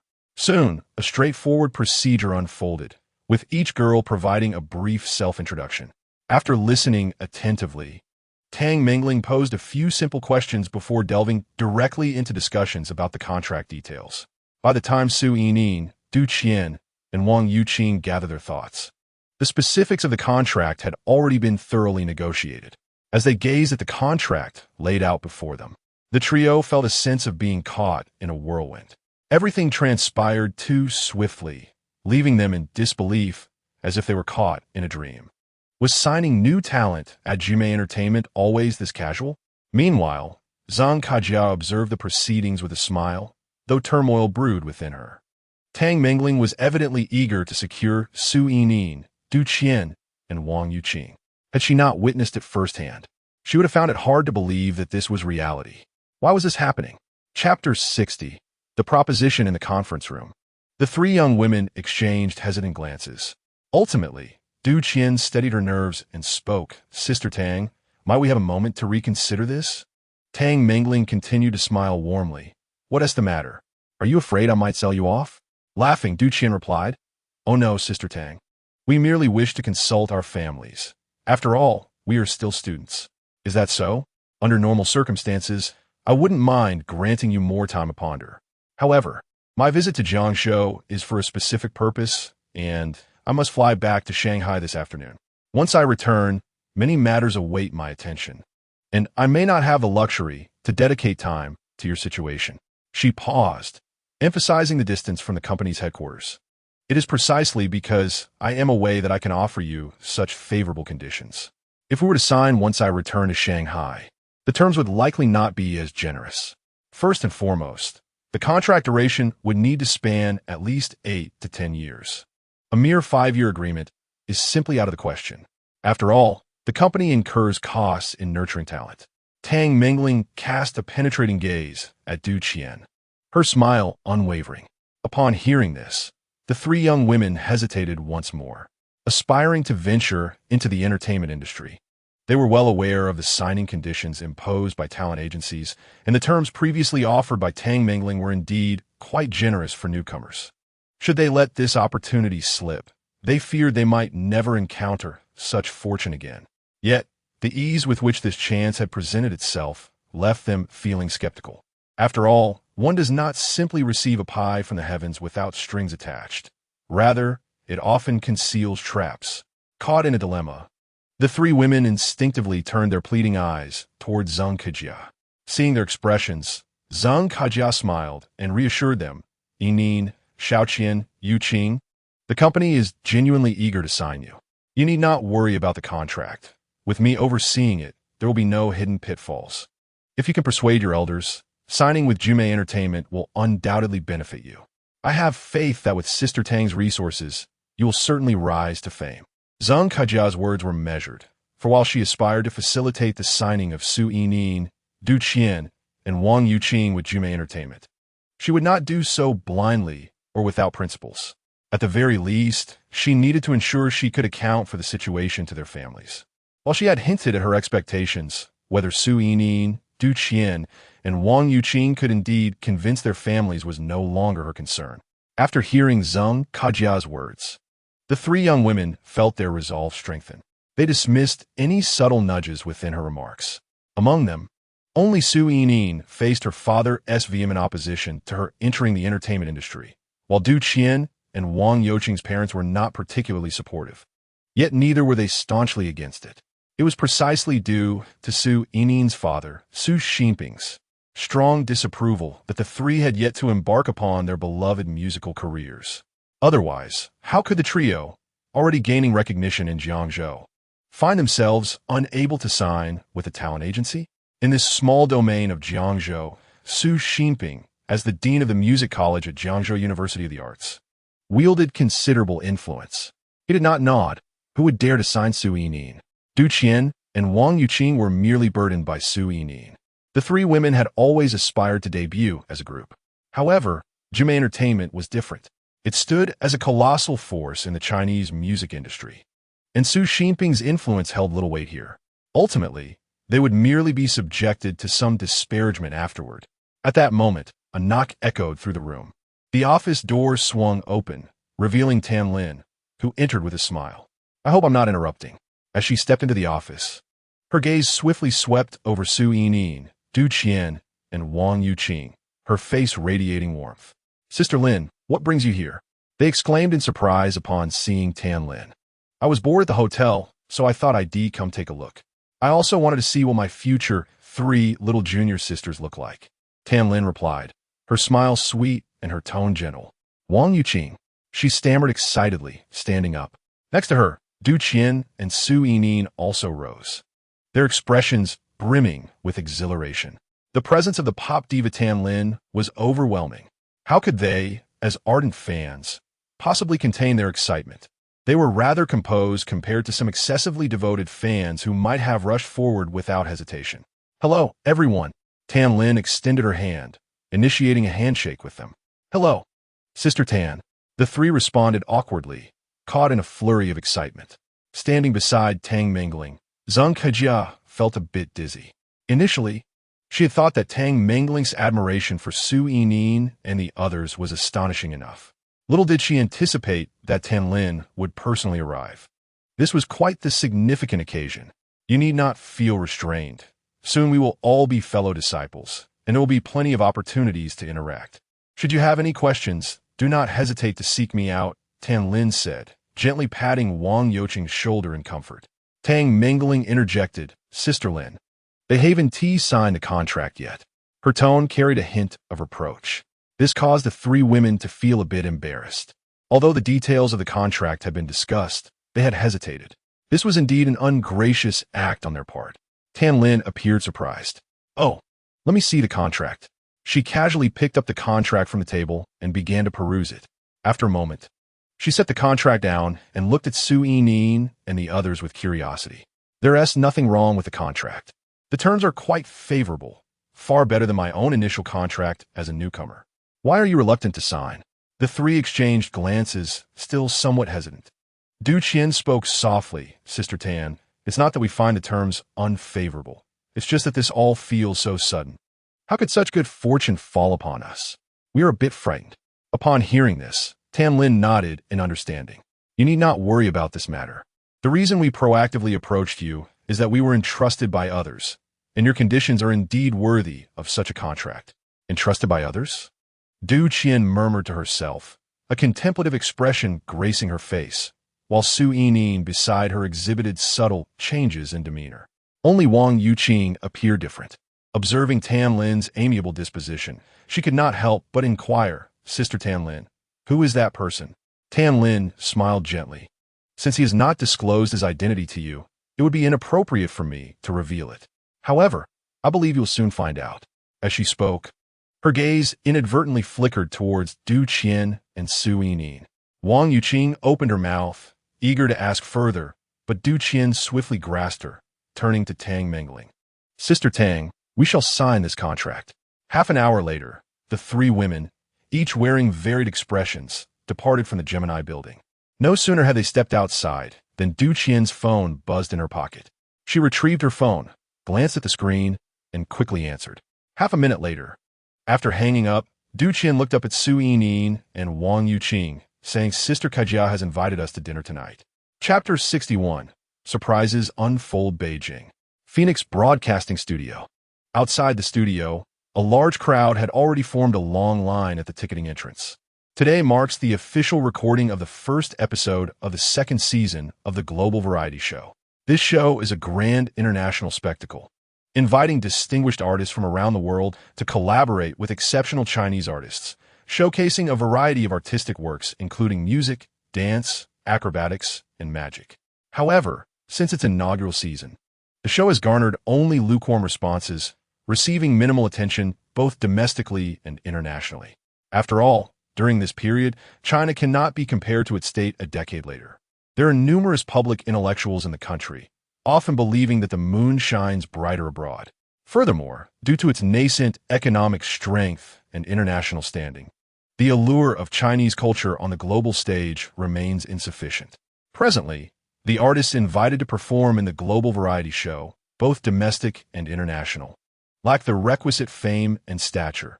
They're not the most prominent figures in the industry. While CCTV is indeed a leading platform, its variety shows have yet to dominate the domestic scene, particularly as the Chinese International Channel remains one of the least viewed among CCTV's offerings. This year, the chief director of the Global Variety Show, Wang Duo, is determined to alter this situation.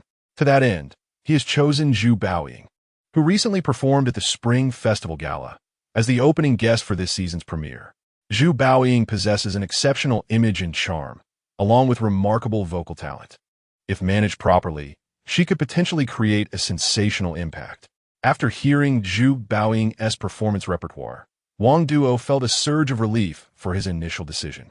This season is bound to succeed.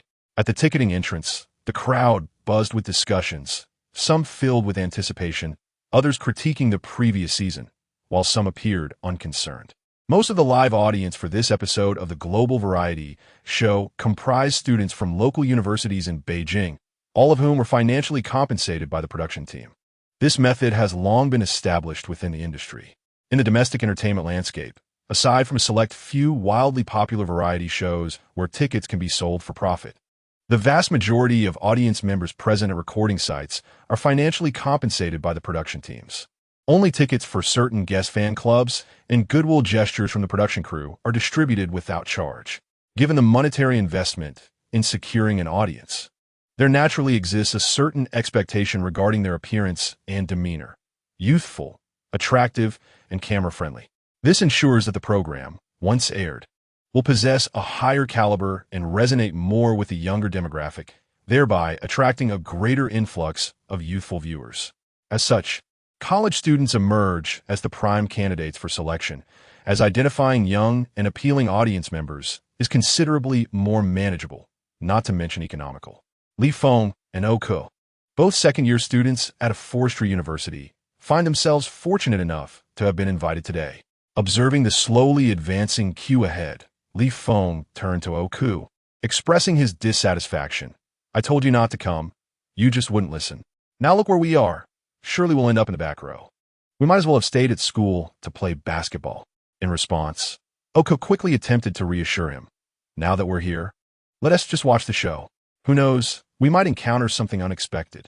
Li Feng, a native of Beijing from a relatively well-off family, regarded the modest sum offered by the production team with indifference. The restrictions imposed on live audience members at such pre-recorded variety shows did not sit well with him.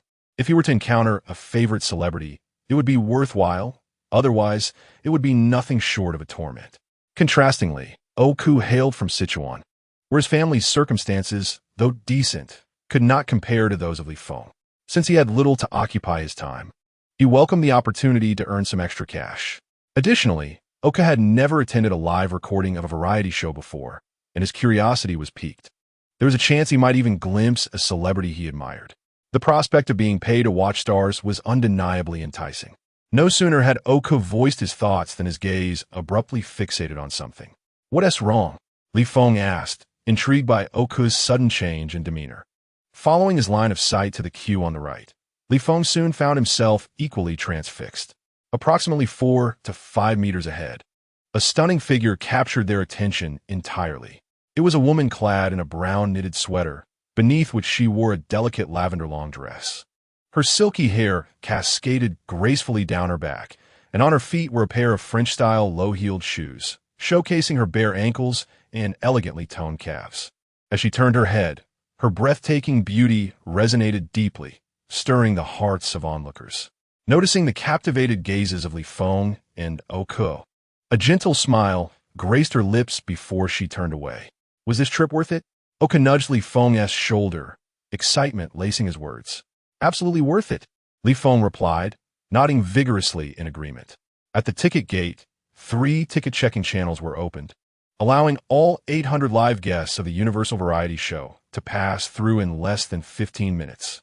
Oku and Li Feng, having queued towards the back, initially presumed that the production team would assign them inferior seats. However, upon taking their places, they realized their assumptions were misplaced. Their seats were positioned at an optimal distance from the stage, offering a splendid view. What thrilled Oku and Li Feng even more was that the enchanting goddess they had glimpsed earlier was seated just 2 places away on their right, albeit concealed behind a mask. Shortly after the audience settled in, the recording of the show commenced. The lights suddenly dimmed. Moments later, music began to play, and the stage lights gradually illuminated the scene. Elegant dancers, gracefully cradling a full moon, glided towards the center, while a backdrop adorned with flowing imagery of mountains and rivers came to life. In the center of the stage, a beam of white light descended upon a figure clad in a flowing red gown, exuding breathtaking beauty and an air of serenity.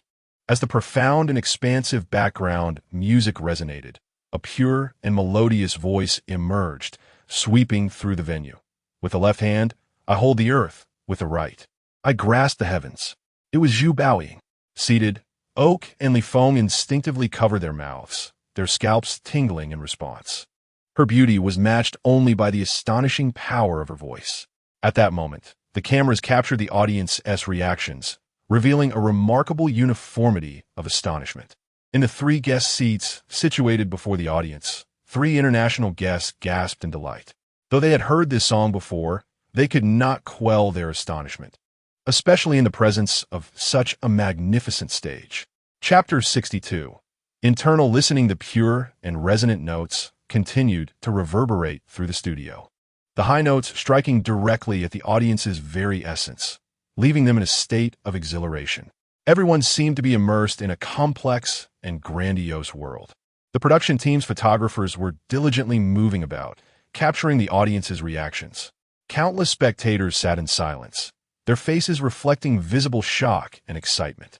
In this moment, the atmosphere of the show reached an unparalleled crescendo without any need for the production team's guidance. Oak and Li Feng sat with their hands unconsciously lowered, their excitement and thrill beyond words. To their right, the woman, though seemingly composed, exhibited a glimmer of brilliance in her autumn-like eyes, which clearly mirrored the image of Zhu Baoying. She was radiant, as the final notes of "A, You Are My One and Only" reached their zenith. The sound abruptly ceased. Until the music completely faded, the audience remained in hushed silence, even the lighting technician appearing momentarily entranced. After Zhu Baoying bowed in gratitude for several seconds, the stage lights finally dimmed completely. As the lights illuminated once more, a male and female host gracefully made their way to the center of the stage amidst the melodious music. "Dear audience," the host's voice resonated, awakening the attendees from their reverie. Following the performance, Zhu Baoying returned to the lounge, where her manager, Zhao Xiaotong, and assistant, Guo Li, had already arrived. Zhao Xiaotong's cheeks flushed with excitement, while Guo Li wore a look of triumph, occasionally casting glances at Zhao, as if to suggest, "See, I told you it would be astonishing." Baoying. Upon Zhu Baoying's return, Zhao Xiaotong rushed to greet her, her voice trembling with emotion. In this moment, she finally grasped the essence of confidence. This was the song crafted for Baoying by Su Yu, who would also produce an album for her in the future. With such a remarkable songwriter backing her, what was there to worry about? At this juncture, Zhao Xiaodong would no longer oppose Zhu Baoying's relationship with Su Yu. Instead, she would wholeheartedly advocate for it. The next time she encountered Xian Xian, she was determined to express her gratitude to the young girl for securing such a talent. Observing the expressions on Zhao Xiaotong and Guo Li's faces, Zhu Baoying maintained a serene smile, exuding composure throughout. The live recording of the entire program lasted approximately 2 hours, and as the audience gradually exited the studio, many animatedly discussed Zhu Baoying's performance. That opening song was simply enchanting. That female singer must be Zhu Baoying, right? She's so beautiful. Indeed, it's Zhu Baoying. That must be her new song. I haven't heard it before. Incredible. I absolutely adore her. She is both stunning and talented. Among the crowd, Oku wore a smug expression, while Li Feng occasionally glanced around, seemingly searching for someone. After a moment, he could not contain himself, asking, "What about that stunning lady from earlier?" Hearing this, Oku snapped back to reality and began to search with his eyes, but after a lengthy pursuit, he found no trace of her. Even when they boarded the shuttle bus, the enchanting woman they had seen earlier was nowhere to be found. In Daxing District, on Qianfu Street, 2 striking figures entered an upscale CAF. The moment they stepped inside, they captured the attention of several patrons. One of them was the beautiful lady whom Oku and Li Feng had previously encountered at the studio, while the other, masked and obscured, was equally captivating merely by her silhouette. The 2 women settled into a secluded corner, and after summoning a waiter to place their order, they fell into silence. After a brief pause, one of them finally spoke. "Baoying, you are truly becoming more and more enchanting." In the vibrant city of Magic Capital, at the Juame Entertainment office, a gathering of high-ranking executives convened in a conference room. Led by Dong Yuan Shan, 5 company executives, alongside music director Du Wenfei, deputy music directors Ji Likun and Yi Shulan, as well as heads of various departments, including Tan Lin and Zhao Mengling, totaled 17 individuals. Today marked the listening session for the demo of 3 new songs by Tan Lin. According to customary practice, Jume Entertainment typically holds an internal listening session only after a singer's new album has been recorded to determine the promotional direction of the album, estimate sales, and prepare inventory accordingly. However, Tan Lin, being one of the company's key artists, enjoys a different level of treatment, having not released a new album in 2 years. There are high expectations from the company regarding her return. Should this news become public, it is likely that many artists within Jume Entertainment would eagerly attend the listening session. Currently, the new album is still in its early stages, and to prevent any leaks, the higher-ups have deliberately suppressed related information. At the head of the table, Dong Yueshan lightly tapped the surface with his fingers and said, "Everyone has listened to the songs. Let us share our thoughts." As soon as he finished speaking, the manager of the publicity department, Ding Fan, was the first to respond. "Director Dong, esteemed leaders, I find all three songs to be exceptional. The first song, Tian Mi Mi, speaks for itself. It is a classic that Lin Jie has always excelled at, and it remains as delightful as ever. The other two songs, Yuanora, showcase a refreshing style, with Lin Jie's vocal tone markedly different from before, clear, vigorous, and penetrating. I believe these two tracks will undoubtedly resonate with a significant number of young fans." As he spoke, a barely concealed excitement illuminated Ding Fan's face. As one of the premier entertainment companies in China, Jume Entertainment has invested heavily in creating an exceptional listening environment. Although the three songs Tianlin brought back are merely demos, they still offer a delightful experience. The manager of the distribution department, Anai Shuxian, concurred. "I share Manager Ding's viewpoint. In recent years, the number of young music fans in China has notably increased, with a growing preference for songs that exhibit more innovative styles. The music and performance styles are evolving towards greater diversification, and traditional songs with singular styles are no longer as popular as they once were. Lin Jie's three songs encompass classic love ballads, a whimsical folk-infused fable, and the exotic aurora. The songwriter's skills are truly commendable. He evidently has a cohesive vision for the album's overall style, aiming to retain Lin Jie's existing fanbase, while assisting her transformation to attract a broader spectrum of younger listeners." As she concluded her thoughts, Anai Shuxian's gaze naturally drifted toward Tianlin. Upon hearing this, the others also turned their attention to her. Meeting their gazes, Tianlin slowly nodded and remarked, "Indeed." Before he left, he informed me that he had almost finalized the 12 songs for the entire album. As long as the company negotiates favorable terms with him, he can compose the remaining songs within a month. A gasp of astonishment rippled through the conference room as everyone absorbed her words. Some even caught their breath in disbelief. 12 songs for an album. How much time had that taken? When did songwriting become so effortless? Chapter 63. Unbelievable. After Tianlin's revelation, the room fell into a momentary silence, with everyone still in a state of astonishment. Composing 12 songs in such a short span may not be inherently difficult, but the crucial factor lies in the quality. If all songs could possess the same caliber as these three, it would indeed be profoundly impactful. After a brief moment, Dong Yueshan, seated at the head of the table, regained his composure and surveyed the remaining attendees, inquiring, "What are your thoughts?" To his right, the music director, Du Wenfei, remarked, "I had the opportunity to review the demos of these three songs prior to recording, and I was quite optimistic about them. However, the styles of Fable and Aurora seem somewhat incompatible with Alan's vocal characteristics, which is why I suggested she record the demos first for evaluation. It appears that this young man not only excels in songwriting, but also possesses innovative ideas in arrangement and vocal training. I would feel entirely confident in trusting Alan's new album to him." Dong Yueshan's gaze shifted towards Ji Likun and Yishulan. "I concur. I have no objections," they promptly responded. He then directed his attention to the remaining 4 executives. One of them, after some contemplation, stated, "I have no objections to engaging him for the album. However, how do we negotiate terms? He is still a newcomer." Hearing this, Dong Yueshan's brow furrowed slightly, though the comment appeared to be in agreement.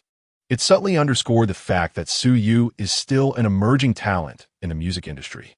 Tianlin opened her mouth to speak, but Du Wenfei interjected, "Director Zhao, although Su Yu is currently a newcomer, the capabilities he has demonstrated thus far are sufficient to classify him as a musical prodigy.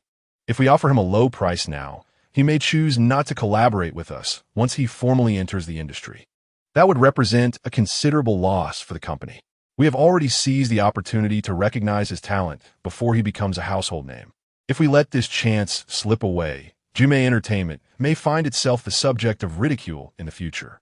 Du Wenfei's words were rather pointed. The executive referred to as Director Zhao maintained a composed expression and nodded with a smile, saying, "Indeed, Director Du is correct. If we can offer a generous price at this juncture, it would certainly foster goodwill. Let us defer to Director Dong for the final decision." With that, Director Zhao fell silent. At the head of the table, Dong Yueshan narrowed his eyes slightly. "I have no objections. Let the distribution and legal departments send representatives to negotiate with Meng Ling and ascertain the other party's terms." Another executive chimed in. Following the agreement of the remaining two executives, Dong Yueshan turned to Tan Lin and asked, "What is your perspective on this, Alan?" Tan Lin replied earnestly, "Director Don, I am quite fond of Su Yu's music, and I wish for him to produce the new album." Upon hearing this, Dong Yueshan decisively concluded, "Very well. Let's proceed as previously discussed. The distribution and legal departments should promptly allocate personnel to accompany Meng Ling to Jiangzhou for negotiations, to gauge their expectations.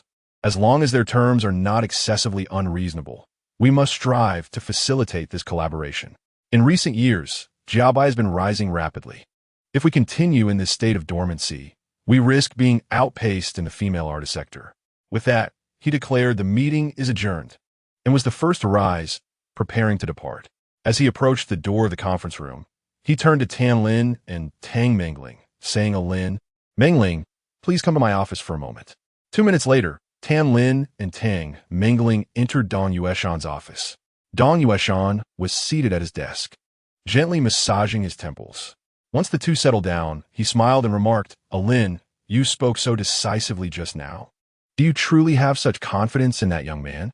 Tan Lin nodded and replied, "President Dong, I genuinely admire Su Yu's music.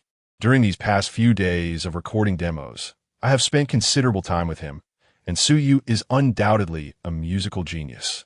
Such high praise. Very well. Since you are sincere in your admiration, we shall offer our full support. Dong Yueshan responded with an approving nod. He then turned to Tang Mengling and said, "Meng Ling, you need not pay heed to what President Zhao said earlier. When negotiating in Jiangzhou, do not be timid. As long as we can successfully produce a Lin's album, any cost incurred is worth it. Also, have the 3 female singers you signed in Jiangzhou come to Modu at the earliest opportunity. The company will arrange for someone to further assess their capabilities. If feasible, have that talented young man compose a song for them and expedite their debut." "Understood, President Dong." Tang Mengling replied with enthusiasm. With the backing of the big boss, she felt empowered to fully unleash her potential in Jiangzhou. As for the internal factional struggles within the company, those were matters beyond her purview as a manager. Her primary focus was on securing Tan Lin as her trump card. As long as Tan Lin remained, she would have a place within the company. At Jiangzhou Arts College, Su Yu officially returned to campus today after a week-long leave. Having been away for some time, he found himself missing the leisurely life at school. This leisure did not pertain to the academic state of being, but rather to a state of mind. For some inexplicable reason, upon returning to campus, Su Yu would unconsciously relax. That sense of tranquility and contentment was something difficult to experience elsewhere. Due to having no classes in the morning, Su Yu arrived on campus in the afternoon. As he entered the classroom and took his seat, a waft of fragrance approached him. To his right, Su Yining, Du Qian, and Wang Yuqing took their seats in succession. This scene drew considerable attention from many in the classroom. As 3 prominent figures in the performance department of the Music Academy, Su Yining, Du Qian, and Wang Yuqing were already quite eye-catching. The 3 ladies all gathered around Su Yu, which was rather peculiar. Consequently, the handsome young men in the department harbored resentment toward Su Yu. Prior to Su Yu's leave, it seemed that the 3 ladies had fallen out with him, much to the delight of those harboring jealousy. Some are already plotting their next moves. Yet, who would have thought that upon Su Yu's return, everything would revert to its previous state?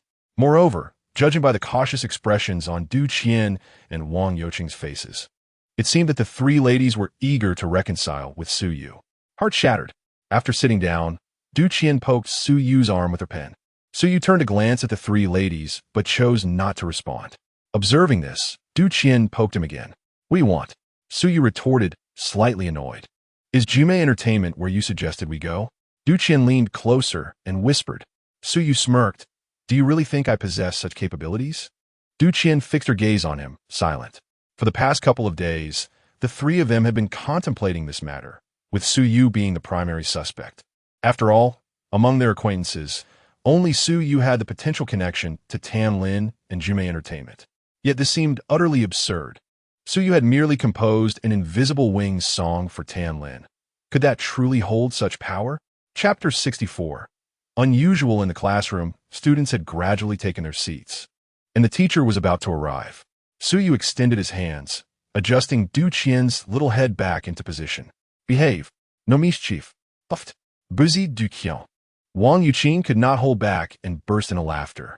Su Yining tugged at the corners of her mouth, managing to suppress her amusement.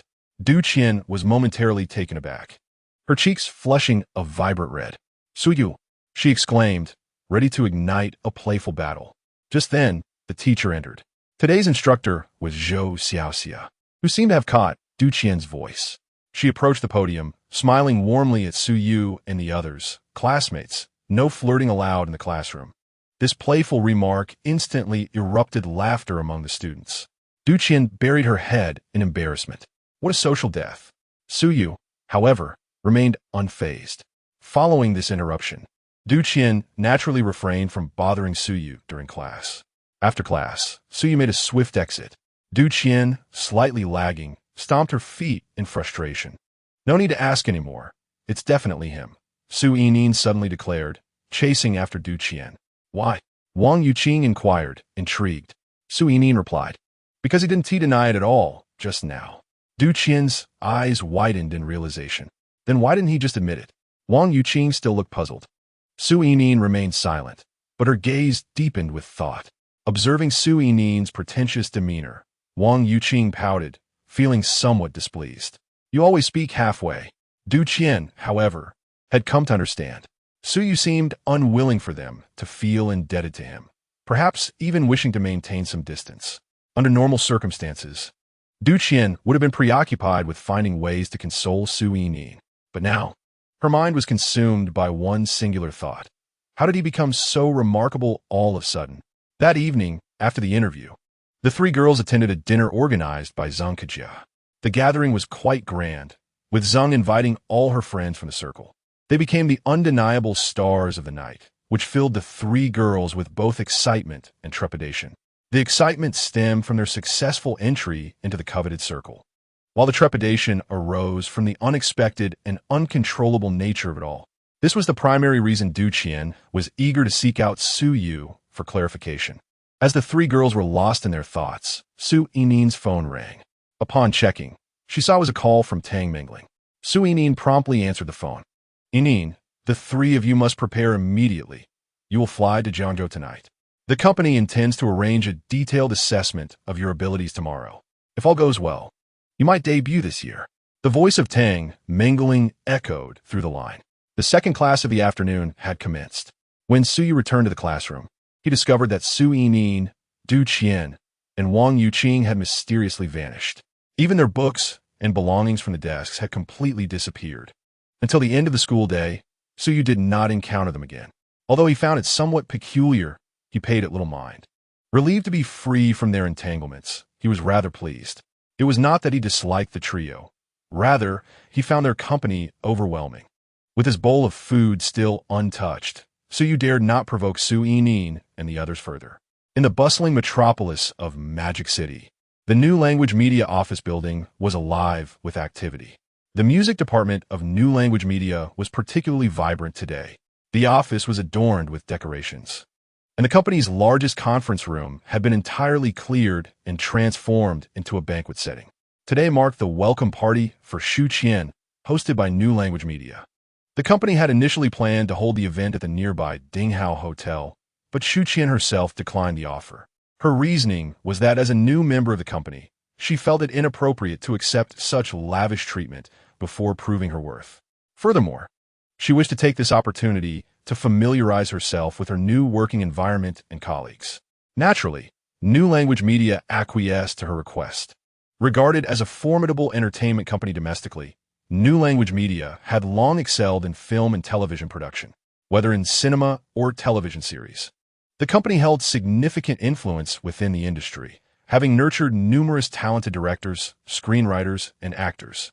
Although a music department had always existed, it remained relatively small and was often regarded as one of the least favored divisions within the company. Historically, the music department's primary role was to provide soundtracks for films and television dramas, boasting little in terms of notable artists. With the dawn of the 21st century and the rapid rise of the domestic music industry, New Language Media began to invest more resources in this sector. However, due to its late entry into the field, the company struggled to establish a prominent reputation. The higher-ups at New Language Media had contemplated signing well-known singers at premium prices, but such efforts repeatedly fell short. These sought-after talents were coveted by various companies, all offering competitive remuneration and imposing numerous restrictions, making it exceedingly challenging for outsiders to entice them away. Typically, stars would only change labels after their contracts expired and negotiations faltered, making the act of poaching quite rare. In the realm of music, New Language Media lacked the clout and prestige to attract renowned artists. Even with attractive offers, many would remain indifferent. For years, the company had relied on its own endeavors to discover and cultivate new talent. The recent signing of Xu Qian was essentially a venture with little prospect of immediate profit. Due to her advanced age, the only thing New Language Media seeks from Xu Qian is the prestigious title of a diva in the Mandarin music scene. It is nearly impossible for a woman over 40 to generate sufficient profits for the company. She is here for her retirement and has no intention of toiling for the firm. Each party seeks to fulfill their own needs, marking a mutual pursuit. The atmosphere at the gala was lively, with nearly all the executives from New Language Media and its entire music department in attendance, save for a few artists who were not present in Shanghai. Such gatherings are typically informal. Aside from brief remarks made by the leadership of New Language Media and Xu Qian herself at the outset, the remainder of the event was largely freeform. Not long after the soiree began, a cluster of mid-level executives from New Language Media gravitated towards Xu Qian, while other less prominent employees and artists tactfully refrained from intruding. In the midst of their animated conversation, an unusual shift in the ambience caught their attention. Turning their heads, they beheld Zhu Baoying, elegantly clad in a white evening gown, gracefully approaching. Close behind her were her manager Zhao Xiaodong and assistant Guo Li, who halted in their tracks just as they neared the group. Chapter 65. It's time to consult the manager. As Zhu Baoying approached, the atmosphere momentarily stilled. No one had anticipated her return at that moment. Within the music department of New Language Media, it was an open secret that Zhu Baoying had faced considerable suppression from the company. Although the specifics were unknown to many, the discerning could easily perceive the truth. The situation was glaringly obvious. The company's hefty investment in signing Xu Qian likely stemmed from this very consideration. Zhu Baoying stepped forward with a smile, extending her hand graciously. "Sister Xu Qian, welcome to New Language Media." All eyes turned towards Xu Qian, eager to witness her response. Xu Qian returned the smile, gently shaking Zhu Baoying's hand and adding, "Baoying, it's a pleasure to see you." She then stepped closer, enveloping Zhu Baoying in a light embrace. This scene unfolded with unexpected warmth and harmony. Watching this, Lu Yuan's expression soured instantly. This was not the outcome he had desired.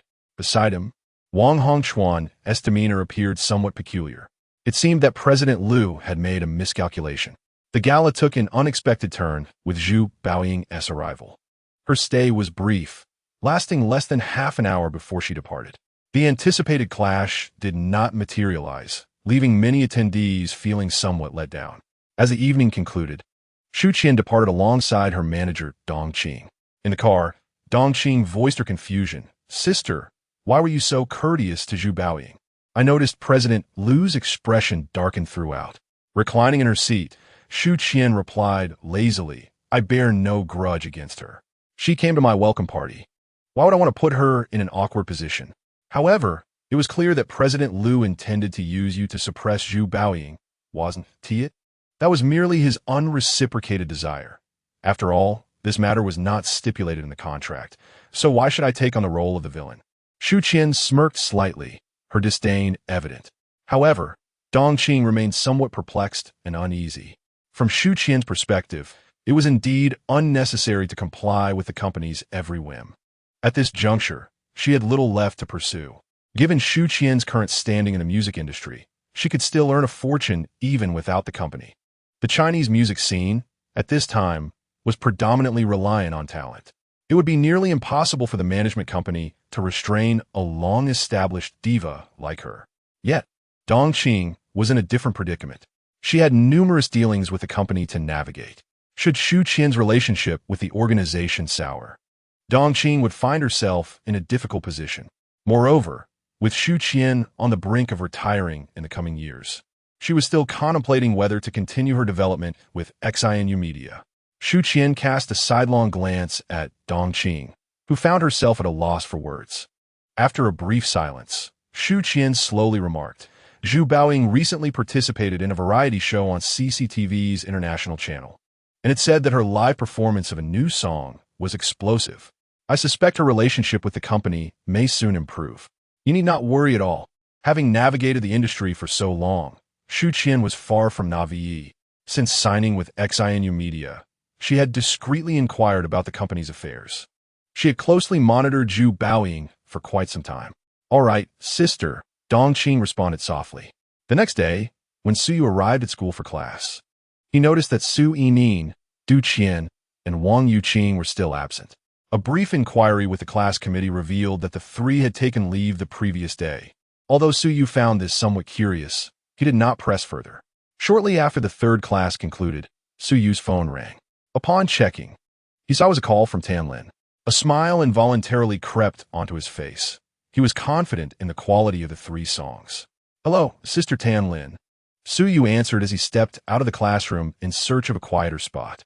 "Su Yu, I hope I'm not interrupting you with this call," came Tan Lin's gentle voice from the other end.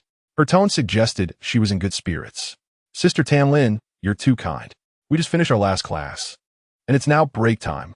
On the line, Tan Lin continued, "I'm glad to hear that. Yesterday, the company conducted a listening session for those three songs, and everyone was very pleased. They've decided to extend a sincere invitation for you to assist me in producing my new album. Meng Ling will likely bring a team to Jiangzhou to discuss the specifics of the contract with you the day after tomorrow." "Really?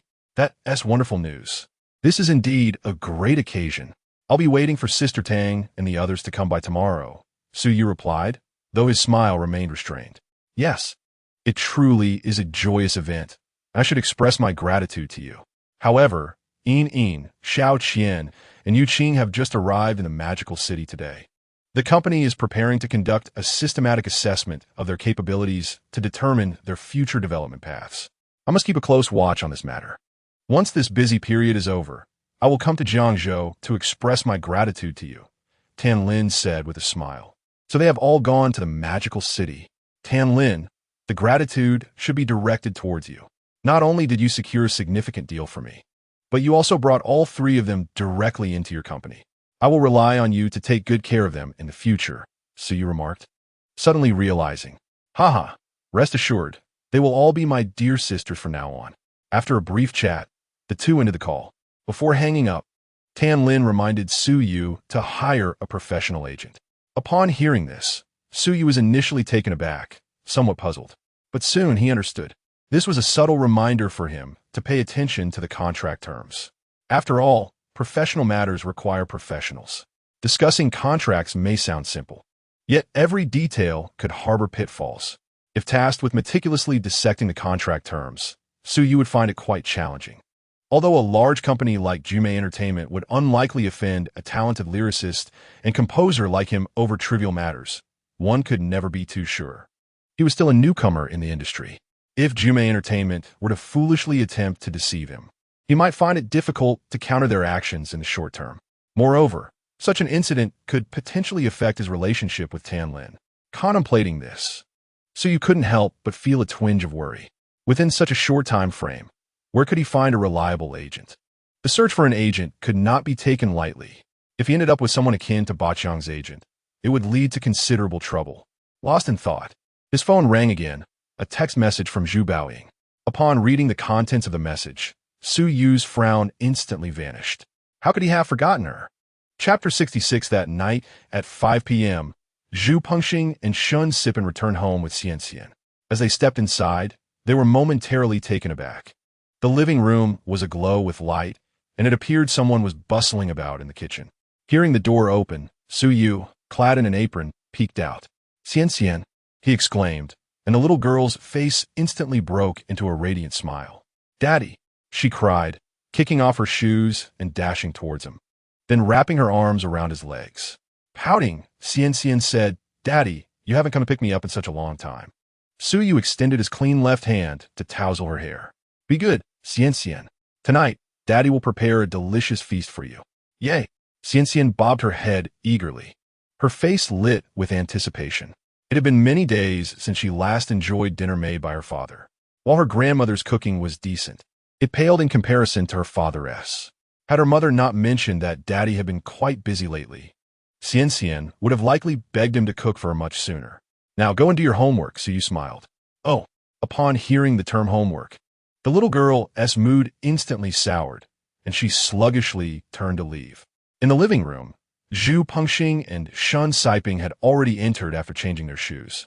Upon seeing Su Yu in the kitchen, the couple exchanged a peculiar glance. Today, Su Yu seemed rather unusual. Ever since they arrived in Jiangzhou to take care of Xian Xian, Su Yu had rarely stepped into the kitchen.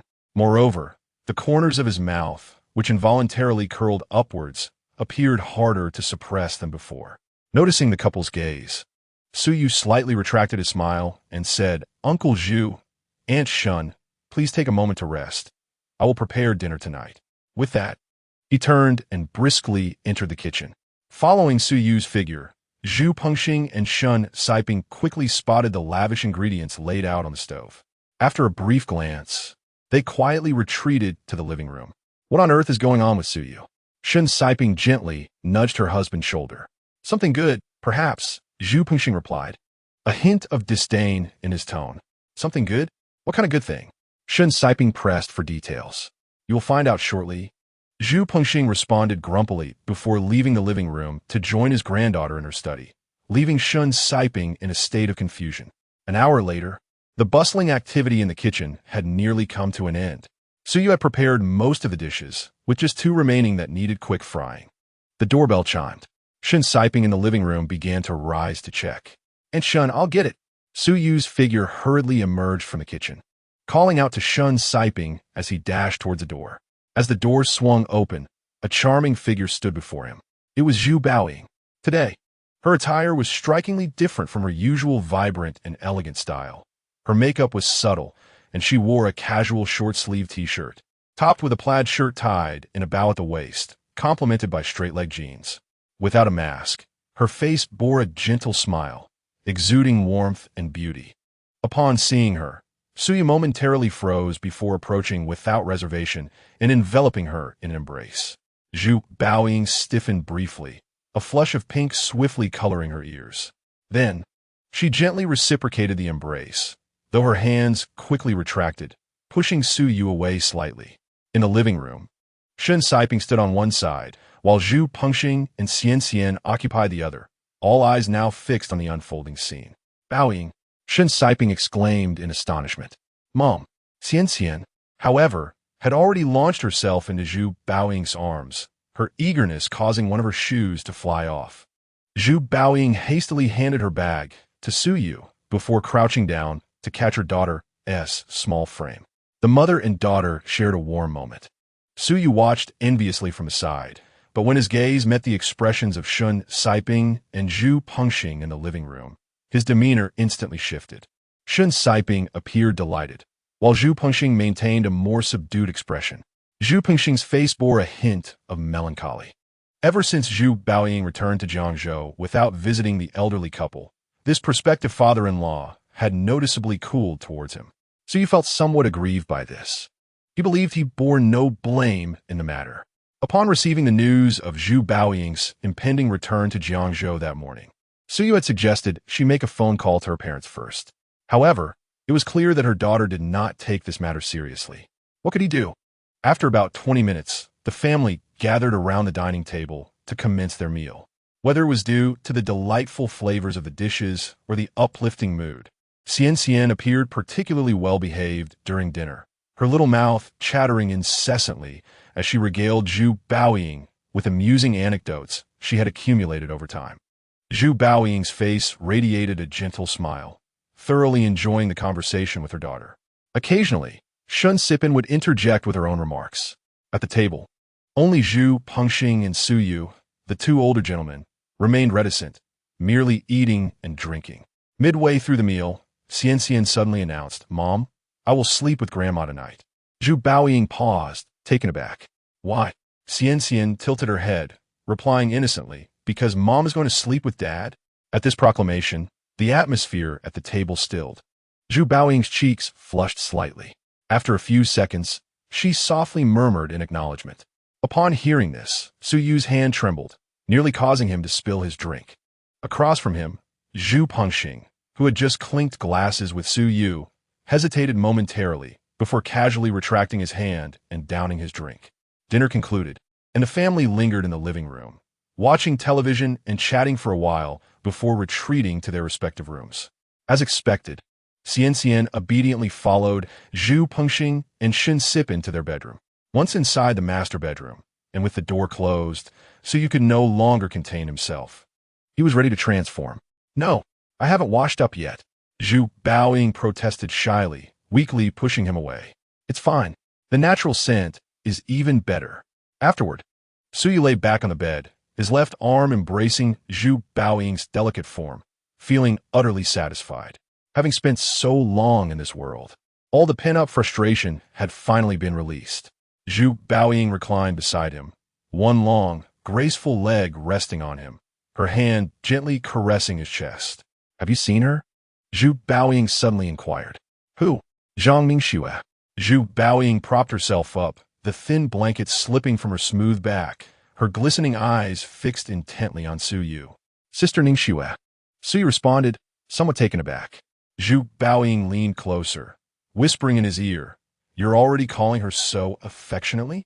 Her tone was inexplicably charged. Su Yu sibedith, a surge of determination igniting within him. At that moment, he scarcely registered Zhu Baoying's question. With a soft cry, the battle was reignited. And once again, it culminated in a night filled with unspoken tenderness and intimacy. Chapter 67, Weighing Choices Hangzhou. In a residential building, Tang Aimo, clad in a yellow dress, entered her home carrying some food. No sooner had she crossed the threshold than her lovely brows furrowed in discontent. In the dimly lit living room, shafts of sunlight filtered through the gaps in the curtains, intertwining with wisps of smoke that lingered in the air, carrying with them a strong scent of tobacco. A young man sat on the sofa, a cigarette held between his fingers. Scattered at his feet lay a multitude of discarded cigarette butts. Tang Aimo, barefoot and without changing her shoes, approached him. She reached out, took the half-burned cigarette from his hand, extinguished it, and cast it aside. Then, she strode to the window and flung open all the curtains, instantly flooding the room with light.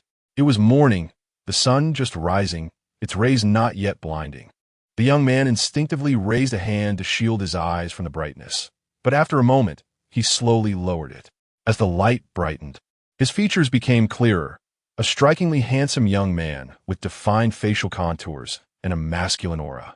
However, his unkempt appearance, with stubble on his face and disheveled hair, gave him a disheartened air. After completing her task, Tang Aimo stood before him once more, her gaze a mixture of anger and concern. The young man looked up at her, his eyes vacant and devoid of emotion. "Are you prepared to continue like this?" Tang Aimo's voice trembled slightly. "What other choice do I have? The company has completely abandoned me. What can I do now?" His voice was hoarse. "You have 2 months left on your contract. Once it ends, you can easily sign with another company," Tang Aimo urged, striving to console him. He offered a bitter smile, replying, "The media is tearing me apart. Do you really think any entertainment company would want to sign me now? How will you know unless you try?" She felt a surge of frustration at his defeatism. The young man bowed his head in silence. After a moment, he lifted his gaze to her and said, "You should go. Don't waste any more time on me." "What did you say?" Tang Aimo shuddered, her voice trembling. He lowered his head once more, insisting, "Just leave. You jerk." She hurled her bag at him in anger before turning to leave. He remained frozen in place. However, it wasn't long before Tang Imar returned, standing beside him once again. He still kept his head down, ignoring her. Shift over a bit, she instructed. After a brief pause, she nudged him with her foot. He shifted slightly, allowing her to sit beside him. They sat close together in an uncomfortable silence. After a while, Tang Imar broke the stillness, saying, "Once the 2-month contract is over, we can formally terminate our agreement with the company, and then we can sign with a new one. All right?" This time, her tone was calm and soothing. Upon hearing this, the young man looked up at her. Tang Imar met his gaze, her eyes filled with hope. They shared a long moment of eye contact. "All right." He finally nodded slowly. Then it settled. "Let us eat something first."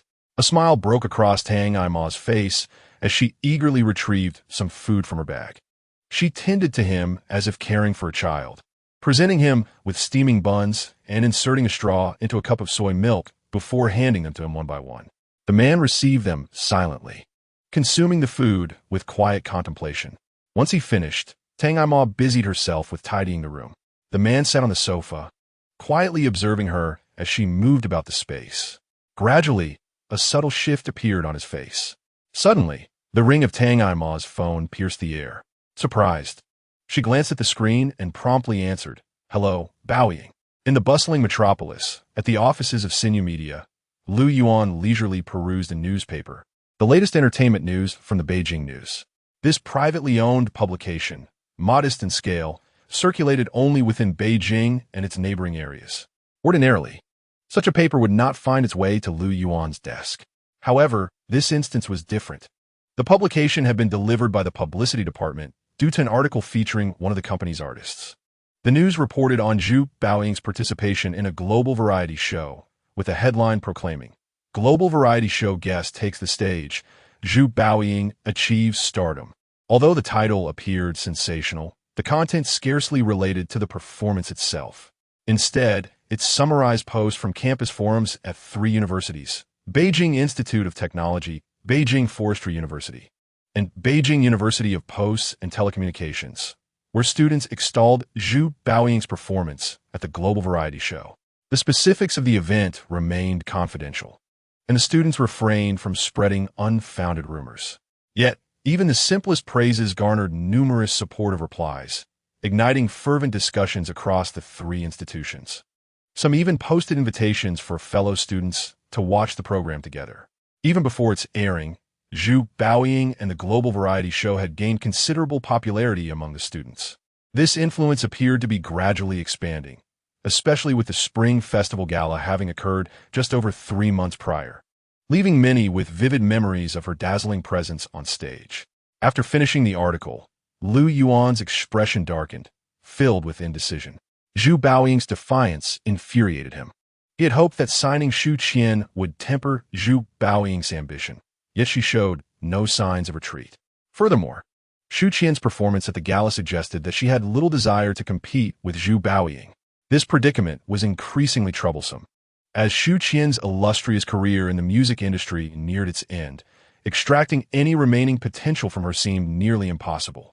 If she applied herself diligently and luck smiled upon her, perhaps the company could recoup some losses, preventing a total disaster. In the absence of Zhu Baoying, the remaining young artists in the company appeared far less promising. Lu Yuan's strategy had yielded nothing but losses, failing to achieve any significant results. It is merely a matter of lost face or triviality. The crux lies in upholding the authority of the company. Once the organization allows its artists to lose their sense of fear, it becomes increasingly difficult to manage the scattered hearts of the people. However, if sufficient benefits are at stake and the company remains unable to make headway in the record business, Lu Yuan will find it challenging to account to the management and shareholders. The company initially promoted him to vice president with the intent of elevating the record business of Sinew Media to new heights. If he fails to achieve any significant results soon, he fears he may face dire consequences. With this thought in mind, Lu Yuan took out his phone and dialed number. "Where are you?" Chapter 68. Can she do it? In the airport parking lot of Jiangzhou, Suyu sat in the driver's seat, while Zhu Baoying occupied the rear. They were there to pick someone up, the arrival of Zhu Baoying's South College classmate and close friend, Tang Aimo. This morning, Zhu Baoying had already briefed him on Tang Aima's background, which was quite intriguing.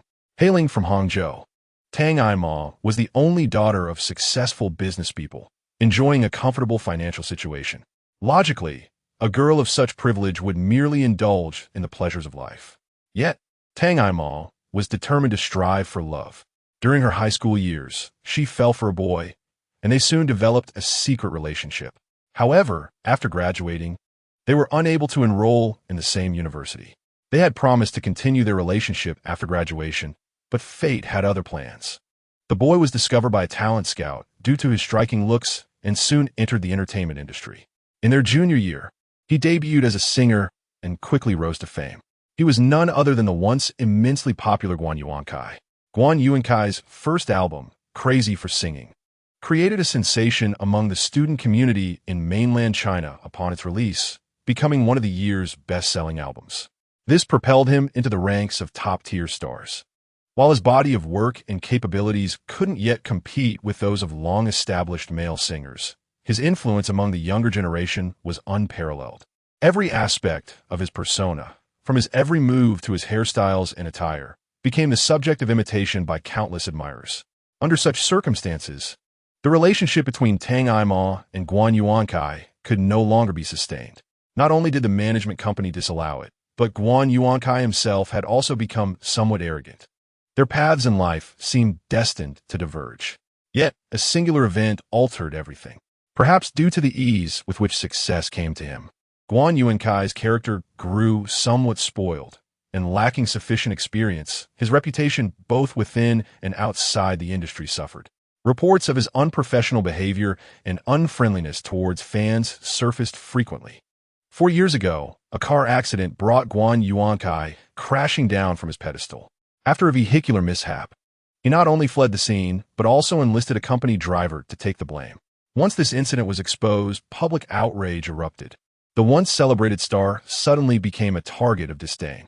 Confronted by the overwhelming tide of public opinion, Guan Yuankai was compelled to halt all his artistic endeavors, a pause that has now extended for over 2 years. To this day, there remains no sign of his return. It was during this bleak period that Tang Aimo developed the aspiration to become a manager, driven by her desire to assist the boy she had long cherished. Thus, in her final year of university, Tang Aimo diligently pursued this goal. Ultimately, through various efforts, she succeeded in displacing the previous manager and positioned herself by Guan Yuankai's side. Zhu Baoying's entry into the entertainment industry was, to some extent, influenced by Tang Aimo. Upon learning that Su Yu was seeking a manager, Zhu Baoying immediately thought of Tang Aimo, as she trusted her implicitly. Su Yu, however, harbored doubts. Could such a naive romantic truly succeed? Nevertheless, he considered it worth meeting her. At that moment, only Su Yu and Zhu Baoying occupied the car, as their assistant, Guo Li, had been dispatched to the exit to greet someone. Zhu Baoying rummaged through her bag, searching for a mask to wear when she stepped out to welcome Tang Aimo. Under Su Yu's diligent efforts, Zhu Baoying's complexion had visibly improved, becoming more radiant and alluring. Su Yu felt a stirring within him. Yet the crowded airport made it inconvenient to act on those feelings. Suddenly, a question from that evening resurfaced in his mind, prompting him to inquire, "Baoying, do you know Sister Ningxue?" At Su Yu's question, Zhu Baoying paused slightly, continuing without lifting her head, "Of course, we were roommates in university." Su Yu was taken aback. "Roommates? She was your classmate?" Zhu Baoying looked up, her eyes sparkling as she replied, "Just from the same cohort. She's from the School of Arts." "Ah, so that was it." Under Zhu Baoying's unwavering gaze, Su Yu felt an inexplicable sense of guilt. Leaning closer, Zhu Baoying said, "You didn't answer me that night. How do you know her? You seem quite familiar." She was my former supervisor. She has always looked after me," Su Yu replied awkwardly. "Is that so?" Zhu Baoying raised an eyebrow, her expression noncommittal. She then turned her attention to the outside, seemingly abandoning further inquiries. Seeing this, Su Yu mustered the courage to press on. "How did you know I was acquainted with her?" Zhu Baoying continued to gaze out the window, saying, "She came to Beijing a few days ago, specifically to tell me." "Ah, Su felt a chill run down his spine. What did this mean? She made a special trip to Beijing just for that? This seemed off. Why did it sound so fantastical? Is there some conflict between you two? After pondering, Su deemed it necessary to clarify further. Women can be far more formidable when they confront issues than men. If there were indeed unresolved tensions between them, he would undoubtedly side with Zhu Baoying given their existing bond. Though this might seem unfair to Ningxue, there was little choice. Su wrestled with this difficult decision in his heart. Yet, unexpectedly, Zhu Baoying shook her head, declaring no. Our relationship has always been harmonious. During our university years, I shared a particularly close bond with Ima. However, Su was entirely unconvinced by this assertion. It hardly resembled the semblance of a close relationship. Zhu Baoying turned to Su, a smile suddenly illuminating her face as she exclaimed, "It's true. My relationship with Ningxue has always been excellent, and it remains so. You need not sever ties with her on my account." Upon hearing this, Su stared blankly at Zhu Baoying, momentarily at a loss for words. The atmosphere in the vehicle fell into a tranquil silence, punctuated solely by the soft rhythm of their breaths. Suddenly, the serenity was pierced by the ring of a phone. Zhu Baoying's phone. "Hello, Sister Zhao." "Yes. What did you say?" "All right, I understand." The conversation lasted approximately 4 to 5 minutes, during which Zhu Baoying spoke only 3 sentences. Judging by her expression, it seemed to be good news.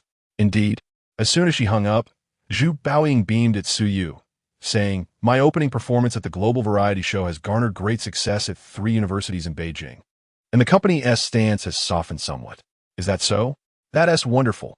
Although Su had already anticipated the performance would be a triumph, the confirmation brought him genuine joy. In his excitement, Su instinctively reached out to express his affection, but as his hand was halfway extended, he caught a glimpse out of the car window and immediately recognized that his assistant, Guo Li, was approaching with a woman. They were less than 10 meters from the vehicle. Su quickly straightened himself. "They're here." Chapter 69, A Preliminary Trial. Baoying. As Zhu Baoying donned her mask and exited the vehicle, the figure rushed towards her in an enthusiastic embrace. The two women shared a heartfelt hug, clearly showcasing their strong bond. After indulging in their joyous reunion for a brief moment, they finally entered the car. Zhu Baoying and Tang Ima settled into the back seat, while Su drove in the front, with assistant Guo Li occupying the passenger seat. Throughout the journey, the two women chattered incessantly. This loquacious side of Zhu Baoying was a first for Su. Without an introduction from Zhu Baoying, Su felt like a mere observer, unable to interject. Nevertheless, he noted that Tang Ima's gaze occasionally wandered towards him in the rearview mirror, revealing a mixture of surprise and curiosity in her expression. Su drove them back to Yujinjuan, a suggestion from Zhu Baoying to host Tang Ima at home. By the time they arrived, it was nearly 6 p.m. Inside, Zhu Pengxing and Shun Sipin had already prepared a sumptuous meal. Upon seeing Tang Ima, the couple greeted her warmly. During their school days, she had grown familiar with them, affectionately calling Zhu uncle and Shun auntie. After dinner and a bit of casual conversation, Zhu Baoying pulled Su and Tang Ima aside to discuss serious matters. "Ima, I briefly mentioned this to you over the phone yesterday. I would like to ask if you would consider becoming Su's manager. What are your thoughts?" Zhu Baoying inquired. Tang Ima's gaze shifted between Zhu Baoying and Su as she replied, "Baoying, I'd like to first understand what exactly your relationship with Mr. Su is." At this, Su opened his mouth, ready to respond.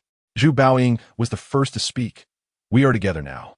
Tang Ima nodded in understanding and reflected for a moment before saying, "I recall you mentioned over the phone yesterday that Mr. Su is an exceptional music producer, and he has taken on the task of producing a new album for the renowned pop diva Tan Lin. Is that true?" Zhu Baoying affirmed, "Indeed.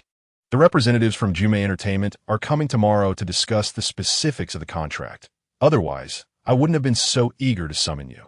Upon receiving this confirmation, Tang Ima's eyes widened slightly. "The entire album is entrusted to Mr. Su for production?" Zhu Baoying replied, "Precisely." Taking a deep breath, Tang Ima slowly articulated, "If that is indeed the case, I certainly have no objections. It would be my pleasure to serve such an outstanding music producer as Mr. Su, but it ultimately depends on his agreement." With that, She turned her gaze toward Su Yu. If it were solely Zhu Baoying proclaiming Su Yu's exceptional talent as a lyricist and composer, Tang Aima might not have fully believed it. After all, love often clouds one's judgment, and Tang Aima herself was a prime example of this. While all the media were criticizing Guan Yuankai, she steadfastly stood by his side without hesitation.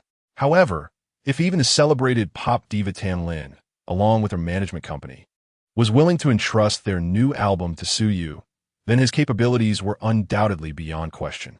Such an accomplished music producer was indeed a significant asset. Tang Aima's eagerness to fly from Hangzhou to Jiangxing on the day she received the call stemmed from her relationship with Zhu Baoying and her desire to ally herself with Su Yu.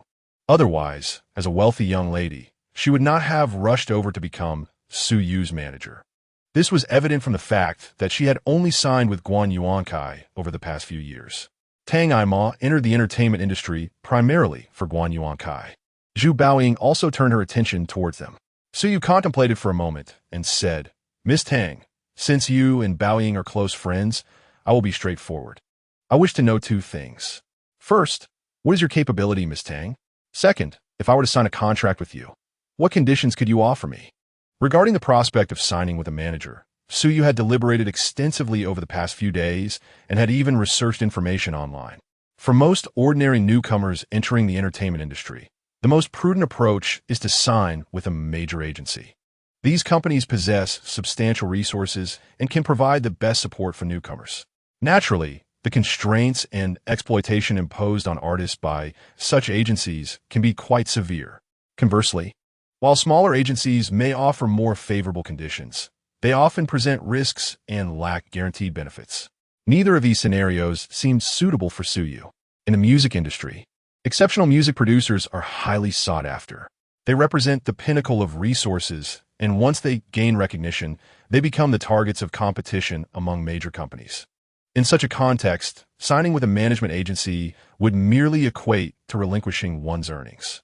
Besides major agencies, there are also numerous independent agents within the industry, which can generally be categorized into two types.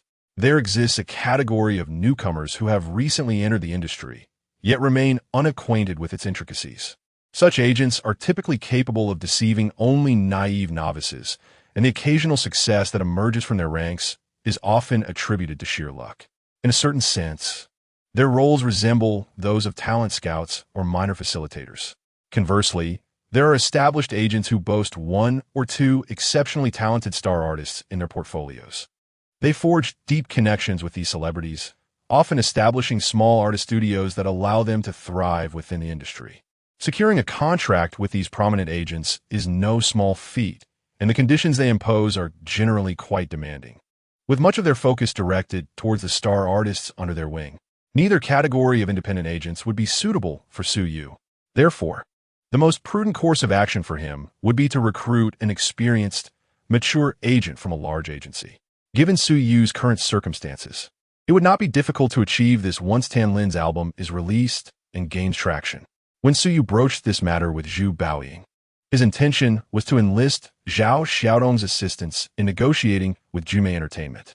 However, Zhu Baoying declined the suggestion and instead recommended Tang Aima. Upon hearing Su Yu's words, "Tang Aima," with a smile, she remarked, "So, Mr. Su is concerned about my capabilities.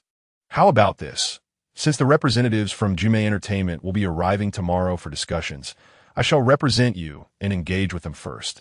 Consider it my complimentary assistance. If negotiations go well and you find my ability satisfactory, we can proceed with the contract. I assure you that I can offer the most favorable terms within the industry, but I do hope you will grant me a request in return. Conversely, should the negotiations falter and you deem me inadequate, we shall consider the matter closed." As she spoke, Tang Aima's eyes sparkled with confidence, exuding a sense of assurance and poise. Observing this, Su Yu rose to his feet, extended his right hand, and replied with a hearty smile, "Excellent." With the agreement settled, they awaited the arrival of Tang Mengling and her team. The following day, a negotiation team comprising 10 individuals flew from the bustling metropolis to Jiangzhou. The meeting was set to take place at the office managed by Zhang Kejia. Chapter 70. The contract. On the morning of the second day, At 9 a.m., Su Yu and Tang Ima drove to the Gemini Tower. Upon their arrival, Zhang Kajia was already present, eagerly awaiting them. "Good morning, Mr. Su. I am Zhang Kajia, the head of the Jiangzhou office for Jumei Entertainment, as well as a close friend of Yinin, Xiao Qian, and Yu Qing. It seems that Tang Jia and the others will be delayed for a bit longer, so allow me to take you upstairs." As soon as Su Yu stepped out of the car, Zhang Kajia warmly approached him. "Hello. I see that Miss Zhang is a friend of Yin Yin's. It is a pleasure to meet you." Su Yu greeted her with a smile, shaking her hand politely.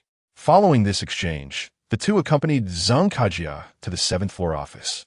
Under Zhang Kajia's hospitable reception, Su Yu and Tang Ima waited in the conference room for approximately 10 minutes until Tang Ailing arrived with her entourage. Judging by the formidable presence of Jumei Entertainment's personnel, it was evident that they regarded this matter with utmost seriousness. After initial pleasantries, both parties settled in and commenced the formal negotiations. According to Su Yu's vision, the entirety of Tan Lin's new album production is entrusted to him, encompassing the preliminary planning of 12 songs, as well as lyrics, composition, arrangement, recording, and post-production.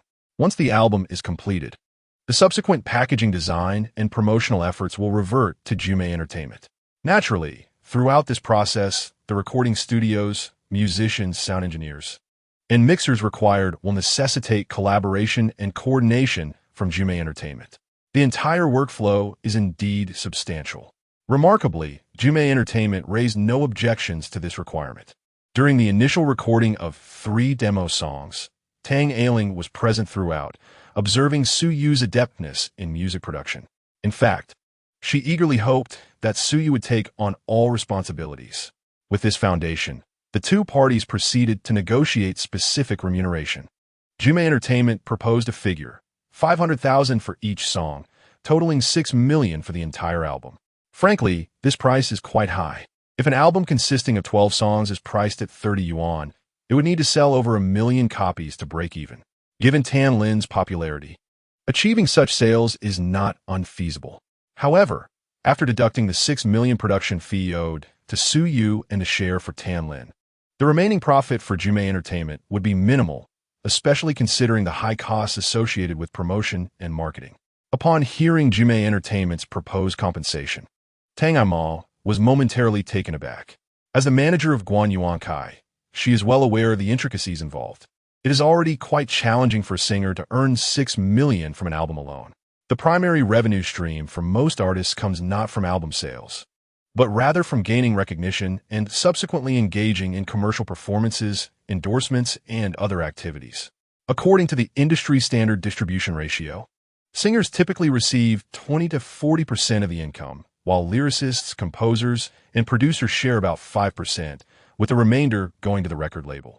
Although Su Yu assumes most of the creative responsibilities, the 6 million figure undeniably exceeds the typical 5% threshold. This illustrates Jumei Entertainment's significant investment in both Su Yu and Tan Lin's new album. Their goal is to see Tan Lin rise again as a cornerstone of Jumei Entertainment's female artists, placing less emphasis on the profits from album sales themselves. As long as Tan Lin can regain her peak or extend her career for a few more years, Jumei Entertainment stands to gain considerably more. Nevertheless, Su Yu harbored a different perspective. He was not fond of a fixed compensation model. Instead, he desired a revenue-sharing arrangement based on the album's sales. He proposed a bold profit-sharing plan. If Tan Lin's new album, produced by him, sold less than 1 million copies, he would not receive a single cent. If sales reached 1 million copies, he would take 5%. If 1.5 million, 6%. If 2 million, 7%. If 3 million, 9%. If over 5 million, 15%. And finally, if exceeding 10 million copies, 20%. Upon the proposal of this profit-sharing plan, all present were momentarily taken aback. Given the current market conditions, a typical album comprising 12 songs is priced around 35 yuan. According to the profit-sharing scheme put forth by Su Yu, in order to earn at least 6 million, the album must achieve sales of approximately 2.5 million copies. Such sales figures are considerable in the domestic music scene, particularly for female artists. It is worth noting that Tan Lin's album, released over 2 years ago, has only managed to surpass 1.5 million in total sales. Does Suyu truly possess such confidence in the new album? Furthermore, judging by the current trajectory, it appears he is aiming for a sales target of 3 million. If Tan Lin's new album does indeed exceed 3 million copies sold, her transformation would be deemed a resounding success, comparable to her peak period. As for 5 million copies, that is merely a fanciful notion. In the realm of Mandarin pop music, albums that surpass 5 million in sales are exceedingly rare, predominantly achieved by a select few male superstars. The notion of reaching 10 million copies is altogether unthinkable. Such figures necessitate global distribution and are the hallmark of world-class artists. During this period, it is nearly impossible for Mandarin singers to penetrate the Western market, often limited to sales in smaller Southeast Asian countries. Faced with Suyu's proposed profit-sharing plan, Tang Ailing and her colleagues naturally hesitated to acquiesce on the spot. This matter would ultimately be decided by the upper echelons of Jume Entertainment. Throughout this time, both Tan Lin and Zhu Baoying attempted to persuade Suyu to adopt a more cautious approach. Yet, Suyu remained resolute, possessing unwavering confidence in the album's quality. The awareness of copyright among the populace in this world is significantly stronger, leaving little room for pirated albums, resulting in a general increase in album sales compared to previous eras. This is still within the context of a relatively underdeveloped pop music scene in this world. In the past, the Mandarin music industry had already entered an era of fierce competition by 2004, with an abundance of excellent songs and artists emerging.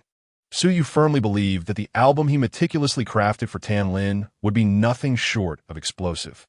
Jume Entertainment did not take long to respond, providing feedback merely a day later. They fully agreed to Suyu's profit-sharing plan. The executives at Jume Entertainment also recognized that Suyu was targeting 3 million copies in sales, since they had previously offered 6 million without any guaranteed sales. An additional 2 to 3 million was hardly a concern. If they could indeed elevate Tan Lin back to her pinnacle, what would be the harm in offering a bit more? Thus, the principal terms of the contract were formally established. However, it was precisely at this juncture that Suyu began to truly appreciate the role of an agent. At the negotiation table, Tang Aimal meticulously scrutinized the contract, dissecting each clause and definition with the representatives of Jume Entertainment. Every term, particularly those concerning electronic music rights, performance authorization, adaptation rights, and various derivative rights that Suyu had previously overlooked, needed to be incorporated into the profit-sharing framework. The two parties engaged in this negotiation for a full 2 days before the contract was officially finalized, even longer than the time spent negotiating the main terms.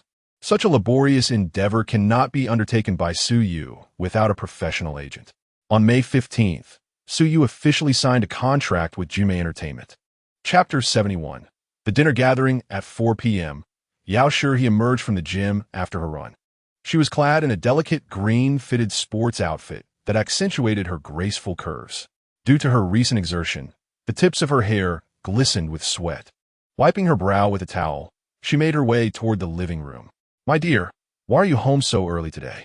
she exclaimed in surprise upon seeing Zhua Fan seated on the couch. At this hour, it was still too early to pick up the children. Zhua Fan usually returned around 5 p.m. at the earliest. Zhua Fan, captivated by the allure of his shapely wife, felt a surge of desire. A woman fresh from exercise possesses an irresistible charm. The vibrant beauty of health and sensuality is something many men find hard to resist. There's nothing pressing at the office, and I have a dinner gathering tonight, so I came back early, Zhua Fan replied as he approached her, reaching out to embrace his wife. "Wait, I'm all sweaty. I need to wash up first," Yao Shi he said, gently pushing him away before turning toward the bathroom. After a little over 10 minutes, Yao Shi emerged from the bathroom in a fresh outfit. At that moment, Zhua Fan was engrossed in flipping through the latest edition of the Yangsheng Entertainment Weekly.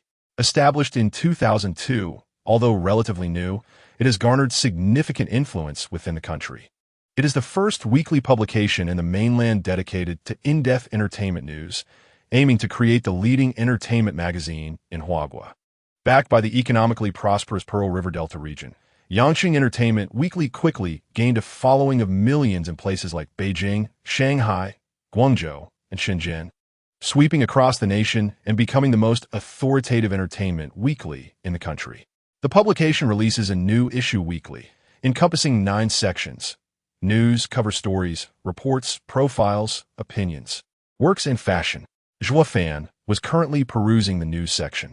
The entertainment industry in Huahua is rife with happenings each week, and this section meticulously curates fresh and significant entertainment news, providing insightful commentary on these stories. Many celebrities and professionals in the entertainment field have a habit of subscribing to Yangqing Entertainment Weekly, as it serves as one of the best channels for them to stay updated on industry dynamics. "What are you looking at?" Yao Shi inquired, approaching Zhuo Fan, who seemed quite absorbed in his reading. "Oh, it's nothing much, just a piece about Zhu Baoying," Zhuo Fan replied, lifting his gaze and handing the magazine to Yao Shi. Intrigued, Yao Shi accepted the magazine and began to read. Zhuo Fan took the opportunity to pull her into his embrace. "Stop it," she protested, playfully resisting. Yao Shi swatted away Zhuo Fan's hands, which were engaged in mischief, and chided him lightly. With a touch of envy in her voice, she remarked on the considerable uproar surrounding Zhu Baoying's recent performance recording, suggesting that her new song must indeed be exceptional. With the talented lyricist and composer Su Yu backing her, the treatment she received was undoubtedly distinct. Zhuo Fan, taken aback, inquired, "How can you be so sure that her new song was written by Su Yu?" Although he owned a small entertainment company, he seldom paid attention to such matters, his occasional indulgence in the Yangqing Entertainment Weekly being largely influenced by Yao Shi. Shaking her head, Yao Shi replied, "I am merely speculating. I heard a rumor from the company yesterday that the pop diva Tan Lin is preparing to invite Su Yu to produce her new album, entrusting him with the lyrics, composition, and arrangement of all 12 songs. Is that true? Did Jume Entertainment approve of this?" Zhuo Fan asked, visibly astonished. It is exceedingly rare within the industry to delegate the entirety of an album's lyrical, compositional, and arrangement duties to a single individual. If Tan Lin were merely a newcomer or an obscure singer, it might be understandable. However, she is a well-established pop diva in the Chinese music scene. The risks involved are indeed monumental. This suggests that Tan Lin possesses absolute confidence in Su Yu's songwriting prowess. Is Su Yu truly that remarkable? Yao Shi continued. It is said that Su Yu has already penned 3 songs for Tan Lin and recorded demos. After listening, the executives at Jume Entertainment agreed and sent a negotiation team to Jiangzhou to discuss the contract with Su Yu. I suspect they are on the verge of signing. Really? Zhuo Fan's expression shifted slightly upon hearing this. What is it, darling? Yao Shi noticed the change in his demeanor. Zhuo Fan replied with an unusual expression. Kujia called this afternoon, inviting us to a dinner at Kai Xiang Yuan tonight. She mentioned she has just met an important new friend and wants everyone to get acquainted. Kujia? Is she not the head of Jume Entertainment's Jiangzhou office? Are you suggesting that the person she wishes to introduce is Su Yu? That seems quite a coincidence. Yao Shi exclaimed, equally astonished. Given their familiarity within the small circle of Jiangzhou, Zhuo Fan and Yao Shi had long known Zhang Kejia. Who knows? We'll find out if we go. Why don't you accompany me tonight? Zhuo Fan shrugged, his tone remarkably casual. Truth be told, Zhuo Fan did not place much weight on Su Yu's songwriting abilities. After all, being from a wealthy background, he had no need to rely on the small entertainment company he owned. His recognition of Su Yu stemmed more from their personal rapport and mutual compatibility. Often, the simplest reasons allow two strangers to become good friends. When entangled in too many considerations of benefit, relationships tend to lose their purity. Nonetheless, since his wife Yao Shi had remained lukewarm in her musical endeavors over the years, Zhuo Fan would naturally be inclined to assist her if possible. Would it be inappropriate for me to just show up unannounced? Yao Shi felt a flutter of excitement. Zhuo Fan waved his hand dismissively. What is the harm in that? On ordinary occasions, you have occasionally participated in our gatherings, haven't you? Later, Ingbo will ask shall we to pick him up. You should quickly tidy up. Let us strive to arrive early. Very well, I shall prepare at once. Yao Shi agreed and, with a cheerful step, made her way toward the bedroom. Observing his wife's joyful figure, Zhuo Fan couldn't help but shake his head with a smile. Glancing at his left wrist, he noted that there was still ample time. Once Yao Shurha completed her preparations, they should be able to make it in time. In the same Yujing Yuan community, at Zhu Baoying's residence, Zhu Baoying and Tang Aimo were seated on the living room sofa, engaged in casual conversation while watching a drama. After reaching an agreement with Jime Entertainment in the morning, Su Yu and Tang Aimo hurried home for lunch. Tang Mingling had initially planned a celebratory gathering, but Su Yu politely declined. He truly had no fondness for such business toasts.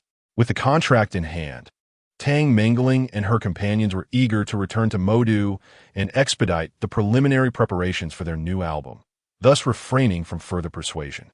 However, while Su Yu managed to evade Tang Mingling's celebratory toast, he could not escape the invitation from Zheng Kejia. She had brought up the names of Zhou Fan, Zhang Mingxin, Su Yining, Du Qian, and Wang Yuqing, making it indeed difficult to refuse. Chapter 72, Going Solo? After lunch, Su Yu retreated to his room to write, while Zhu Baoying and Tang Aimo remained in the living room, reminiscing. Since their graduation, their opportunities to gather each year had become quite scarce. Are you really not going to tonight's dinner? Su Yu emerged from the bedroom and inquired, looking at Zhu Baoying on the sofa. Zhu Baoying felt a flicker of temptation. However, after a moment's hesitation, she ultimately shook her head and replied, "No, you and Aimo should go together." All right. Hearing this, Su Yu nodded and returned to his room. His inquiry was merely a gesture of goodwill. Given Zhu Baoying's current circumstances, it was indeed unwise for her to appear in crowded places. Should any negative news emerge at this moment, it might further provoke the new language media company.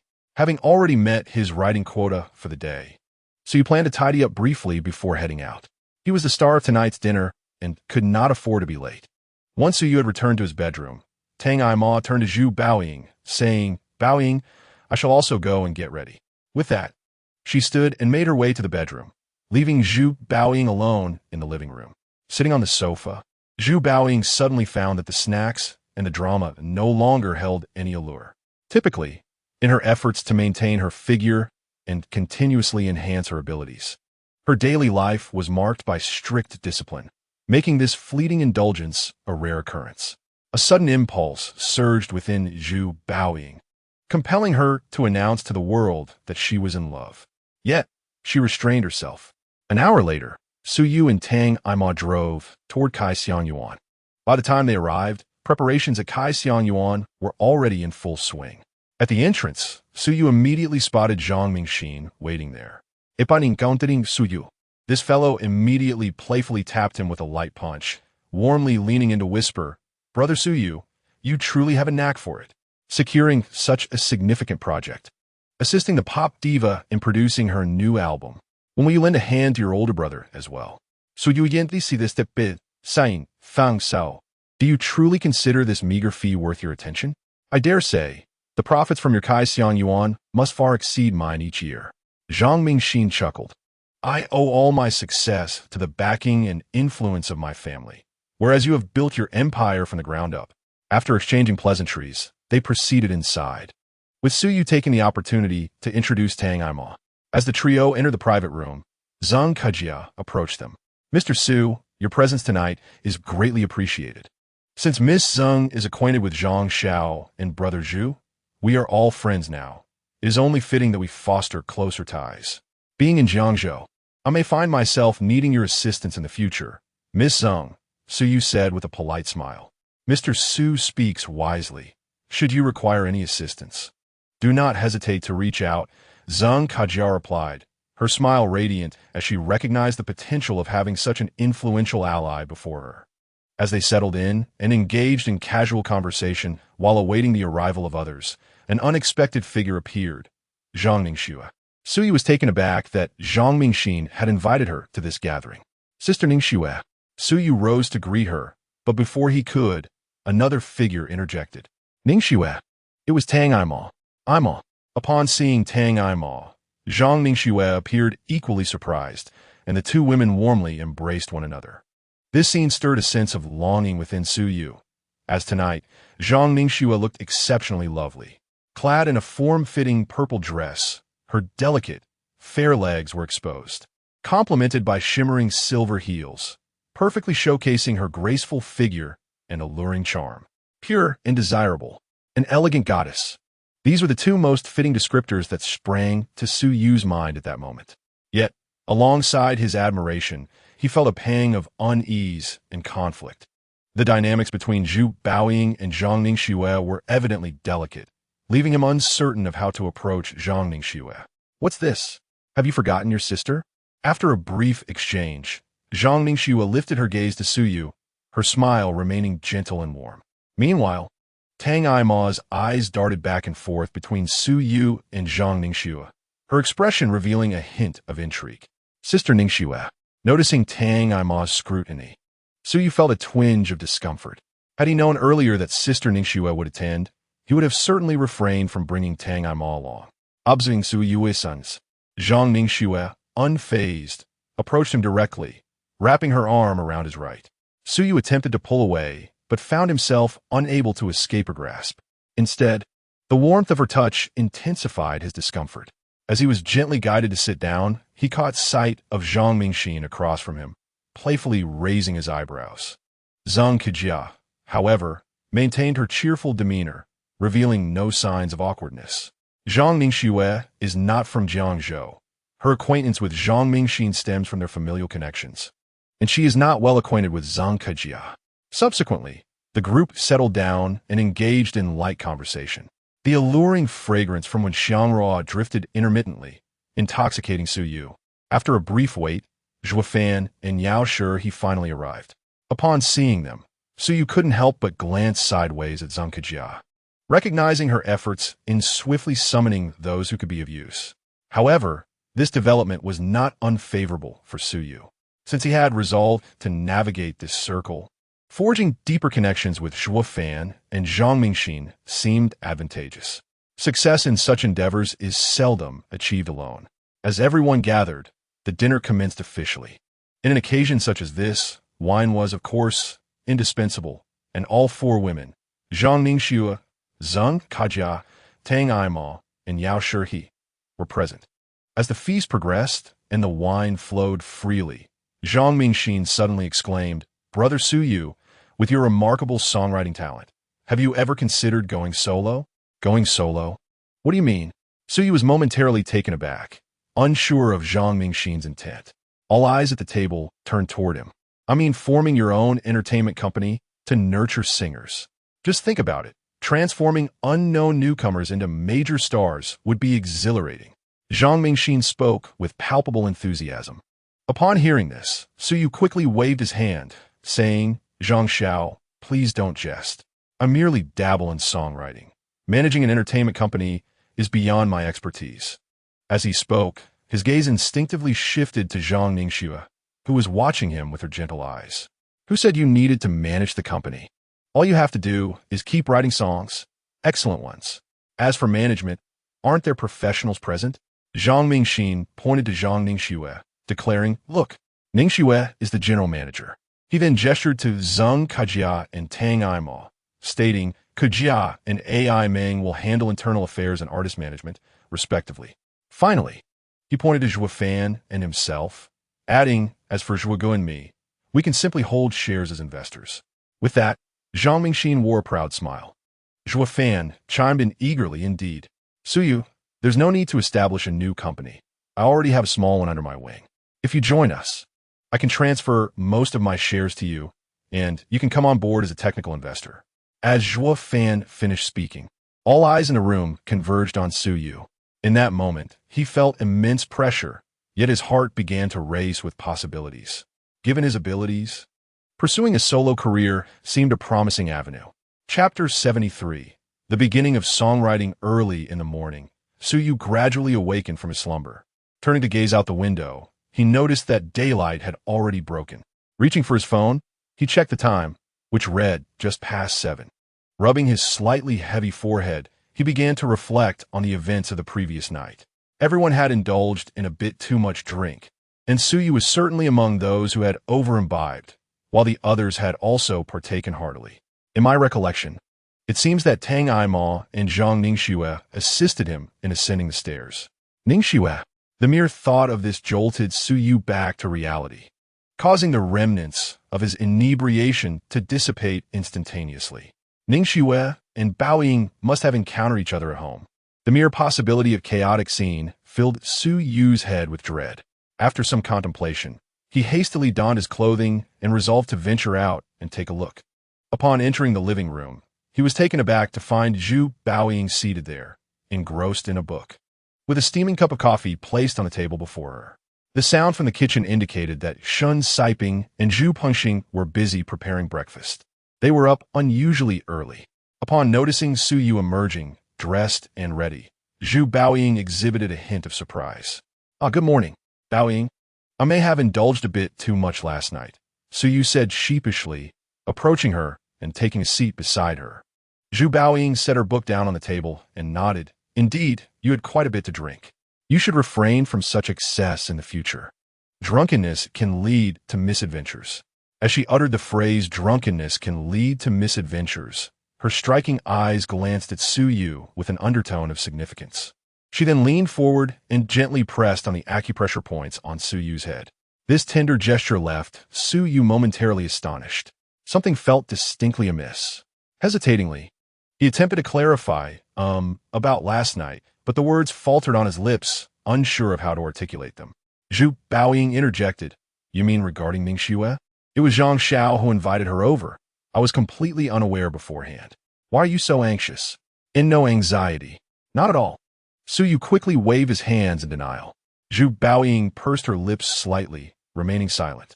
This youthful demeanor was a rare sight on Zhu Baoying, and it was rather charming. Perhaps I should try to avoid her in the future, Su Yu ventured, somewhat conflicted. She is your sister. I never implied that you should cease all contact with her, Zhu Baoying retorted, casting a sideways glance at him. After that, she sighed softly, adding, Ning Xue is quite unfortunate. I have wronged her in the past. Observing the sudden melancholy that clouded Zhu Baoying's expression, Su Yu felt utterly perplexed. However, wisely, he refrained from probing further into the matter. Following the formal signing of the contract with Jume Entertainment, the production of Tan Lin's new album commenced immediately. According to the terms of the contract, Su Yu was required to complete the lyrics and melodies for the remaining songs within a month. This was a task Su Yu had long anticipated. In addition to Sweet Honey, Aurora, and Fable, Tan Lin's previously released single Invisible Wings would also be included in the new album. The remaining 8 songs were works he had been diligently crafting during this period. However, progress had been slow due to the lack of a signed contract. Little Luck had already been completed, and now Only Gently Tell You, Not Just Liking the Lost Beauty, Pandora, Fragrant Lily, Walking in the Rain, and Darling, That Is Not Love remained to be finished. Although Su Yu has taken on a new job, the rhythm of his daily life remains largely unchanged. The only distinction lies in the blossoming romance with Zhu Baoying, as their relationship has grown increasingly intimate. In regard to Zhang Ning Xue, Su Yu has wisely chosen to refrain from mentioning her in front of Zhu Baoying. Tang Among has returned to Hangzhou. She and Guan Yuankai are bound by contracts with their original agency, which are soon to expire. Tang Among must first return to Hangzhou to tie up these loose ends before she can sign with Su Yu. Before her departure, Tang Among formally broached the subject of seeking Su Yu's assistance in writing songs for Guan Yuankai. She even revisited Zhang Mingxin's suggestion from that evening, which encouraged Su Yu to establish his own entertainment company, to which both she and Guan Yuankai could sign. In response, Su Yu opted for a non-committal stance. The establishment of an entertainment company is a significant endeavor that cannot be rushed into.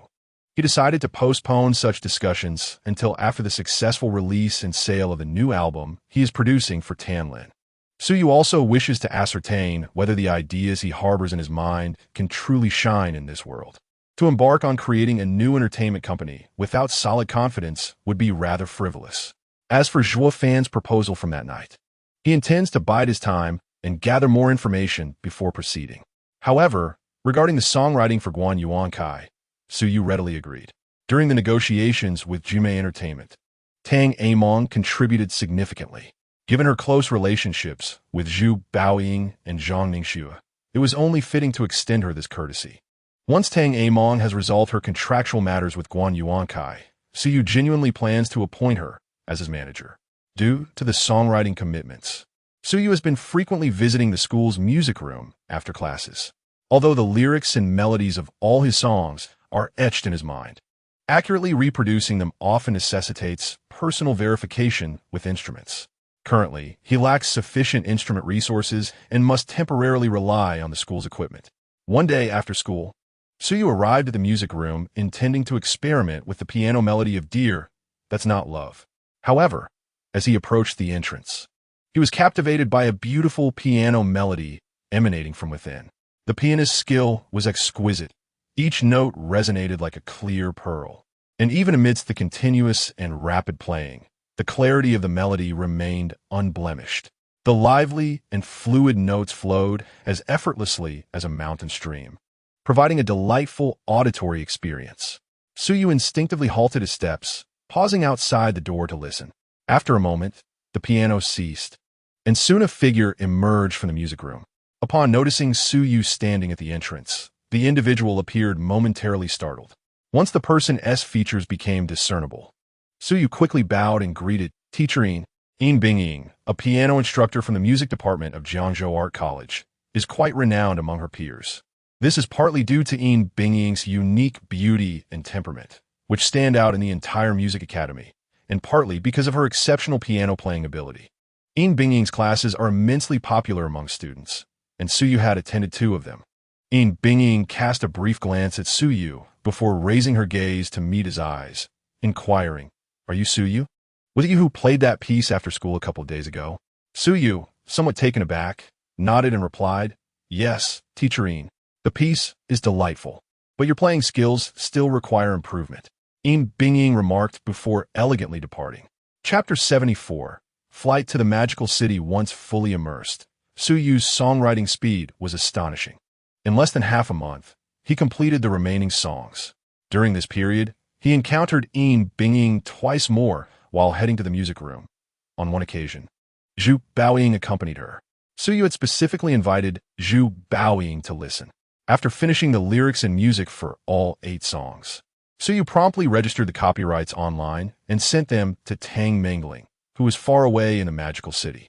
Upon receiving the songs, Jumei Entertainment quickly convened a team to evaluate them. The results of the evaluation were highly satisfactory. Consequently, everything proceeded smoothly. Jumei Entertainment had already prepared for the album recording, awaiting the lyrics and music to commence work immediately. For this reason, Suyu had to request leave from school. At that time, the domestic recording industry was still in its infancy, and Jiangzhou had a very thin foundation in this area. Recording an album for the sweet song diva Tan Lin was a task that no local record companies or studios could undertake, and Jumei Entertainment would not agree to it either. As June approached and the school curriculum dwindled, Suyu decided to take leave from all remaining classes. After all, he was merely an auditing student, and missing a few classes posed no issue.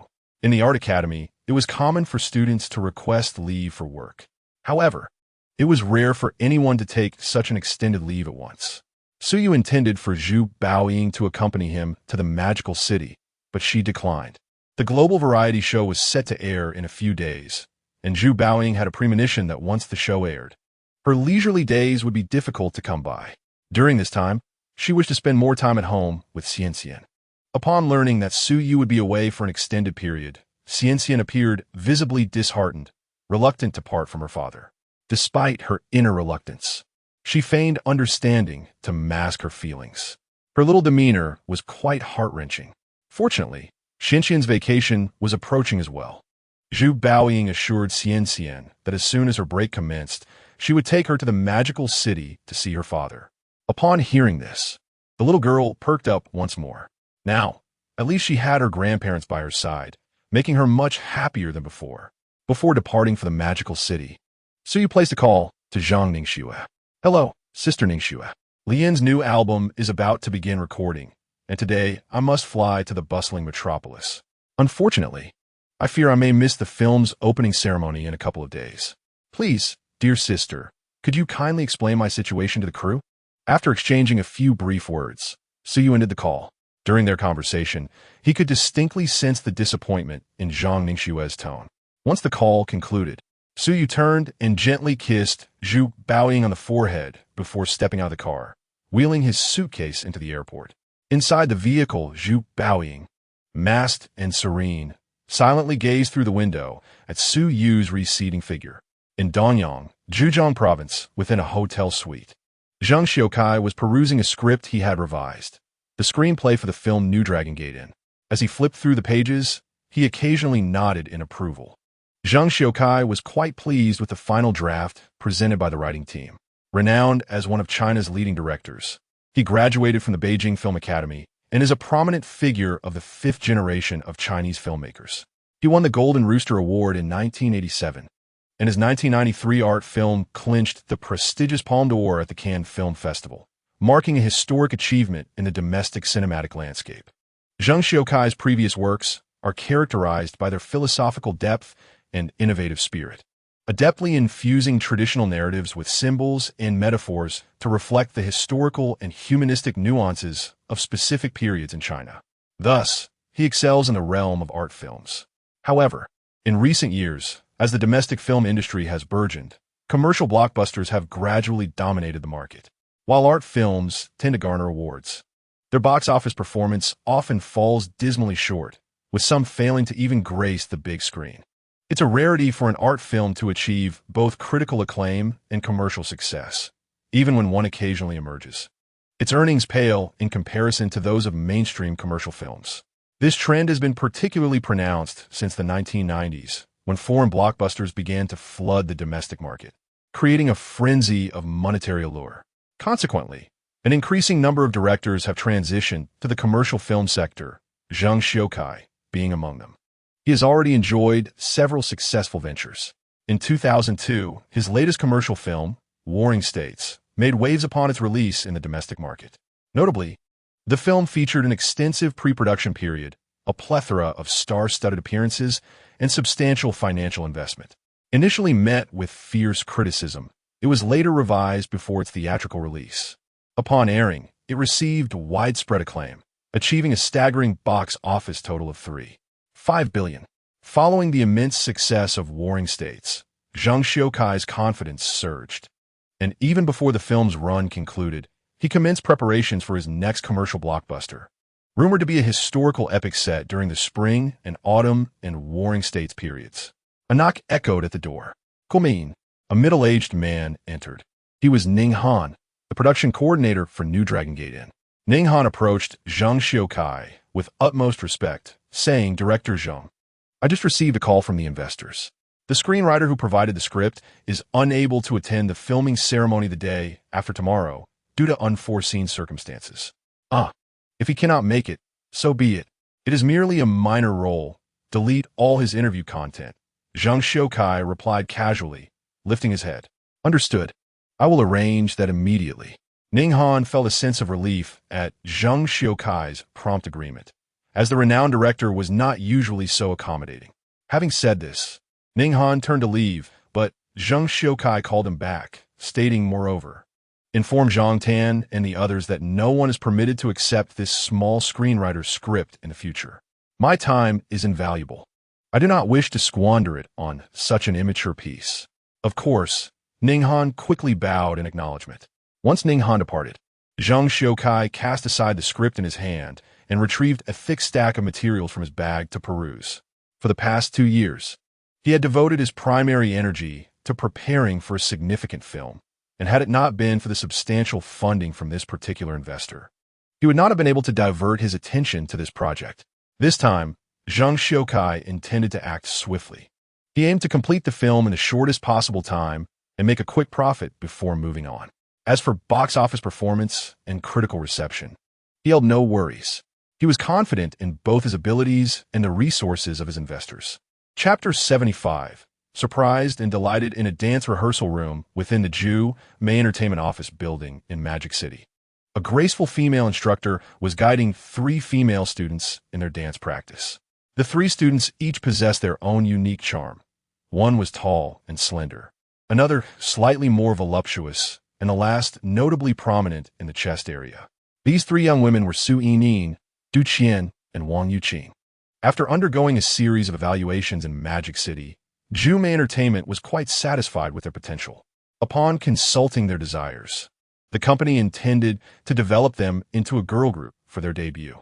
However, certain aspects needed enhancement before they could officially launch, particularly in dance. While Su Yining posed no issues, Du Qian and Wang Yuqing fell somewhat short. None of the three had received professional dance training before. Their current foundations were solely supported by their passion. As one of the leading figures in China's recording industry, Zhu Mei Entertainment possessed exceptional capabilities, and the instructor currently teaching Su Yining and her companions was a renowned dancer in the industry. The three young women cherished this opportunity and dedicated themselves diligently to their studies. Knock, knock, knock. A sound echoed from the door of the rehearsal room. The four individuals inside halted their movements and turned their gaze towards the entrance. Tang Mingling leaned against the doorframe, her expression apologetic as she said, "Teacher, I'm sorry. They must step out for an urgent matter. Shall we conclude for today?" The instructor, referred to as teacher, appeared somewhat surprised but readily agreed. "All right. You have all worked hard these past few days. Let us wrap it up for today. After all, the salary owed to you will not be diminished. And who wouldn't wish for a bit more rest?" "Thank you, teacher." Su Yining, Du Qian, and Wang Yuqing promptly bowed in gratitude. Upon finishing their thanks, the trio followed Tang Mingling out of the dance practice room. "Sister Mingling, what brings us here today?" Wang Yuqing inquired eagerly as soon as they stepped outside. Her curiosity piqued and excitement bubbling within her. Could it be that they were to participate in an event even before debuting? Meanwhile, Su Yining and Du Qian exchanged knowing glances, intrigued by Tang Mingling's presence. With a mysterious smile, Tang Mingling replied, "I'm taking you to the airport to pick someone up." "Pick someone up? Who?" Wang Yuqing's curiosity intensified. Du Qian and Su Yining, however, shared a glance that suggested they had an inkling of the situation. Without answering, Tang Mingling pointed towards the changing room adjacent to the practice area and instructed, "You all should freshen up and change into clean clothes. Director Du will be joining us shortly." Directeur Du. The mention of this title made the three girls gasp in astonishment. Within the confines of Zhu Mei Entertainment, the only person addressed as Director Du was the music director, Du Wenfei, a true heavyweight in the industry. For newcomers like Su Yining and her friends, interactions with Du Wenfei were typically out of reach. Aware of the gravity of the situation, they hurried to the changing room to wash up and change. 20 minutes later, in the parking lot in front of the company's main entrance, a black 350 was already waiting. As Tang Mingling descended with Su Yining and the others, Du Wenfei stood by the car. Directeur Du. Upon seeing him, Tang Mingling quickly gestured for the three girls to step forward and greet him. "Ah, splendid. Let's be on our way." Du Wenfei scanned the three with a smile before stepping into the vehicle. Tang Mingling took the passenger seat, while Su Yining and her friends settled in the back row. Once inside, Du Wenfei engaged in light conversation with them, inquiring about their lives and experiences within the company, displaying a remarkably amiable demeanor. Su Yining, Du Qian, and Wang Yuqing found themselves pleasantly surprised by the warm reception. Such treatment would surely incite envy among other newcomers. As the company's music director, Du Wenfei wielded considerable influence over the record business, often surpassing even some of the company's executives in authority. His opinions were not easily dismissed, even by Dong Yuanshan. In truth, Du Wenfei had no obligation to go to the airport today. However, his curiosity was piqued. He was eager to meet the young musical prodigy from Jiangzhou, whom he had yet to encounter. As a newcomer in the music scene, Suyu had only released a single work thus far, the song Invisible Wings. Its debut had captivated audiences far and wide, leaving an indelible impression. This song carried immense significance.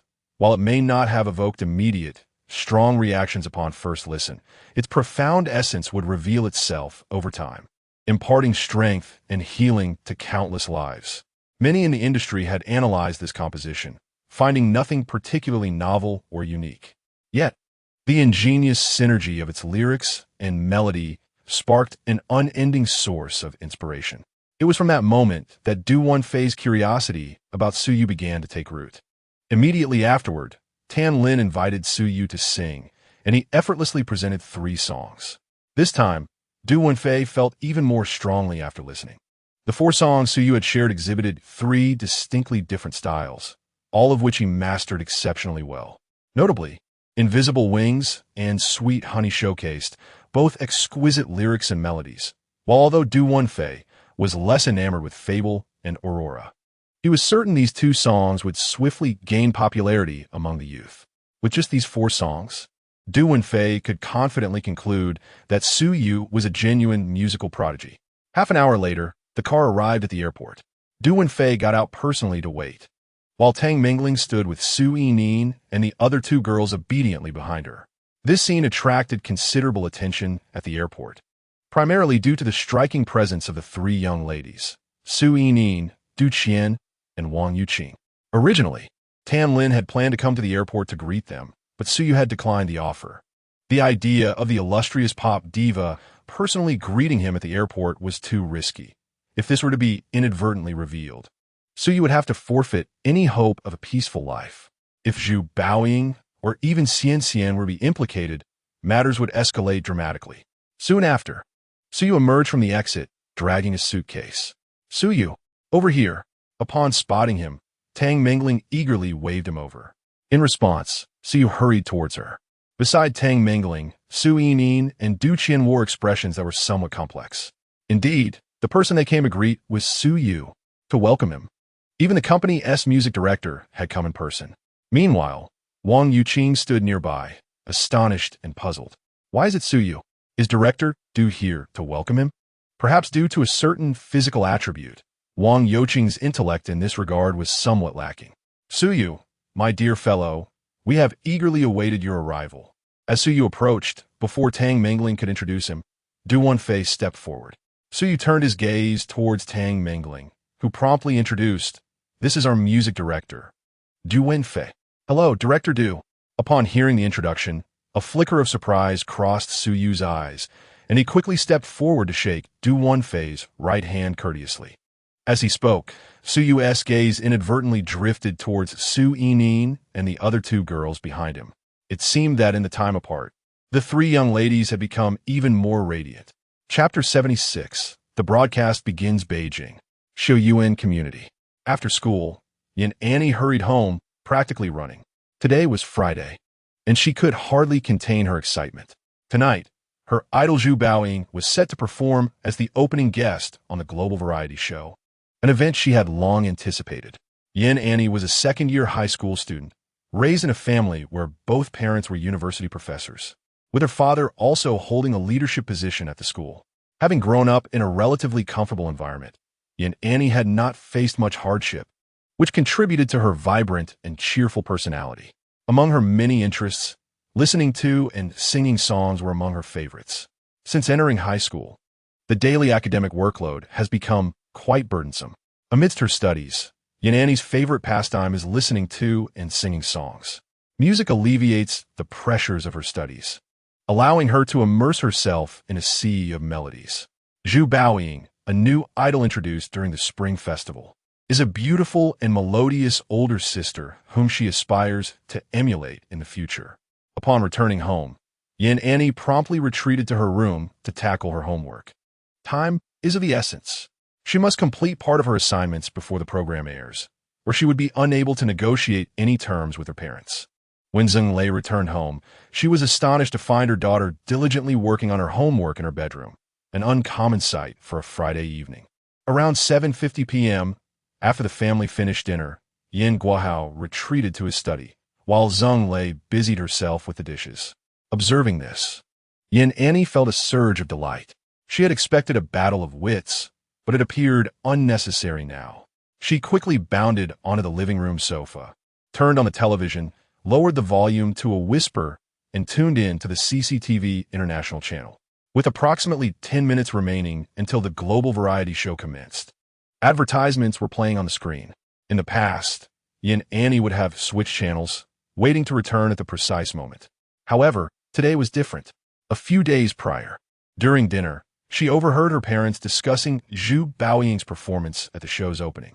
This topic had sparked considerable buzz on various university forums in Beijing, with attendees praising Zhu Baoying effusively. This piqued Yan Annie's interest immensely. At this moment, she felt like a devoted pilgrim, anxiously awaiting the event. Those 10 minutes seemed to stretch interminably. Suddenly, the screen flickered, and the title Global Variety Show appeared. Yin Annie quickly adjusted the volume slightly higher. Dear viewers, welcome to the Global Variety Show, echoed from the television. In the kitchen, Zheng Lei, busy with her tasks, peeked out and immediately spotted her daughter sitting upright on the sofa. She opened her mouth to offer a reprimand, but reined herself in, recalling the sight of her daughter diligently completing her homework earlier. Perhaps she should allow her a moment of relaxation. With this thought, Zheng Lei withdrew her head. In the study, Yin Guohao sat at his desk, perusing a book in preparation for the public lecture on Monday. Suddenly, a loud noise erupted from the living room, startling him. He promptly rose to investigate. In the living room, Yin Annie, perched on the sofa, appeared flustered as she scrambled to lower the television volume, having inadvertently turned it up too high. At that moment, a deep melody began to play, flowing gently like a serene spring, cleansing the spirit. Following that, a clear and crisp voice joined the melody. The television remote in Yin Annie's hand suddenly became unresponsive. The captivating music and splendid scenes had completely absorbed her attention, leaving her oblivious to her parents' reactions. Thus, Yin Annie was enveloped in the moment. At the doorway of the study, Yin Guohai was likewise drawn in by the melodious sounds and visuals emanating from the television, unconsciously taking a seat on the living room sofa, where he listened intently. In the kitchen, Zheng Lei, peeking out once more, was intrigued by the scene.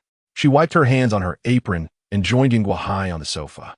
A tear fell as the pure, stirring voice echoed throughout the room, engulfing the family of three in its embrace. It wasn't until Zhu Baoying's final note concluded and the stage lights brightened again that Yin Annie exhaled slowly, having almost forgotten to breathe amidst the emotional turmoil of the performance. A chill ran down her spine. The sensation was overwhelming. This was the most immediate impression following the performance. Turning her head, Yin Annie was startled, exclaiming, "Dad, Mom, what are you doing here?" Ignoring her question, Zheng Lei turned to Yin Guohai. "Isn't this the song those students wrote about in the forum? It's truly beautiful. What is its name?" "It is indeed lovely." As for the title, Yin Guohai nodded in agreement, then looked at his daughter. Yin Annie, inspired, eagerly interjected, "It's called Left Hand Points to the Moon. The singer is Zhu Baoying." Her excitement was palpable. How rare it was for her parents to share an appreciation for her idol. It stirred a deep sense of emotion within her, almost bringing her to tears. Seeing his daughter's exuberance, Yin Guohai's expression hardened as he admonished, "You're about to enter your senior year. You should be studying more." With that, he stood and returned to his study. On the sofa, Yin Annie's excitement was abruptly stifled. Pouting, she obediently turned off the television.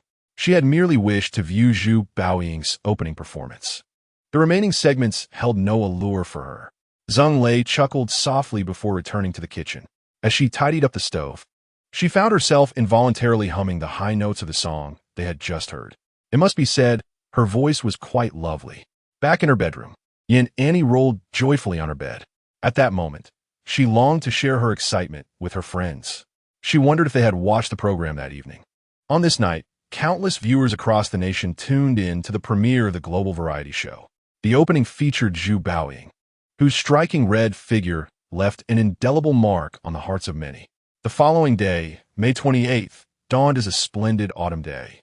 On this day, in Hengyan Film and Television City of Zhejiang Province, a grand opening ceremony for the renowned director Zheng Xiaokai's new production, New Dragon Gate Inn, was to take place.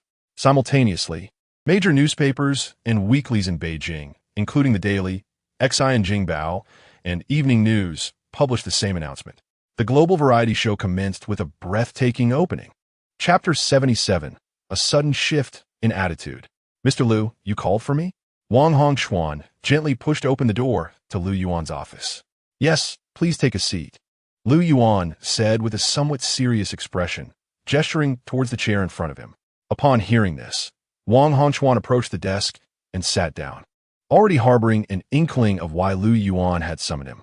Reflecting on the performance he had witnessed the previous night, he felt a wave of admiration. It was truly astonishing, a grand and soul-stirring song. This exemplified Zhu Baoying's exceptional talent. Liu Yuan exhaled softly, stating, "We can no longer hold Zhu Baoying back. Go and bring her in for a discussion. The preparations for the new album must commence. Upon hearing this, Wang Hongchuan's expression turned to one of astonishment.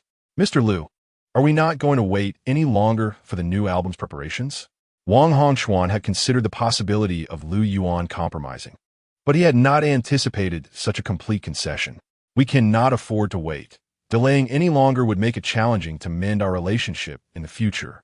Liu Yuan waved his hand, looking somewhat helpless. Huh? Wang Hongchuan's face reflected confusion as he struggled to comprehend. Was Mr. Liu concerned that Zhu Baoying might not renew her contract with the company in 2 years? After all, she had leverage firmly in the company's grasp. Liu Yuan continued. Do you know the name of the man Zhu Baoying found in Jiangzhou? Wang Hongchuan shook his head. I do not. He had not paid much attention to such matters. Liu Yuan elaborated. His name is Su Yu. Su Yu? Wang Hongchuan's expression shifted at the mention of the name, which felt somewhat familiar. It seemed he had heard it before. This individual had previously penned a song for Tan Lin. Seeing that Wang Hongchuan still could not recall, Liu Yuan prompted. The song Invisible Wings. Wang Hongchuan gasped, suddenly enlightened. When that single was released, they had meticulously analyzed its lyrics and composition. The author was indeed Su Yu. The song was exceptionally well crafted. But could a single song warrant such significant attention from Mr. Liu? Seemingly understanding Wang Hongchuan's puzzlement, Liu Yuan continued. The song Zhu Baoying performed last night, The Left Hand Points to the Moon, was also written by Su Yu. This information had been relayed to him by Zhao Xiaotong, whom he had sent to inquire the previous evening. Upon connecting this with the news he had heard that morning, Liu Yuan could no longer remain passive. Jumei Entertainment had audaciously invited a newcomer to assist Tan Lin in producing her album, and that newcomer was none other than Su Yu. Jumei Entertainment was a leading force in the domestic music industry.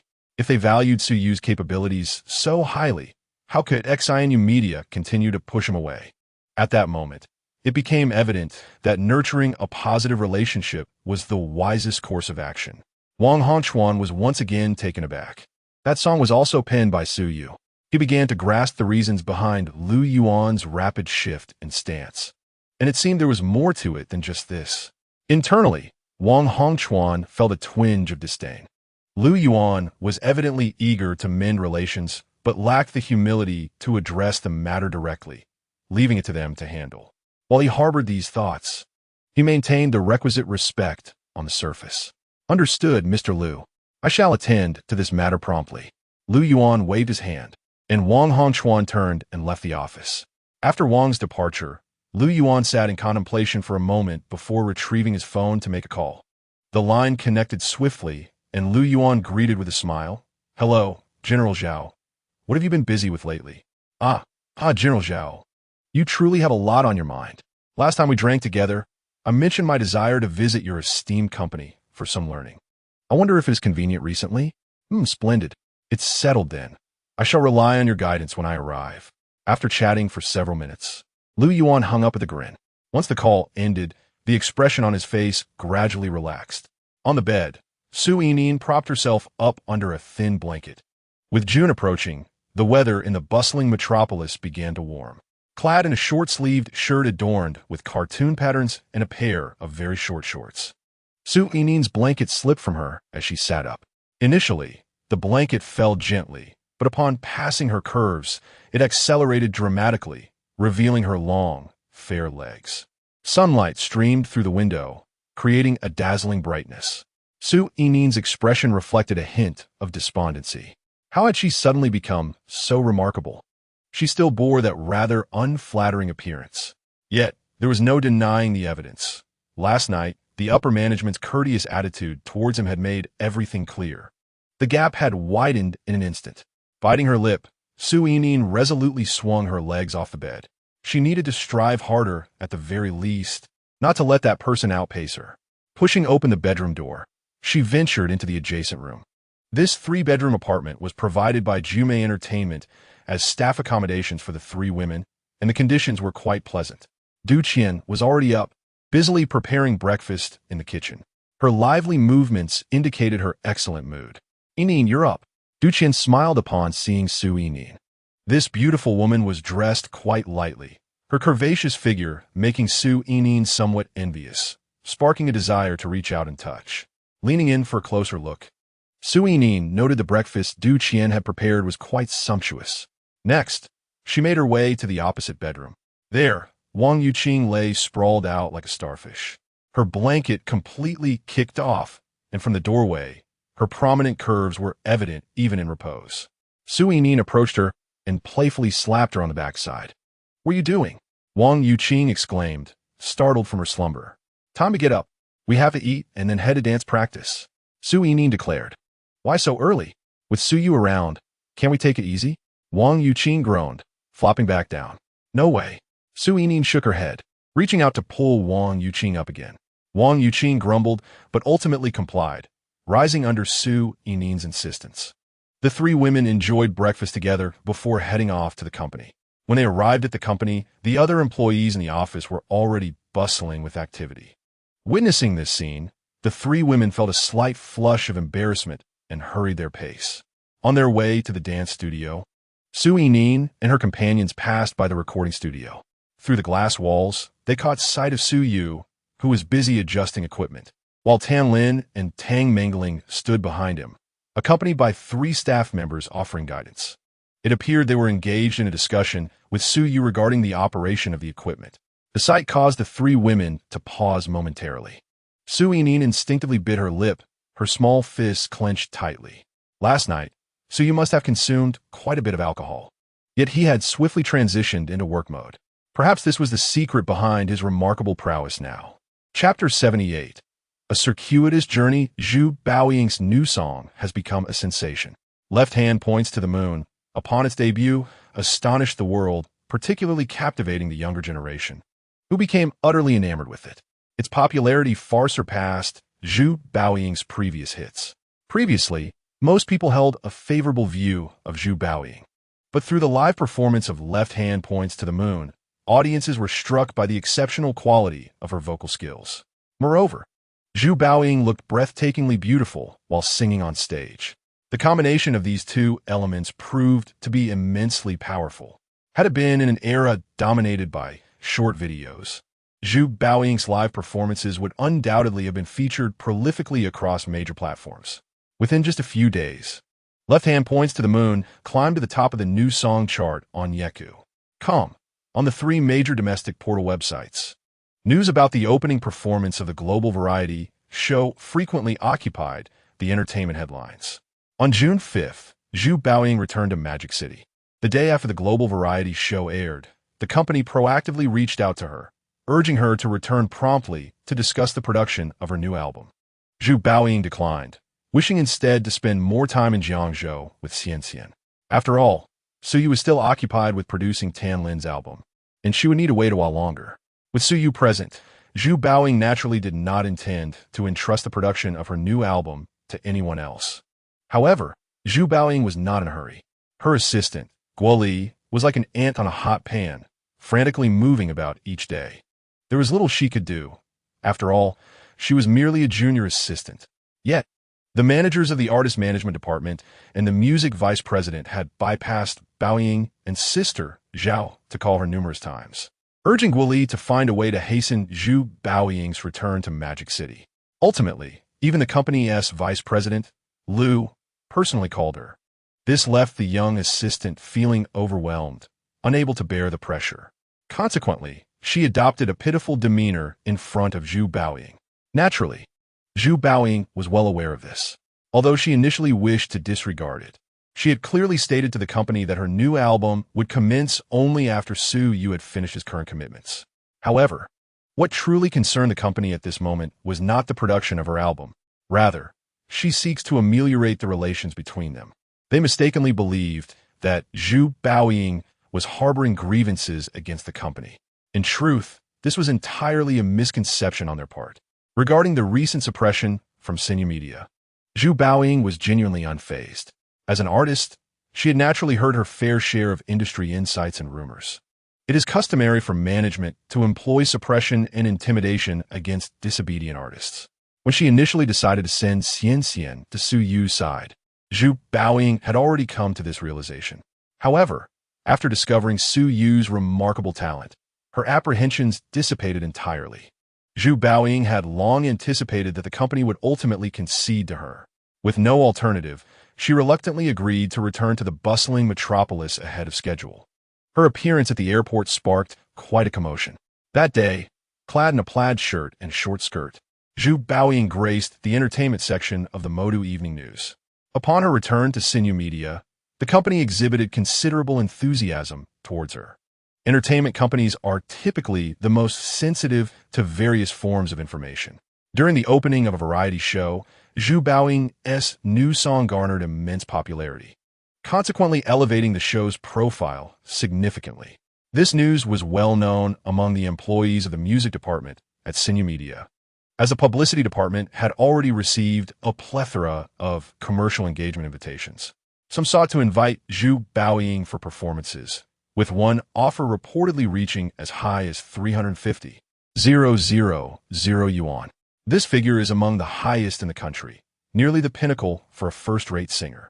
Major promoters are undoubtedly the most attuned to market responses, and their willingness to offer such a price is a testament to Zhu Baoying's worth. Additionally, there were requests for her to appear on various programs, with generous terms proposed.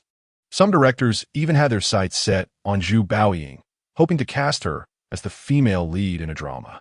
After all, with her striking looks and surging popularity, casting her in a leading role would surely be a sound investment. However, all these commercial invitations were swiftly suppressed, and none dared to accept them. The higher-ups had already issued a directive that any recent scheduling for Zhu Baoying must receive her personal consent. The employees in the music department could clearly discern the company's shift in attitude towards Zhu Baoying. The previous series of suppressive actions against her had been rescinded, replaced instead with efforts to win her over.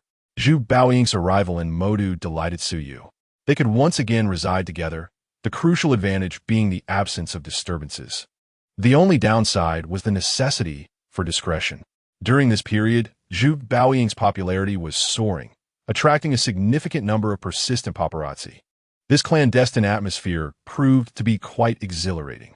One day, after their activities concluded, Zhu Baoying gently nestled in Suyu's embrace, her slightly damp face resting against his shoulder as she exhaled softly. "Today, I ran into Sister Shu Qian at the company." Suyu responded lazily upon hearing this. Having entered a contemplative state, Shu Qian, a diva of the domestic music scene, when Sinu Media initially announced its intention to sign Shu Qian, Suyu took the time to thoroughly research her background. It was evident that Sinu Media sought to leverage Shu Qian to counterbalance Zhu Baoying.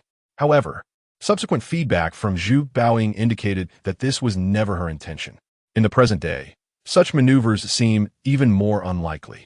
Zhu Baoying remarked, "She wants me to help her invite you to write a song." "Huh? She wishes to request a song?" Suyu felt a twinge of curiosity. Given Shu Qian's esteemed position in the domestic music scene, she should have no trouble acquiring quality songs. Why would she suddenly seek his assistance? Zhu Baoying clarified, "The news about you producing Tan Lin's album has already circulated within the company. Just the day before yesterday, General Manager Liu personally led a team to Jumei Entertainment for a visit, hoping to confirm this matter and seize the opportunity to meet you, but you declined. I heard that he did not look pleased on his way back." As she spoke, Zhu Baoying lifted her gaze, her eyes shimmering like water, and glanced at Suyu. Suyu was aware of this situation. It was a certain Vice President Zhao from Jumei Entertainment who had approached him about this matter, only to be rebuffed by Suyu, who cited his busy schedule with album recordings as an excuse. He had little interest in engaging. "Suyu is Midkiv.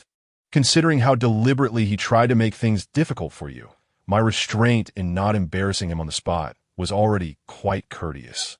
Such pettiness. Zhu Baoying smiled, playfully chiding him. She continued, "Sister Shu Qian recently secured a role to sing the theme song for a martial arts film directed by a prominent director. She believes your composition Left Hand Points to the Moon is exceptional and wishes to see if you could assist with another piece." "A martial arts film? What is it called?" "I think it's something like New Dragon Gate Inn," Zhu Baoying replied uncertainly. Upon hearing this, Suyu's expression shifted to one of intrigue. Lo and behold, he found himself once again entwined with this film. Chapter 79, a pause for reflection as June commenced, time seemed to accelerate significantly. With the rising temperatures, people's attire became increasingly light and breezy. Strolling through the office area of Jume Entertainment felt akin to admiring a captivating landscape. As one of the leading figures in the domestic music industry, Jume Entertainment's office area was undoubtedly a hub of beauty. The sight of long legs and slender waist was almost overwhelming. However, Suyu had no time to indulge in such splendid scenery. Throughout June, he was engrossed in the production of Tan Lin's new album. In the first half of the month, Suyu familiarized himself with the recording studio's equipment and adjusted the arrangements for Tan Lin's new songs. By mid-June, the arrangements for all the songs had finally taken shape, leaving only the recording process. During this time, both Tan Lin and Tang Mingling remained by his side, their nerves palpable. Each time Suyu encountered a challenge, their hearts would race in unison. Even a usually composed Tan Lin was no exception, as she brimmed with anticipation for this new album. Observing Suyu's transformation from a novice to a proficient collaborator within just half a month, both Tan Lin and Tang Mingling couldn't help but feel genuine admiration. Truly, he was a musical prodigy. He was undoubtedly destined for this vocation. The employees from Jume Entertainment, who had previously assisted Suyu in familiarizing himself with the equipment, now regarded him with profound admiration, as if he were a deity. Initially, they believed the company had squandered its resources on someone who lacked even the most basic understanding, questioning how he could possibly compose a great song. However, after observing his process, they recognized the vast chasm of talent that separated them. Often, it was merely a subtle adjustment that could significantly transform an entire composition. Such precision and sensitivity were beyond the capabilities of an ordinary individual. It was as though he already possessed a complete song within the recesses of his mind. With the arrangement finalized, the recording of the songs officially commenced. This was a meticulous endeavor, requiring multiple takes until the optimal version was achieved. Fortunately, during the initial recording sessions in Jiangzhou, there had been a degree of synergy. Tan Lin gently conveyed her understanding of the songs. Not just Love, Lost Beauty, Lily of the Valley, Drenched in Rain, and Dear, That Is Not Love. She managed to capture their essence well enough, with each song typically requiring around 5 or 6 takes to reach completion. However, the recording of Fable, Aurora, and Pandora proved to be less seamless. Tan Lin's voice remained enchanting, and her vocal prowess was undeniable, leaving others quite satisfied. Yet Suyu felt it was insufficient. While she could deliver a clear, spirited vocal performance rich in emotion, she lacked the youthful vitality that characterized a young girl's voice. This tonal quality sufficed for the earlier songs, but it fell short for the latter 3, failing to achieve the desired effect. Tan Lin was acutely aware of Suyu's expectations. Yet, despite numerous attempts, she could not reach the target. After all, at 36, her mature mindset and extensive life experiences unconsciously hindered her from recapturing the youthful essence she once possessed. Moreover, the continuous recording sessions began to affect her mental state, leading to a decline in the quality of her performance. One day, noticing the fatigue etched on Tan Lin's face, Suyu suggested, "Sister Lin, perhaps it would be best for you to take a break." She paused momentarily, then nodded in agreement, acknowledging that she needed time to recalibrate her mindset. Suyu, with a reassuring smile, added, "Sister Lin, we have not spent much time on this yet. Releasing a new album within the year is certainly feasible. Do not burden yourself with excessive pressure. If possible, why not take a trip and enjoy the magnificent landscapes of our homeland?" "All right, I will heed your advice," Tan Lin replied, her face lighting up with a radiant smile. Thus, the recording of her new album came to a temporary halt. Seizing this opportunity, Suyu returned to Jiangzhou. The holiday season was approaching, and he planned to bring her to the bustling metropolis of Shanghai. Recently, Zhu Baoying had departed from the city. He could not continue to resist the company's arrangements. Participating in some commercial performances to maintain visibility was still viable. While in Shanghai, Suyu frequently encountered entertainment news featuring Zhu Baoying on the front pages. As for the song invitations from Xu Qian, Suyu declined, as he held little faith in the latest version of New Dragon Gaiden. Although the script was originally penned by Suyu, feedback from Zhang Ningxue indicates that it has undergone significant revisions. Furthermore, the renowned director has boldly claimed that the film will be completed within a month. Suyu finds this rather regrettable. Nonetheless, when he declined Xu Qian's request, his demeanor remained courteous, assuring her that he would compose a song for her once his schedule permitted. Xu Qian is aware of Su Yu's recent commitment to producing an album for Tan Lin and expressed her understanding, resulting in a harmonious exchange between them. In Hangzhou, within the office of Waste Media, the masked Guan Yuankai followed Tang, aiming at a leisurely pace. As they passed through the workspace, numerous employees busily engaged in their tasks cast furtive glances and whispered amongst themselves. Their gazes towards Guan Yuankai were a mix of curiosity, pity, perplexity, and a hint of schadenfreude. The former superstar had experienced an abrupt downfall, a development that most could not have foreseen. In the current landscape of the domestic entertainment industry, it is rare to find stars who have ascended to prominence only to plummet just as swiftly, much like Guan Yuankai. Among those present, only a select few grasped the true nature of the events that transpired. It was in fact a rather ordinary car accident, with no injuries reported at the scene. However, Guan Yuankai's celebrity status amplified the incident, coupled with his previously tarnished reputation, culminating in the current predicament.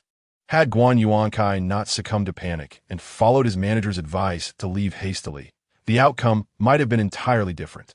This exemplifies a classic case of public relations failure, an incident that, while trivial, spiraled out of control due to excessive handling by the management. At this juncture, the truth of the matter has faded from public interest, yet Guan Yuankai's reputation lies in ruins.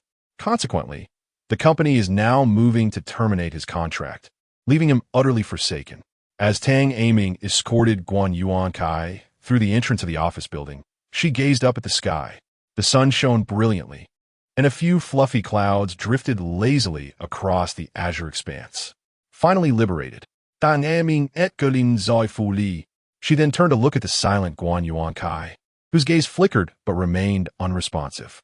After visiting Su Yu in Jiangzhou, Tang Aiming's confidence surged. She firmly believed that Su Yu's talent could assist Guan Yuankai in making a resurgence. Yet, Guan Yuankai's emotions were tumultuous. He had entered the entertainment industry through Waste Media, which had thrived rapidly due to his star power. Over those 3 years, the company profited immensely from him. However, what remained in the end? Due to Waste Media's mismanagement, he became a target of public scorn, only to be discarded by the very company that had once flourished because of him. Severing ties with such a management firm could indeed be seen as a liberation for Guan Yuankai, yet he felt a deep-seated resentment. But what could he do? Were it not for Tang Aiming's relentless efforts on his behalf, he might have found himself bereft of any opportunity for a comeback. She had extolled Su Yu's talent before him countless times, an evident gift, an invisible wing, a guiding hand towards the moon. Both songs are the creations of Su Yu. Guan Yuankai, upon listening, truly found them exceptionally crafted. Moreover, the latter is also working on a new album for the queen of sweet songs, Tan Lin. If he can align himself with such a prominent figure, his path to success may very well be illuminated ahead. Gazing skyward alongside Tang Aiming, Guan Yuankai couldn't help but exhale softly, as if a veil of clarity had suddenly lifted from his being. Chapter 80. The studio night enveloped Jiangzhou, its sky adorned with shimmering neon lights. Crowds flocked to the bustling street-side eateries and barbecue stalls, their fervor akin to the sweltering heat of July. Inside a modest establishment named Huang Jie Barbecue, a few patrons had already gathered around a table near the entrance. A striking figure outside captured the attention of many. The woman wore a white crop t-shirt paired with a long, striped skirt, her delicate feet encased in blue pointed stilettos. Her long hair cascaded down, and she adorned her ears with gleaming silver, circular earrings, exuding an air of sophistication and elegance. The sudden appearance of such a woman in a barbecue joint naturally drew countless gazes. It appeared she was awaiting someone, her eyes scanning the passing taxis. "Brother, over here." Suddenly, a yellow taxi pulled over. A young man stepped out. Upon seeing him, the woman's face lit up with a smile, and she enthusiastically waved at the young man, who was none other than Su Yu, just returned to Jiangzhou the day before. "Jingxue," Suyuiriti Fan Sui, who stood by the roadside with a warm smile. Why did you arrive so late? We've been waiting for you for quite some time, she playfully chided, stepping forward to embrace one of his arms. Suyu attempted to pull away, but ultimately surrendered to her affectionate hold. I was held up at home, and then there was traffic on the bridge, he explained. Upon entering the establishment, Suyu immediately spotted Tang Aima, Zhang Mingxin, and Zhuo Fan. Next to Tang Aima sat a masked man, whom Suyu quickly surmised to be Guan Yuankai. He offered an apologetic smile to the group. Sorry for being late. Suyu, come sit with us, they beckoned him warmly. Following Tang Aima's introduction, it was indeed confirmed that the masked man was Guan Yuankai. The latter seemed somewhat reserved in Suyu's presence. The trials he had endured had softened his once sharp demeanor. He was no longer the headstrong youth he used to be. Taking a seat beside Zhang Jingxue, Suyu surveyed the lively little eatery and inquired, what prompted this sudden gathering here for dinner? Among the group, one had once been a superstar, two were strikingly beautiful women, and two were affluent local businessmen. It seemed that Suyu was the least conspicuous of them all. Such a combination dining at a barbecue shop was indeed a curious sight. Fan Mingxin dist, Suyu. It was because you declined, claiming you had already eaten, that we thought to invite you for a late-night snack. This barbecue establishment has been in operation for many years, offering a delightful array of flavors. Occasionally, my friend Zhua and I find ourselves gathering here. Take advantage of your current anonymity to relish the simple pleasures of life. Go on, Zhang Xiao. Do not use me as a shield. I see you are merely trying to charm the women here. Upon hearing this, Suyu retorted with annoyance. He certainly would not bear the blame for this. Earlier, as they exited the taxi, Suyu had immediately spotted Zhang Mingxin's striking red sports car parked at the roadside, attracting the attention of many passers-by. Jiangzhou City, being located in the western inland region, had yet to develop to the extent of coastal cities, making such a flashy vehicle exceedingly rare within the urban landscape. This fellow's intentions were as transparent as the sun. Ever since they met, Suyu had suspected that Zhang Mingxin's aspirations to enter the entertainment industry were not entirely genuine. The group engaged in lively conversation while awaiting their meal, which soon arrived as the waiter brought 3 plates of grilled delicacies. Accompanied by the sound of bottles popping open, beer was placed before the 6 at the table, including Zhang Mingxue and Tang Aima. In such a situation, Suyu could not escape, nor did he wish to. On a summer night, beer and barbecue are a perfect match. The atmosphere at the table remained vibrant. As the revelry intensified, Zhang Mingxue leaned closer to Suyu and whispered, Brother, I've signed Aima and Yuan Kai. What? Suyu was momentarily taken aback, turning to face Zhang Mingxue. Their proximity was so close that he nearly brushed against her lips. In that instant, his breath caught in his throat. Zhang Mingxue's cheeks flushed with color as she leaned back slightly and reiterated, Aima and Yuan Kai are now under our Studio's banner. This time, her voice was loud enough for the others at the table to hear. Instantly, the remaining 4 turned their gazes toward Suyu. After a pause of over 10 seconds, he asked, Sister Ningxue, have you already resigned from the publishing house?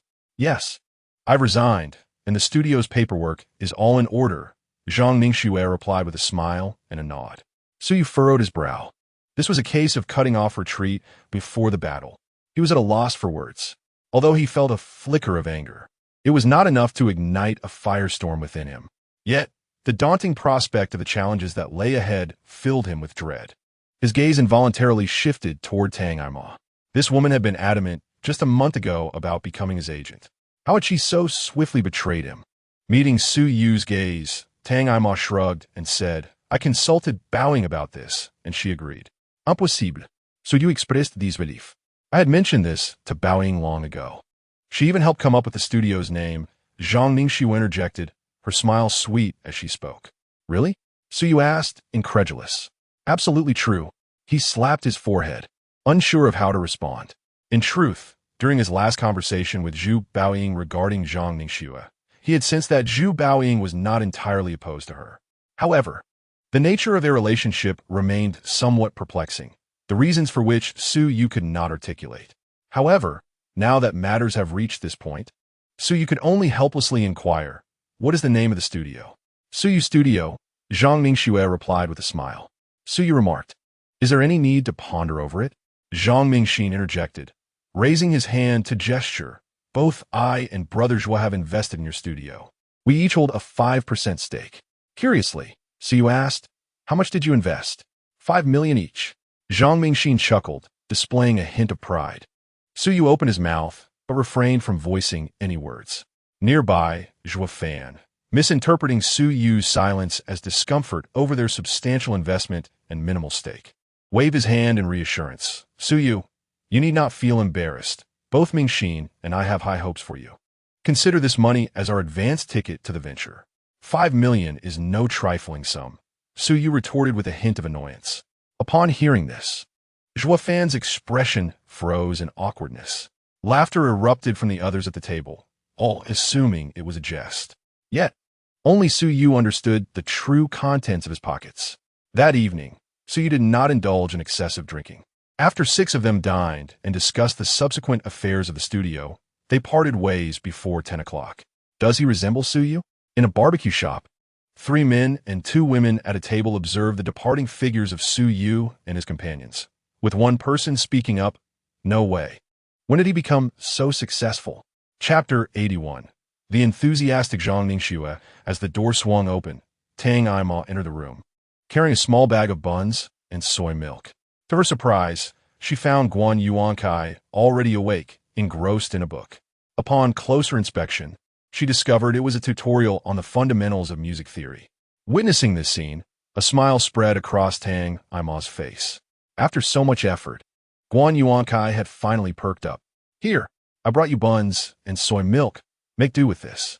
After you finish eating, we'll head over to Ningxue's. Tang Aima said as she handed the bag to Guan Yuankai. He accepted it without formality, immediately starting to eat. He owed Tang Aima enough already and didn't mind a few words of politeness. Satisfied, Tang Aima settled beside Guan Yuankai and glanced around the room, asking, are you comfortable living here? This was a 2-bedroom apartment, situated in a decent environment, temporarily arranged by the studio for Guan Yuankai. Compared to the accommodations provided by Waste Media previously, this place was undeniably modest. It's all right. The surroundings are quite lively, Guan Yuankai replied, indifferent to his current circumstances. He felt as though he had been reborn, perceiving his surroundings with an entirely new perspective. That night marked the first meeting between Guan Yuankai and Suyu. Sensory impressions suggested that this future new boss seemed rather agreeable. That's good. I was worried you might not adapt, she said. The studio is just getting off the ground. Ningxue mentioned that all expenses must be kept to a minimum, ensuring that funds are utilized wisely. Once the studio begins to generate income, we will find you a better place to live. Tang Aima nodded and explained, none of this is important. I simply wish to sing again. As he spoke, a fervent light flickered in Guan Yuankai's eyes. Tang Aima's expression momentarily faltered. After a brief pause, she softly remarked, last night, Ningxue told me that Suyu had made arrangements before leaving Jiangzhou, advising you to wait a little longer. Wait a little longer? Why? Guan Yuankai's body stiffened as he slowly turned to face Tang Aima. She looked at him with a hint of concern and said, I have detailed your situation to Suyu. He believes that now is not the right time for you to make a hasty return. You should wait for an opportunity. What opportunity? Guan Yuankai's voice was tinged with a somber tone. An opportunity for the audience and fans to accept you once more. Guan Yuankai fell silent. Moments later, he lifted his gaze towards Tang Aima and asked, what should I do now? Upon hearing this, Tang Aima let out a sigh of relief. Suyu suggests that during this time, you should focus on self-improvement and dedicate some time to volunteer work. The studio will keep a close watch on developments both within and outside the industry, and once a suitable opportunity arises, you can make your formal return. All right, I understand. After listening to Tang Aima's words, Guan Yuankai's expression calmed entirely. He quickly finished the last bites of his bun, stood up, and said, please wait for me. I'll change my clothes and we can leave. After a little over 10 minutes, they arrived downstairs, and Tang Aima drove towards the studio. Suyu's studio was located in the Yudu commercial building, not far from the Twin Towers. This area is currently one of the most bustling districts in Jiangzhou. The studio rented an entire floor covering approximately 100 square meters, which incurs a significant annual rental expense. Zhang Ningxue's initial intention in establishing the studio was to assist Su Yu, yet her ambitions extended far beyond that. Su Yu was merely the studio's star asset. Therefore, upon the studio's founding, Zhang Ningxue began a vigorous recruitment campaign, eager to establish a robust framework for the studio. Among her priorities was Guan Yuankai, the first artist to be signed. Once a leading figure in the music industry, he had now fallen from grace. Before leaving, Su Yu discussed Guan Yuankai's developmental trajectory with her, focusing on one key aspect: how to rehabilitate his negative public image. Achieving this would be arduous, as the public's perception of Guan Yuankai had become deeply entrenched. Su Yu surmised that the most effective approach would be through official media channels. The car accident incident involving Guan Yuankai was, at its core, not a major scandal. It was merely a case of poor on-site management that had led to the subsequent public outrage. This was not a fundamentally egregious error. However, as of now, it was impossible for Guan Yuankai alone or the entertainment company to alter this ingrained perception. Only official media could potentially effectuate some change. In due course, Su Yu would compose several new songs for Guan Yuankai, and perhaps, in conjunction, they could salvage the situation. A complete turnaround was even within the realm of possibility. For now, the imperative was to patiently await the right moment while preparing diligently. Nevertheless, Zhang Ningxue was not the type to remain idle. If opportunities were lacking, she would create them. As Guan Yuankai and Tang Aima arrived at the office, they found Zhang Ningxue engaged in a phone conversation. "Hello, Uncle Wu, this is Ningxue. I heard you're preparing a large documentary recently. I wanted to inquire if there's been any progress regarding the theme song." "Oh, I see. I have established a music studio and thought that if you have any needs, we could certainly explore that possibility." "Haha, Uncle Wu, you've watched me grow up since I was little. Not even 100 of your encouragements would make me dare to deceive you. We'll have to wait several months?" "That's fine. Just let me know when you need me." "Ah, all right. Thank you, Uncle Wu. You are always so kind to me." After a brief exchange, Zhang Ningxue hung up the phone. "Aima, Guan Yuan, please take a seat." Upon seeing them, she gestured for them to sit. Once they were settled, she continued, "Aima, you discussed Guan Yuan's recent arrangements with him, right?" Tang Aima nodded affirmatively. Zhang Ningxue turned her gaze to Guan Yuankai. "Guan Yuan, is everything all right?" "Guan Yuankai promptly replied, "Absolutely.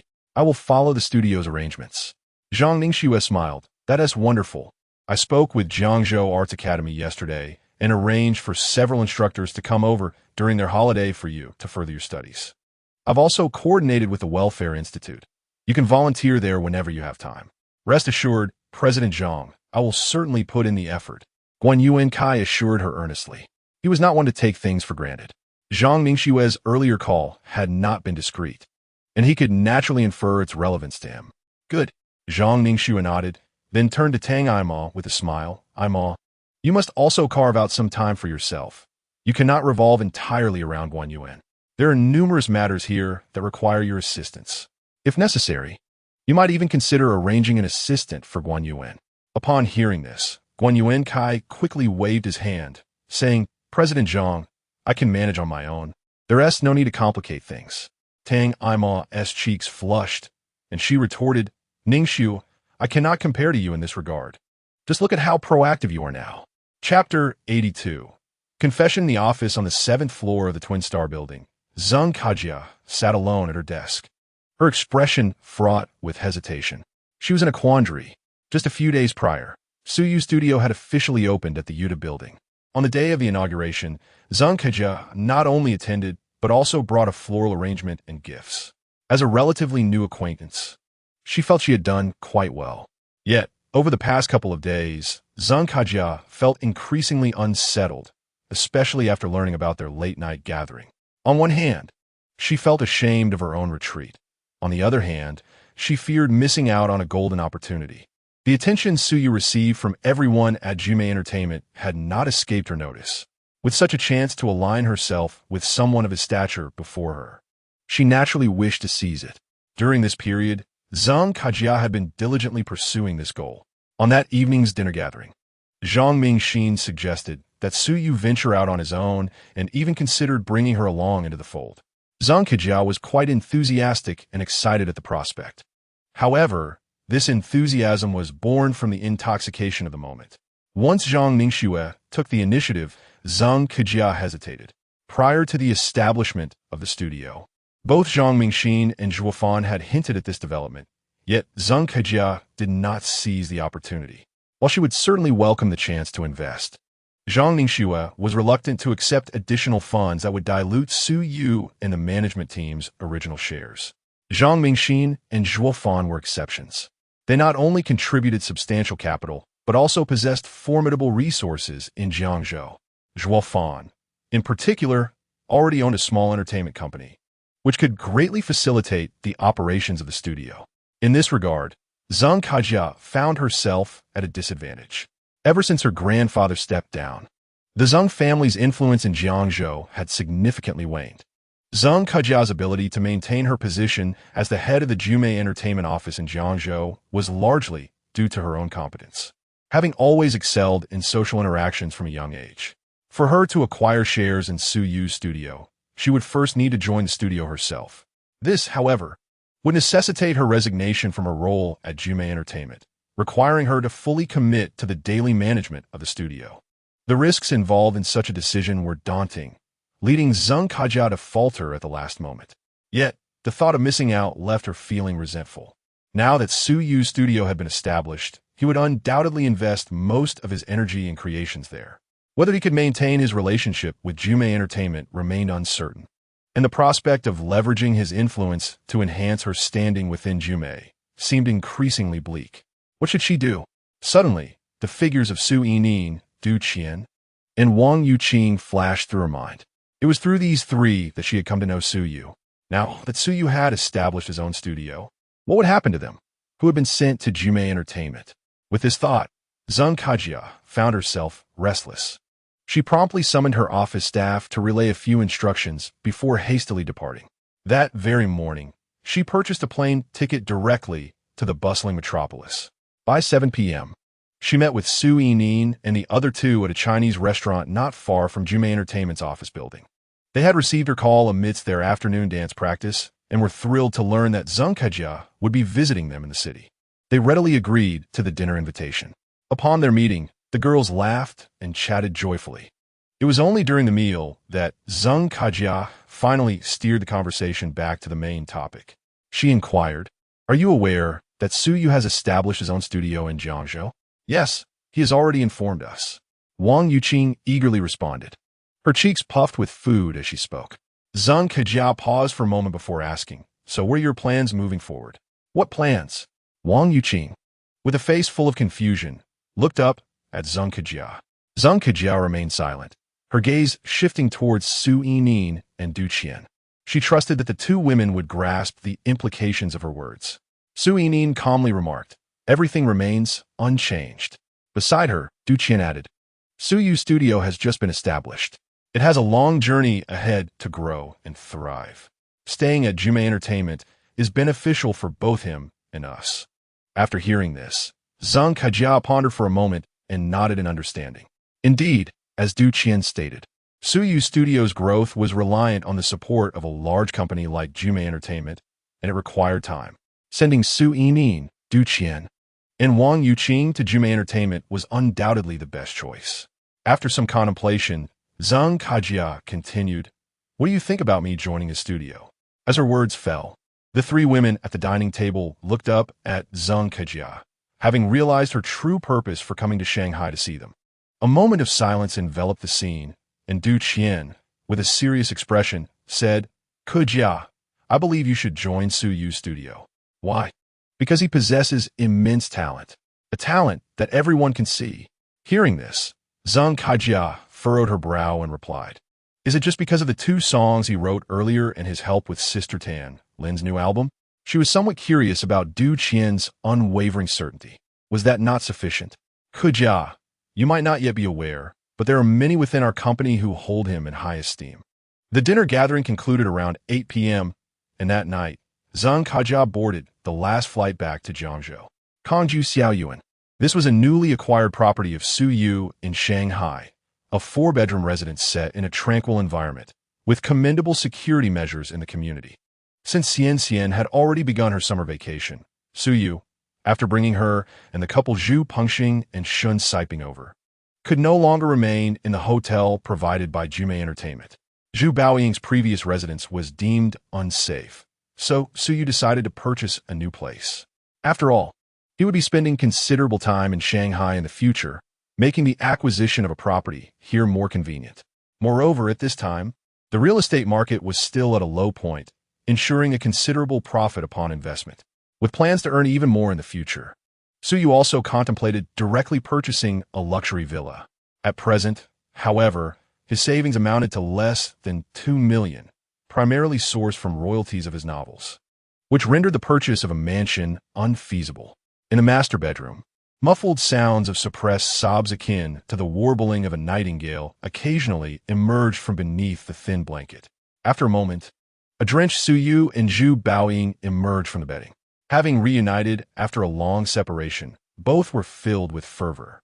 After attending over 10 commercial performances, Zhu Baoying had finally returned to Shanghai, allowing her to rightfully rest for a while. After sharing tender moments together, Suyu suddenly asked, "Why did you agree to help me at Ningxno's request?" Zhu Baoying lifted her head to look at Suyu and replied, "Don't you like it?" Suyu found himself at a loss for words. Observing his speechlessness, Zhu Baoying slightly propped herself up and whispered in his ear, "This is a compensation for you." A gentle fragrance surged into Suyu's heart. Chapter 83. Aurora. At the end of July, Tanlin returned to the bustling metropolis. During the past month, she heeded Suyu's advice and embarked on a journey. The chosen destination was Tibet. Without informing anyone, Tanlin set off on her own. As she traversed the vast and stunning landscapes of Tibet, she found herself awestruck. The cerulean sky, towering ice peaks, and expansive grasslands seemed to possess an enchanting power, capable of cleansing all worldly sorrows and worries. Upon her return, Tanlin exhibited a remarkable transformation. Seizing the momentum of her newfound spirit, Suyu promptly guided her through the recording of the final 3 songs. This time, everything proceeded smoothly. The youthful essence that Suyu desired was present, imbued with an additional sense of ethereal spaciousness. After listening, Suyu could not help but admire Tanlin's ability to self-regulate. Her vocal prowess had indeed evolved. The sweet songstress of the Mandarin music scene proved her exceptional talent. Within just 3 days, the songs Fable, Aurora, and Pandora were recorded in one go. With that, the recording phase of Tanlin's new album came to a close. After spending 2 days reviewing all 11 completed tracks without encountering any issues, the title of a new album was accepted by Jumei Entertainment based on Suyu's suggestion, and it was named Aurora. The lead singles were decided upon as well. The first was Aurora, the second Sweet Honey, and the third Walking in the Rain.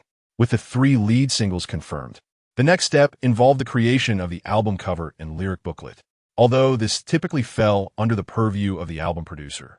Suyu opted for ease and transferred the responsibility entirely to the promotional department of Jumei Entertainment.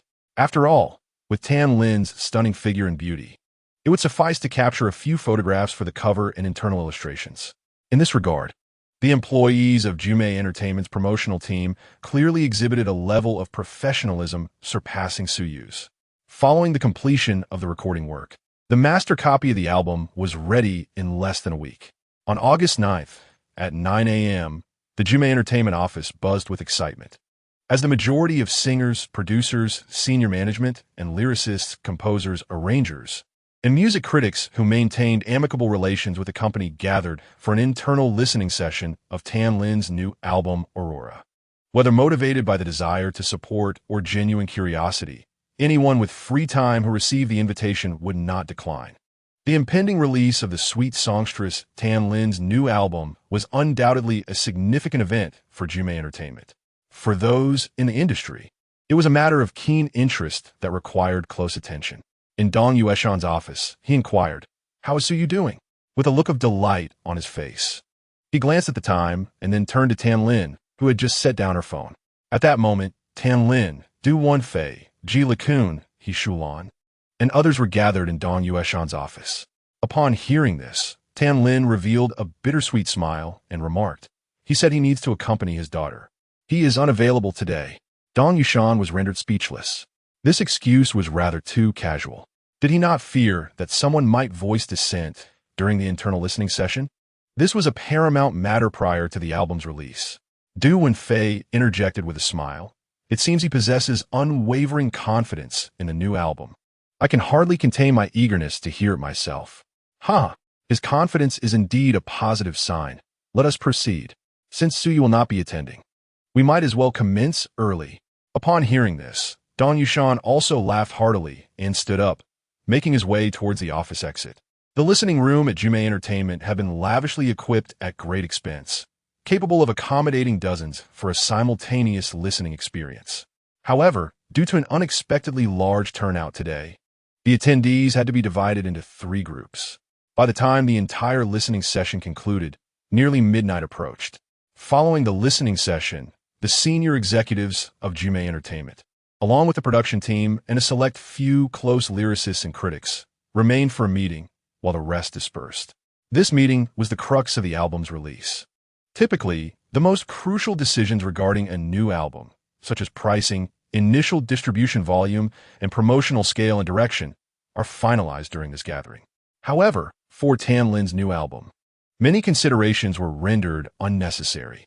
As the leading figure of Jume Entertainment, Tan Lin's new album was destined to receive the utmost preferential treatment. For a singer like Tan Lin, who had been a household name in the music industry for over a decade, even if the album were to falter, it would not result in the initial stock remaining unsold. Releasing a new album for her meant that Jume Entertainment would not incur losses. It was merely a question of how much profit would be made. The primary objective of the meeting following the listening session was to deliberate on the promotional direction and channels for the new album, which would directly influence its sales. While the executives busied themselves with significant discussions, the others gradually dispersed. It was mealtime, and the majority headed straight to the company cafeteria. The chefs there were skilled, and many artists and staff often opted to dine there, appreciating its cleanliness and hygiene. Amidst the crowd, numerous individuals were engaged in hushed conversations. From their murmurs, it was evident that many felt astonished and envious, seemingly foreseeing the resounding success of the album Aurora. Among the throng, Su Yining, Du Qian, and Wang Yuqing blended in. Each of the 3 bore distinct expressions. Wang Yuqing was exhilarated, exclaiming, "Sister Tan Lin's album produced by Su Yu is simply magnificent. Her voice is utterly enchanting." Du Qian expressed her astonishment. The 12 songs penned by Su Yu are astonishingly beautiful. Meanwhile, Su Yining wrestled with a blend of pride and bitterness. With such remarkable talent, Su Yu brought her honor, yet she felt left behind. The 3 of them, each reflecting their unique emotions, proceeded to the cafeteria, where they prepared their meals to dine together. As soon as Su Yining, Du Qian, and Wang Yuqing took their seats, several individuals approached them with trays in hand, their faces adorned with warm smiles. These women were all familiar to the trio. They were established female singers within the company, each possessing a modest degree of fame. In the industry, Su Yining and her companions were obliged to address these women as senior sisters, regardless of their ages. However, the seniors displayed a courteous demeanor at that moment. "Oh, 3 little junior sisters, please take a seat. We noticed your unfamiliar faces. You must have recently joined the company. We wanted to come over and get to know you, as it would be beneficial for us all to support one another in this shared circle." They warmly invited as Su Yining and her friends prepared to rise for greetings. Such amiable attitudes left Wang Yuqing, the naive girl, feeling quite dazed, thinking these sisters were rather pleasant. Meanwhile, Du Qian and Su Yining were acutely aware of the underlying motives. These women were astute individuals. Following the conclusion of the internal listening session, Tan Lin's new album, Aurora, was officially slated for release on August 22nd. Subsequently, the focus would shift to album production, packaging, and promotional activities leading up to the launch, along with charting efforts. So he was not required to be involved in these processes. His role was merely to await market feedback post-release. In contrast, Tan Lin would need to collaborate with the company's promotional department, participating in music programs on radio stations, variety shows on television, and interviews. Chapter 84. Album release August 22nd. Today marks the traditional Qixi festival in Huagua, often regarded as the domestic Valentine's Day.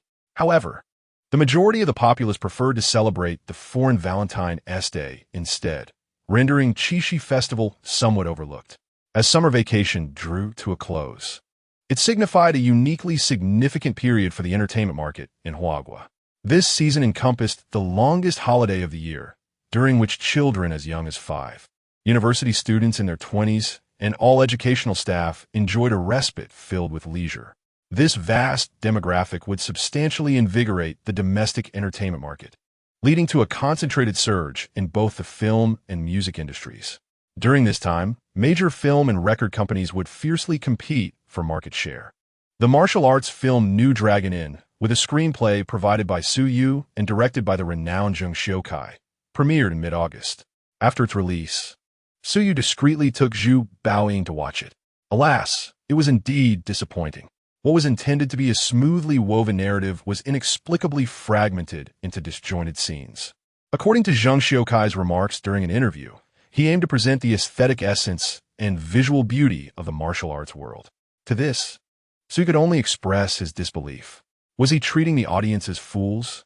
After viewing the film, Su Yu regretted selling the script. The eventual market response aligned with Su Yu's expectations, resulting in a dual failure in both box office performance and critical reception. On the 8th day post-release, the total box office barely surpassed 40 million. Although this figure might appear commendable, it starkly contradicted the reputation of Zheng Xiukai as a distinguished director. It is noteworthy that on its debut day, the film garnered a box office of over 15 million, with many drawn by the esteemed director Zheng Xiukai and the ensemble of renowned actors in the cast. However, in the subsequent days, the film's reputation plummeted dramatically, leading to a significant decline in box office earnings. Given the current circumstances, it appears exceedingly challenging for this film to surpass 60 million in total revenue. In contrast, another film, Sky of Love, which premiered around the same time as New Dragon Gate Inn, has thrived against the odds, amassing nearly 80 million in total box office thanks to its outstanding acclaim. This exemplifies the allure of the summer blockbuster season. Had this film been released at a different time, it would have struggled to achieve such impressive figures. The urgency of Jume Entertainment to expedite the release of Tan Lin's new album is primarily to capitalize on the last wave of summer market potential. Typically, a singer's album is preceded by a promotional campaign lasting about 3 months.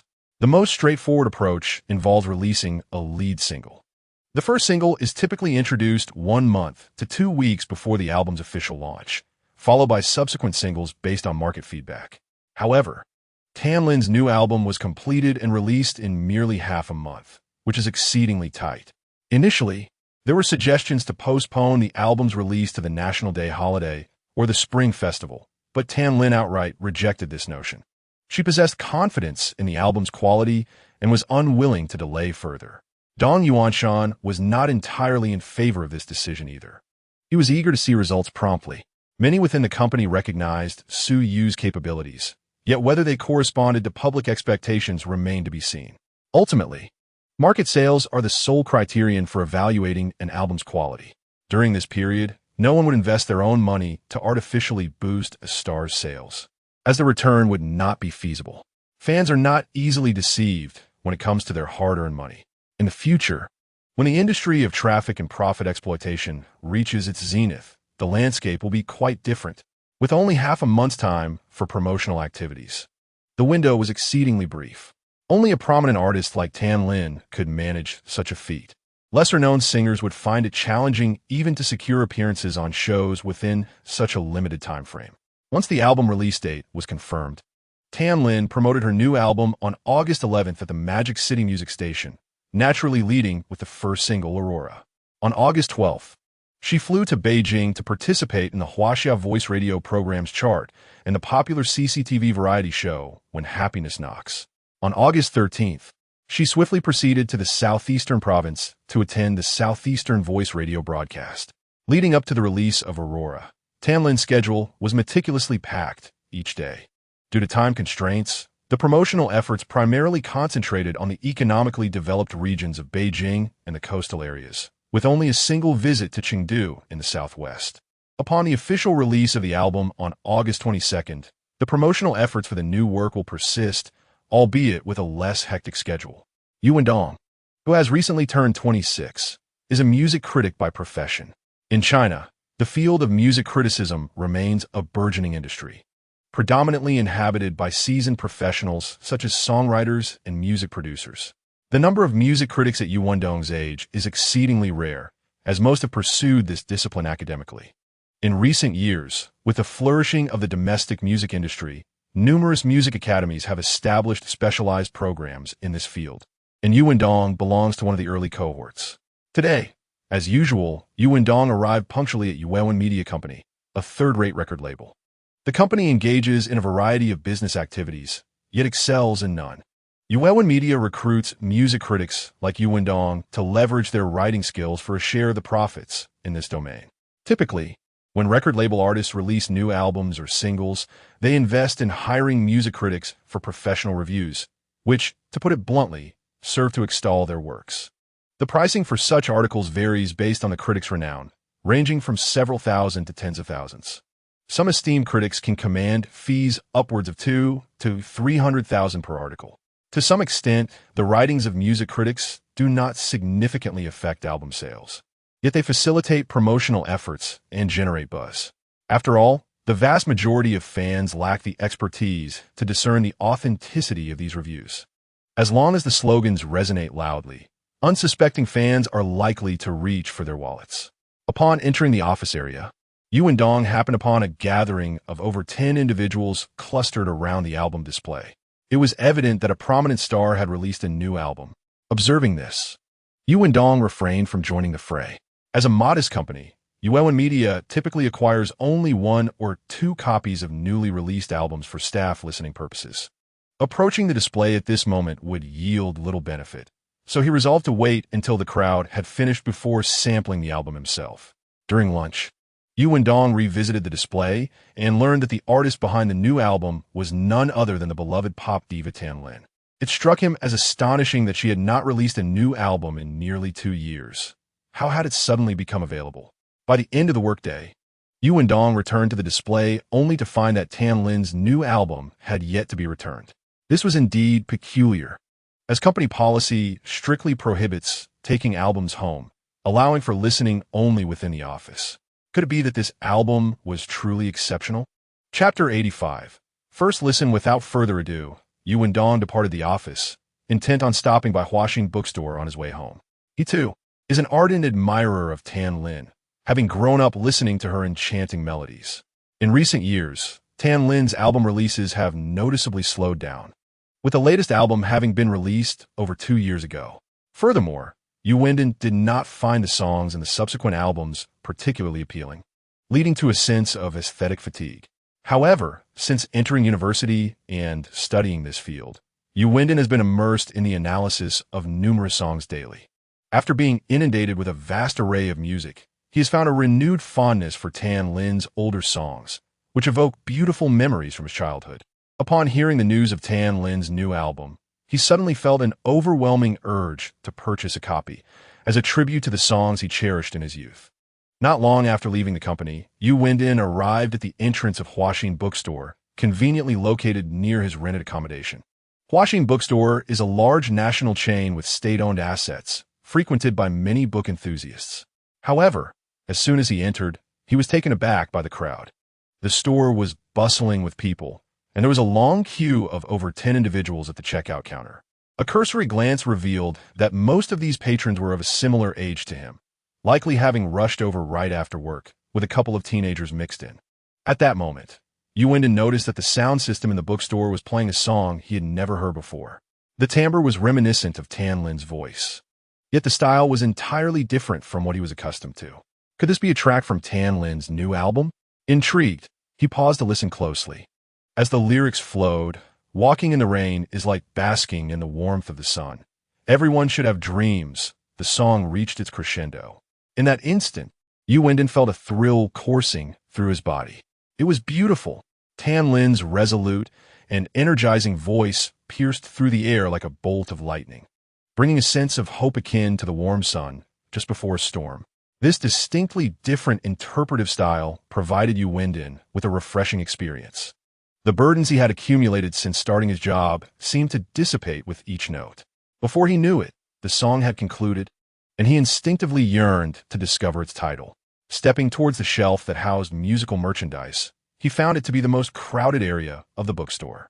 Beside the shelf stood a life-size poster of Tan Lin, her striking figure captivating all who passed by.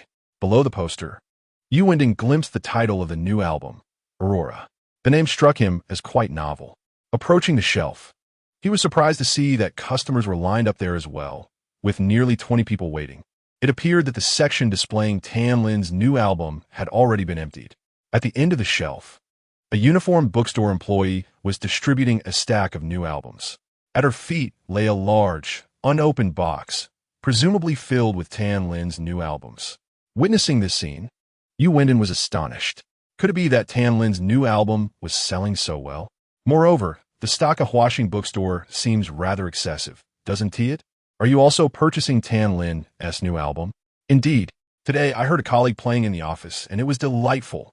Alas, I too, upon arriving at the office this morning, was greeted by the sound of someone playing it. They were streaming it directly from Music Library Online, and even the prelude was captivating. Yu and Dong stepped forward to join the queue, noticing two acquaintances ahead who were joyously discussing something. As the next song began to play over the speakers, accompanied by soothing melodies, Tan Lin's voice emerged. I heard the raindrops falling on the verdant grass. I heard the distant school bell ringing. Merely listening to the prelude and the introduction, Yu and Dong surmised that this song must pertain to love. The gentle and melodious voice resembled that of a sentimental young girl, articulating the depths of her affection. Standing in line while listening to the song, a faint smile crept across Yu and Dong's lips. Before the song concluded, he had acquired the desired album. Clutching the album, he hurriedly approached the cash register to pay. He was eagerly anticipating the moment he could return home to relish this musical feast alone. Judging by the quality of the two songs he had just heard, Tan Lin's new album promised to be of exceptional quality. In Beijing, at the Zuya community, Yin Annie reclined on the sofa, engrossed in a television show, a bag of snacks in hand, occasionally retrieving a few morsels to munch on, her long legs playfully kicking at the edge of the sofa. How delightful! Today is Sunday, and also the Qixi festival. Her parents had abruptly mentioned an event at school in the afternoon, then left together, instructing her to eat something casually at home. Yin Annie was well aware of their intentions. Her parents were undoubtedly out celebrating, leaving her behind. Did they really think they could deceive her? Oof. Yin Annie merely pretended to be oblivious. Their departure was perfect. Now, she could indulge in more television. At that moment, the program on television concluded. Yin Annie skillfully picked up the remote control to change the channel. After cycling through several of her usual channels, all she found were commercials. With no other option, she continued to switch channels. Since entering high school, her television time had been strictly regulated. Now, she could hardly remember the programming schedule of the major channels. Her skills had indeed deteriorated. As she continued to switch, the television landed on CCTV3. The time was precisely 6:30 p.m., and the variety show When Happiness Knocks commenced. This program primarily features ordinary citizens sharing their small stories of happiness from everyday life. Previously, Yin Guahao and Zheng Lei would occasionally watch it, but Yin Annie was not fond of it. TCH, she switched back to the previous channel, still inundated with commercials. Seeing this, Yin Annie reluctantly returned to CCTV3. She decided not to switch channels any further. Following the usual practice, although When Happiness Knocks focuses on the lives of ordinary people, each episode invites a celebrity for the opening performance. Yin Annie wondered who today's guest star would be. Soon, after the host delivered a brief introduction to the program, the opening performance commenced. Upon witnessing the graceful figure take the stage, Yin Annie felt a twinge of disappointment. The sweet songstress Tan Lin was not her favorite artist. While undeniably beautiful, her songs did not resonate with Yin Annie. However, her father was quite fond of them. Yin Annie contemplated changing the channel. Just as her finger hovered near the button, a segment of unintelligible female monologue began, followed by an upbeat melody. Ah, Yin Annie paused her intent to switch channels. This song seemed rather pleasant. Let me listen for a moment. Chapter 86. A failed transformation? The following day, Dong Yuanshan, having extricated himself from the comforts of home, arrived at the office early. His secretary had already been assigned to the publicity department, awaiting the sales data for Tan Lin's new album, Aurora, from the previous day. It had been over 2 years since Tan Lin released a new album, and Dong Yuanshan was eager to ascertain her enduring appeal. As for the quality of the new album, that would only become apparent after a week or a month of sales figures were revealed. The album Aurora held significant importance for both Tan Lin and Jumei Entertainment, as it would determine the success of her transformation. Presently, there was a concerning gap among female artists at Jumei Entertainment. Tan Lin stood alone at the pinnacle as the reigning diva, while there remained a few first-rate female singers beneath her. Yet, none would likely ascend to divahood in the near future. If this were another record label, the impact might be minimal.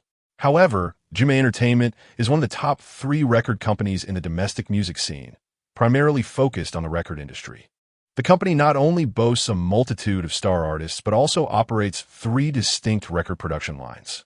To maintain the current status quo, it is imperative to have flag bearers among both male and female artists to galvanize momentum. Should Tan Lin's transformation falter, given Dong Yuanshan's understanding of her temperament, her retirement would likely not be far off. At that point, Jumei Entertainment's influence in the realm of female artists would likely pale in comparison to Universal Music and Sony Music. Cultivating another diva would not be an easy endeavor. Over time, the disparity could gradually widen. This was Dong Yuanshan's primary concern. Director Dong. At the office door, Du Wanfei knocked before entering. "Old Du, what brings you here?" Dong Yuanshan was somewhat surprised to see Du Wanfei, who rarely visited at this hour. No visit is made without reason. Within Jumei Entertainment, Du Wanfei, as the music director, held a unique status. He was indeed one of the company's flag bearers. The continuous cultivation of talented male and female artists necessitated the presence of a premier music producer, and Du Wanfei was among the most seasoned and esteemed music producers in the industry. Du Wanfei proceeded directly to his desk and, with a smile, remarked, "It's nothing serious. I merely came to check on the sales figures for Alan's album." Upon hearing this, Dong Yuanshan chuckled. "It's rare to see you so invested in the sales of a new album. The detailed sales data should be compiled by the publicity department and sent to your office shortly. Are you that impatient?" Du Wanfei shook lightly, disregarding Dong Yuanshan's teasing, and leaned over to glance at Dong Yuanshan's desk, inquiring, "Has the data not arrived yet?" "I acknowledge the quality of the album Aurora, but the market's reception will ultimately depend on specific sales figures." Indeed, we all listened during the internal preview session, and everyone agreed on the album's high quality. However, to witness the market's concrete feedback, we might have to wait at least another week, Dong Yuanshan replied. "Yes, that seems about right." Just as the two were conversing, Dong Yuanshan's female secretary entered, carrying a small stack of documents. "Director Dong." She respectfully presented a document to Dong Yuanshan, then turned to Du Wanfei with an apologetic expression, saying, "Director Du, I apologize. The publicity department informed me that they would send the data to you and several leaders shortly, so I did not take more." "It's fine. Please allow Director Dong to review it first." Du Wanfei waved his hand dismissively. Before long, Dong Yuanshan had finished reading, his brow slightly furrowed. He handed the documents to Du Wanfei, who, noticing the expression on Dong Yuanshan's face, accepted the papers and began to review them. The first line of the data table presented the sales figures reported by Huaxing Bookstore, 18,921 copies. This figure was quite commendable. The daily sales were nearing 20,000 copies. If this trend continued, the weekly sales should surpass 150,000 copies. Such sales would undoubtedly befit Tan Lin's status as the queen of sweet songs. It is worth noting that just 2 weeks prior, the new album by the king, Deng Hongliang, had only achieved a first-day sales figure of just over 23,000 copies at Huaxing Bookstore. In the Chinese music scene, male artists typically enjoy higher album sales than their female counterparts. However, as Du Wanfei continued to examine the figures, he soon grasped the reason behind Dong Yuanshan's frown. The second-ranked distributor reported first-day sales of only 325 copies, merely one-third of what Huaxing Bookstore had achieved. Further down the list, the third and fourth-ranked distributors recorded first-day sales of only 4,000 to 5,000 copies. The figures continued to decline. Upon reaching the last distributor, the sales plummeted to fewer than 500 copies. In the summary section, the first-day sales for the album Aurora totaled 871 copies. Based on past sales patterns, an album's peak selling period typically occurs within the first month post-release, after which sales rapidly decline. By the third month, it becomes increasingly challenging to sell more copies. The sales figures from the first 3 months generally dictate the album's overall sales potential, with only a modest amount sold thereafter through long-term efforts. If this sales trend persists, achieving over 500,000 copies in the first week will be difficult, with the total album sales for the first 3 months likely around 3 million copies. Note, the copyright awareness in this world is stronger, and the album sales mentioned are fictional. Please do not relate them to real-world album sales. This achievement is slightly better than Tan Lin's previous album. However, this marks Tan Lin's transformation.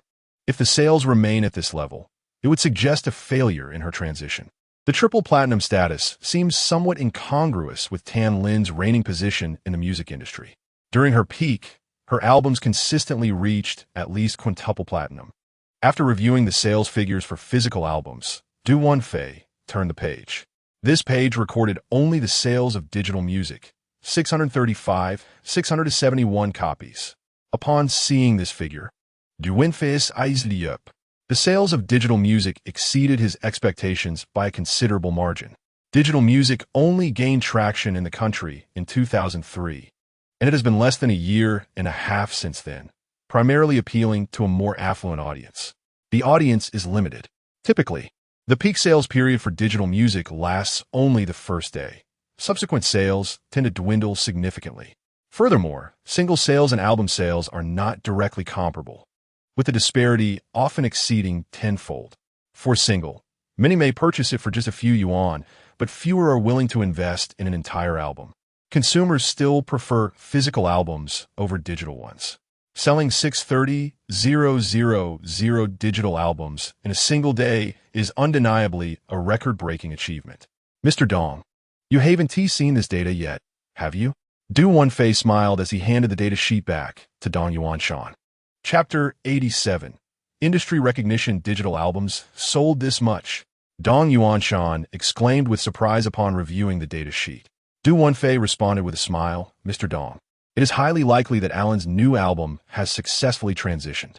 With the addition of digital album sales, it can indeed be considered a modest success in her transformation. However, it would be even better if the physical album sales were higher. Dong Yuanshan nodded, his tone tinged with regret. I'm not so sure. What do you mean? Dong Yuanshan inquired, puzzled, as he looked up at Du Wenfei. Du Wenfei explained, Mr. Dong, look at the first-day sales of nearly 19,000 copies at Huaxing Bookstore for Alan's new album. This figure is quite impressive. However, the performance of other distributors leaves much to be desired. I believe this is due to the insufficient promotional lead time for the album. Huaxing Bookstore is primarily located in major cities across the country, where we invested the most in promotion, and their sales account for a significant portion among the various distributors. The remaining distributors are more dispersed in second- and third-tier cities and smaller counties, where lower sales can be understood. Once the album receives further promotion or builds a positive reputation, the sales from these distributors should see a substantial increase. Old Du, it seems you might be onto something, Dong Yuanshan said, thoughtfully nodding as he scrutinized the data in his hands. The female secretary, who had remained in the office, interjected, Director Dong, Director Du, here are several reviews from music critics regarding the album. The promotion department specifically asked me to bring them for your perusal. In her hands, the secretary held 4 review documents, distributing 2 to Dong Yuanshan and 2 to Du Wenfei. Oh, these aren't the articles that the company purchased, are they? Upon hearing this, Dong Yuanshan was visibly taken aback, casually picking up one of the reviews. In the industry, it has become commonplace for singers to buy reviews for their new albums. Such reviews typically lean towards excessive flattery and are not worth his time. The secretary shook her head, replying, "No, the promotion department mentioned that these 4 pieces were written voluntarily by the critics." After listening, Dong Yuanshan immersed himself in reading. Across from him, Du Wenfei had already delved into the material. When Du Wenfei noticed the name of the author of the review, he was instantly astonished.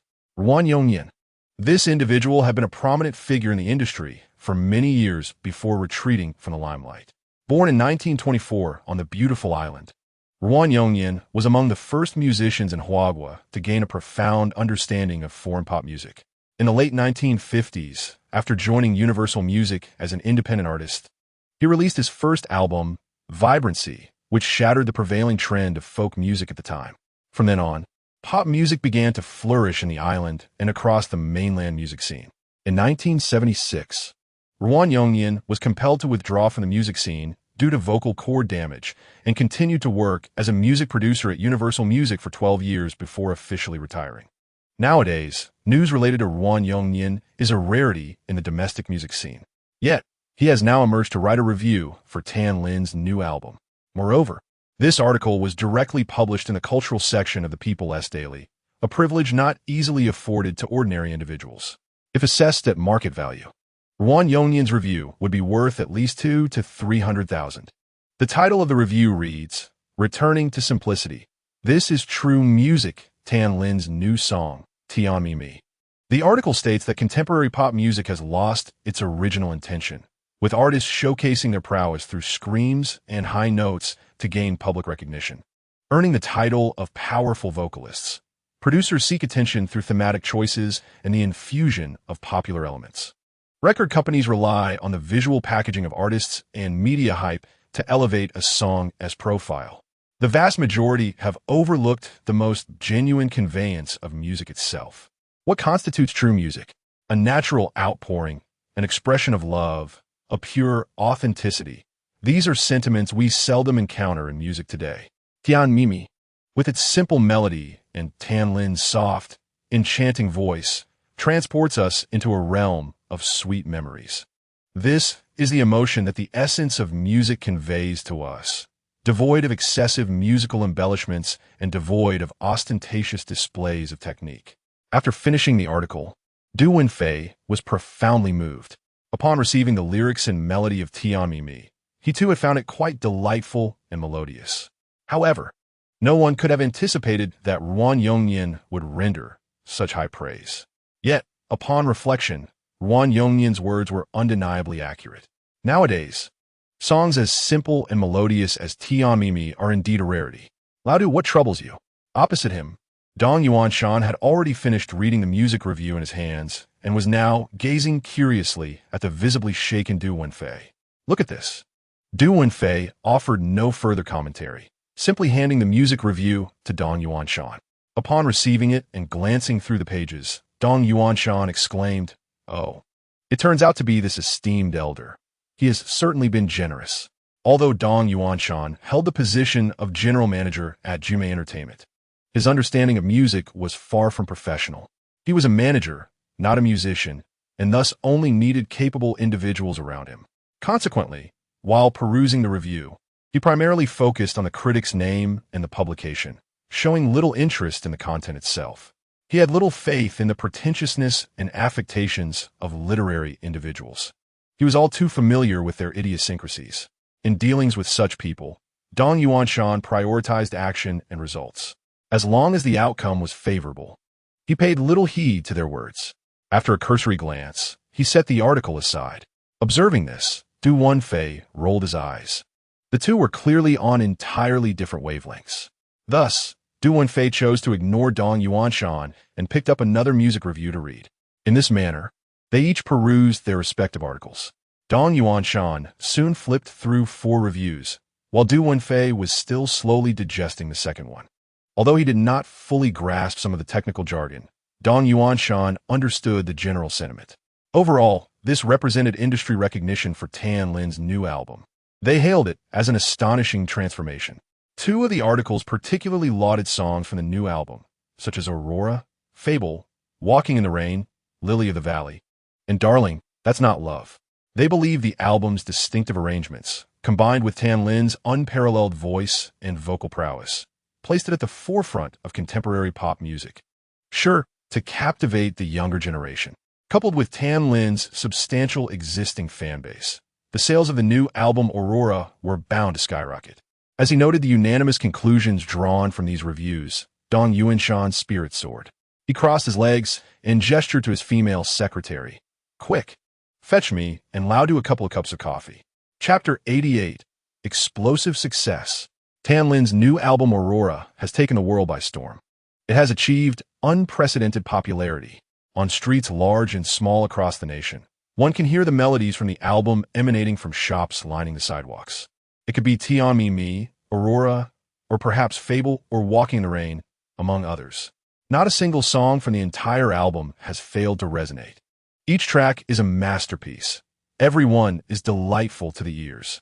This is the genuine sentiment expressed by many after listening to the new album, Aurora.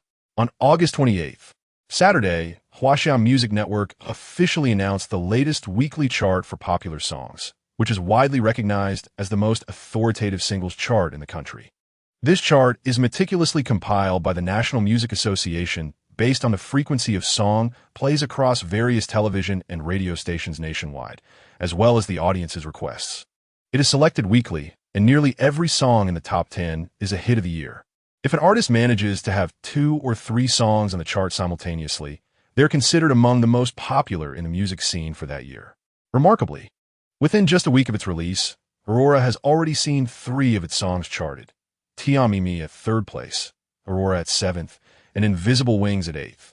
Achieving 3 songs from one album on the chart is a feat that has been accomplished by several prominent artists since the inception of the chart. Even Tan Lin has achieved this before. However, such accomplishments typically take 1 or 2 months post-release. It is exceedingly rare for an album like Aurora to achieve this milestone within just 1 week. This remarkable feat was once only accomplished by the 4 heavenly kings of the 1990s. Now, Tan Lin, the sweet songstress, has achieved it as well. For female artists in the Mandarin music scene, this is undoubtedly a pinnacle achievement. Furthermore, considering the immense popularity of Aurora, its accomplishments extend far beyond this. The chart was revealed at 8 p.m., while the total sales for Aurora were not fully tallied until around 10 a.m. the following day. Once the data was released, the office of Jume Entertainment erupted in jubilation. The sales for physical albums reached 1,039,985 copies, while digital album sales amounted to 725,365 copies, totaling an astonishing 76 million copies. This sales figure astonished everyone. Even excluding digital album sales, the physical album sales alone are remarkable. Breaking 1 million in first week sales, what a concept! This is a feat that even the 4 heavenly kings, who dominated the Mandarin music scene for nearly a decade, never achieved. Although the economic and musical landscape of that time cannot be compared to the present, it was still sufficient to astonish the entire Mandarin music industry. Consequently, accolades and honors began to pour in. On the very day the sales figures were announced, entertainment media across the nation extensively covered this news. Sweet songstress shines in transformation. Sweet songstress reaches new heights. Surprising. You are such a sweet songstress. Various sensational headlines were adopted by the media, and Tan Lin's album cover frequently graced television screens. Numerous music critics also sought to ride the wave of popularity, providing meticulous analyses of all the songs on the album. Overall, praise far outweighed criticism, and the responses were relatively mild. After all, Tan Lin is a sweet songstress who has been famous for over a decade. And following the explosive success of her new album, she has attracted a wave of young fans. In the absence of substantial interests at stake, who would willingly provoke this group? Moreover, the quality of the album itself is exceptionally high, leaving little room for criticism. Within the entirety of the album, perhaps only the tracks Not Just Liking and Pandora have attracted significant controversy. But so what? With 12 songs on the album, 10 of which are masterpieces, including Sweet Honey and Invisible Wings, which have been lauded by industry giants, what more could one desire? If such an album cannot gain recognition from music critics, who else is worthy? The visible sales and collective acknowledgement from the media and critics have subsequently propelled the sales of the new album even further. According to recent statistics from Jume Entertainment's publicity department, the physical album sales of Aurora in its second week may even surpass those of the first week. This is indeed astonishing. To witness an upward trend amidst the explosive sales of the first week is a feat that other artists in the industry can scarcely imagine. With the album flying off the shelves, Tan Lin is naturally kept busy, tirelessly traveling to promote the new album, appearing on various radio and television programs for interviews and performances, meeting fans, and holding autograph sessions. Her schedule is packed, and until the 3-month peak sales period concludes, neither Tan Lin nor Tang Mingling can expect any respite. Furthermore, invitations for performances from across the nation have flooded in. In just a few days, Jume Entertainment's publicity department received hundreds of performance invitations, all at top-tier prices, eager for Tan Lin's participation. In the industry, promoters possess an acute sense of opportunity. They would never engage in a losing venture. Consequently, Tang Mingling is overjoyed, while Tan Lin finds herself slightly troubled. A happy dilemma. During the periods when her previous albums did not perform well, she would feel disheartened and dissatisfied, fearing that her peak had passed and that a long decline awaited her. Tan Lin did not wish to appear too disheveled, which led her to contemplate retirement. However, with the new album's meteoric success, the overwhelming schedule has left her, who had enjoyed a lengthy period of leisure, feeling fatigued. Strangely, a faint sense of resentment began to rise within her. Why did Suyu have to make the album so perfect? Couldn't he have settled for a mere 70 or 80%? In the bustling metropolis of Shanghai, in the Kangju courtyard, Suyu found himself inexplicably sneezing several times while rapidly typing away at his computer desk. What was going on? Was the air conditioning set too low? He glanced up at the wall-mounted air conditioner, his eyes filled with confusion. Zhu Baoying had recently accepted a new music variety show and departed for Hunan province a couple of days ago. This was a music talent show, and the production team had invited Zhu Baoying to serve as a music mentor. Given the arrangement by the production team, the commitment would not be brief, lasting at least 2 to 3 months. Zhu Baoying had initially been reluctant to go, but the generous offer proved too tempting to resist, especially with Zhao Xiaotong as persuasion. With Zhu Baoying gone, Suyu intended to utilize this free time to complete the remaining content of his novel, Do Put Sang Xiong. With the meteoric rise of the album Aurora, it is certain that Suyu will find little time for leisure in the future. For both fans and outsiders, the primary focus following the success of an album and its songs invariably shifts to the singer. As for the music producers and lyricists behind the scenes, few would take an interest unless they are among the small group of enthusiasts who enjoy jotting down lyrics. The average person generally remains oblivious. However, for those within the industry, this knowledge is essential. Flipping through the Aurora album, one can easily see that Suyu is credited as the sole songwriter and composer for all 12 songs. Who could possibly overlook this? In Chapter 89, all want to release an album. At the Jume Entertainment office, the workday had yet to commence, yet the office area buzzed with hushed conversations. Colleagues engaged in speculating and inquiring about the sales figures of Aurora from the previous day. The response was overwhelming. The album had achieved extraordinary success, with sales continuing to surge in its second week, reaching an impressive 260,000 physical copies just yesterday. This achievement left the production team elated, while other staff members looked on with envy, lamenting why such fortune had not graced them. This was indeed a case of a true master elevating the game, a situation ripe for effortless victory. Amidst the fervent discussions, Su Yining, Du Qian, and Wang Yuqing arrived from the elevator, their daily ritual of dance practice. Upon their entrance, several eyes in the office lit up. Yining, Qian, Yuqing, I brought you breakfast, exclaimed a charming young woman, affectionately approaching them with her offerings. Witnessing this scene sparked a wave of regret among many, who wished they had seized the opportunity when Su Yining, Du Qian, and Wang Yuqing first joined the company, accompanied by Tang Mingling herself for a tour. At that moment, some recognized the exceptional backgrounds of these 3 women, yet the majority hesitated, wary of making the wrong alliances in the workplace. However, that hesitation allowed others to seize the moment.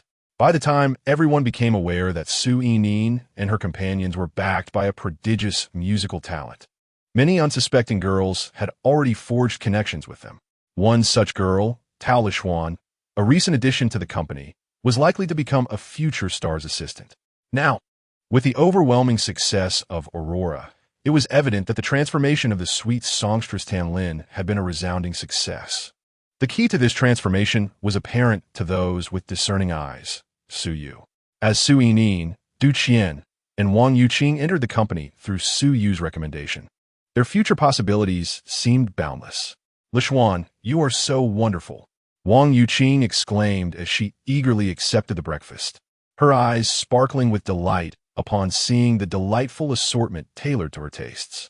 Su Yining and Du Qian, not wanting to be left out, also dove into the breakfast prepared by Tao Lishuan. Since the acquaintance with Tao Lishuan, they have grown accustomed to arriving at the office without having breakfast. The three women huddled closely together, engaging in quiet conversation, responding amicably when greeted by others, albeit with a more casual demeanor. At that moment, Dong Yuanshan's secretary approached with a cheerful smile. She informed the trio, "President Dong requests your presence in his office." Startled by the news, Su Yining and her companions hastily finished their breakfast and tidied up before following the secretary to Dong Yuanshan's office.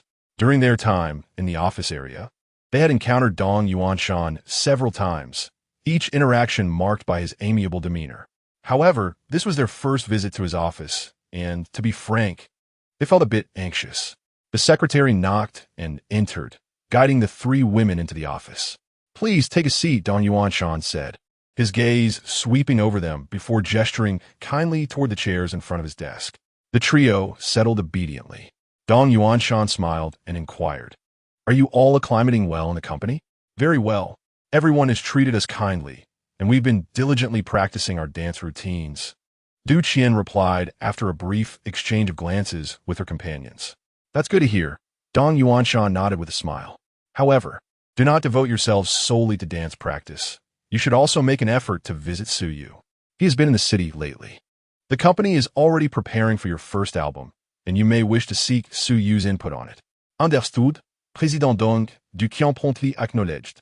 Dong Yuanshan engaged them in light conversation for a while longer before they gracefully excused themselves. Once outside his office, Wang Yuqing leaned in toward Du Qian and asked Qian, "What did President Dong's remarks mean? Is the company about to release a new album for us?" Wang Yuqing was exhilarated. They were on the verge of debuting, freeing themselves from the relentless hours of dance practice. She felt utterly fatigued. Du Qian shot her a glare and retorted, "What are you thinking? President Dong meant for us to approach Su Yu ourselves for song invitations. It's not the company that will facilitate this. I know that. But what difference does it make? Isn't it all leading to a new album?" Wang Yuqing replied, perplexed. Du Qian glanced around to ensure they were alone before whispering, "There is a significant distinction. By having us approach Su Yu directly, President Dong wishes to gauge how much he values us, while also allowing the company to maintain control. It is not the same for the company to initiate discussions as it is for Su Yu to offer us songs willingly. What should we do then?" Wang Yuqing blinked, appearing somewhat disheartened. The intricacies of the situation eluded her understanding. Why make it so complicated to simply request songs? "Of course, we should approach Su Yu." Du Qian asserted decisively. "But you just said," Wang Yuqing seemed a bit muddled. "We could just tell Su Yu the truth and see what he decides. What if he declines to write for us? Don't worry. If it comes to that, we can have Yining employ her charm. Look at those long legs. I can't help but want to touch them," Du Qian remarked with a playful grin as she turned to Su Yining. Without a word of protest, Su Yining blushed and stepped aside as Du Qian made an attempt to playfully touch her long legs. "Let me catch Yining," Wang Yuqing immediately volunteered, clearly excited. For this was her favorite show. Lu Yuan sat in his office, perusing the data chart for the album Aurora from the past week. What a toothache, he thought. This immensely popular album could have easily originated from their company. At this rate, Aurora was likely to reach an astonishing sales figure of 800,000 copies, an impressive number indeed, particularly for a female artist. Such an album would not only yield millions in profit for the company, but also signify the rise of a top-tier female singer. If only the company had recognized Su Yu's talent sooner. However, it was not too late. Judging by the quality of the 13 songs Su Yu had composed so far, it was evident he was a musical genius. As long as the company had not yet severed ties with Zhu Baoying, there was still hope. As long as Zhu Baoying maintained her current relationship with Su Yu, her singing career would never lack for exceptional songs. Yet, the thought of Zhu Baoying's involvement in that variety show made Lu Yuan wish he could summon the head of the management department and reprimand them soundly. At this critical juncture, why were they assigning her such a time-consuming show? The priority now was to release a new album. Chapter 90, Such Capability, at 7 p.m. In the Wangjiang Pavilion private dining restaurant, Su Yu entered the establishment, guided by a lovely waitress, and made his way to a private room. Su Yu? A voice unexpectedly called out as he passed through the dining area. Turning, he was surprised to see Yin Bingying, elegantly made up, standing a few meters away in the corridor. Teacher Yin, what a coincidence. Are you here for dinner too? Su Yu exclaimed, pleasantly surprised as he hurried over. Yin Bingying scanned Su Yu from head to toe and replied, yes. I'm having dinner with my cousin here. What brings you to the Magic City? She was genuinely curious about his presence in such an upscale establishment, especially since Su Yu had previously maintained a low profile during his time in Zhangzhou. I've been in the Magic City for a while now. I'm here dining with a few friends today, Su Yu replied with a smile. All right then. My cousin is waiting for me in the private room. I'll head over. Yin Bingying nodded gently and turned towards the left side of the restaurant where her private room awaited. Okay. Teacher Yin, Su Yu responded, lingering for a brief moment on her retreating figure before departing. Today, Yin Bingying wore a fitted black gown, and as she turned, her flawless curves were prominently showcased. In the first booth near the hall on the left side, the door was slightly ajar.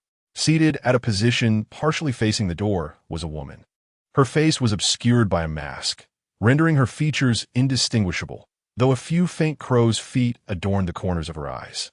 Upon seeing the entrance of Yin Bingying, the woman softly inquired, Bingying, do you know Su Yu? At this question, Yin Bingying paused momentarily, then closed the door and turned to face the woman with curiosity. Cousin, you know Su Yu too? He is an auditing student at our school. As soon as Yin Bingying shut the door, the woman swiftly removed her mask, revealing a graceful visage that still retained its charm. It was Shu Qian. With a subtle smile, she remarked, his fame in the music industry now surpasses even mine. What do you mean? He is quite famous in the music scene? Yin Bingying asked, puzzled. Shu Qian replied, it's understandable if you're not aware, as you rarely keep up with the trends in popular music. However, you must have heard about Tam Lin's recently released album, right? You mean the album Aurora? Yes, I know of it. It has been frequently featured in the news lately. I have listened to the songs, and they are quite delightful. But what does that have to do with Su Yu? Of course, it is relevant. He is the producer of that album, and he wrote all 12 songs on it. Shu Qian said with a hint of admiration in her tone. Is it really him? Yin Bingying pressed her lips together, though her expression did not exhibit much astonishment. Are you not surprised? Shu Qian, noticing Yin Bingying's calm demeanor, became intrigued. Not exactly. However, your earlier words certainly indicate that Su Yu is connected to that album. Besides, I have previously listened to some of his original music. Yin Bingying shook her head. He has written songs at school? Shu Qian inquired. Not exactly. I happened to hear him play 2 unfamiliar pieces in the practice room. They were quite good, but his playing skills were lacking. In hindsight, those 2 pieces he played were likely compositions for Tan Lin's new album, Yin Bingying reminisced. At this, Shu Qian chuckled. In this country, I doubt there are many pianists whose skills you would find commendable. Afterward, she asked with renewed interest, so how well do you know Su Yu? Yin Bingying shook her head. Not well. He has not been at our school for long. I have only seen him a few times in class. I see. I was hoping you could help me ask him for a couple of songs. Shu Qian's tone carried a hint of disappointment. Are his songs in high demand? Yin Bingying queried. Yes, he is currently very popular in the industry, and many are eager to invite him to compose for them. Even with your status in the music world, you cannot secure his services? That is not the case. Over a month ago, he promised me that once he was free, he would write songs for me. However, when that will be remains uncertain. After listening, Yin Bingying nodded subtly, refraining from further conversation. Yet a flicker of curiosity danced in her eyes. She had not anticipated that Su Yu, an auditing student from Jiangzhou Art Academy, possessed such remarkable talents. In a private room on the right side of the hall at Wangjiang Pavilion, as Su Yu entered, he found the occupants engaged in lively conversation. Standing at the doorway, he observed that the room was filled with beautiful women. Apart from the three young women, Su Yining, Du Qian, and Wang Yuqing, who remained in the bustling metropolis, Zhang Ningxue, Tang Aiman, and Zheng Kajia traveled from Jiangzhou to join them. "Little brother, come sit here."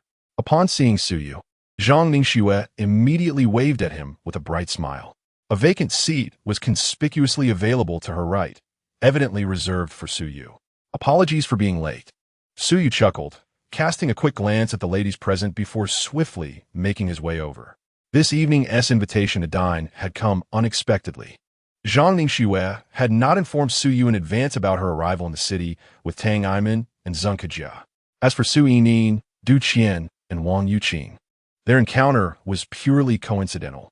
The three had initially planned to invite Su Yu for dinner to discuss their new album, but before they could extend the invitation, they received a call from Zheng Kejia, announcing their arrival in the metropolis and proposing a meal together. This arrangement was, of course, welcomed by the trio. Across the dining table, as Su Yu settled beside Zhang Ningxue, Su Yining's expression darkened slightly. Today marked the first time she became aware of Zhang Ningxue's existence. Faced with this elegant and remarkably beautiful sister, Su Yining felt no flicker of competitive spirit within her. Once seated, Su Yu turned to Zhang Ningxue and inquired, "Sister Ningxue, what brings you to the metropolis so suddenly?" In response, Zhang Ningxue shot him a playful glance before retorting, "Of course, I'm here to discuss business. Ever since your studio was established, you've been acting like a hands-off manager, leaving everything unattended. Naturally, we have to come out and seek business ourselves." At this, Su Yu felt a twinge of embarrassment. Although the studio had been established for some time, not a single deal had been secured. The arrangement to assist Tanlin with her new album had been finalized prior to the studio's inception, so it could not be attributed to the new establishment. Since the studio's launch, apart from giving some instructions regarding Guankai while in Jiangzhou, Su Yu had been preoccupied with other matters in the metropolis and had not genuinely inquired about the studio's progress. He had learned of Zheng Kajia's joining the studio only a week after the fact. It was important to note that the primary intention behind Zhang Ningxue founding the studio was to support him. Reflecting on this, Su Yu realized he had indeed been somewhat neglectful. He quickly remedied the situation, saying, "Sister Ningxue, I haven't been completely idle during this time. I've already composed several songs for that documentary you mentioned last time."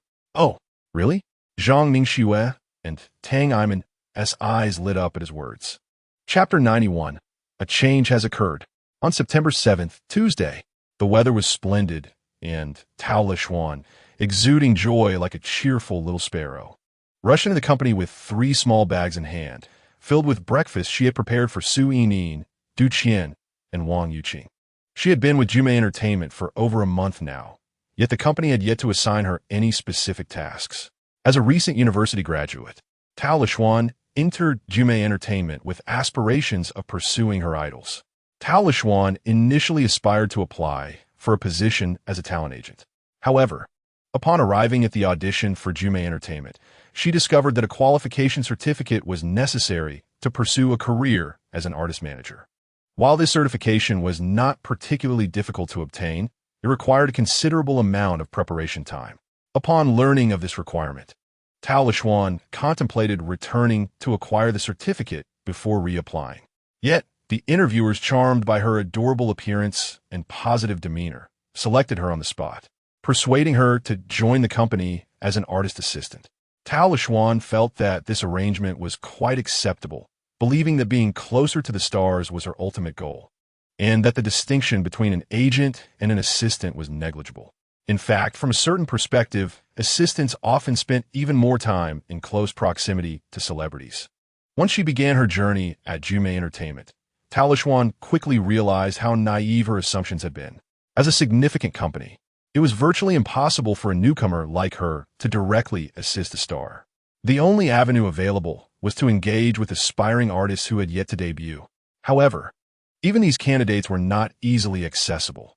Competition was fierce, with everyone vying for their attention. Nevertheless, with her inherently optimistic nature.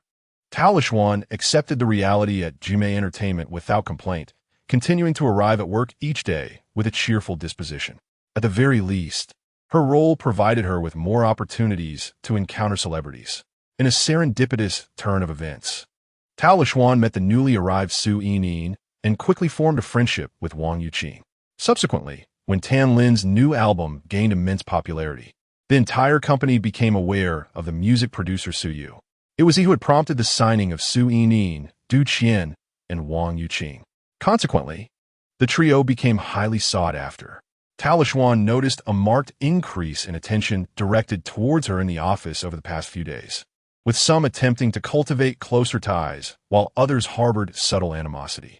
However, she remained unfazed by this attention. Her initial friendship with Su Yining and the others was not motivated by their rising fame. Xiao Tao, you have a meeting at 9 o'clock. Please attend in conference room 301. A female secretary from the artist management department informed her, lightly tapping her desk before turning to leave. Perplexed, Tao Lishuan gazed at the retreating figure of the secretary. What was happening? Glancing at her wristwatch, she noted that she still had over 40 minutes until the meeting commenced. As she sat at her workstation, a sense of restlessness enveloped her. The unexpected meeting notification made her somewhat anxious. Was the company finally assigning her formal responsibilities? What might these duties entail? At 8:45, Tao Lishuan promptly gathered her notebook and pen, making her way to conference room 301. Upon entering, she observed a considerable number of attendees. At least 30 individuals were present. Feeling slightly overwhelmed, she nestled into a seat in the corner, seeking a semblance of comfort amidst the crowd. Her time at the company has not been long, and many of the middle management personnel from various departments are still unfamiliar to her. Xiao Tao, come here.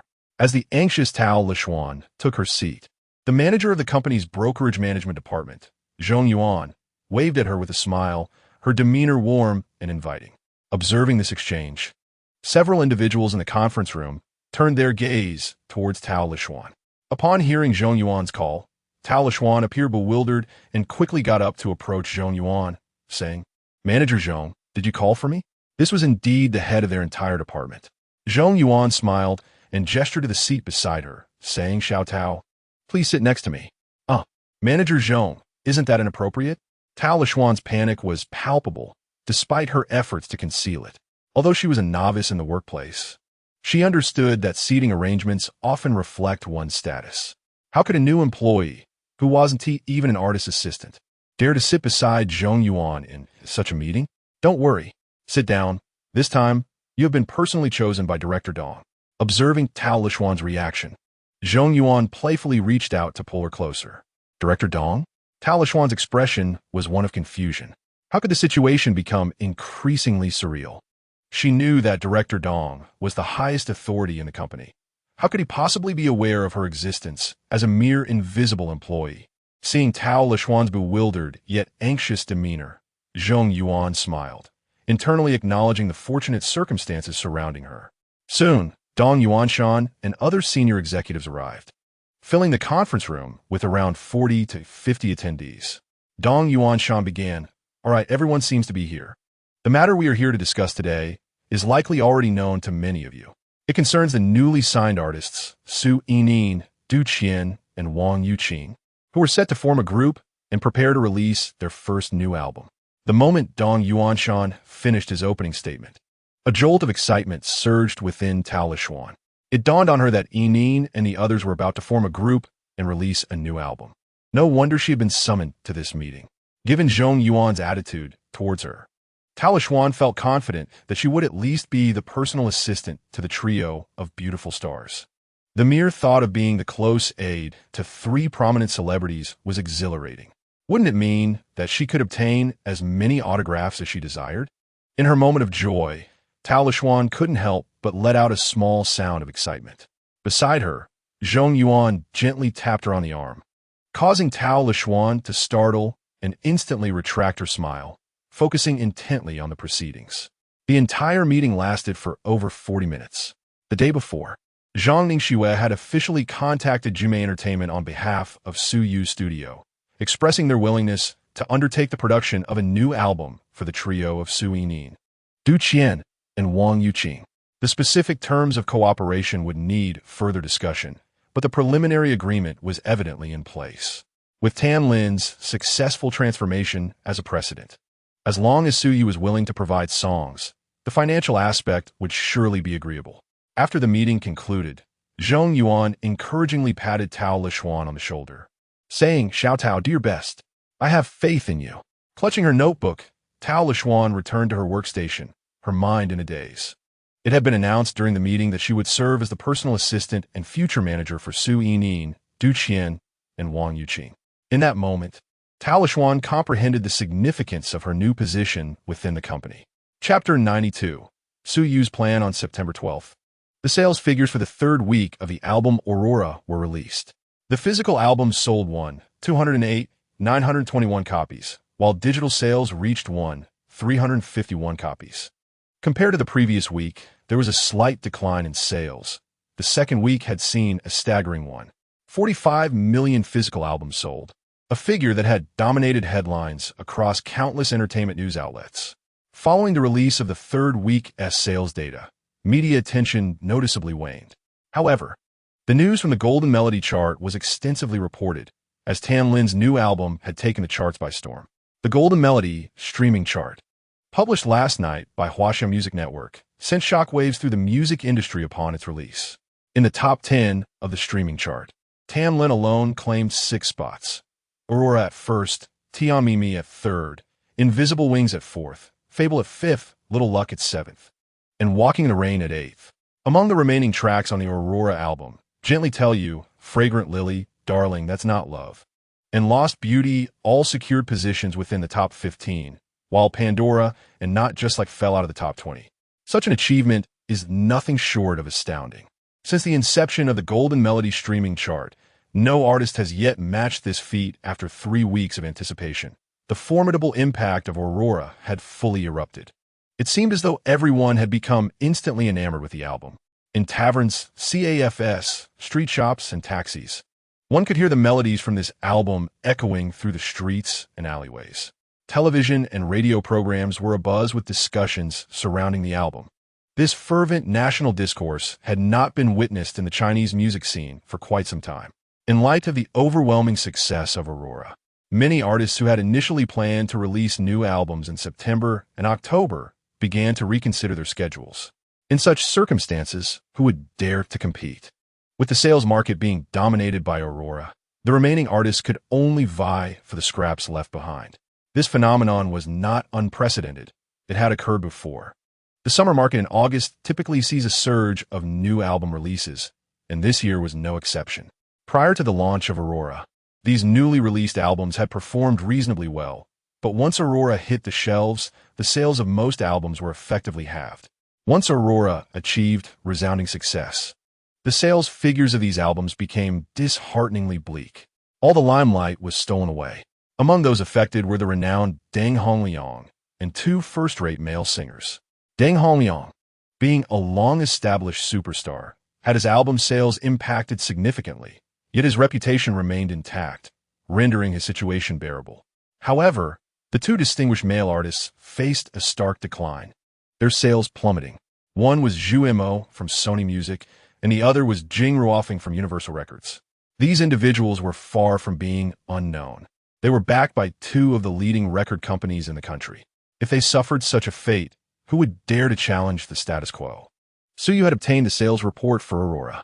In just 3 weeks, the total sales reached 45 million copies, with 69 million in physical albums and 760,000 in digital formats. This achievement astonished Tan Lin, the executives and staff at Jume Entertainment, and even Su Yu himself. Prior to accepting this task, Su Yu had meticulously studied the music market of this world. Compared to his previous life, the awareness of copyright and the crackdown on piracy was markedly stronger here. However, this did not necessarily translate to significantly higher sales figures. In this year of 2004, the number of albums exceeding 5 million in sales remained exceedingly rare, primarily due to the economic constraints that dictated the public's willingness to spend. The principal consumers of music were still students and young professionals. Suyu had anticipated that Aurora would surpass 5 million copies sold, but he did not foresee such rapid success. At this rate, it could break the 5 million mark in less than a month, and after a 3-month sales period, it might reach 8 million. Should it truly surpass 8 million, Aurora would undeniably ascend to the pinnacle of the charts. According to the contract, once the album sales exceeded 5 million, Suyu would receive 15 of the revenue, a substantial sum. The mere thought of this invigorated Suyu's creative spirit. Zhang Ningxue had already negotiated with Tang Aima, Zhang Kajia, and others at Jimei Entertainment regarding the profit-sharing agreement for producing albums for Su Yining, Du Qian, and Wang Yuqing, which would follow the same terms as Aurora. Initially, Tang Aima and Zhang Kajia wished to amend the terms, considering that Tan Lin had once been the reigning queen of sweet songs. With a substantial fan base that could easily propel her to stardom, provided her music was exceptional. In contrast, Su Yining, Du Qian, and Wang Yuqing were absolute newcomers, lacking any fan foundation. In such circumstances, replicating the success of Aurora would prove challenging. If the total album sales fell below 3 million, it would be more prudent for the studio to accept a higher one-time offer. Nevertheless, Suyu remained confident. With his insistence, Zhang Ningxue promptly made a decisive agreement.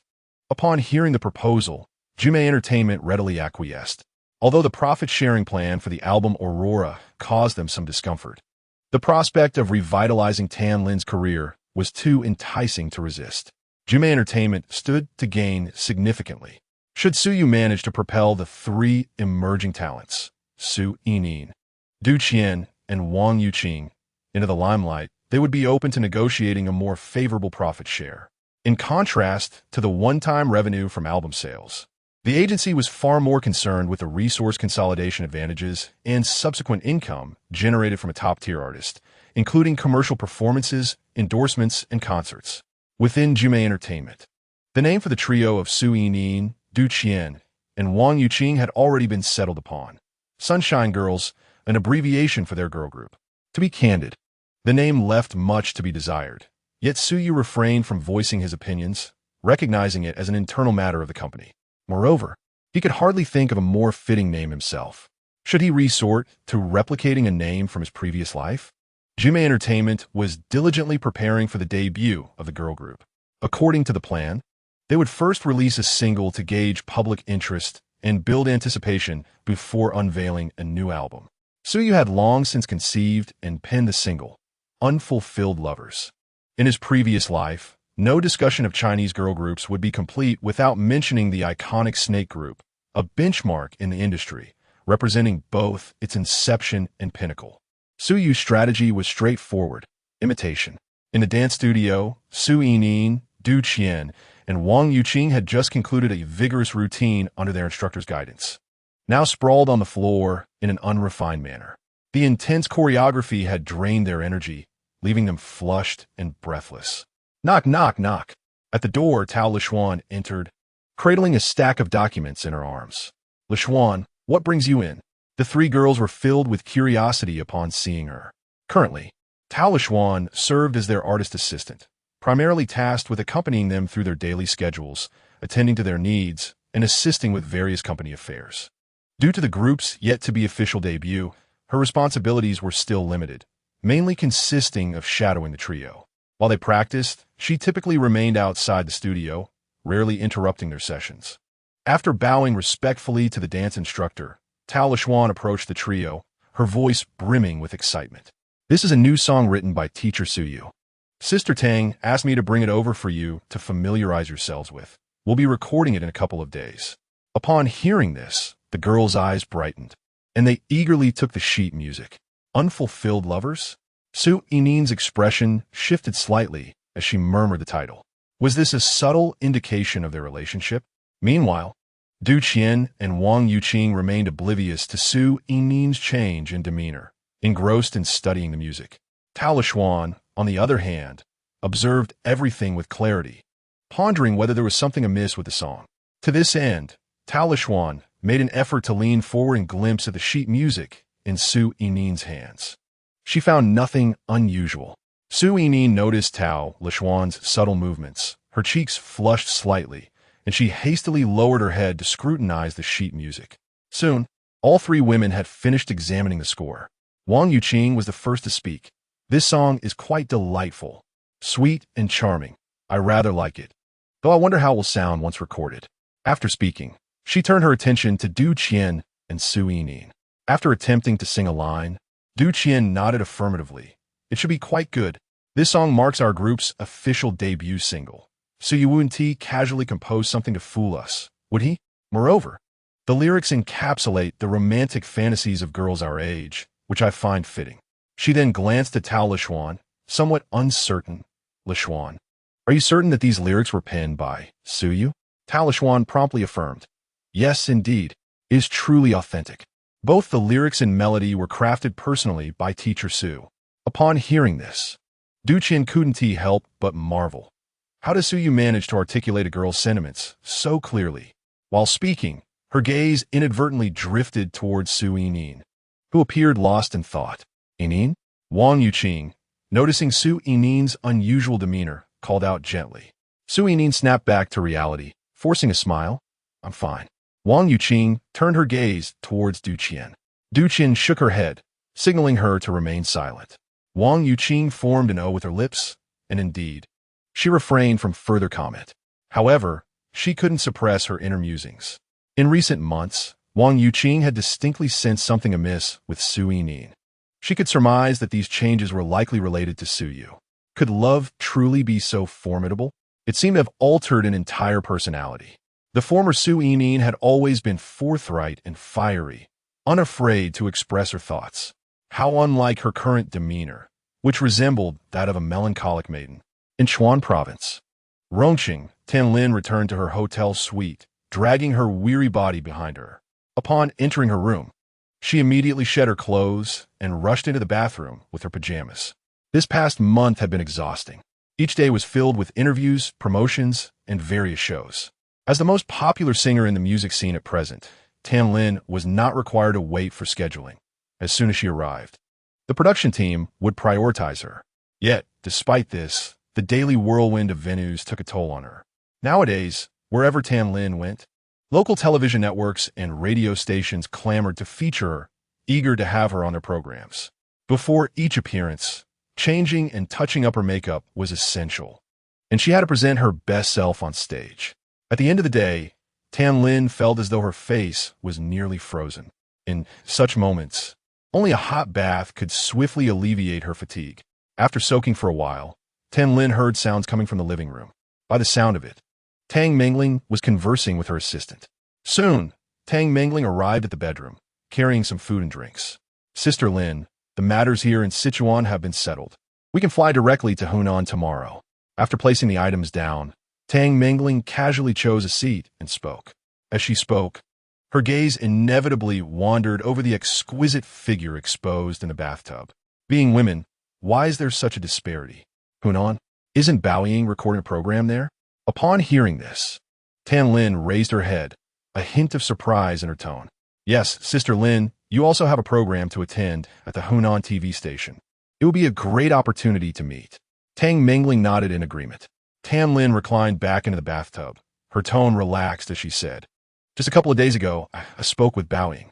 She mentioned that she is preparing to sing a new song during the opening performance of this program, which should also be written by Su Yu. Really? Su Yu's songwriting ability is truly remarkable. Tang Mingling couldn't help but exclaim. Then, she remembered something and pulled out a score from her pocket. By the way, Su Yu has already completed the first single for Yinyin and the others. Would you like to take a look? Oh, let me see. Tianlin's eyes lit up as she reached out eagerly. Tang Mingling handed it over, and upon receiving the score, Tianlin immediately began to examine it closely. Wow, he can actually write in this style? Tianlin remarked with a smile after her first reading. This is a sweet ballad, quite different from the 12 songs in the album Aurora.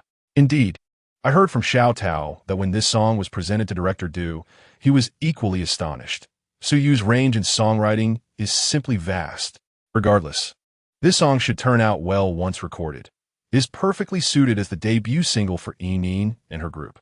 I can hardly wait to see what other songs Su Yu has in store for them. Sigh, How much longer will this wave of promotion last?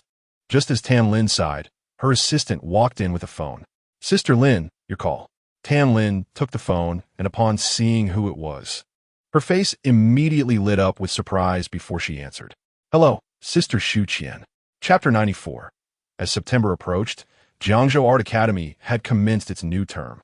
In order to produce a new album for the girl group formed by Su Yining, Du Qian, and Wang Yuqing, Su found himself needing to take leave once more. With the immense success of the Aurora album, Su Yu's reputation soared within the industry. Naturally, Jiangzhou Art Academy granted his request for leave. As a visiting student, now, with significant recognition in the circle, he was afforded certain privileges. While Su Yu could easily take leave, Xian could not. When Zhu Pengxing and Shun Sipin expressed their desire to take Xian back to Jiangzhou, the little girl refused vehemently, clinging to Su Yu's pant leg and refusing to let go. Ultimately, it took Su Yu considerable coaxing and persuasion to convince her to return to Jiangzhou. Watching the little girl's tearful expression at parting, Su Yu felt his heart shatter. In order to return to Jiangzhou as soon as possible, Su Yu had no choice but to devise a means to swiftly compose all the songs for his new album. This time, he did not intend to oversee the entire production of the album. Once the songs were written, many subsequent tasks could be entrusted to the staff at Jumei Entertainment. Su Yu had already formulated a plan for the girl group's debut album. The positioning of the girl group would undoubtedly align with the previous incarnation of the Snake group. Yet there was no necessity to strictly adhere to their developmental trajectory. The first album of the Snake group was entitled Girls' Dormitory, with its lead single being Unrequited Love. Although this album garnered accolades, such as the Newcomer Champion at the Baodao Women's Group Awards and the Best Newcomer Award at the 13th Baodao Golden Melody Awards, it failed to create significant waves in mainland China. The only song that left a lasting impression, Unrequited Love, became widely recognized in their fourth compilation album. Subsequently, the Snake group released 2 more albums, Youth Corporation and Beautiful New World, within a year. But neither made a substantial impact in the mainland until their 4th album marked the onset of their true popularity domestically. This compilation album featured 16 tracks, of which only 4 were new songs, while the remaining 12 were selections of their classic hits, including White Love Song, Unrequited Love, Tropical Rainforest, and Beautiful New World. After the release of their 5th album, the Snake group achieved explosive fame in the mainland. The phrase "You are electricity, you're light. You are the only myth" resonated throughout the streets and alleys of the country. To ensure the girl group achieved similar stardom, Su Yu believed the most effective strategy was to handpick a selection of songs from the Snake group's repertoire to create a new album, tentatively titled Aurora. The primary single would be a dynamic rock-infused anthem, guaranteed to captivate the